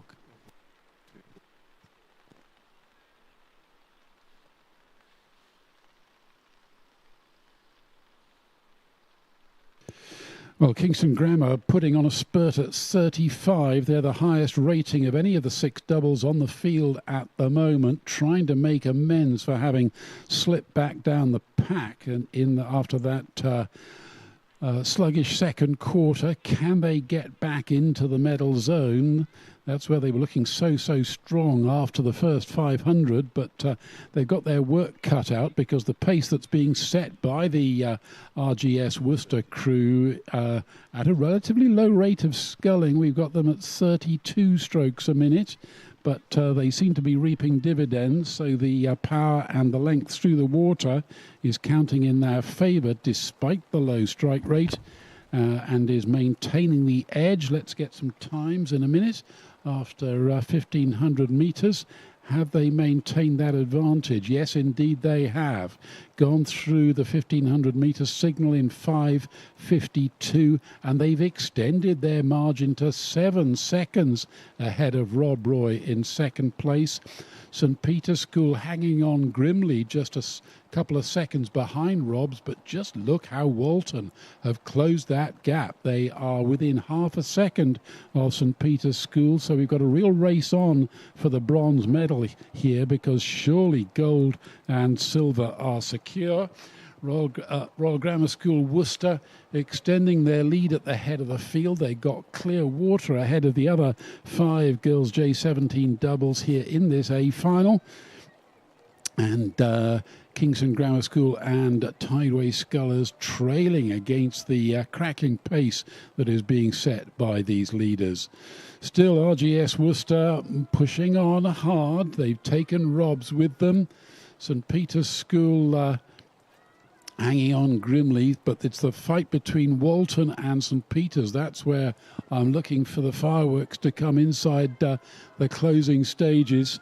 No doubt about the leaders. Royal Grammar School Worcester over on the spectator side. They have dominated this race from start to finish. They've got several lengths of clear water ahead of the rest of the field. They're closely followed by Rob Roy.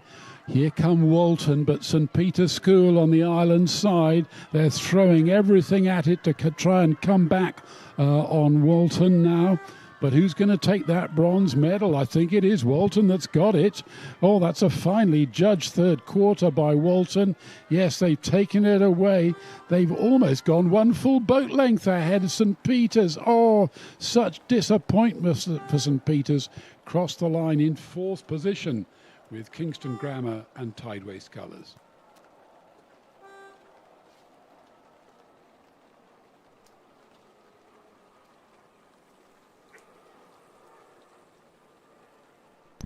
And just off the start now, we have the B-final of the women's J16 double sculls. A quick call over the crews in this race.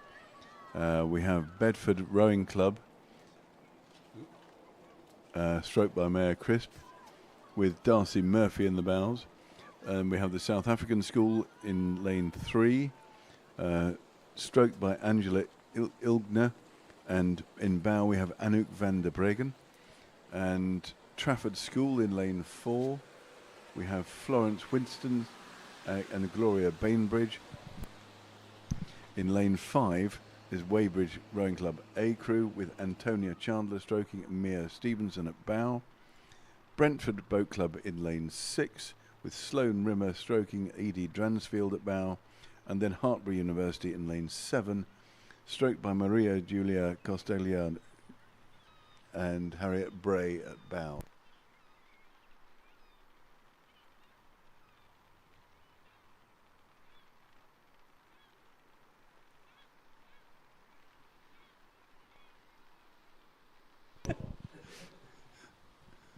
So as the crews left the start, the times between them in the time trial was 8 minutes dead. This was when we had the 3 crews that had all done 8 minutes 0 seconds, with Maidenhead just finishing 6th in the A final, but 8:07, 80.73 and 80.83 between Bedford and South African Schools, and then another 8 seconds covering the rest of the course.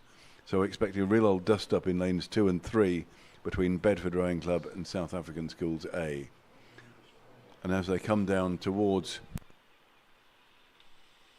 the 500 metre mark, we can expect to see the times very close between lanes 2 and 3. And in fact, Hartbury in lane 7 have sneaked ahead of everyone. So this is going against the form book. Hartbury, who are 8 seconds slower, are leading at the 500 metre mark. Trafford are second, then Bedford Rowing Club, Weybridge Rowing Club are 4th, Brentford Rowing Club is 5th, and the South African Schools are lying in 6th. So it's 4 seconds back from Hartbury, who are leading. So this will be an interesting race to see how this pans out, because the South Africans obviously are not the quickest starters, but obviously they are very quick over the whole course. It'll be good to watch to see how they get on.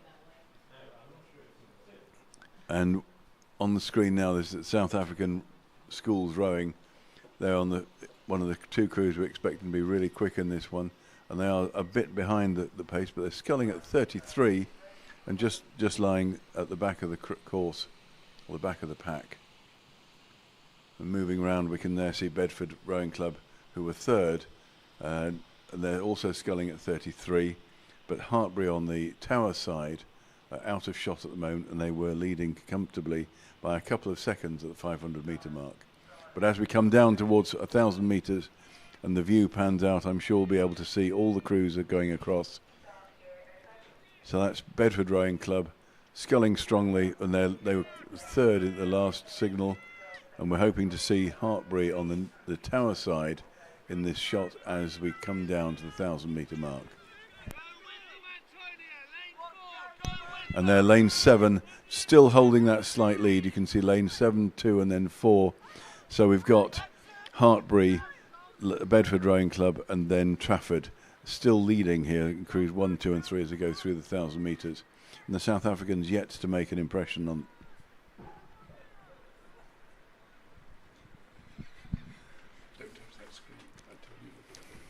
So Hartbury going through the 1,000 metre mark in first place, Bedford Rowing Club in second, and Trafford in third, just a second behind Hartbury University.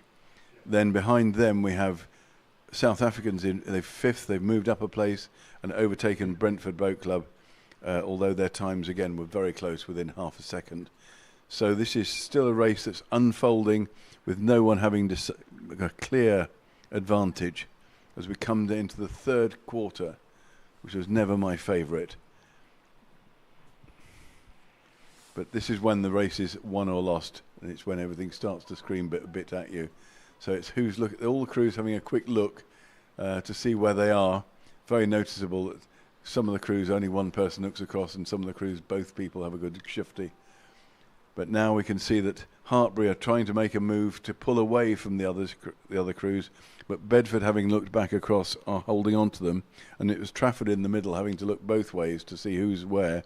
They're still in third, but trying their best to come back from there. But they're only a second behind first place, so this is a very close race.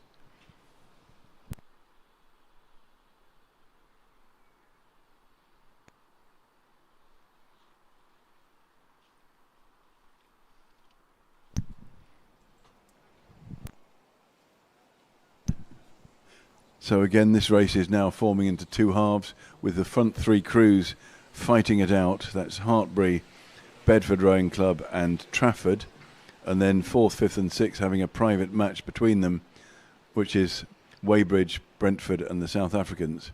The South Africans were 5th, and they'll be looking to try and overtake the Weybridge crew shortly.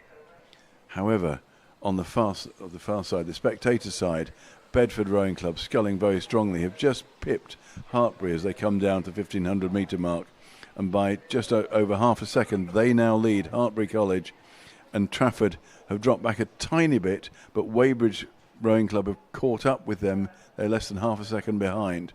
So we have a 1, 2, 3 of Bedford, Hartbury and Trafford. Trafford being on the move, but Weybridge also squeezing up to join the fray for the top three positions. The South Africans are still 5th, away 5 seconds back, and then Brentford Boat Club are bringing up the rear. But this is now a 4-horse race with very little between first and second with Bedford and Hartbury, and then two crews neck and neck with Trafford and Weybridge. And when third and fourth have a real tussle, and then the lanes next to each other, they tend to spur each other on to close up the gap on the leading two crews, who are not that far ahead. So really tough race coming down. 4 crews in the mix here. Bedford Rowing Club still have the edge on the spectator side, but on the tower side Hartbury are not out of it. So that's the first and second crews. And then third and fourth we have Trafford and Weybridge really fighting it out in the middle, and they're closing up the gap on Hartbury. Coming up towards the finish now into the red boys. It's absolutely level between Trafford and Weybridge, and the two crews on the outside edge trying to hold them off, with Hartbury on the tower side and Bedford on the enclosure side, on the spectator side. Much closer, the closest race of the day as we come down with less than a length between 4 crews. Fantastic finish as they come across the line here, and it's just going to go to the crew on the spectator side, but 4 crews within a length, as they cross the line, and we may well have to resort to the photo finish again for third and fourth. That was a very close call between Bedford, who just won that, Hartbury less than half a second behind, 0.52 of a second behind, and then we'll have to wait for the official outcome between Trafford and Weybridge. Meanwhile, we can turn our attention to the A final of the girls' J16 double sculls. The six-boat lineup includes Hartbury University and College in lane 1, featuring Lorelei Weir and Matilda Hudson-Hulls. In lane 2, we've got AB7 Boat Club, Phoebe Asquith and Gracie Janes. In lane 3, representing Warrington, are Maisie Brittles and Lucy Fontana. In lane 4 for Sir William Perkins are Sophia Daniels and Anna Staples. In lane 5 for Peterborough City, Anouk Bosma and Emma Dennis. And the six-boat lineup is complete by the Maidenhead lineup in 6, Dania Al-Kaif and Rachel Robson. Well, the crews have already reached the halfway mark, and Hartbury, having dominated this race through the first 500, are holding on to their winning ways at the halfway mark. Gone through in just a shade short of 3 minutes 56 seconds. A second and a half clear of Sir William Perkins School A crew in second position, and then back in third, gathering pace. It's the AB7 double, who were in fifth after 500 but have moved through into the bronze medal slot at the halfway mark, ahead of Peterborough City Rowing Club, consistent fourth place. Then back in fifth after a very strong start, the Maidenhead double, who slipped through into second after 500, back down the rankings to fifth at the halfway mark, and Warrington are the tail enders. So the leading 1, 2, 3 are Hartbury, Sir William Perkins and AB7. And just to fill you in on the B final, the results of the photo finish have come through. So we had a win for Bedford Rowing Club. Hartbury University was second, just a second behind them. And then with less than 0.3 of a second between them, Weybridge Rowing Club were third, Trafford Rowing Club were fourth. And then some distance back, they had South African Schools, followed by Brentford Rowing Club. So back over to the A final, which is now approaching the tense last quarter. Yes, but I've got a sneaky suspicion that Hartbury are going to hang on to the lead. Yes, confirmation there. They've gone through the 1500 in 5:56. A quarter of a second ahead of AB7. Ooh, a strong performance from the AB7 double. Moved through into the silver medal slot, swapping places with Sir William Perkins. But then just half a second back in fourth position, Peterborough City could still challenge for the bronze medal. They've gone through half a second up on Warrington, who in turn are less than half a second clear of Maidenhead. So we've got a position here. There are less than 3 seconds separating all 6 doubles. So although we've given you the batting order, it really is such a tight field, and anything could happen in the closing stages here. But the action is all happening on the far side of the course, the spectator side, I should say. There was just a tenth of a second separating Hartbury and AB7 in this morning's time trial, and that's where the real race is, because AB7 have taken on the lead and have gone half a length clear of Hartbury. Now, what's going to happen? Hartbury seem to be fading against the onslaught, because Sir William Perkins have moved through into certainly the third position. Can they overhaul Hartbury? It's AB7, almost one clear boat length. Sir William Perkins really pushing it on hard, but they've left it just too late. It's Hartbury who just hang on to the silver. Sir William Perkins take bronze ahead of Warrington in fourth position.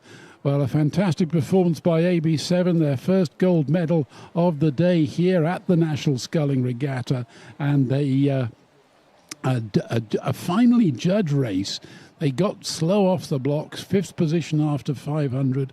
They slipped through into 3rd at 1,000, 2nd at 1,500, and then when it really counted, went for that finishing push. So gold for AB7, silver for Hartbury, and bronze for Sir William Perkins.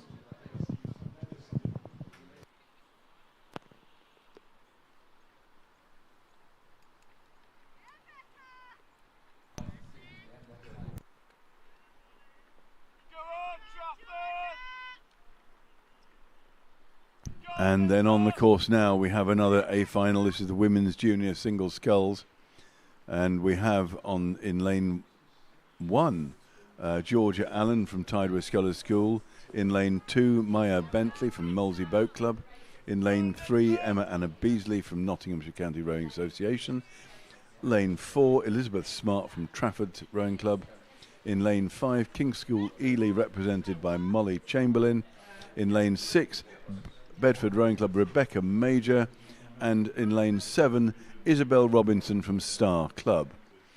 So they went off the start a little while ago, and true to form, we had, looking at the time trials, we had a difference of almost a minute between the qualifying times, and Georgia Allen, who was the quickest of the qualifiers, is leading at the 500 metre mark, and Maya Bentley from Molesey, who was second in the time trials, was second.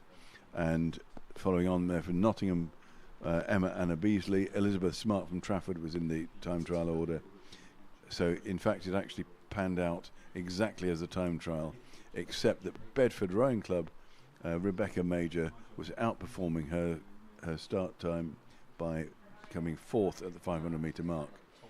Now the race has moved on to 1,000 metres, and the first 3 are going in order of the time trial. It's Georgia Allen from Tideway Scullers, Maya Bentley from Molesey Boat Club, and Emma Anna Beasley from Nottinghamshire Rowing Association. But in 4th place from Bedford we have Rebecca Major, and she's a little distance back from the others, and we have a 10-second gap from 1st to 2nd, and 3 seconds between Maya and Emily from Molesey and Nottinghamshire between the 2nd and 3rd places.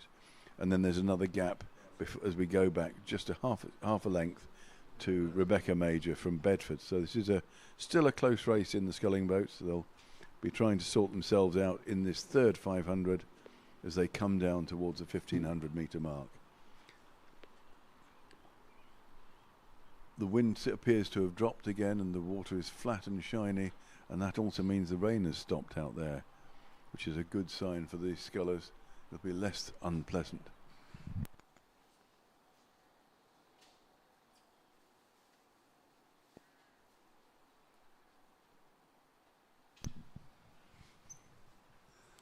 So as we go through the 1,000 metres, we can confirm there's abuse all round for the officials and the commentators, but we won't share that with you. As we come down from the 1,000 metre mark, Tideway Scullers Georgia Allen was holding on to the lead, a comfortable lead over Maya Bentley from Molesey Boat Club, and they come past the 1,500 metre mark. We'll see if she's holding on to that or increased it, and it looks like she's pulled away substantially. So Georgia Allen has a comfortable lead over this race. She's got a real grip of it, and barring anything unforeseen happening, this is hers to win. And then in 2nd place, Molesey Boat Club with Maya Bentley, and Maria Anna Beasley is holding on to 3rd place. But that challenge from Bedford Rowing Club from Rebecca Major has not gone away. She's just trying to close in on the 3rd place in this A final. As they come through, it was only 2 seconds at the 1,000 metre mark, and we'll just see if it's any less than that. It does look like Rebecca has made a really good move for 3rd place in this race. So it's not decided yet, but Nottinghamshire County, Emily Anna Beasley presently has the 3rd place. But looking into the red boys, I've just spotted 100 yards ahead of everyone. We have, from Tideway Scullers, there's Georgia Allen romping down the red boy section, and no other scullers entered it yet as she comes down towards the finish. A handsome victory here for Tideway Scullers. That's Georgia Allen crossing the finish line. Absolutely dominant in the junior single sculls. And then coming down for second and third, we can see Molesey Boat Club and Nottinghamshire County Rowing Association, and the challenge from Bedford Rowing Club has dropped away a bit. So a clear win there for Georgia Allen from Tideway Scullers in this, the junior single sculls, by a comfortable margin of over 20 seconds. And then a 4-second gap between Maya Bentley for Molesey and Emma Anna Beasley from Nottinghamshire Rowing Association. And then as we come down to the fourth position, that's from Bedford Rowing Club. So that's Rebecca Major, finished fourth. And then we have the final places to be announced. We have fifth was Trafford Rowing Club, which is Elizabeth Smart. Sixth was King's School Ely with Molly Chamberlain. And bringing up the rear was Isabel Robinson from the Star Club. That's the women's junior single sculls A final, and a convincing win there for Georgia Allen of Tideway Scullers. That's the biggest margin of the day.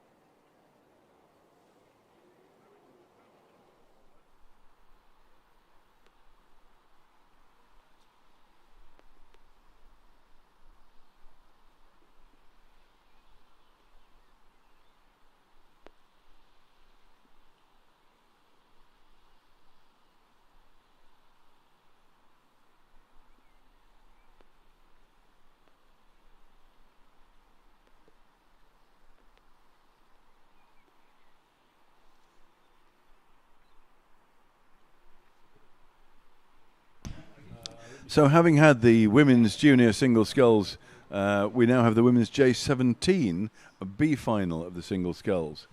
So this is a race. We've got 6 crews in this again. The B-final here, we have from Northampton Rowing Club, Tegan Smith in lane 2. From Wycliffe College in lane 3, we have Felicity Cox. In lane 4 from Reading Rowing Club, we have Lily Church. In lane 5 from Twickenham Rowing Club, we have Tara Ray. In lane 6 from Clare's Court, we have Holly Garand.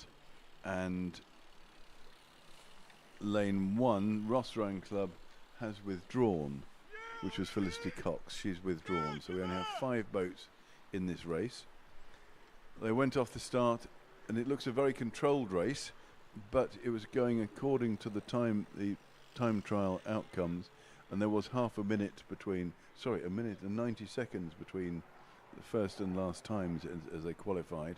And unsurprisingly, from Northampton, Tegan Smith came to the 500 meter mark first, followed by Lily Church from Wycliffe College, followed in order but from Reading we had Ava Ford, and then Twickenham with Tara Ray, and Clare's Court Holly Harrand. And that order has remained unchanged as they came to the 1,000 meter mark. Tegan Smith from Northampton has pulled out a lead of 6 seconds already by the halfway mark, and her time is comparable with the, though definitely not as quick as the A final. Sorry, the junior single sculls. There's a big discrepancy there. However, Tegan from Northampton currently leading by a clear 6 seconds, and then Lily Church from Wycliffe is also leading by 6 seconds from Ava Ford of Reading. So this is very much a race that's taken the form that I think will come down towards the finish. Accidents, barring accidents. But actually looking up the course, there's shiny water towards the finish, so literally no wind here. And then a slight squall where they're going through a slightly rougher water, but they'll be coping with that magnificently. They come through the 1,000 meters still in the order of the time trial. So from Northampton, Tegan Smith leading the course. And I don't think there's going to be a change in the outcome here, because she looks confidently well ahead by 3 or 4 lengths as they come down towards the 1500 metre mark.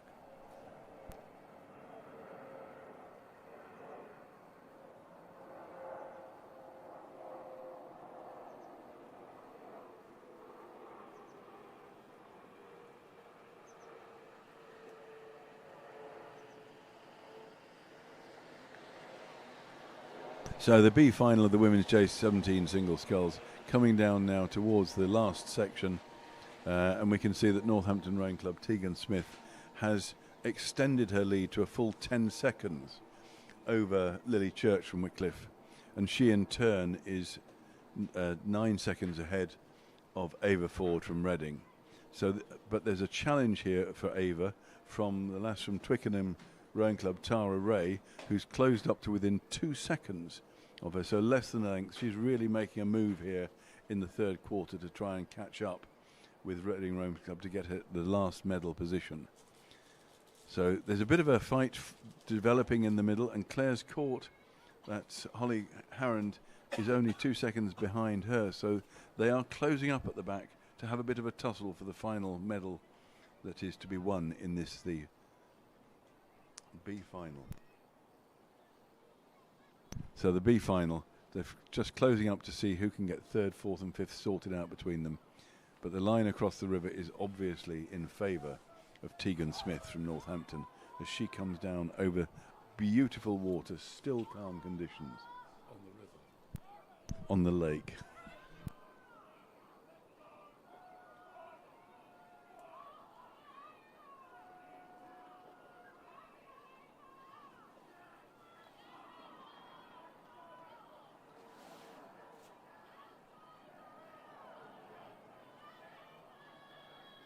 So coming towards the finish in the red boy section, we have Tegan Smith from Northampton Rowing Club with a handsome lead over Lily Church from Wycliffe as she comes down towards the finish, and here's the hooter. Lily in turn has a good lead over Ava Ford, who is fighting off the challenge from Ty from Twickenham as they come down towards the finish, and Ty Ray is also having to fight off Holly Harrand from Clare's Court, so a much closer back end to this race as they tussle across the line, but that is the finishing order. First for Tegan Smith from Northampton, second for Lily Church from Wycliffe, and third for Ava Ford from Reading Rowing Club. And I believe the A final has now started, so Robert, glad you can join us. Yes, the A final already well underway, and it includes Catherine Gardner of Hartpury University in lane 1, Jemima Don of Clare's Court School in 2, Charlotta van der Wiele of Globe in 3, then we've got Emma Calver of Peterborough City in 4, Annie Collins of Wallingford in 5, and Hannah Scott, the other Wallingford sculler, in lane 6. And the form book running true to 500 metres because Catherine Gardner leading the way home ahead of this 6-boat field.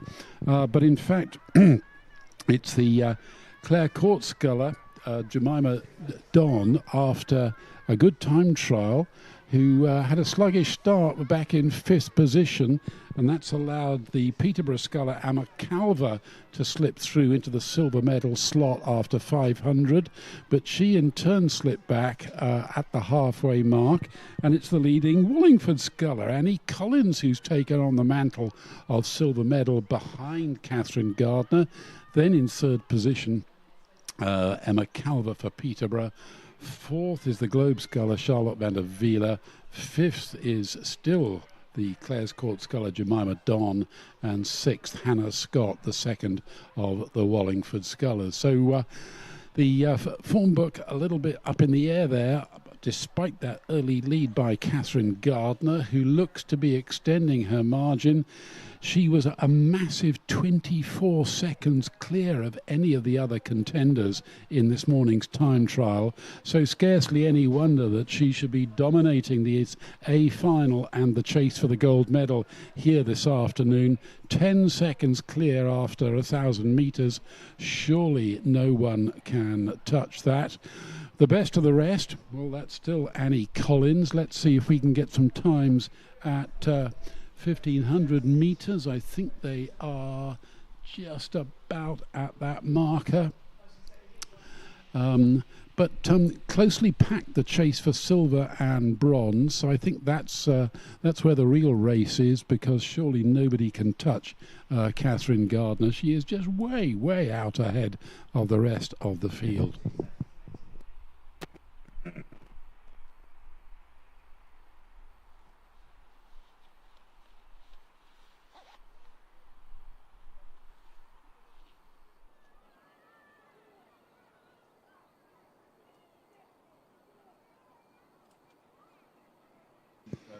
And here we go, the times are notching up for 1,500 metres, 6 minutes 8 seconds for Catherine Gardner. She's extended her margin to 12 seconds ahead of Annie Collins.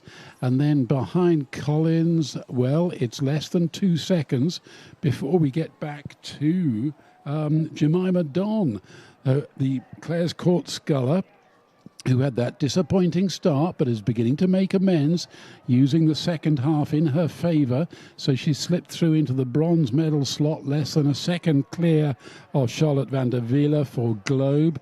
Then we get to Emma Calver of Peterborough City, who I regret to say is slipping back down the field as each of the intermediate markers unfolds. And then the second of the Wallingford Scullers, Hannah Scott, maintaining sixth position behind this dominant performance out there in the lead for Catherine Gardner.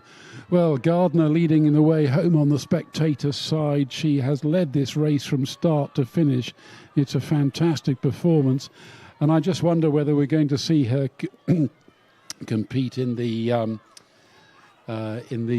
Open Junior event at National Schools in 3 weeks' time. But that's all for the future. Right here and now, she's been able to take her rate right down, approaching the line to win as she likes. But how is the race for silver and bronze really panning out? I think it's the Clares Court sculler who's got her bow ball in front. Jemima Don, well, all credit to her. Fifth position at the halfway mark. And despite a spirited performance by Emma Calver for Peterborough, it is Jemima Don who takes silver ahead of Emma Calver for Peterborough in third position. And then I think we had the Wallingford sculler. The leading Wallingford sculler, Annie Collins, in fourth. Then the Globe sculler, Charlotte van der Wiele. Finally, Hannah Scott of Wallingford in sixth position.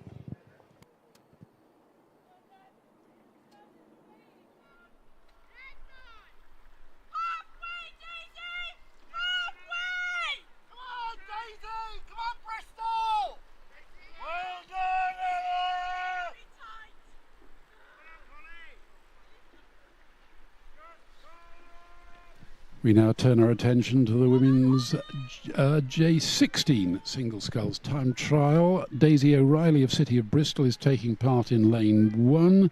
Ella McDougall of Barn Elms in 2. Eleanor Taylor of Derby in 3. Holly Weddell of Walton Rowing Club in 4. Alexandra Francis of Stratford-upon-Avon in 5. And the six-boat lineup is complete by Ava Sartin of Tideway Scullers in 6. The scullers already reached the halfway mark, and it is Daisy O'Reilly, who was 4 seconds faster than any of the other 5 scullers this morning in the time trial. She's maintaining that dominant performance here in the A final when it really counts, and is in the leading slot ahead of Ella McDougall, then in third position. Well, at the halfway mark, after a slow start, it's the Tideway Scullers sculler, Ava Sartin, who's sorry, excuse me, it is the Derby sculler, Eleanor Taylor, who's holding on to third position at halfway, ahead of Holly Walton for Holly Weddell of Walton in fourth. Then Ava Sarton of Tideway Scullers with Alexandra Francis of Stratford-upon-Avon in sixth position.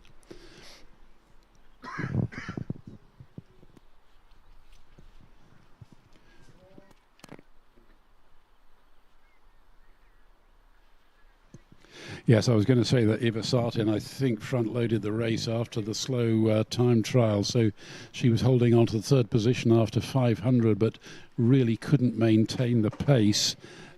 She was, goodness me, 25 seconds slower than Daisy O'Reilly in this morning's time trial. So the time spread between these six scullers after this morning's racing was significant. And let's just see how the positions pan out when these six scullers reach the 1500 metre signal.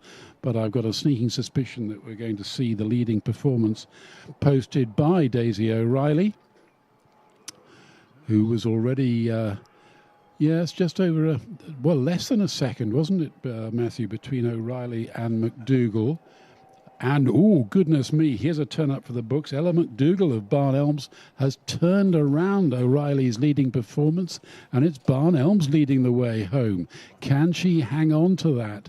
It is a second and a half. That's the margin between Barn Elms and City of Bristol for the gold medal here in the girls' J16 single sculls. In third position for Walton, Holly Weddell has slipped through into the bronze medal slot, just marginally 0.4 of a second ahead of Eleanor Taylor for Derby. So there's still all to play for then. There are further 4 seconds back to Stratford-upon-Avon's Alexandra Francis, and I suspect that Eva Sartin of Tideway Scullers is out of the running here with less than 500 metres remaining. So all the action once again happening on the spectator side.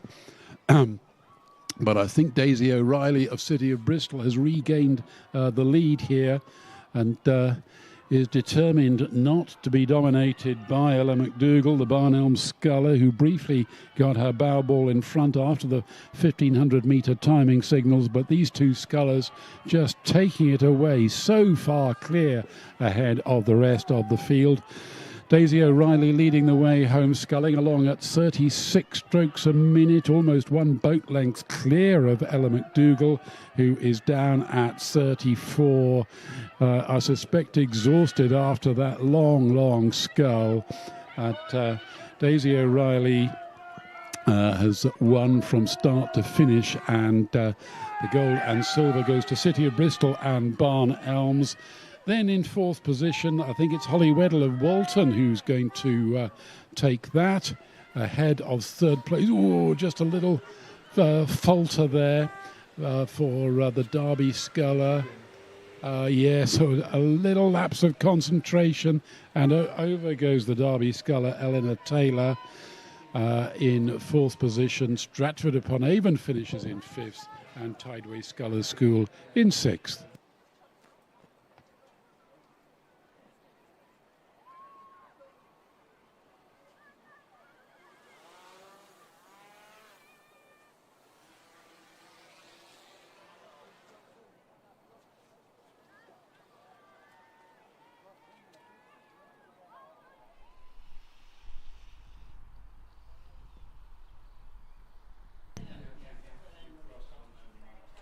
And on the course now, we have the B-final of the Open Junior 15 Single Sculls. In lane 2 from Windsor Boys School, we have Elliot Whitehorn. From lane 3, Buell Bridge, we have Jack Elms. From Wallingford Rowing Club in lane 4, we have Seth Conway. From Bedford Rowing Club in lane 5, we have Louis Balin. From Dart Totnes in lane 6, we have Isaac Hattersley. And in lane 7, from Trafford Rowing Club, we have Sam Crosby. There was a spread of half a minute between Elliot Whitehorn, the fastest of the qualifiers for this B final, and Sam when they did the time trial, so we expect this to be a fairly spread out race. And as they make the first timing mark, it's interesting to see that the time trial has actually unfolded in this race. Windsor Boys School, Elliot Whitehorn leading as he came through the 500-metre mark by just over a second, although Bedford Rowing Club has bucked the odds. He's now in second, Louis Balin, and then third was Wallingford Rowing Club with Seth Conway. Fourth, Trafford Rowing Club, Sam Crosby, and then fifth was from Dart, Isaac Hattersley. So it's an interesting race now as the crews are not making the perfect line across the course. We've got some attacks from the slower crews as they front load the race, and the Wallingford Scullers looking quite promising, as is Windsor Boys in dark kit but with the green, distinctive green and yellow blades. He leads at the 1,000-metre mark, followed by the Wallingford Sculler Seth Conway. So as they go through 1,000, we can see the crews passing, and the times will pop up very shortly. But it's definitely a lead there for Elliot Whitehorn from Windsor Boys, and followed by Seth Conway from Wallingford Rowing Club. But this is the B-final of the J15 single sculls. And again, if you think how little time these lads have had on the water this year, it's quite impressive that they scull so neatly, so well. Windsor Boys now leading the way down, 4 minutes 8 seconds to the 1,000-metre mark. He's got a 2-second lead over the Wallingford Sculler, Seth Conway, and he in turn has just over a second lead over Isaac Hattersley from Dart, who sneaked into third. He's moved up from fifth to third, so that's a big effort from Dart, Totnes, Sculler, Isaac. He's made a good move coming up through the numbers there. So the 1, 2, 3 is Elliot Whitehorn from Windsor Boys, Jack Elms from Buell Bridge, and then from Dart, Totnes, we have Isaac. And the Wallingford Sculler is now in fourth place, so Seth Conway lying fourth. Behind them we have Trafford Rowing Club, Sam Crosby, and for Bedford Rowing Club, Louis Balin. So again here we're looking at the time trials. The results of that have gone out of the window as they do the side-by-side racing, although we can see that Elliot Whitehorn has maintained his dominance of the field, having won his section of the time trial. He's definitely looking like a leader down this course with a good 2 seconds plus a little bit over the nearest sculler. And from Buell Bridge, Jack Elms is chasing him down the course. So those are the fastest two qualifiers, and they're maintaining the fastest 2 times down this race. Isaac Hattersley from Dart obviously prefers the side-by-side racing to the time trial, and he's showing well in third place. And as we come down towards the 1,500 metres now, we're coming into the last quarter of the race, and the positions have changed again slightly. This is interesting, although we've missed out the Buell Bridge time. In fact, the times are looking a little erratic here. We have 2 that have not come up, but the fastest sculler was showing as Windsor Boys, and then the gap between him and Wallingford has not changed much. Yes, it's changed a little bit. So we're showing currently Elliot Whitehorn from Windsor Boys leading, and then from Wallingford lying second, Dart Totnes lying third. But I think the time for Buell Bridge has not worked, because he was lying second before, and it looks like he should be. So Jack Elms, looking up the course, looks like he will be in second place.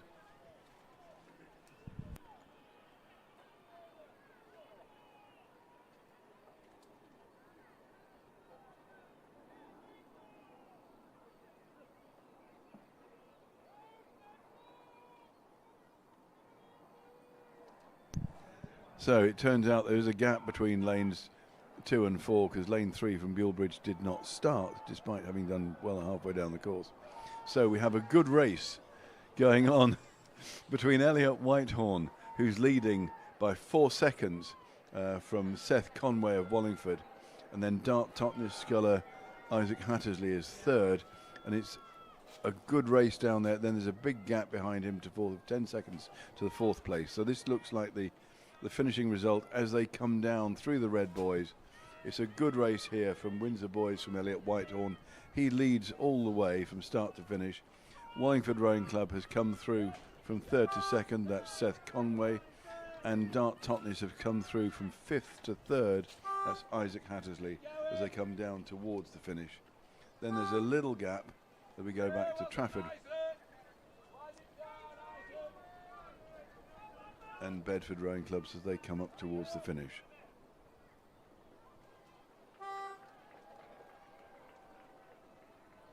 So in fourth place we had Bedford Rowing Club, that's Louis Balin, and then bringing up the rear from Trafford is Sam Crosby. And that's the B final of the J15 single sculls. And I'll pass you to Robert, who can give us the A final that's now on the course. Thanks, Matthew. Yes, the A final is just off the blocks, already well underway, featuring Louis Harris of Hinksey, the dominant performer in this morning's time trial. He was 13 seconds clear of Oliver Johnson of Exeter. Then Corentin Breton of South African Schools in lane 3. Then we've got Felix Kolsch of Westminster School Boat Club in 4. Joshua Liao, also of Westminster School Boat Club, in 5. And the 6-boat lineup is complete by Harry Goodwin of Buell Bridge in lane 6. Well, the form book running true certainly as far as the two leading contenders go, because after 500 metres, Louis Harris has gone through 6 seconds clear of Oliver Johnson. Then we've got in third position, it's the leading Westminster School sculler, Felix Kolsch, who slipped through ahead of his clubmate, Joshua Lau. And a disappointing start by the South African Corentin Breton. He's back in 5th position with only Buell Bridge's Harry Goodwin behind him. But 500 metres, all 6 scullers beginning to settle into their race pace, just seeing how things pan out. I remember talking to several international scullers, and they used to say that you only begin to look around after the first 500 metres and really decide where you are in the field and how you begin to build your race plan for the remainder of the course. Well, whether, of course, that is equally applicable to these young scullers at J15 level is open to debate, but it's... as a boss of mine used to say, that's an interesting theory and better than no theory at all. But it's Louis Harris who's leading the way home for Hinksey, as befits the dominant performer in this morning's time trial. Let's just see if we can get some times. Yes, the field going through 1,000 metres, as we can see from one of our on-course cameras now. And a relatively close-backed field. And... the South African sculler has moved through from 5th to 4th, we think, based on what we can see on camera. But we've now had confirmation that Louis Harris has gone through the halfway mark. 3 minutes 41, so 10 seconds clear. So he's increased his margin to from 6 to 10 seconds at the halfway mark. Then there's some 2 seconds back to Westminster School. Oh, it was a deceptive. The South African sculler has moved through from 5th to 4th, so he's overtaken one of the Westminster scullers, and Harry Goodwin for Buell Bridge still bringing up the rear in 6th.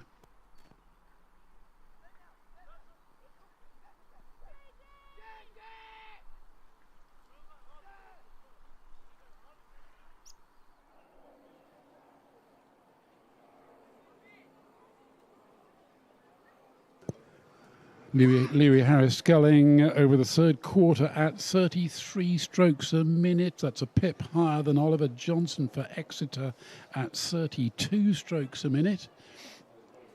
And the leader certainly making the higher rate work in his favour, continuing to extend that lead, hoping for the gold medal here in the boys' J15 single sculls final.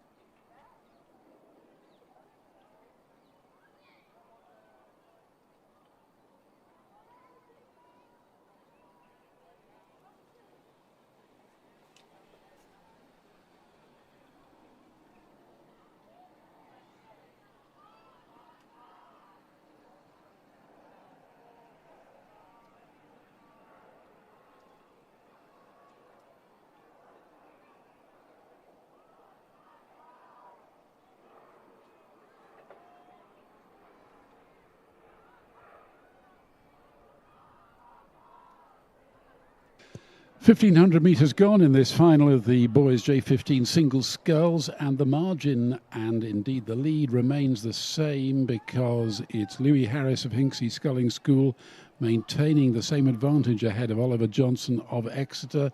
But let's face it, he doesn't need to overextend himself. He can sit on that dominant position and keep the other 5 scullers well in his sights. Behind the 2 leaders, well, I've got to tell you, the rest of the field, the position's unchanged. It's the leading Westminster contender, Felix Kolsch, who's hanging on to the bronze medal slot, but has further extended the margin ahead of the South African Corentin Breton to some 6 seconds, then a further 4 seconds back to the second Westminster School sculler. But down to the line then comes Louis Harris for Hinksey Sculling School. He's down at 31 strokes a minute. Several lengths of clear water back to Oliver Johnson of Exeter, who is going to take the silver medal. And then the leading Westminster contender, Felix Kolsch, is going to take the bronze medal, clear of Corentin Breton of South Africa in 4th. Then we've got Joshua Lau, also of Westminster School, in 5th, and Harry Goodwin of Buell Bridge in 6th place. Right.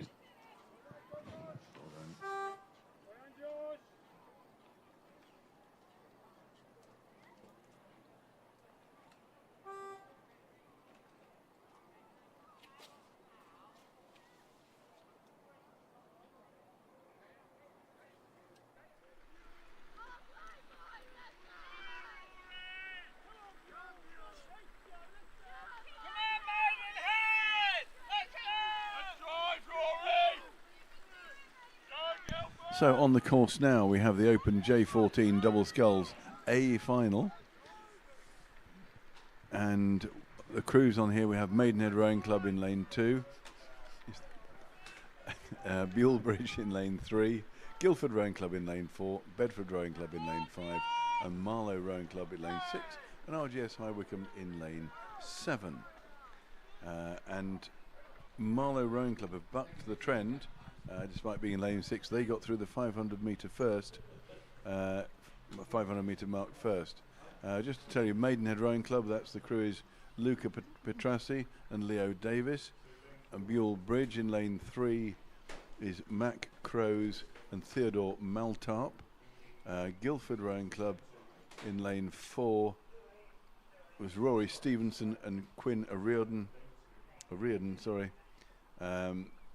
Bedford Rowing Club, stroked by Isaac Pendle with Henry Crisp in the bows. Marlow Rowing Club is stroked by Jensen Jones with Tom Hampton at bow. And then finally from RGS High Wycombe, Will Patka stroking and James Robbins at bow. So the crew from Marlow, stroked by Jensen Jones, was leading at the 500 metre mark, followed by Maidenhead Rowing Club on the spectator side, and then Buell Bridge, Guildford and Bedford. And in fact, sorry, I correct that, it was Marlow were leading at the 500 metre mark, followed by Maidenhead, then Bedford Rowing Club, Guildford Rowing Club and Buell Bridge.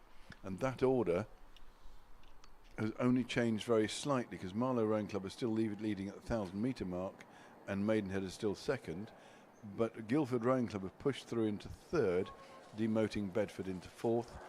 And Buell Bridge is still 5th and RGS High Wycombe 6th. But the margins between these crews are still slight. Marlow have a lead over Maidenhead of a couple of seconds, and they in turn have a 4-second buffer to 3 crews within a second. So there's a real battle for the 3rd place in this A final for the bronze medal as they come down from 1,000 metres to 1,500.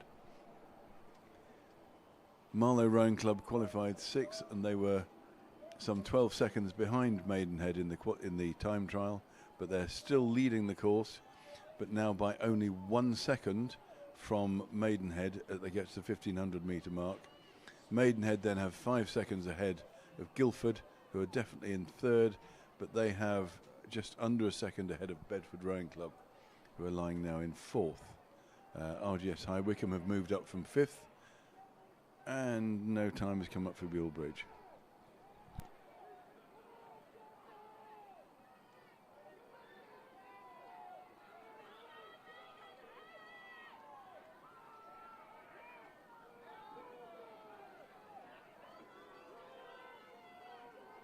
So coming down towards the Red Boys, Marlow Rowing Club in lane 6, leading the way, and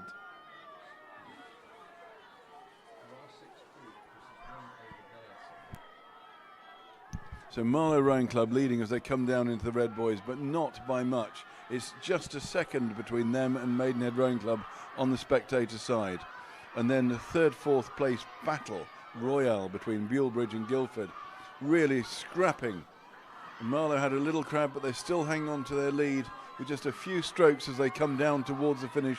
They've got one length over Maidenhead, who are now having a real fight with Guildford as they come for an overlap, as they come towards the finish, but just a little bit too late, just half a length from Maidenhead to Guildford, and then in fourth place Bulebridge, and then fifth place crossing the line is Bedford Rowing Club, and then bringing up the rear is RGS High Wycombe in some short while. So just to recap, we have the gold medal will go to Marlow Rowing Club, and they managed to beat Maidenhead Rowing Club by a good 4 seconds. And then in third place was Guildford Rowing Club, and those are the 3 medal positions. There's some discussion as the finishing order behind us as officialdom catches up with reality. But we'll pass back up to Robert for the Junior 15 double sculls. Okay. And the pass has been passed back. So we have the Junior 15 B-final for the J15 double sculls. We have Westminster Boat Club in lane 2 with Raf Elif stroking and Dorix Sevinch at bow. There's another Westminster boat in lane 3 with Andy Yao stroking it and Kingsley Slowcock at bow. In lane 4 we have Clare Court School Boat Club A, Theo Shukri stroking and Nathan Dodd at bow.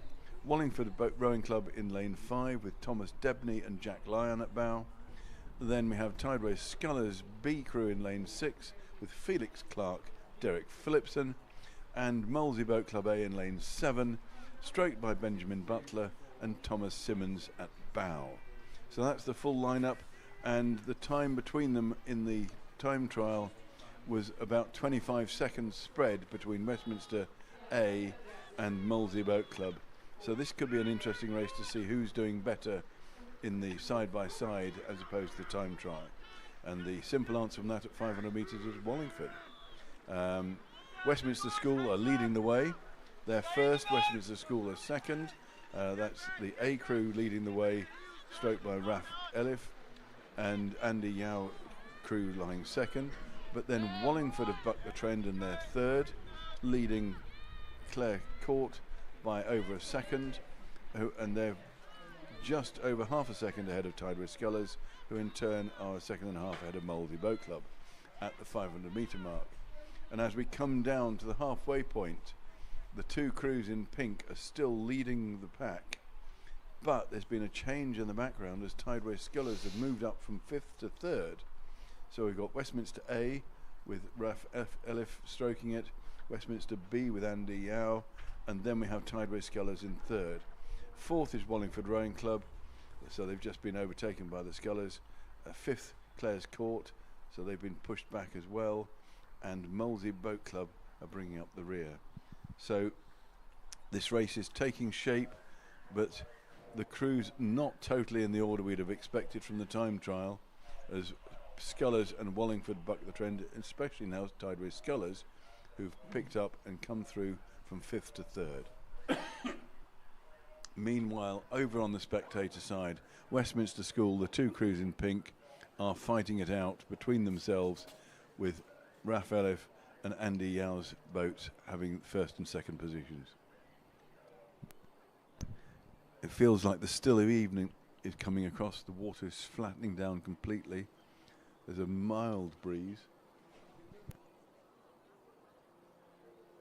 Mild breeze on the course, but it's only disturbing the water in little patches which now show darker than the shiny water where it's still. None of this should trouble the steersman.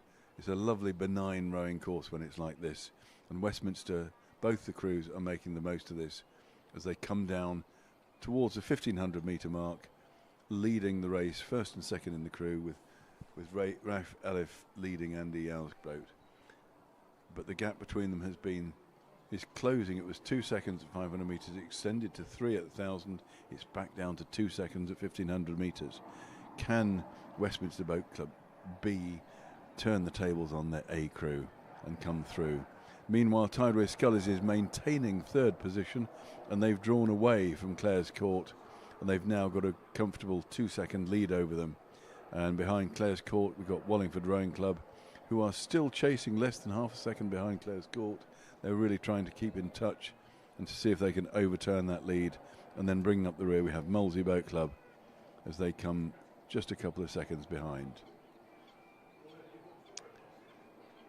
So this is the B final of the J15 double sculls, with Westminster School lying 1 and 2. It'll be interesting to see which of these crews is actually going to win in the end. There's, I would suggest, a slight grudge match between the two. They're coming down, but the Rafe Elif crew has the advantage. Still only just over a second as they come down towards the Red Boys section and raise the rating and come in towards the finish. And actually this is where the A crew starts to pull away again. You can see them pulling away even as you watch there. Coming down past the spectator area, Westminster 1 and 2 in this B final of the J15 double sculls. Third place, Tideway Scullers, just hanging on from Clare's Court. It's a very close race. Scullers giving it some beans as they come down towards the finish, but Clare's Court are coming up to challenge them. This has been close all the way down, and I think Scullers have stopped early, and sadly Scullers stopped on the second hooter, and Clare's Court didn't. That is going to be so close, and someone is going to be so embarrassed about that for years to come. That is not a good thing to do just at the finish. Wallingford then came in fifth, and in fact it's come up on the results. Clare's Court came third, and Tideway Scullers, who were third and stopped a bit early, are now fourth. Molesey Boat Club bringing up the rear, and a white flag for that race because nothing went wrong as far as the umpire was concerned. So over to Robert for the A final of the J15 double sculls.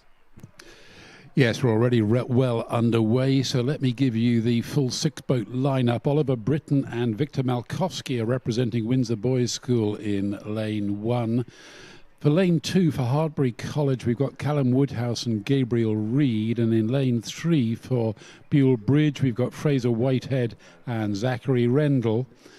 In lane 4, Nicky Hopkins and Maritz Branderhorst are representing Magdalen College School Boat Club. In lane 5 for Walton, we've got Max Gulliver and Martin Almeida. And finally, in 6 for the Brentford Boat Club, Jose Tidon and Alexander Gill. And after 500 metres, it's the Buell Bridge double that's leading the way home. Second and a half ahead of Windsor Boys School in lane 1. And then in third position, over on the island side, we've got Walton, followed by Brentford School, then Magdalen College School, and the tail enders. That's a bit of a turn up for the books. Hartbury College, one of the faster qualifiers. They were only 4 seconds slower than Windsor Boys this morning, and some 9 seconds faster than Brentford. But those positions being reversed here, or are they? Because at the halfway mark, well, it is now Windsor Boys who've taken on the mantle of race leaders. Buell Bridge buckling under that little bit of pressure, but still hanging on to second. Walton maintaining the bronze medal slot. Hartbury have woken up to the fact they've got a race on their hands and have moved through from 6th to 4th. For their part, Brentford have slipped back a little from 4th to 5th, and the tail enders now Magdalen College School. Just push any.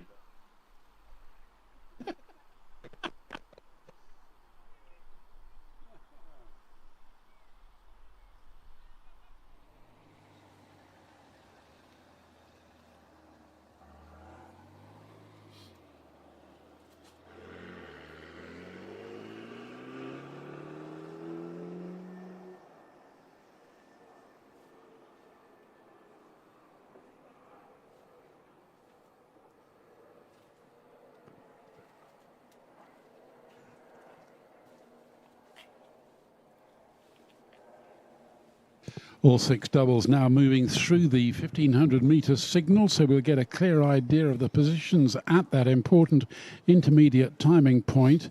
But I suspect that we're going to see the Windsor double of Malkowski and Britton hanging on to that leading slot. Let's just wait for confirmation. But certainly from our on-course camera, that's the way it looked, because the Windsor double seemed to be gathering pace as the race unfolded. And indeed, we do have confirmation. They've gone through 1500 in 5 minutes 30. That's 3.5 seconds clear of Buell Bridge, still hanging on to second place. Hartbury moving through the field. So Hartbury have taken away third position from Walton, back in fourth, and then fifth and sixth unchanged, Brentford and Magdalen College School.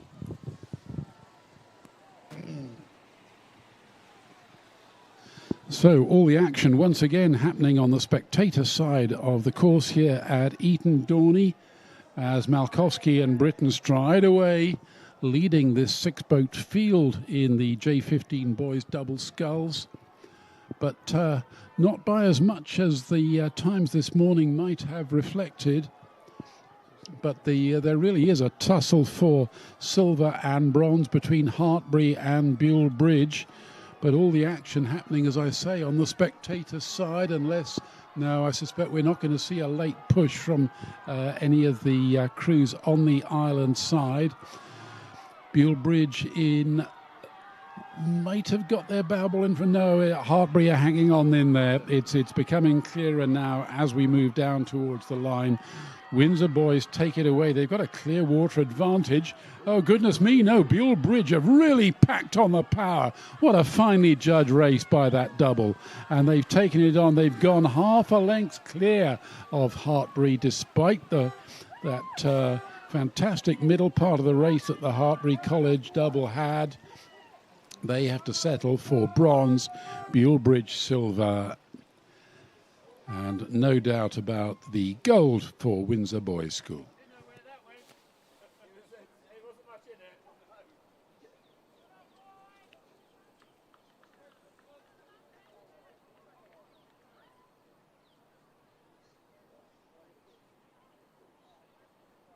And so to the straight final of the boys J14 quads. In lane 1, stroked by Miles Vanner, Henley Rowing Club. In lane 2, Oscar Lane is stroking the Yarm School quad. In lane 3, we've got Falcon Boat Club with Oscar Suffolk in the stroke seat. In lane 4, Trenton Boat Club. We've got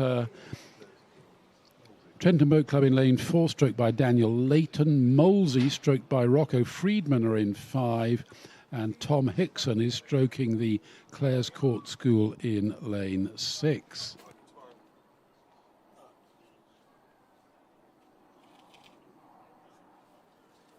Well, Matthew, he was keeping a keen eye on the video camera, reports that Molesey caught a bonza crab off the start. Now, what has that done to their time? There's a lot of enthusiasm and power going into these stroke in these J14 quads. Maybe not quite as pretty as some of the more mature crews, but nevertheless the race pace really is cracking and is being set at this early stage by Henley Rowing Club. 500 metres in, and they've taken a 4-second advantage ahead of Falcon in second place, who in turn have just half a second clear of Yarm School in third. Trentham are in fourth, ahead of Molesey and Clares Court.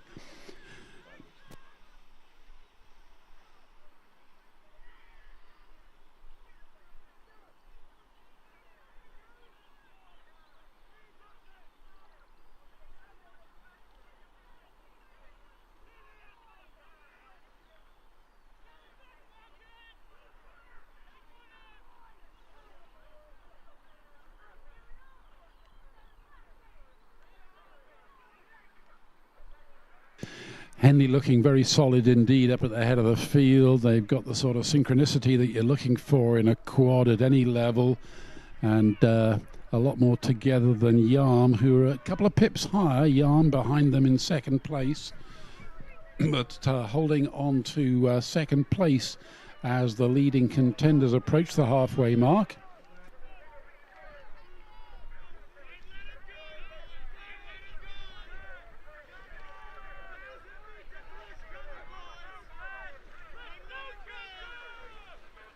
Henley go through the 1,000-metre signal, and three lengths clear, Matthew reckons, ahead of Yarm, who are holding on to silver by a whisker ahead of Falcon. And then the tail enders in a little clutch of their own. The Molesey tail enders, their stroke man, really yanking it through, trying to add his power to the unit, but it's not working in their favour because Molesey are slipped back into sixth place at the halfway mark. So the medal positions currently being held by Henley, Yarm and Falcon. Then there's a 7-second gap before we get back to, 5-second gap before we get back to Trentham, Clares Court and Molesey.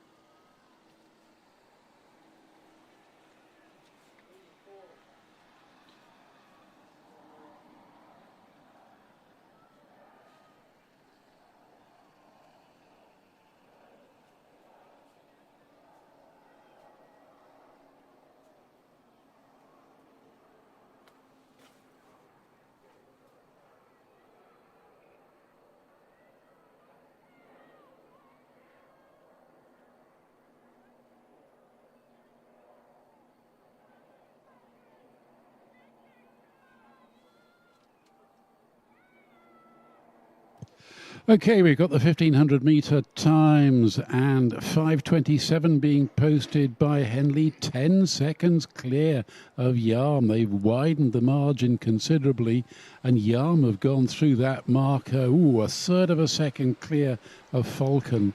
But these three leading contenders drawing further and further clear of the tail enders. So it's one of these races where the race is divided into two halves, and the medal crews surely have been sorted long since. It's just the colour of those medals. Surely the gold is going Henley's way, but who is going to take silver and bronze? Falcon still have it within them to come back and grab second place from Yarm as the crews now enter the red boy zone. Henley striding away at the head of the field. Falcon still... now have Falcon already overhauled Yarm? Yes, indeed, they've gone through for second place. And now have Yarm got it within them to come back on this, because this race is not all over by any means. This final of the J15 boys coxed quads. Both Yarm and Falcon really digging deep. Yarm at 35. But there's no doubt about the leaders, just Henley striding away. 4 seconds advantage after 500, 10 seconds after 1,500. They're winning as they liked. And behind them, Falcon hanging on to the silver medal slot. And it's going to be bronze for the Yarm School. And then back in fourth position, we have Trentham. Fifth goes to Molesey and sixth to Clares Court School.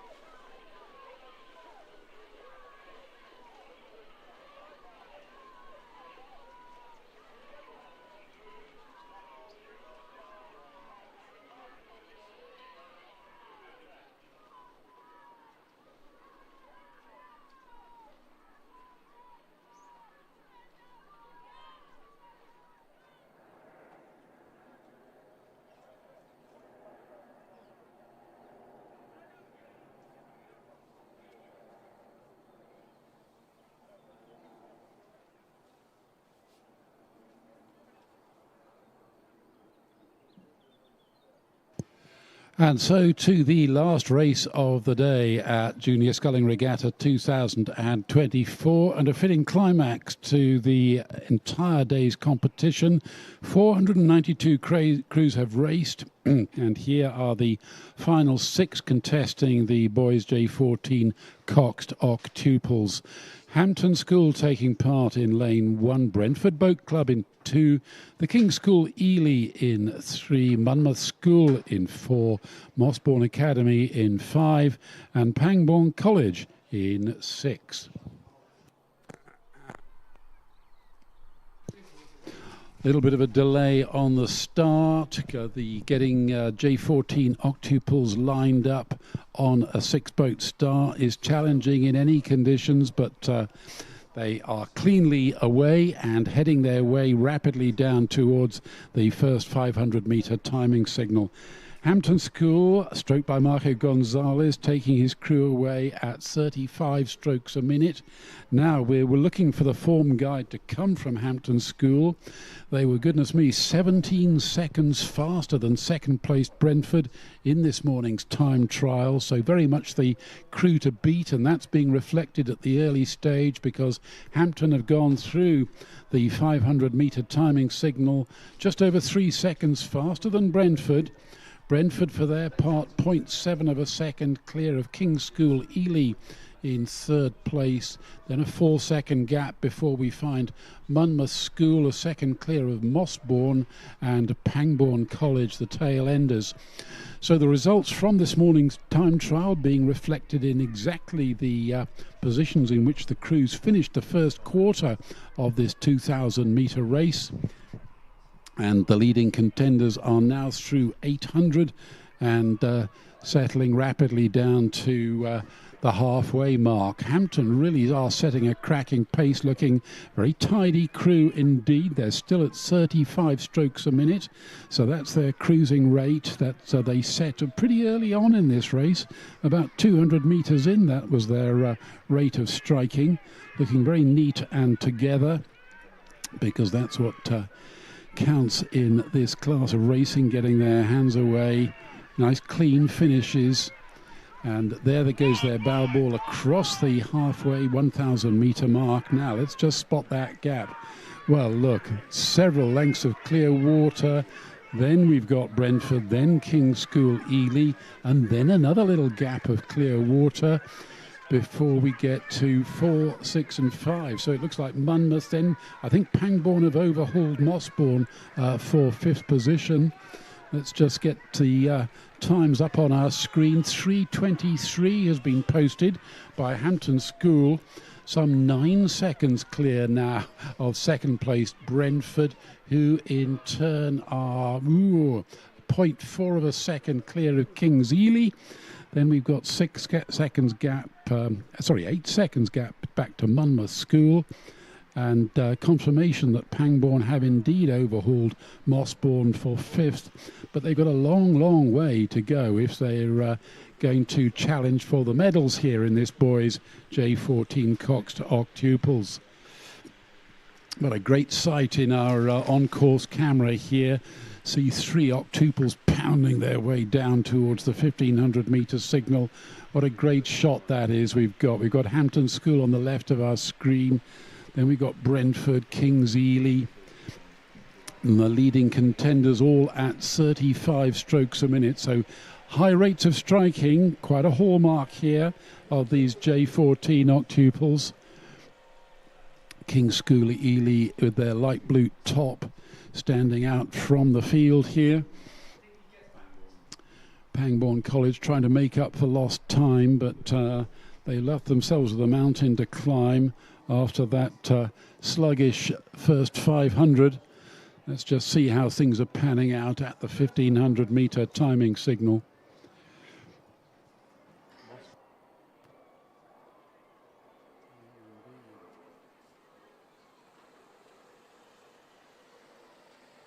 One or two of the crews in the final race of the day having trouble with their steering here, and that's going to do them no favours because obviously it's the The quickest way home is straight down the middle of the lane, and that's exactly what Hampton School are doing to post a time of 5 minutes 6 seconds to get to 1,500 metres. Now King's School Ely have slipped through into the silver medal slot ahead of Brentford. Only a quarter of a second in it between silver and bronze. That's a cracking performance by King's Ely. And Pangbourne, well, we said they were going to make up for lost time, didn't we? And they are powering through. But what's happening in the lane immediately to their right, Mossbourne having all sorts of steering difficulties. For one moment I thought they were going to impede the Pangbourne crew, but having steered away in time.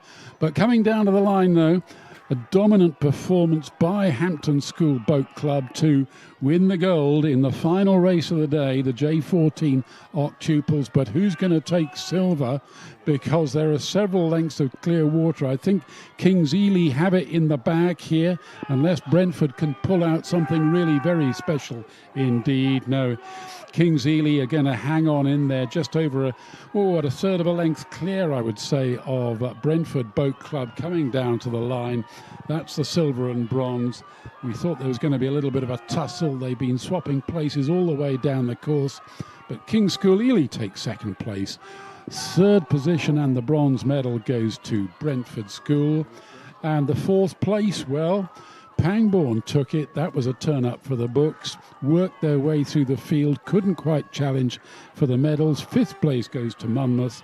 And sixth to the Mossbourne Academy. So that completes another great day of racing here at the Junior Sculling Regatta 2024. On behalf of everyone at the regatta, whether you've been joining us here at the course or whether joining us online, thank you to everyone for your support. Thank you to the competitors for putting on a great day of racing. Thank you to all the volunteers and officials for your time and commitment to making this a great racing experience for these young scullers. So on behalf of my co-commentator Matthew Gordon and myself, Robert Trahan-Jones, very good evening to you all. Bye-bye.